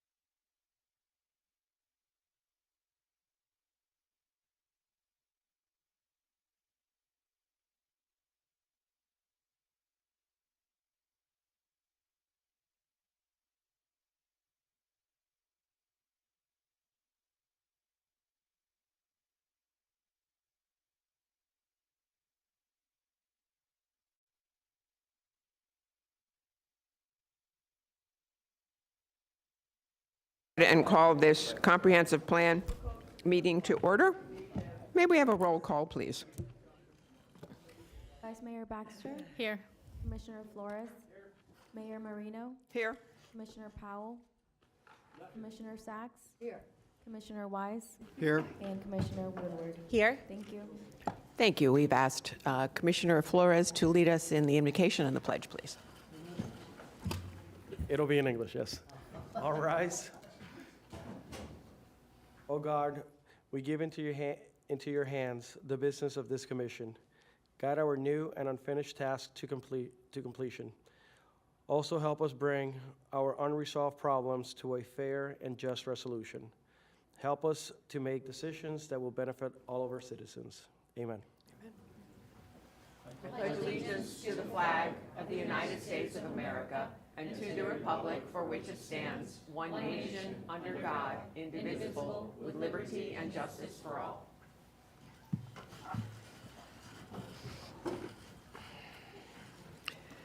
Thank you. And do we have proof of publication?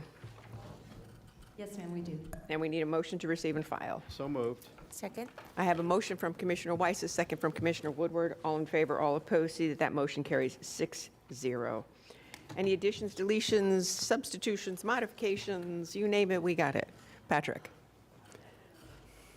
Who's doing it? Twee? We do have one. Twee has one to add. Okay.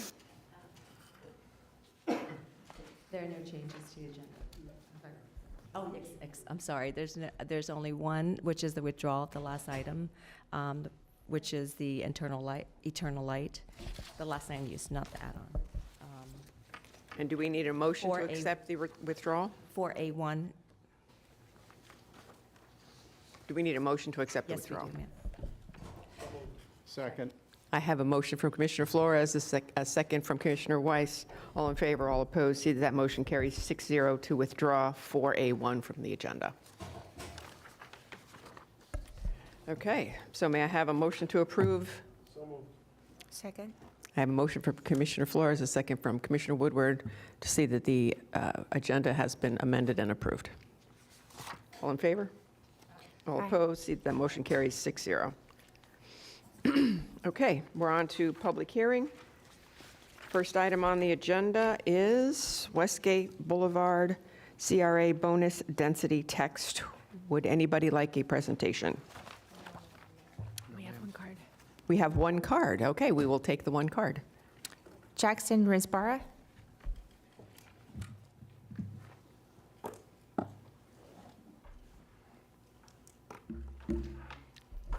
Jackson Risbara, 221 Royal Poinciana Way. Good morning, Mayor, Vice Mayor, and members of the Commission. My name is Jackson Risbara, and I'm here on behalf of the Frisbee Group and our partners at Terra Group. We are investing into the CRA through our redevelopment of the Palm Beach Kennel Club site, and where we've seen firsthand the positive momentum building in this area. We want to voice our support for the CRA's proposal to expand the density bonus pool.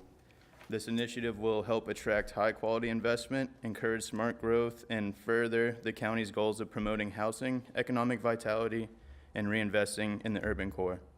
We've greatly appreciated the CRA's partnership and leadership and look forward to continuing to invest. Thank you. Thank you very much.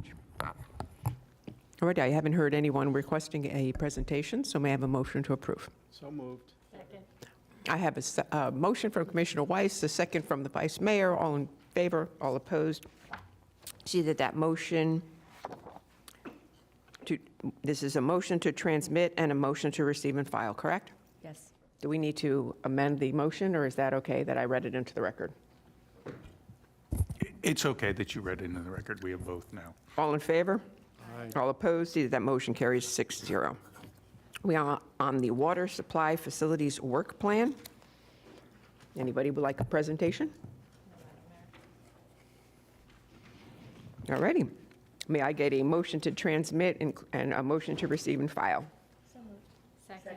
I have a motion from Commissioner Woodward, a second from Commissioner Sachs. All in favor, all opposed. See that motion carries 6-0. We are on the Recreation and Open Space Element Updates. Would anybody like a presentation? I would like a short. Okay. May we have a short presentation on that one, please?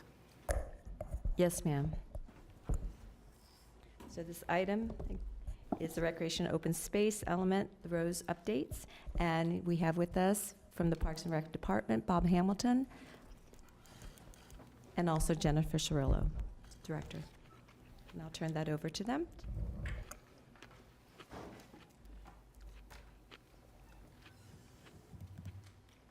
Good morning, Mayor, Vice Mayor, Commissioners. For the record, Jennifer Cirillo, the Director of Palm Beach County Parks and Recreation.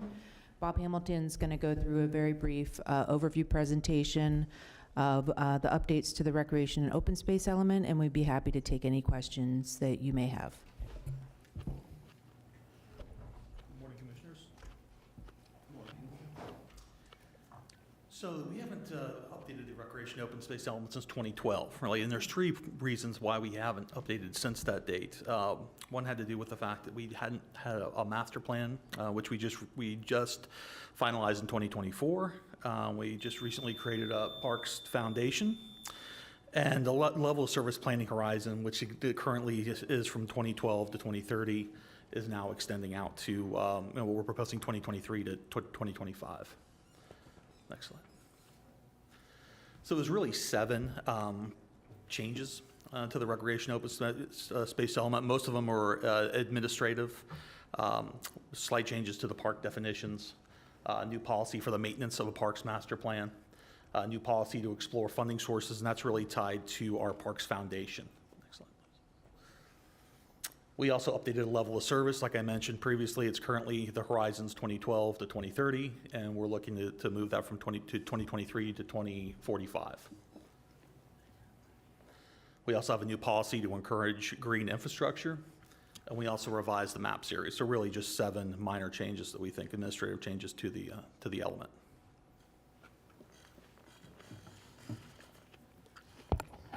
Hold on one second. Attorney Helfand, do you want to identify yourself while you're on the screen? Okay. Well, Commissioner Sachs has asked for her to identify herself now, so. Okay. We'll wait till the next presentation.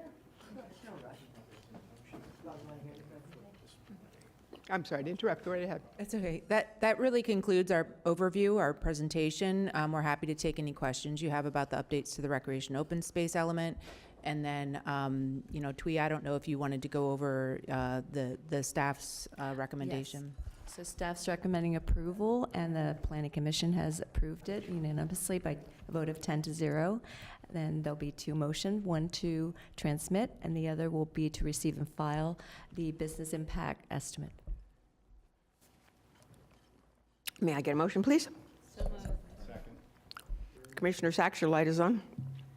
Yeah, I just want to thank all of the staff, and especially Ms. Cirillo, for what we're doing with our parks. I think we even got an award for the beauty and quality of our parks.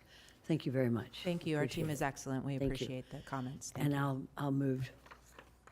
Okay. Thank you, Madam Mayor. We'll give the motion to Commissioner Sachs, a second to Commissioner Woodward. All in favor, all opposed. See that motion carries 6-0.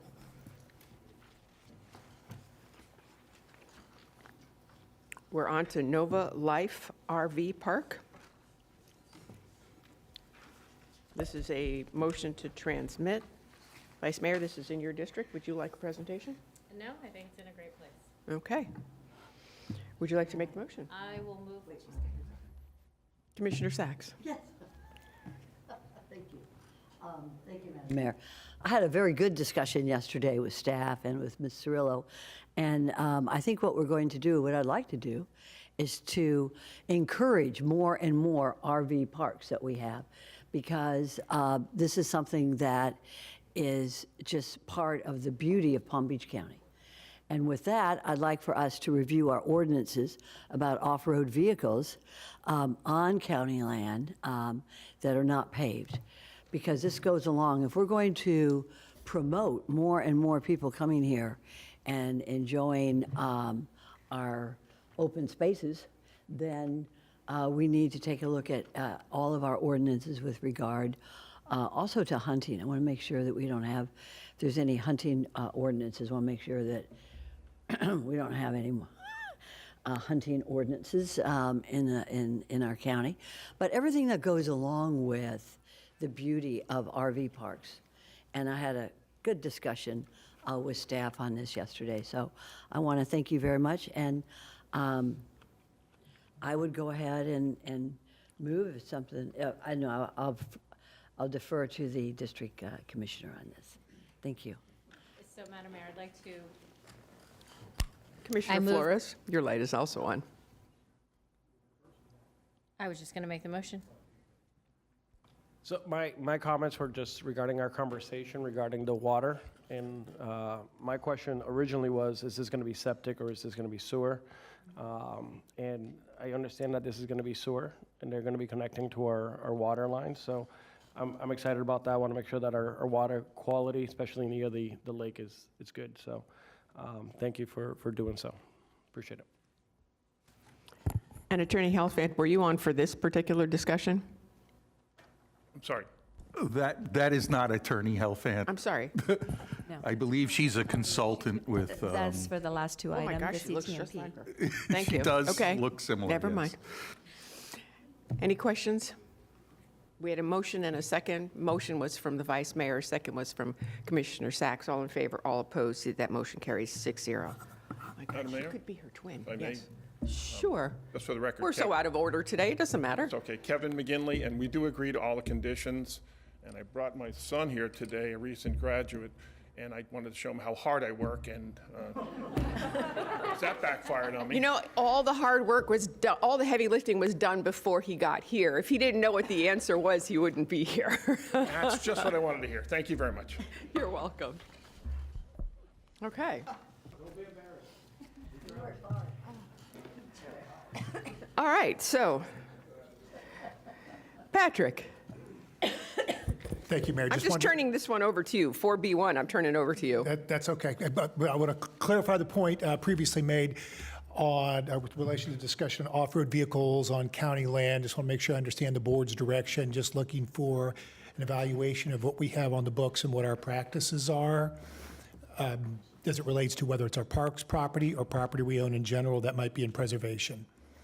Is that the board's intent and direction? Oh, I'm sorry. The discussion revolves around what else we can do, or what is the status of the rules right now in the county with regard to RV parks and what you can and cannot do on county open land. And I think that includes all kinds of things, such as off-road vehicles, hunting, fires, campfires. We are encouraging, and I think it's good, that we encourage people to come and park with their, their campers and everything. Something I've never done in my life, but I've always wanted to. But we're encouraging that, but I don't really know what it is that we can and cannot do on these park places on county land. Since I represent all county land, I'd like to know. So, very good, Patrick. Should we set a date that the staff can come back and report on the status of the ordinances around these RV parks? I think it might be, and the board could take it up later. We could provide you background on what we have in the code that relates to RV parks, uses within it, things of that sort.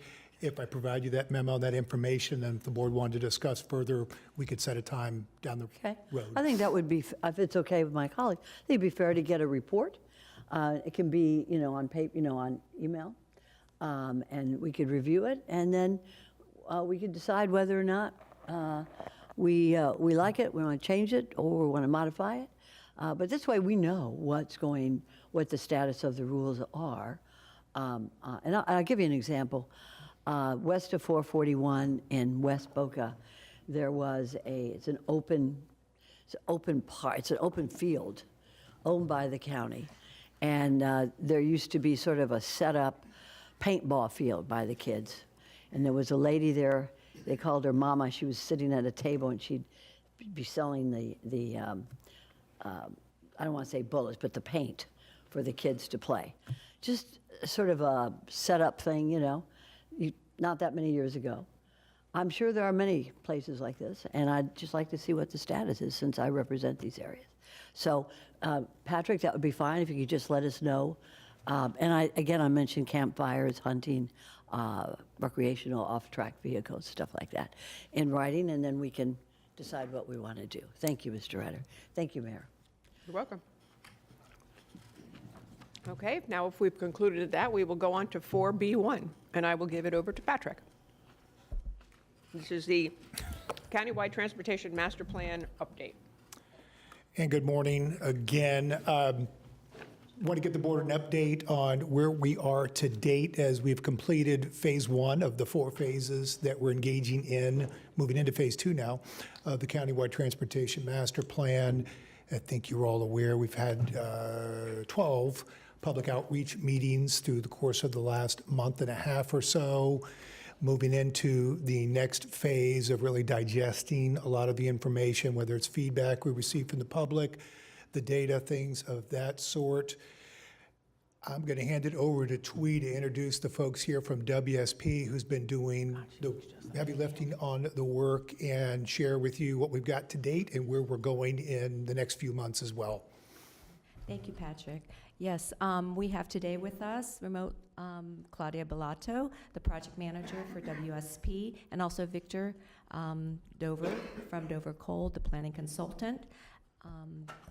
So they will, for the first item, they will be giving us a progress report as to what has happened since they started July 1st till now, what's currently being in the works now with the stage 2, which is the envision stage of the 4 stages, and then also what's coming up in the next 2 to 3 months as they do the analytical part of their review and also their modeling. We also have Mariah Deacle here. She is the deputy project manager from WSP, and also Khurshid Mohammed from planning. So Claudia. Thank you. Yes, and I can't see the slides. I'm not sure if I should be able to see those. Good morning, Mayor, Vice Mayor, and Commissioners. Thank you. I'm Claudia Bellato, as Twee said, the project manager for the Countywide Transportation Master Plan, and it sounds like I may have a doppelganger based on what I can pick Oh, you absolutely have a doppelganger, an attorney in our office, and that was when I saw you, and my glasses are a little not clear today. That's exactly where I thought you were, so I apologize for that. Oh, no problem at all. So as Twee said, we're going to provide a brief update of what we've accomplished to date and where we are headed next. Then we'll have time for questions. So to begin, this is a look at our overall schedule. I think this is something that you have all seen before, but the star represents where we currently are in the process. And we've had a very busy couple of months focused on what we were calling our discovery phase.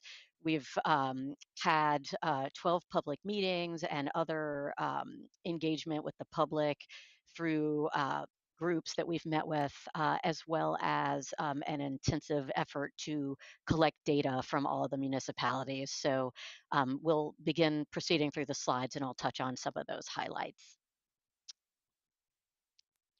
So, you can go back one. Here we go. As a starting point, our outreach efforts were far-reaching in nature. All of you were integral to these efforts. We were able to meet with you. You all have been a big part of driving engagement in the study, and we're very appreciative of that. In addition, we have presented to other organizations that represent different interests in the community, including the Palm Beach Economic Council and the City Management Association. And we have touched each of the 39 municipalities that is part of the study, as well as more than 70 stakeholder groups. We also launched a website, pbcmoves.com, which has many active users, a lot of specific subscribers, and we are able to leverage it to provide ongoing updates and send information. Next slide. So for our initial round of outreach, we included a survey that was public, and we were able to target that to some different audiences. So it was conducted in several languages. It was directed in several ways. We had some questions that were specific to technical stakeholders, some focused on the business community, and some that were general in nature and also important for elected officials to respond to so we could understand the needs of each of your constituencies. We received over 1,500 responses, and those questions, which we'll be able to provide summaries of, those are available online, includes things like what are your your high priorities in terms of transportation challenges, the needs in terms of improvement type, and how we can address what you see as the future for Palm Beach County.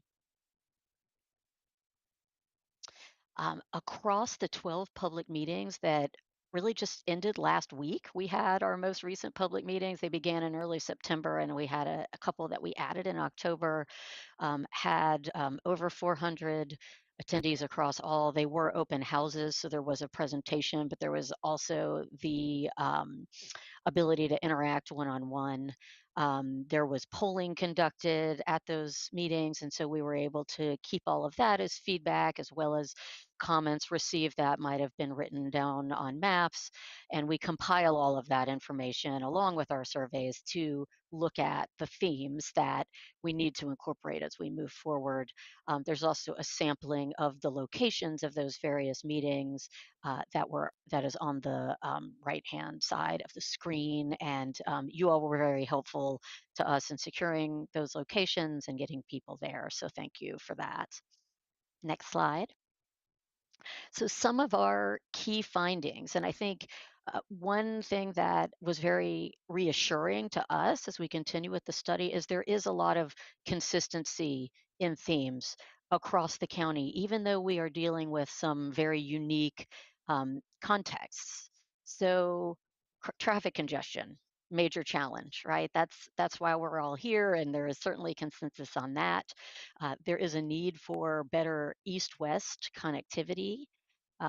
Improved transit options are desired in some locations. I think, again, that depends on the densities and the types of movements that we see. There is widespread support for safer and complete streets that meet the needs of all users.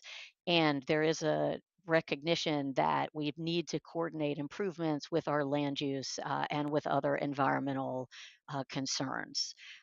Technology was really what we heard about the most. People are excited about all of the things that are emerging and how that can have a positive impact on the system. And that ranges from things like electric vehicles and automated vehicles that can operate as shuttles, all the way to things like smart signals and the ability to leverage private companies that are making investments in communities with technologies and looking at ways that we can bring those types of solutions to Palm Beach County to have a positive impact on the transportation system. Next slide. I mentioned that we have been engaging with all of the municipalities as well as the county staff. There are so many plans. There's a lot of work that has been done to date. And as you all know, our goal is not to supplant that, it's to gather all of that information so we can take this up a level and focus on the things that the county can do countywide to put these plans in a position to be implemented and to implement larger scale solutions that will connect what's envisioned in each city. So again, consistent themes, and those were themes that I just talked about across these plans, and we were able to collect over 100 planning documents that we're in the process of reviewing. We saw those themes of east-west connectivity, the importance of safety and security, mode choice. So again, those complete streets that we're designing for all users, cars, transit riders, those who may leverage e-bikes, scooters, golf carts, horses, as well as those who are walking. And we want everybody to feel safe while they're doing so. So you can see just a sampling of the types of plans that we collected and that we are reviewing to incorporate relevant points into all of the actions that we are looking at the countywide level. Next slide, please. Collecting all of this data and identifying these themes has led to us to identify what we are calling the four pillars of the countywide transportation master plan. So, the four pillars that we believe reflect all of the data that we've collected and everything we've heard from the public is what you see in front of you: safety, connectivity, technology, and mobility choice. So, all of the recommendations that we put forth through the plan can be housed under these categories. You see some examples here underneath each one of what that can mean, but this is also still evolving as part of the conversation, right? But when we put something under the umbrella of safety, it would really look at all of those modes. We want zero incidents. That's what everyone strives for. There's a lot of safety work that's being done, safety plans that reflect this. We want to improve bike and pedestrian safety. On the one hand, everybody should feel safe biking and walking. And in addition, we should be investing in things that create safe spaces for them to walk within. So that's one of the things that um, the plan will look at. Connectivity looks at those connections that we still need to complete the system and to relieve the congested corridors. Technology, I touched on a few of the things that would encompass, but it's everything from intelligent transportation system investments for signals for real-time information to leveraging emerging technologies like advanced air mobility and automated vehicles, and other opportunities for last mile transit connectivity. And then choice, which is providing these different modes in a way that they're accessible to all residents of the county. Next slide, please. So as part of our next steps, we have now collected a lot of data, so we are evaluating future growth and the impacts that that has on the transportation system. Based on that analysis, we're then able to look at recommended goals, objectives, and policies, as well as principles that will implement the transportation vision. And we will look specifically at corridors and sub areas that are hotspots, and we'll be able to test solutions and how they may positively impact performance so that we ultimately come to a set of recommendations collectively that everyone can buy into and can prioritize for implementation. The other graphic on the slide is a progress summary that we do make available on our website. So you all and anyone who's participating in the study can have access to that at any time. And I also want to touch on land use, which I know something that um, is very relevant to the plan. Many of you are interested in how it is incorporated into the plan, so we'll talk about some of those specifics here. And Victor Dover, who is also with us and has been engaged in previous land use activities in the county, and will be doing this as part of our effort, can also address any questions. But first and foremost, land use is absolutely integrated in the work that we are in the countywide transportation master plan, because land use is what drives trips and um, right? So we look at where population is located, where employment is located. That is what is the majority of the travel. But not the only thing. There are also recreation and meeting needs. Um, when we look at it in the CTMP, we're really looking at how does that facilitate multimodal connectivity? Are there ways to get to employment and other centers besides just by car? And how does that access look? I mean, that's really the fundamental thing that we're evaluating. Um, but what we look at is the framework of what exists and what is planned. We aren't making regulatory recommendations in part of the scope of work that we have now. It's certainly something that our work could inform later, but our focus is making transportation recommendations based on the behaviors that are induced by those land uses. And we know that changes in land use can have a big impact. If we have a multi-use area, then we can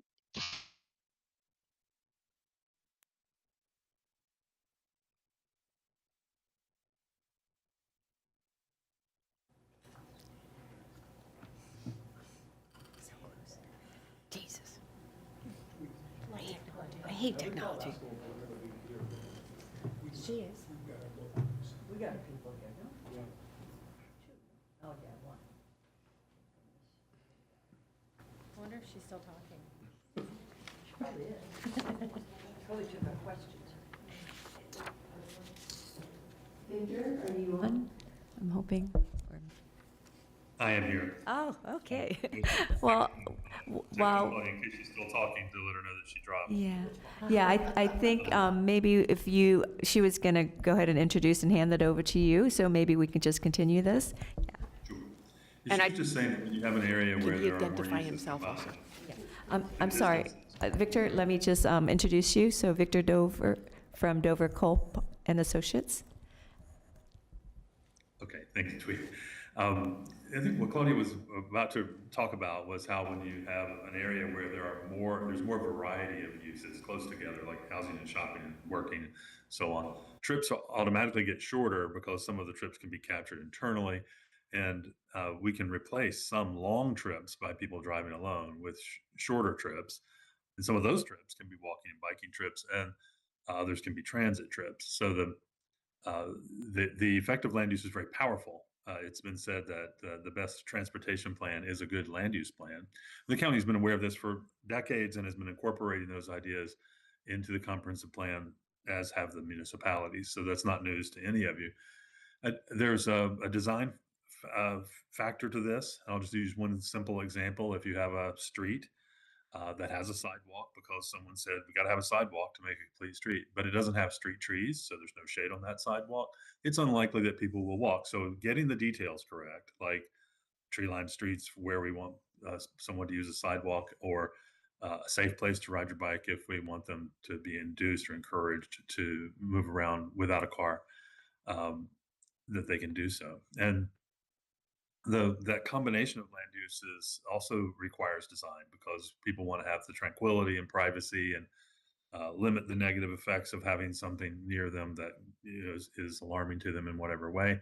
But most activities that we do, like go to a coffee shop or get an ice cream cone or egg McMuffin or take a kid to piano lessons, are not really noxious industrial uses that have to be segregated from where people live. So those are the ideas that Claudia was acknowledging. Now she was about to get into the slide that's on the screen right now, which says what the master plan will and will not do, and she was explaining that the plan will identify some ways that land use can be thought about, modified in policy to support better transportation outcomes.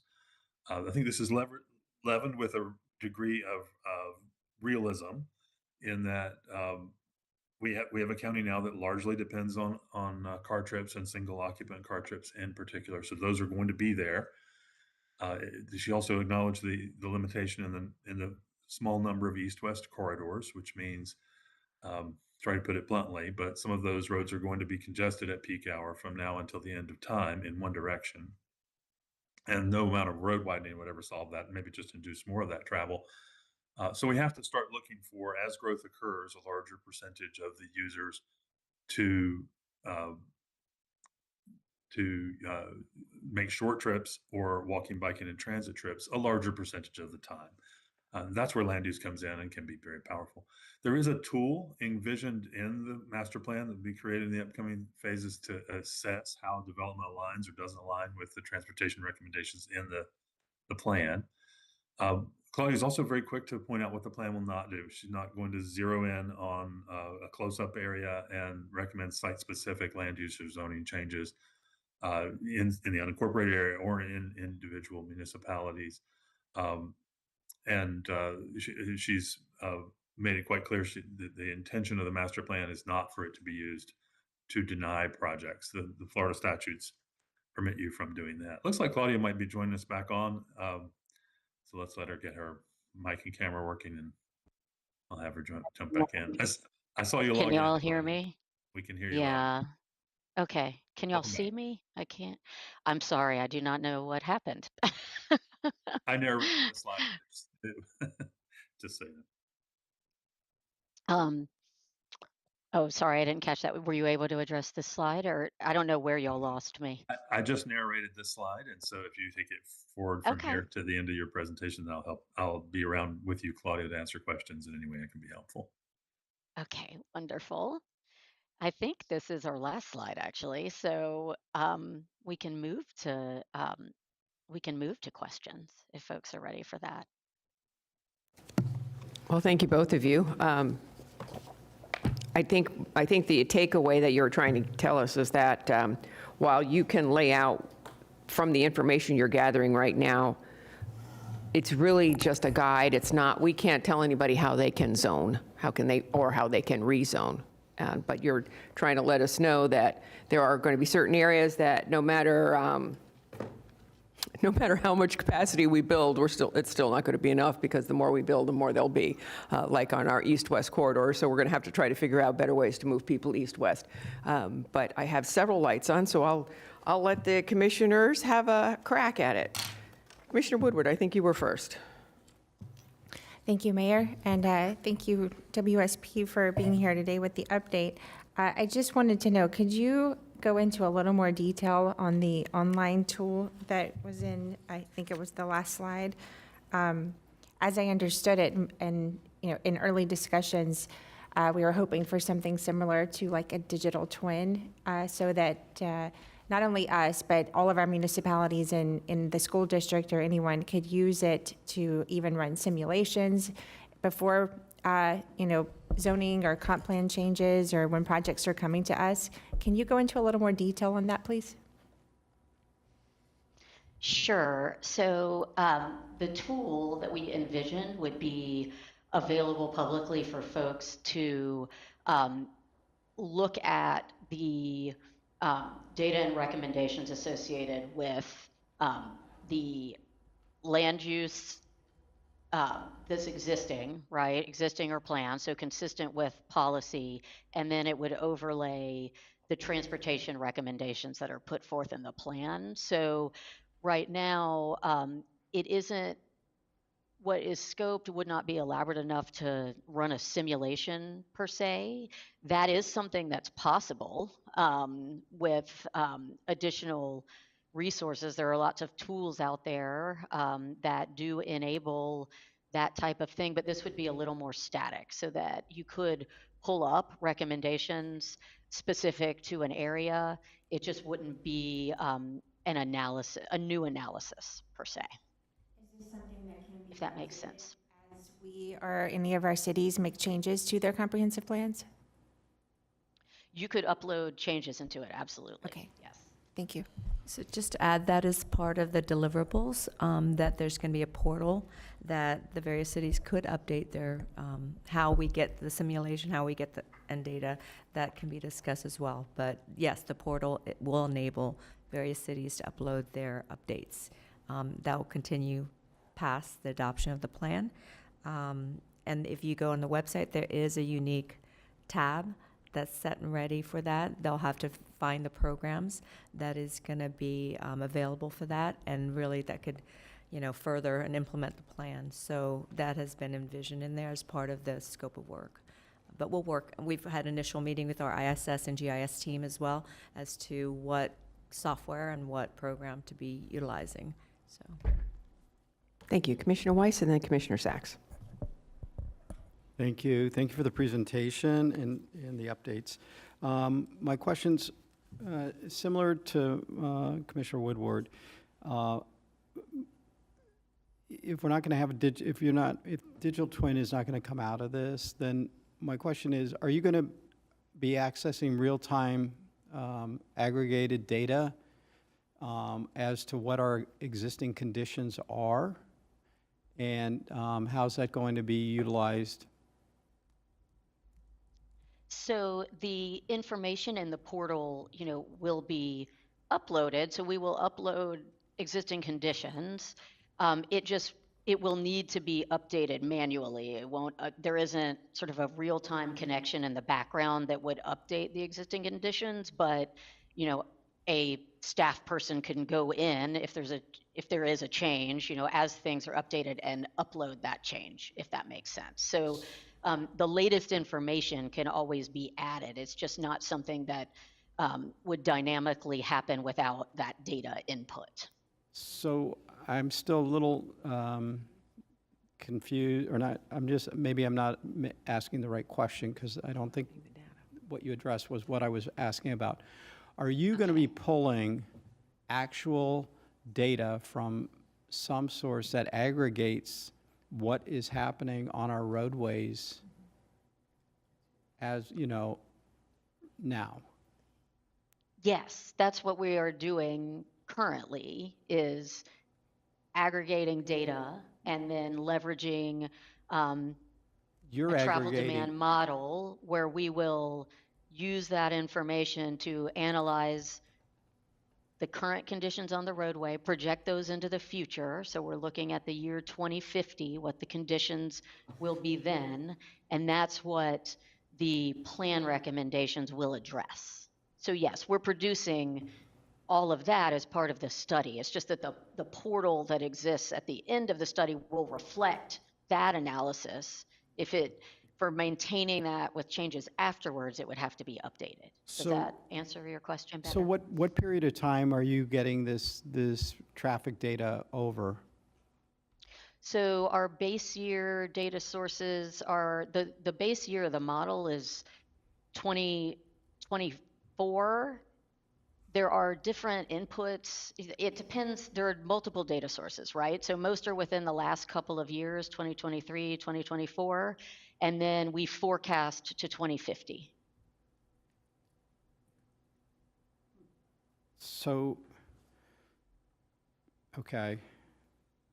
Things are changing very quickly.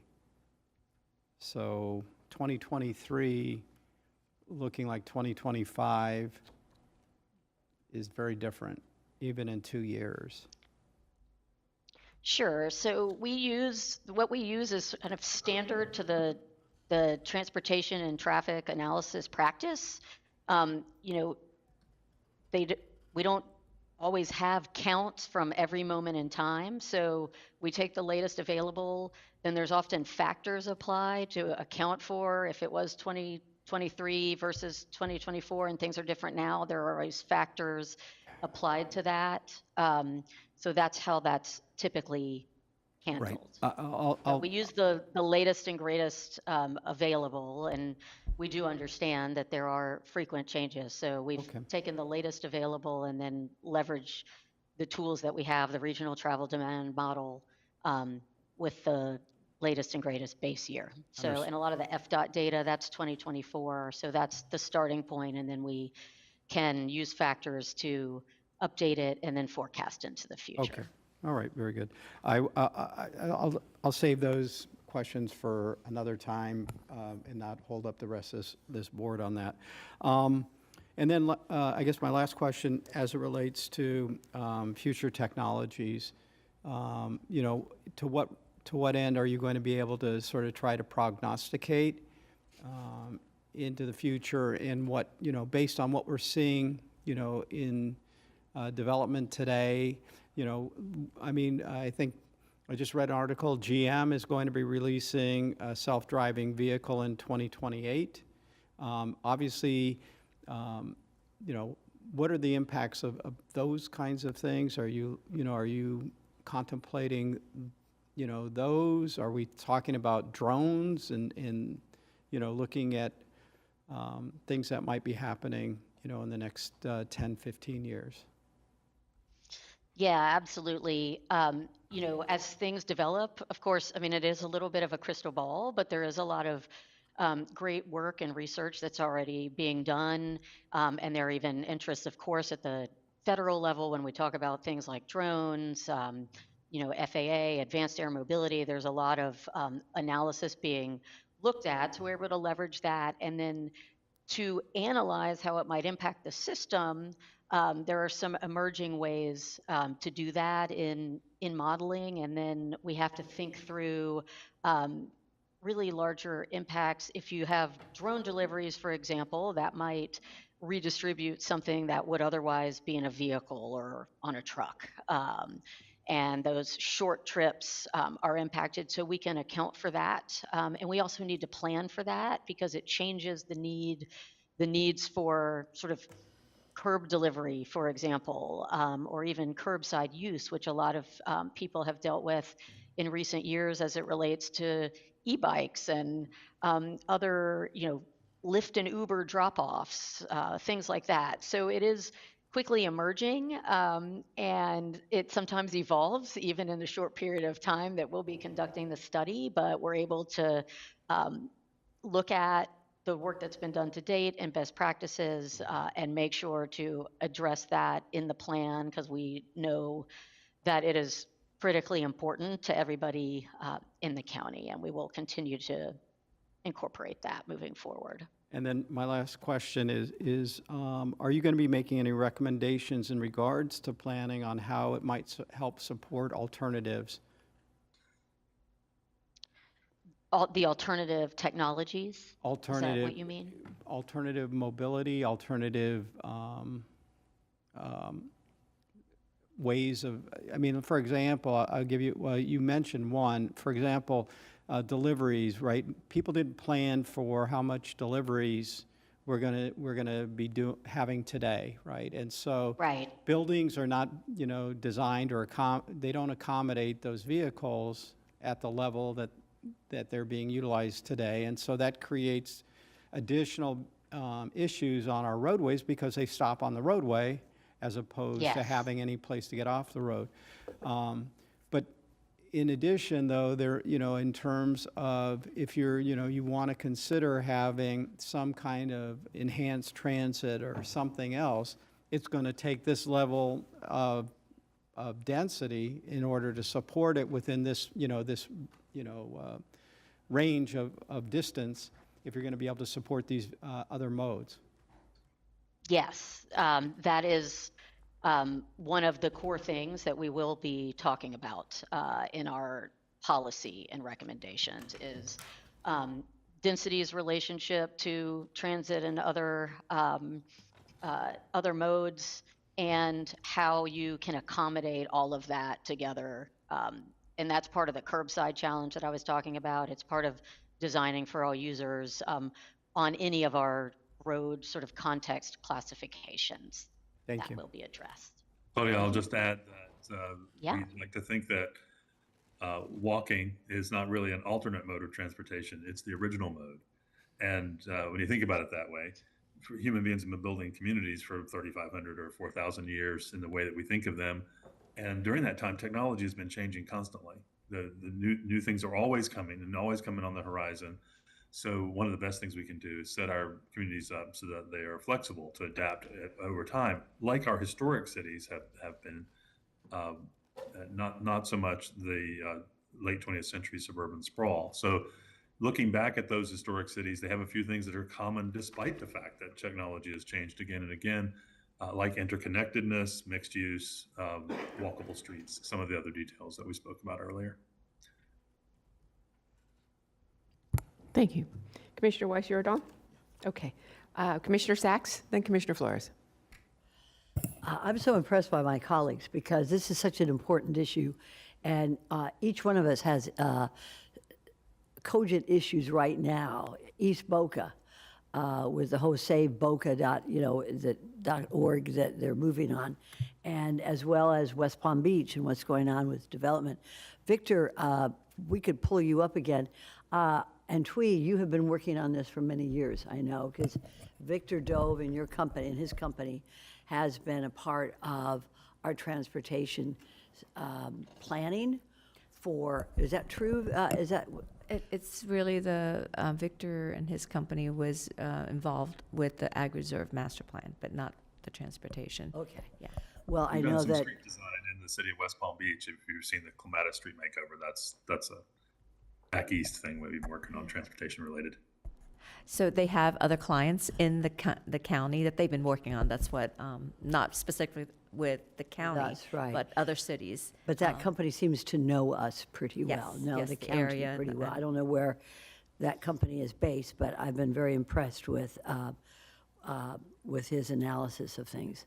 And And Twee, looking at our 39 municipalities and the issues that they all have with transportation, this could not be more important. So what I would like to do is make sure that, and I'm really talking to Mr. Rutter, make sure that we have another chat with, I don't know if Victor Dove and his company is involved in this, as well as with the transportation, the CTMB. But I think that based on the interest that we have with our municipalities, as indicated by my colleagues, I think it would be wise to have an update pretty soon to address what Commissioner Weiss was talking about, with which data is being used with regard to future of transportation here, as well as with the other municipalities that are on the east side. Because as was said here, a good transportation plan is a good planning plan. You all do the planning and zoning. I'm not have anybody take that away from our staff. But it is good to get a bird's eye view of what's going on in the county. And as Commissioner Weiss indicated, what will happen in the county with new technologies. I think that's vitally important. So pretty soon, when we can, I'd like to have a little update as well from the Dove Company as well as the CTMP to see how they're using the data so that we can help our municipalities as well as the county. Thank you, Twee, for all the work you've done on this. Thank you. And just as maybe it's a segue as well, we will be, we listen to and get feedback from all of our stakeholders, and we adjust, additional meetings if needed. If there's things that, the stakeholders, as late as yesterday, if they need more meatier presentation and context, I know WSP and their team has been very responsive to us, and, with the next couple of months, they are going to be looking to do more technical related, meetings with our stakeholders as well. And I can probably turn that over to Claudia to kind of describe a little more about things that are coming up. Well, I think, though, that what Commissioner Weiss was talking about is hard data. Yes, so Okay, they are not necessarily. If you want to come out and hear what people have to say about traffic, you're welcome in my communities at any time, okay? I'll be in the back of the room, though, because they have opinions. Now, I think you've reached maybe 1,200 people. We've got 1.5 million people in this county. So I think that everybody, if you ask anybody in the county what the number one problem is, it's going to be traffic. Yeah, And and you are right. Right. And So I know what it is. Yeah. We don't need to have more public meetings Oh, no, unless no, you want it's to. the What I'd state- like to see is what Commissioner Weiss was talking Right. about. So for the this next- company to look at hard data, and I appreciate that. Thank you. I'll turn off. So they will be doing technical stuff with the technical advisors. So I should clarify, so I'm sorry if I didn't. And Twee, if you want to just update that we had a meeting of the technical advisors this week, you want to just. Yes, so we did have the technical advisors meeting. We heard them very clear. They're ready to roll their sleeves up and do that. So the WSP team will be looking, as I said, in the next 2 months, working with those technical, the engineers, the planners, MPO. That's the stakeholder group that I was referring to, not the public, really to the actual professionals that will be working, and also the business community as well. So Claudia can probably go into a little more detail about what's to come in the next 2 months as they dive down into the data collection and getting input and doing the modeling for what they will be able to recommend later in the spring. Thank you very much. I don't need any more talk about it, but it's, when you say it's done, it's going to get done. Thank you. Commissioner Flores. Thank you for the report. I have a couple of notes here, but I want to start with the comments from Commissioner Weiss and regarding data. When you create a master plan and you're creating the modeling, you're relying on the data. So your report or this master plan, it's only going to be as good as the data that we're putting into these modeling. So we have to really make sure that we're using the latest and greatest. Because if we're using data from 5, 8 years ago, we're already 8 years back. So we got to make sure that as we're going through this process, if we need to do traffic count or trip counts, especially at peak hours, we're doing that. Because at the end of the day, we don't want to be behind the 8 ball because we're using data from 5 years ago. A question to you guys is, as you're listening to some of the municipalities, some of the constituents, our residents, how do you plan to resolve conflicts? Example, the data tells us we need to move people either through a specific place or faster or whatever it is, but yet people don't want that. How are you going to make that recommendation? Is it going to be based on data, or is it going to be based on people's? So how are you guys looking at, when you're creating this master plan, how do you resolve these conflicting parties?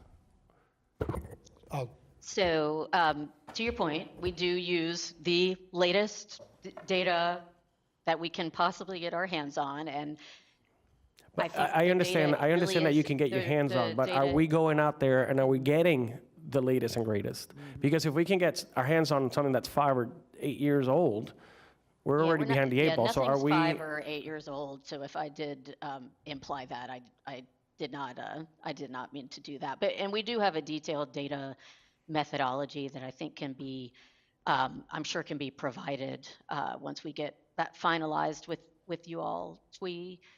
Perhaps we can provide that, and that includes the complete data methodology.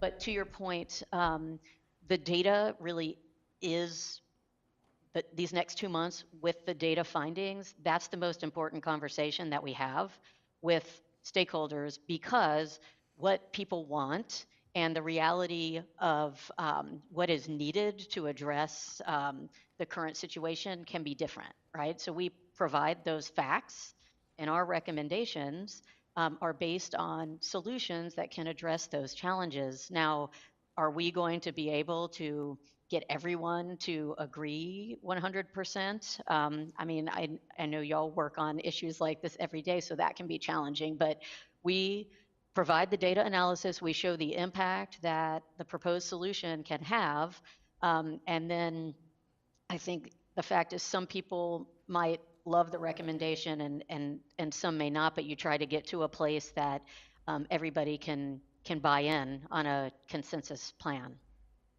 So you're going to look at data and you're going to make the recommendation whether people like it or not, because that's what the data said? Well, no, we're working collaboratively with stakeholders and the community to show them the different solutions that would address the problem. But we're here to make recommendations to you all as our client. We're certainly not going to tell people that they have to do something, but we will share those facts and make a professional recommendation. So help me understand. Are we saying that if people don't agree, then we won't recommend it?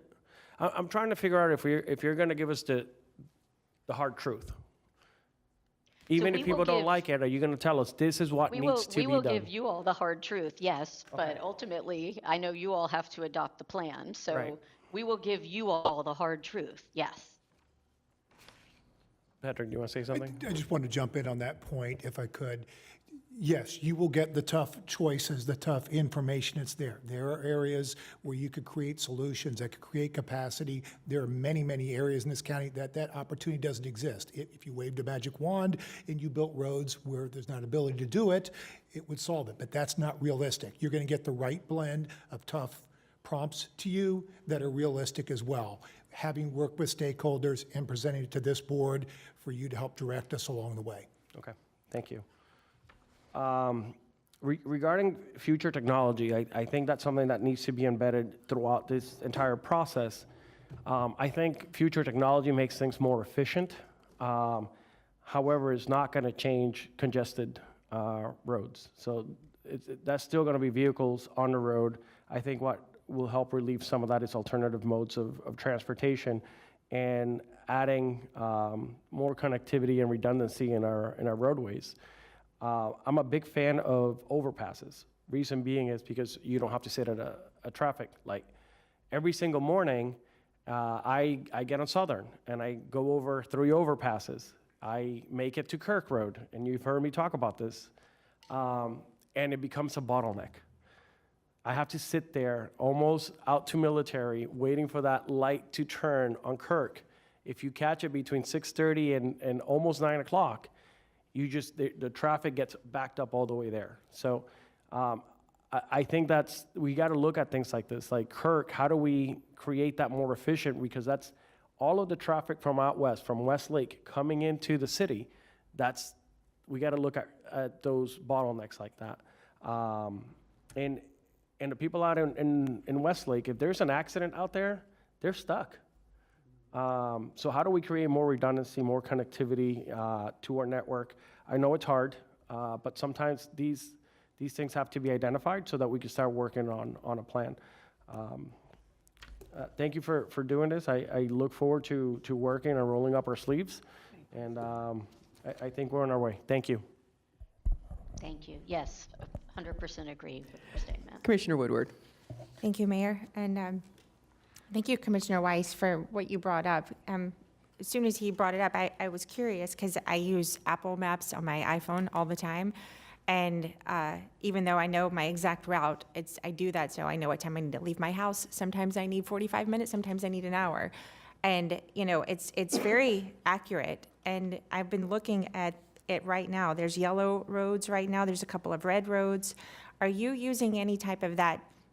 And the reason I ask is because I carry around with me, of course I don't have it today, but it's a level of service roadmap for the county that's got red roads and yellow roads. It's laminated. I show it to people.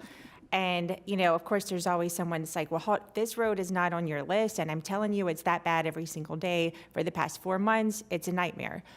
Are you using something like this right now as you do this study? Because there's a number of things that will not show up in planning. I mean, signalization is a big part of it. I've got train crossings, bridge openings, bad drivers, pedestrian crossings, school zones, road construction. There's a number of things that if we approve something in planning, it doesn't show up on any of that stuff. But it is the reality of people not moving in their cars. And to Commissioner Flores' point, that's the goal here. I know that there's people who want to get some people out of their cars, and that would probably help, but people get grumpy when they're in their car not moving on a road. They're parked on I-95 or they're parked on Southern Boulevard. They cannot get through an intersection. They can see the light turns green, but they don't move because the intersection's blocked. Those are the types of things that I'm hoping for to get out of this. So first question, are you using real-time, the reality, not what a traffic study says, but red roads, yellow roads, green roads? Yes, we are. So one of the data sources that we are using and that's part of the team is Google. We are leveraging the data that you are in fact referencing. What they do is they have their own aggregate data, right? Because they own all of those sources. We do it 2 different ways. There's a tool called Replica that we use that allows us to look at the real-time information, to look at origin destination, and to look at congested facilities, as you mentioned, at certain times of day. So that information is always available. And actually, that's a great reminder because that is one of those things that, it's not going to be a year old. It's real time. And we do use that data as part of our analysis. We're also conducting what's called a sentiment analysis that goes beyond just the real-time traffic data and actually looks at sort of the personal choice behaviors associated with some of these sources. So if people go into Waze and choose to go certain ways or always mark accidents at certain locations, that information is able to be aggregated. So that's another one of our important data sources. We won't have that analysis complete until next month, but that will roll in as we combine that with the tools that we use, the counts and the more static data, the counts and the modeling analysis. Okay, thank you. And thank you, Commissioner Weiss, for that, because I do think people will want to know that you're using like real time, not what is in a comp plan that says should be, but the reality, because Yeah. That is what it is. And we overlap with each other in cities and the state roads in here. All this needs to be part of it. People don't care who the road belongs to. They just need to get from point A to point B. So, thank you. Vice Mayor Baxter. Thank you, Madam Mayor. Thank you for the presentation, and thank you for the information that you are helping bring to us. All of us up here have expressed our concerns with the roads and the infrastructure and how we should approach it. So this master plan is hugely helpful. So I just want to start with saying thank you. Also, every district is different. So you'll hear different things from different suggestions from different commissioners, because whether it's alternate transportation or whether it's roads, lanes, and so on, everyone needs something different. I will say in District 6, we have a mix of, we need definitely more lanes and more roads everywhere. I have residents who have some of the worst traffic congestion stuck, and they comment they have used repeatedly is stuck like rats that can't get out of an area. And so what I'm looking for when we get this is some alternate solutions to how to move them in the most effective and efficient way possible. It is one of the number one complaints I hear, traffic congestion. So where in high density areas, the alternate transportation is an amazing solution for people who can use it. That doesn't always work the more further west you go. So I am definitely looking forward to seeing what this plan comes up with and some great solutions brought to us so we can also get input back from our residents. And to Commissioner Flores's point, we will then have to say, this is what is recommended to relieve the solution, or excuse me, to relieve the problem. This is the solution, and see what they feel about that and how they're feeling. So thank you for what you're doing today. Yes. Thank you. And if you live in District 1 and you're on PGA Boulevard, that stands for please go around. Oh yes, please go around. That's what I said this morning as I was waiting behind a lot of cars on my way to 95. But yes, we are a county made up of private roads, dirt roads, city roads, county roads, and state roads. So any form of communication, any recommendations are going to take all of those folks into effect. And I'm glad we're into the technical stage of this and the technical information gathering, and have brought all those folks to the table, including the school board. The school district was there at the first technical meeting. So we look forward to the information that you gather. Obviously real time, obviously traffic counts that are current, not 2, 3, 5, 8 years old, but some of those, and I'm guessing some of those are going to be supplied by developers that are developing properties right now. So that needs to be taken into account too. But I don't have any more lights on, and I think we're in the second of 4 phases right now in the transportation master plan, and just know that we're all always listening and always asking questions. So if you get questions from us, you'll know why. And I just appreciate you all being here, even though you weren't here in person and we had a little technical difficulty. Thank you very much for being here. And with that, this is just information, so there's no motion to make. So thank you very much for your presentation. However, we have 4B2, which is additional planning services for the countywide transportation master plan, because I think there was some direction at the last meeting. So you were supposed to bring back some more information for us on that. Yes, Mayor. We were directed by the board to look at within the scope, within this contract, if we could expand the scope to do more planning and zoning related items for that. And Claudia and Victor's here to answer any question, but we feel that we would probably need to refine those additional services. Staff has already checked, and within the contract, we could do those additional services based on, as long as we stick to some of the items that are in the scope, such as what I've listed in, making sure that there is things to facilitate less, internal trip capture, things like that, but also to make sure that we can come back with you on the impacts on this project and the timeline.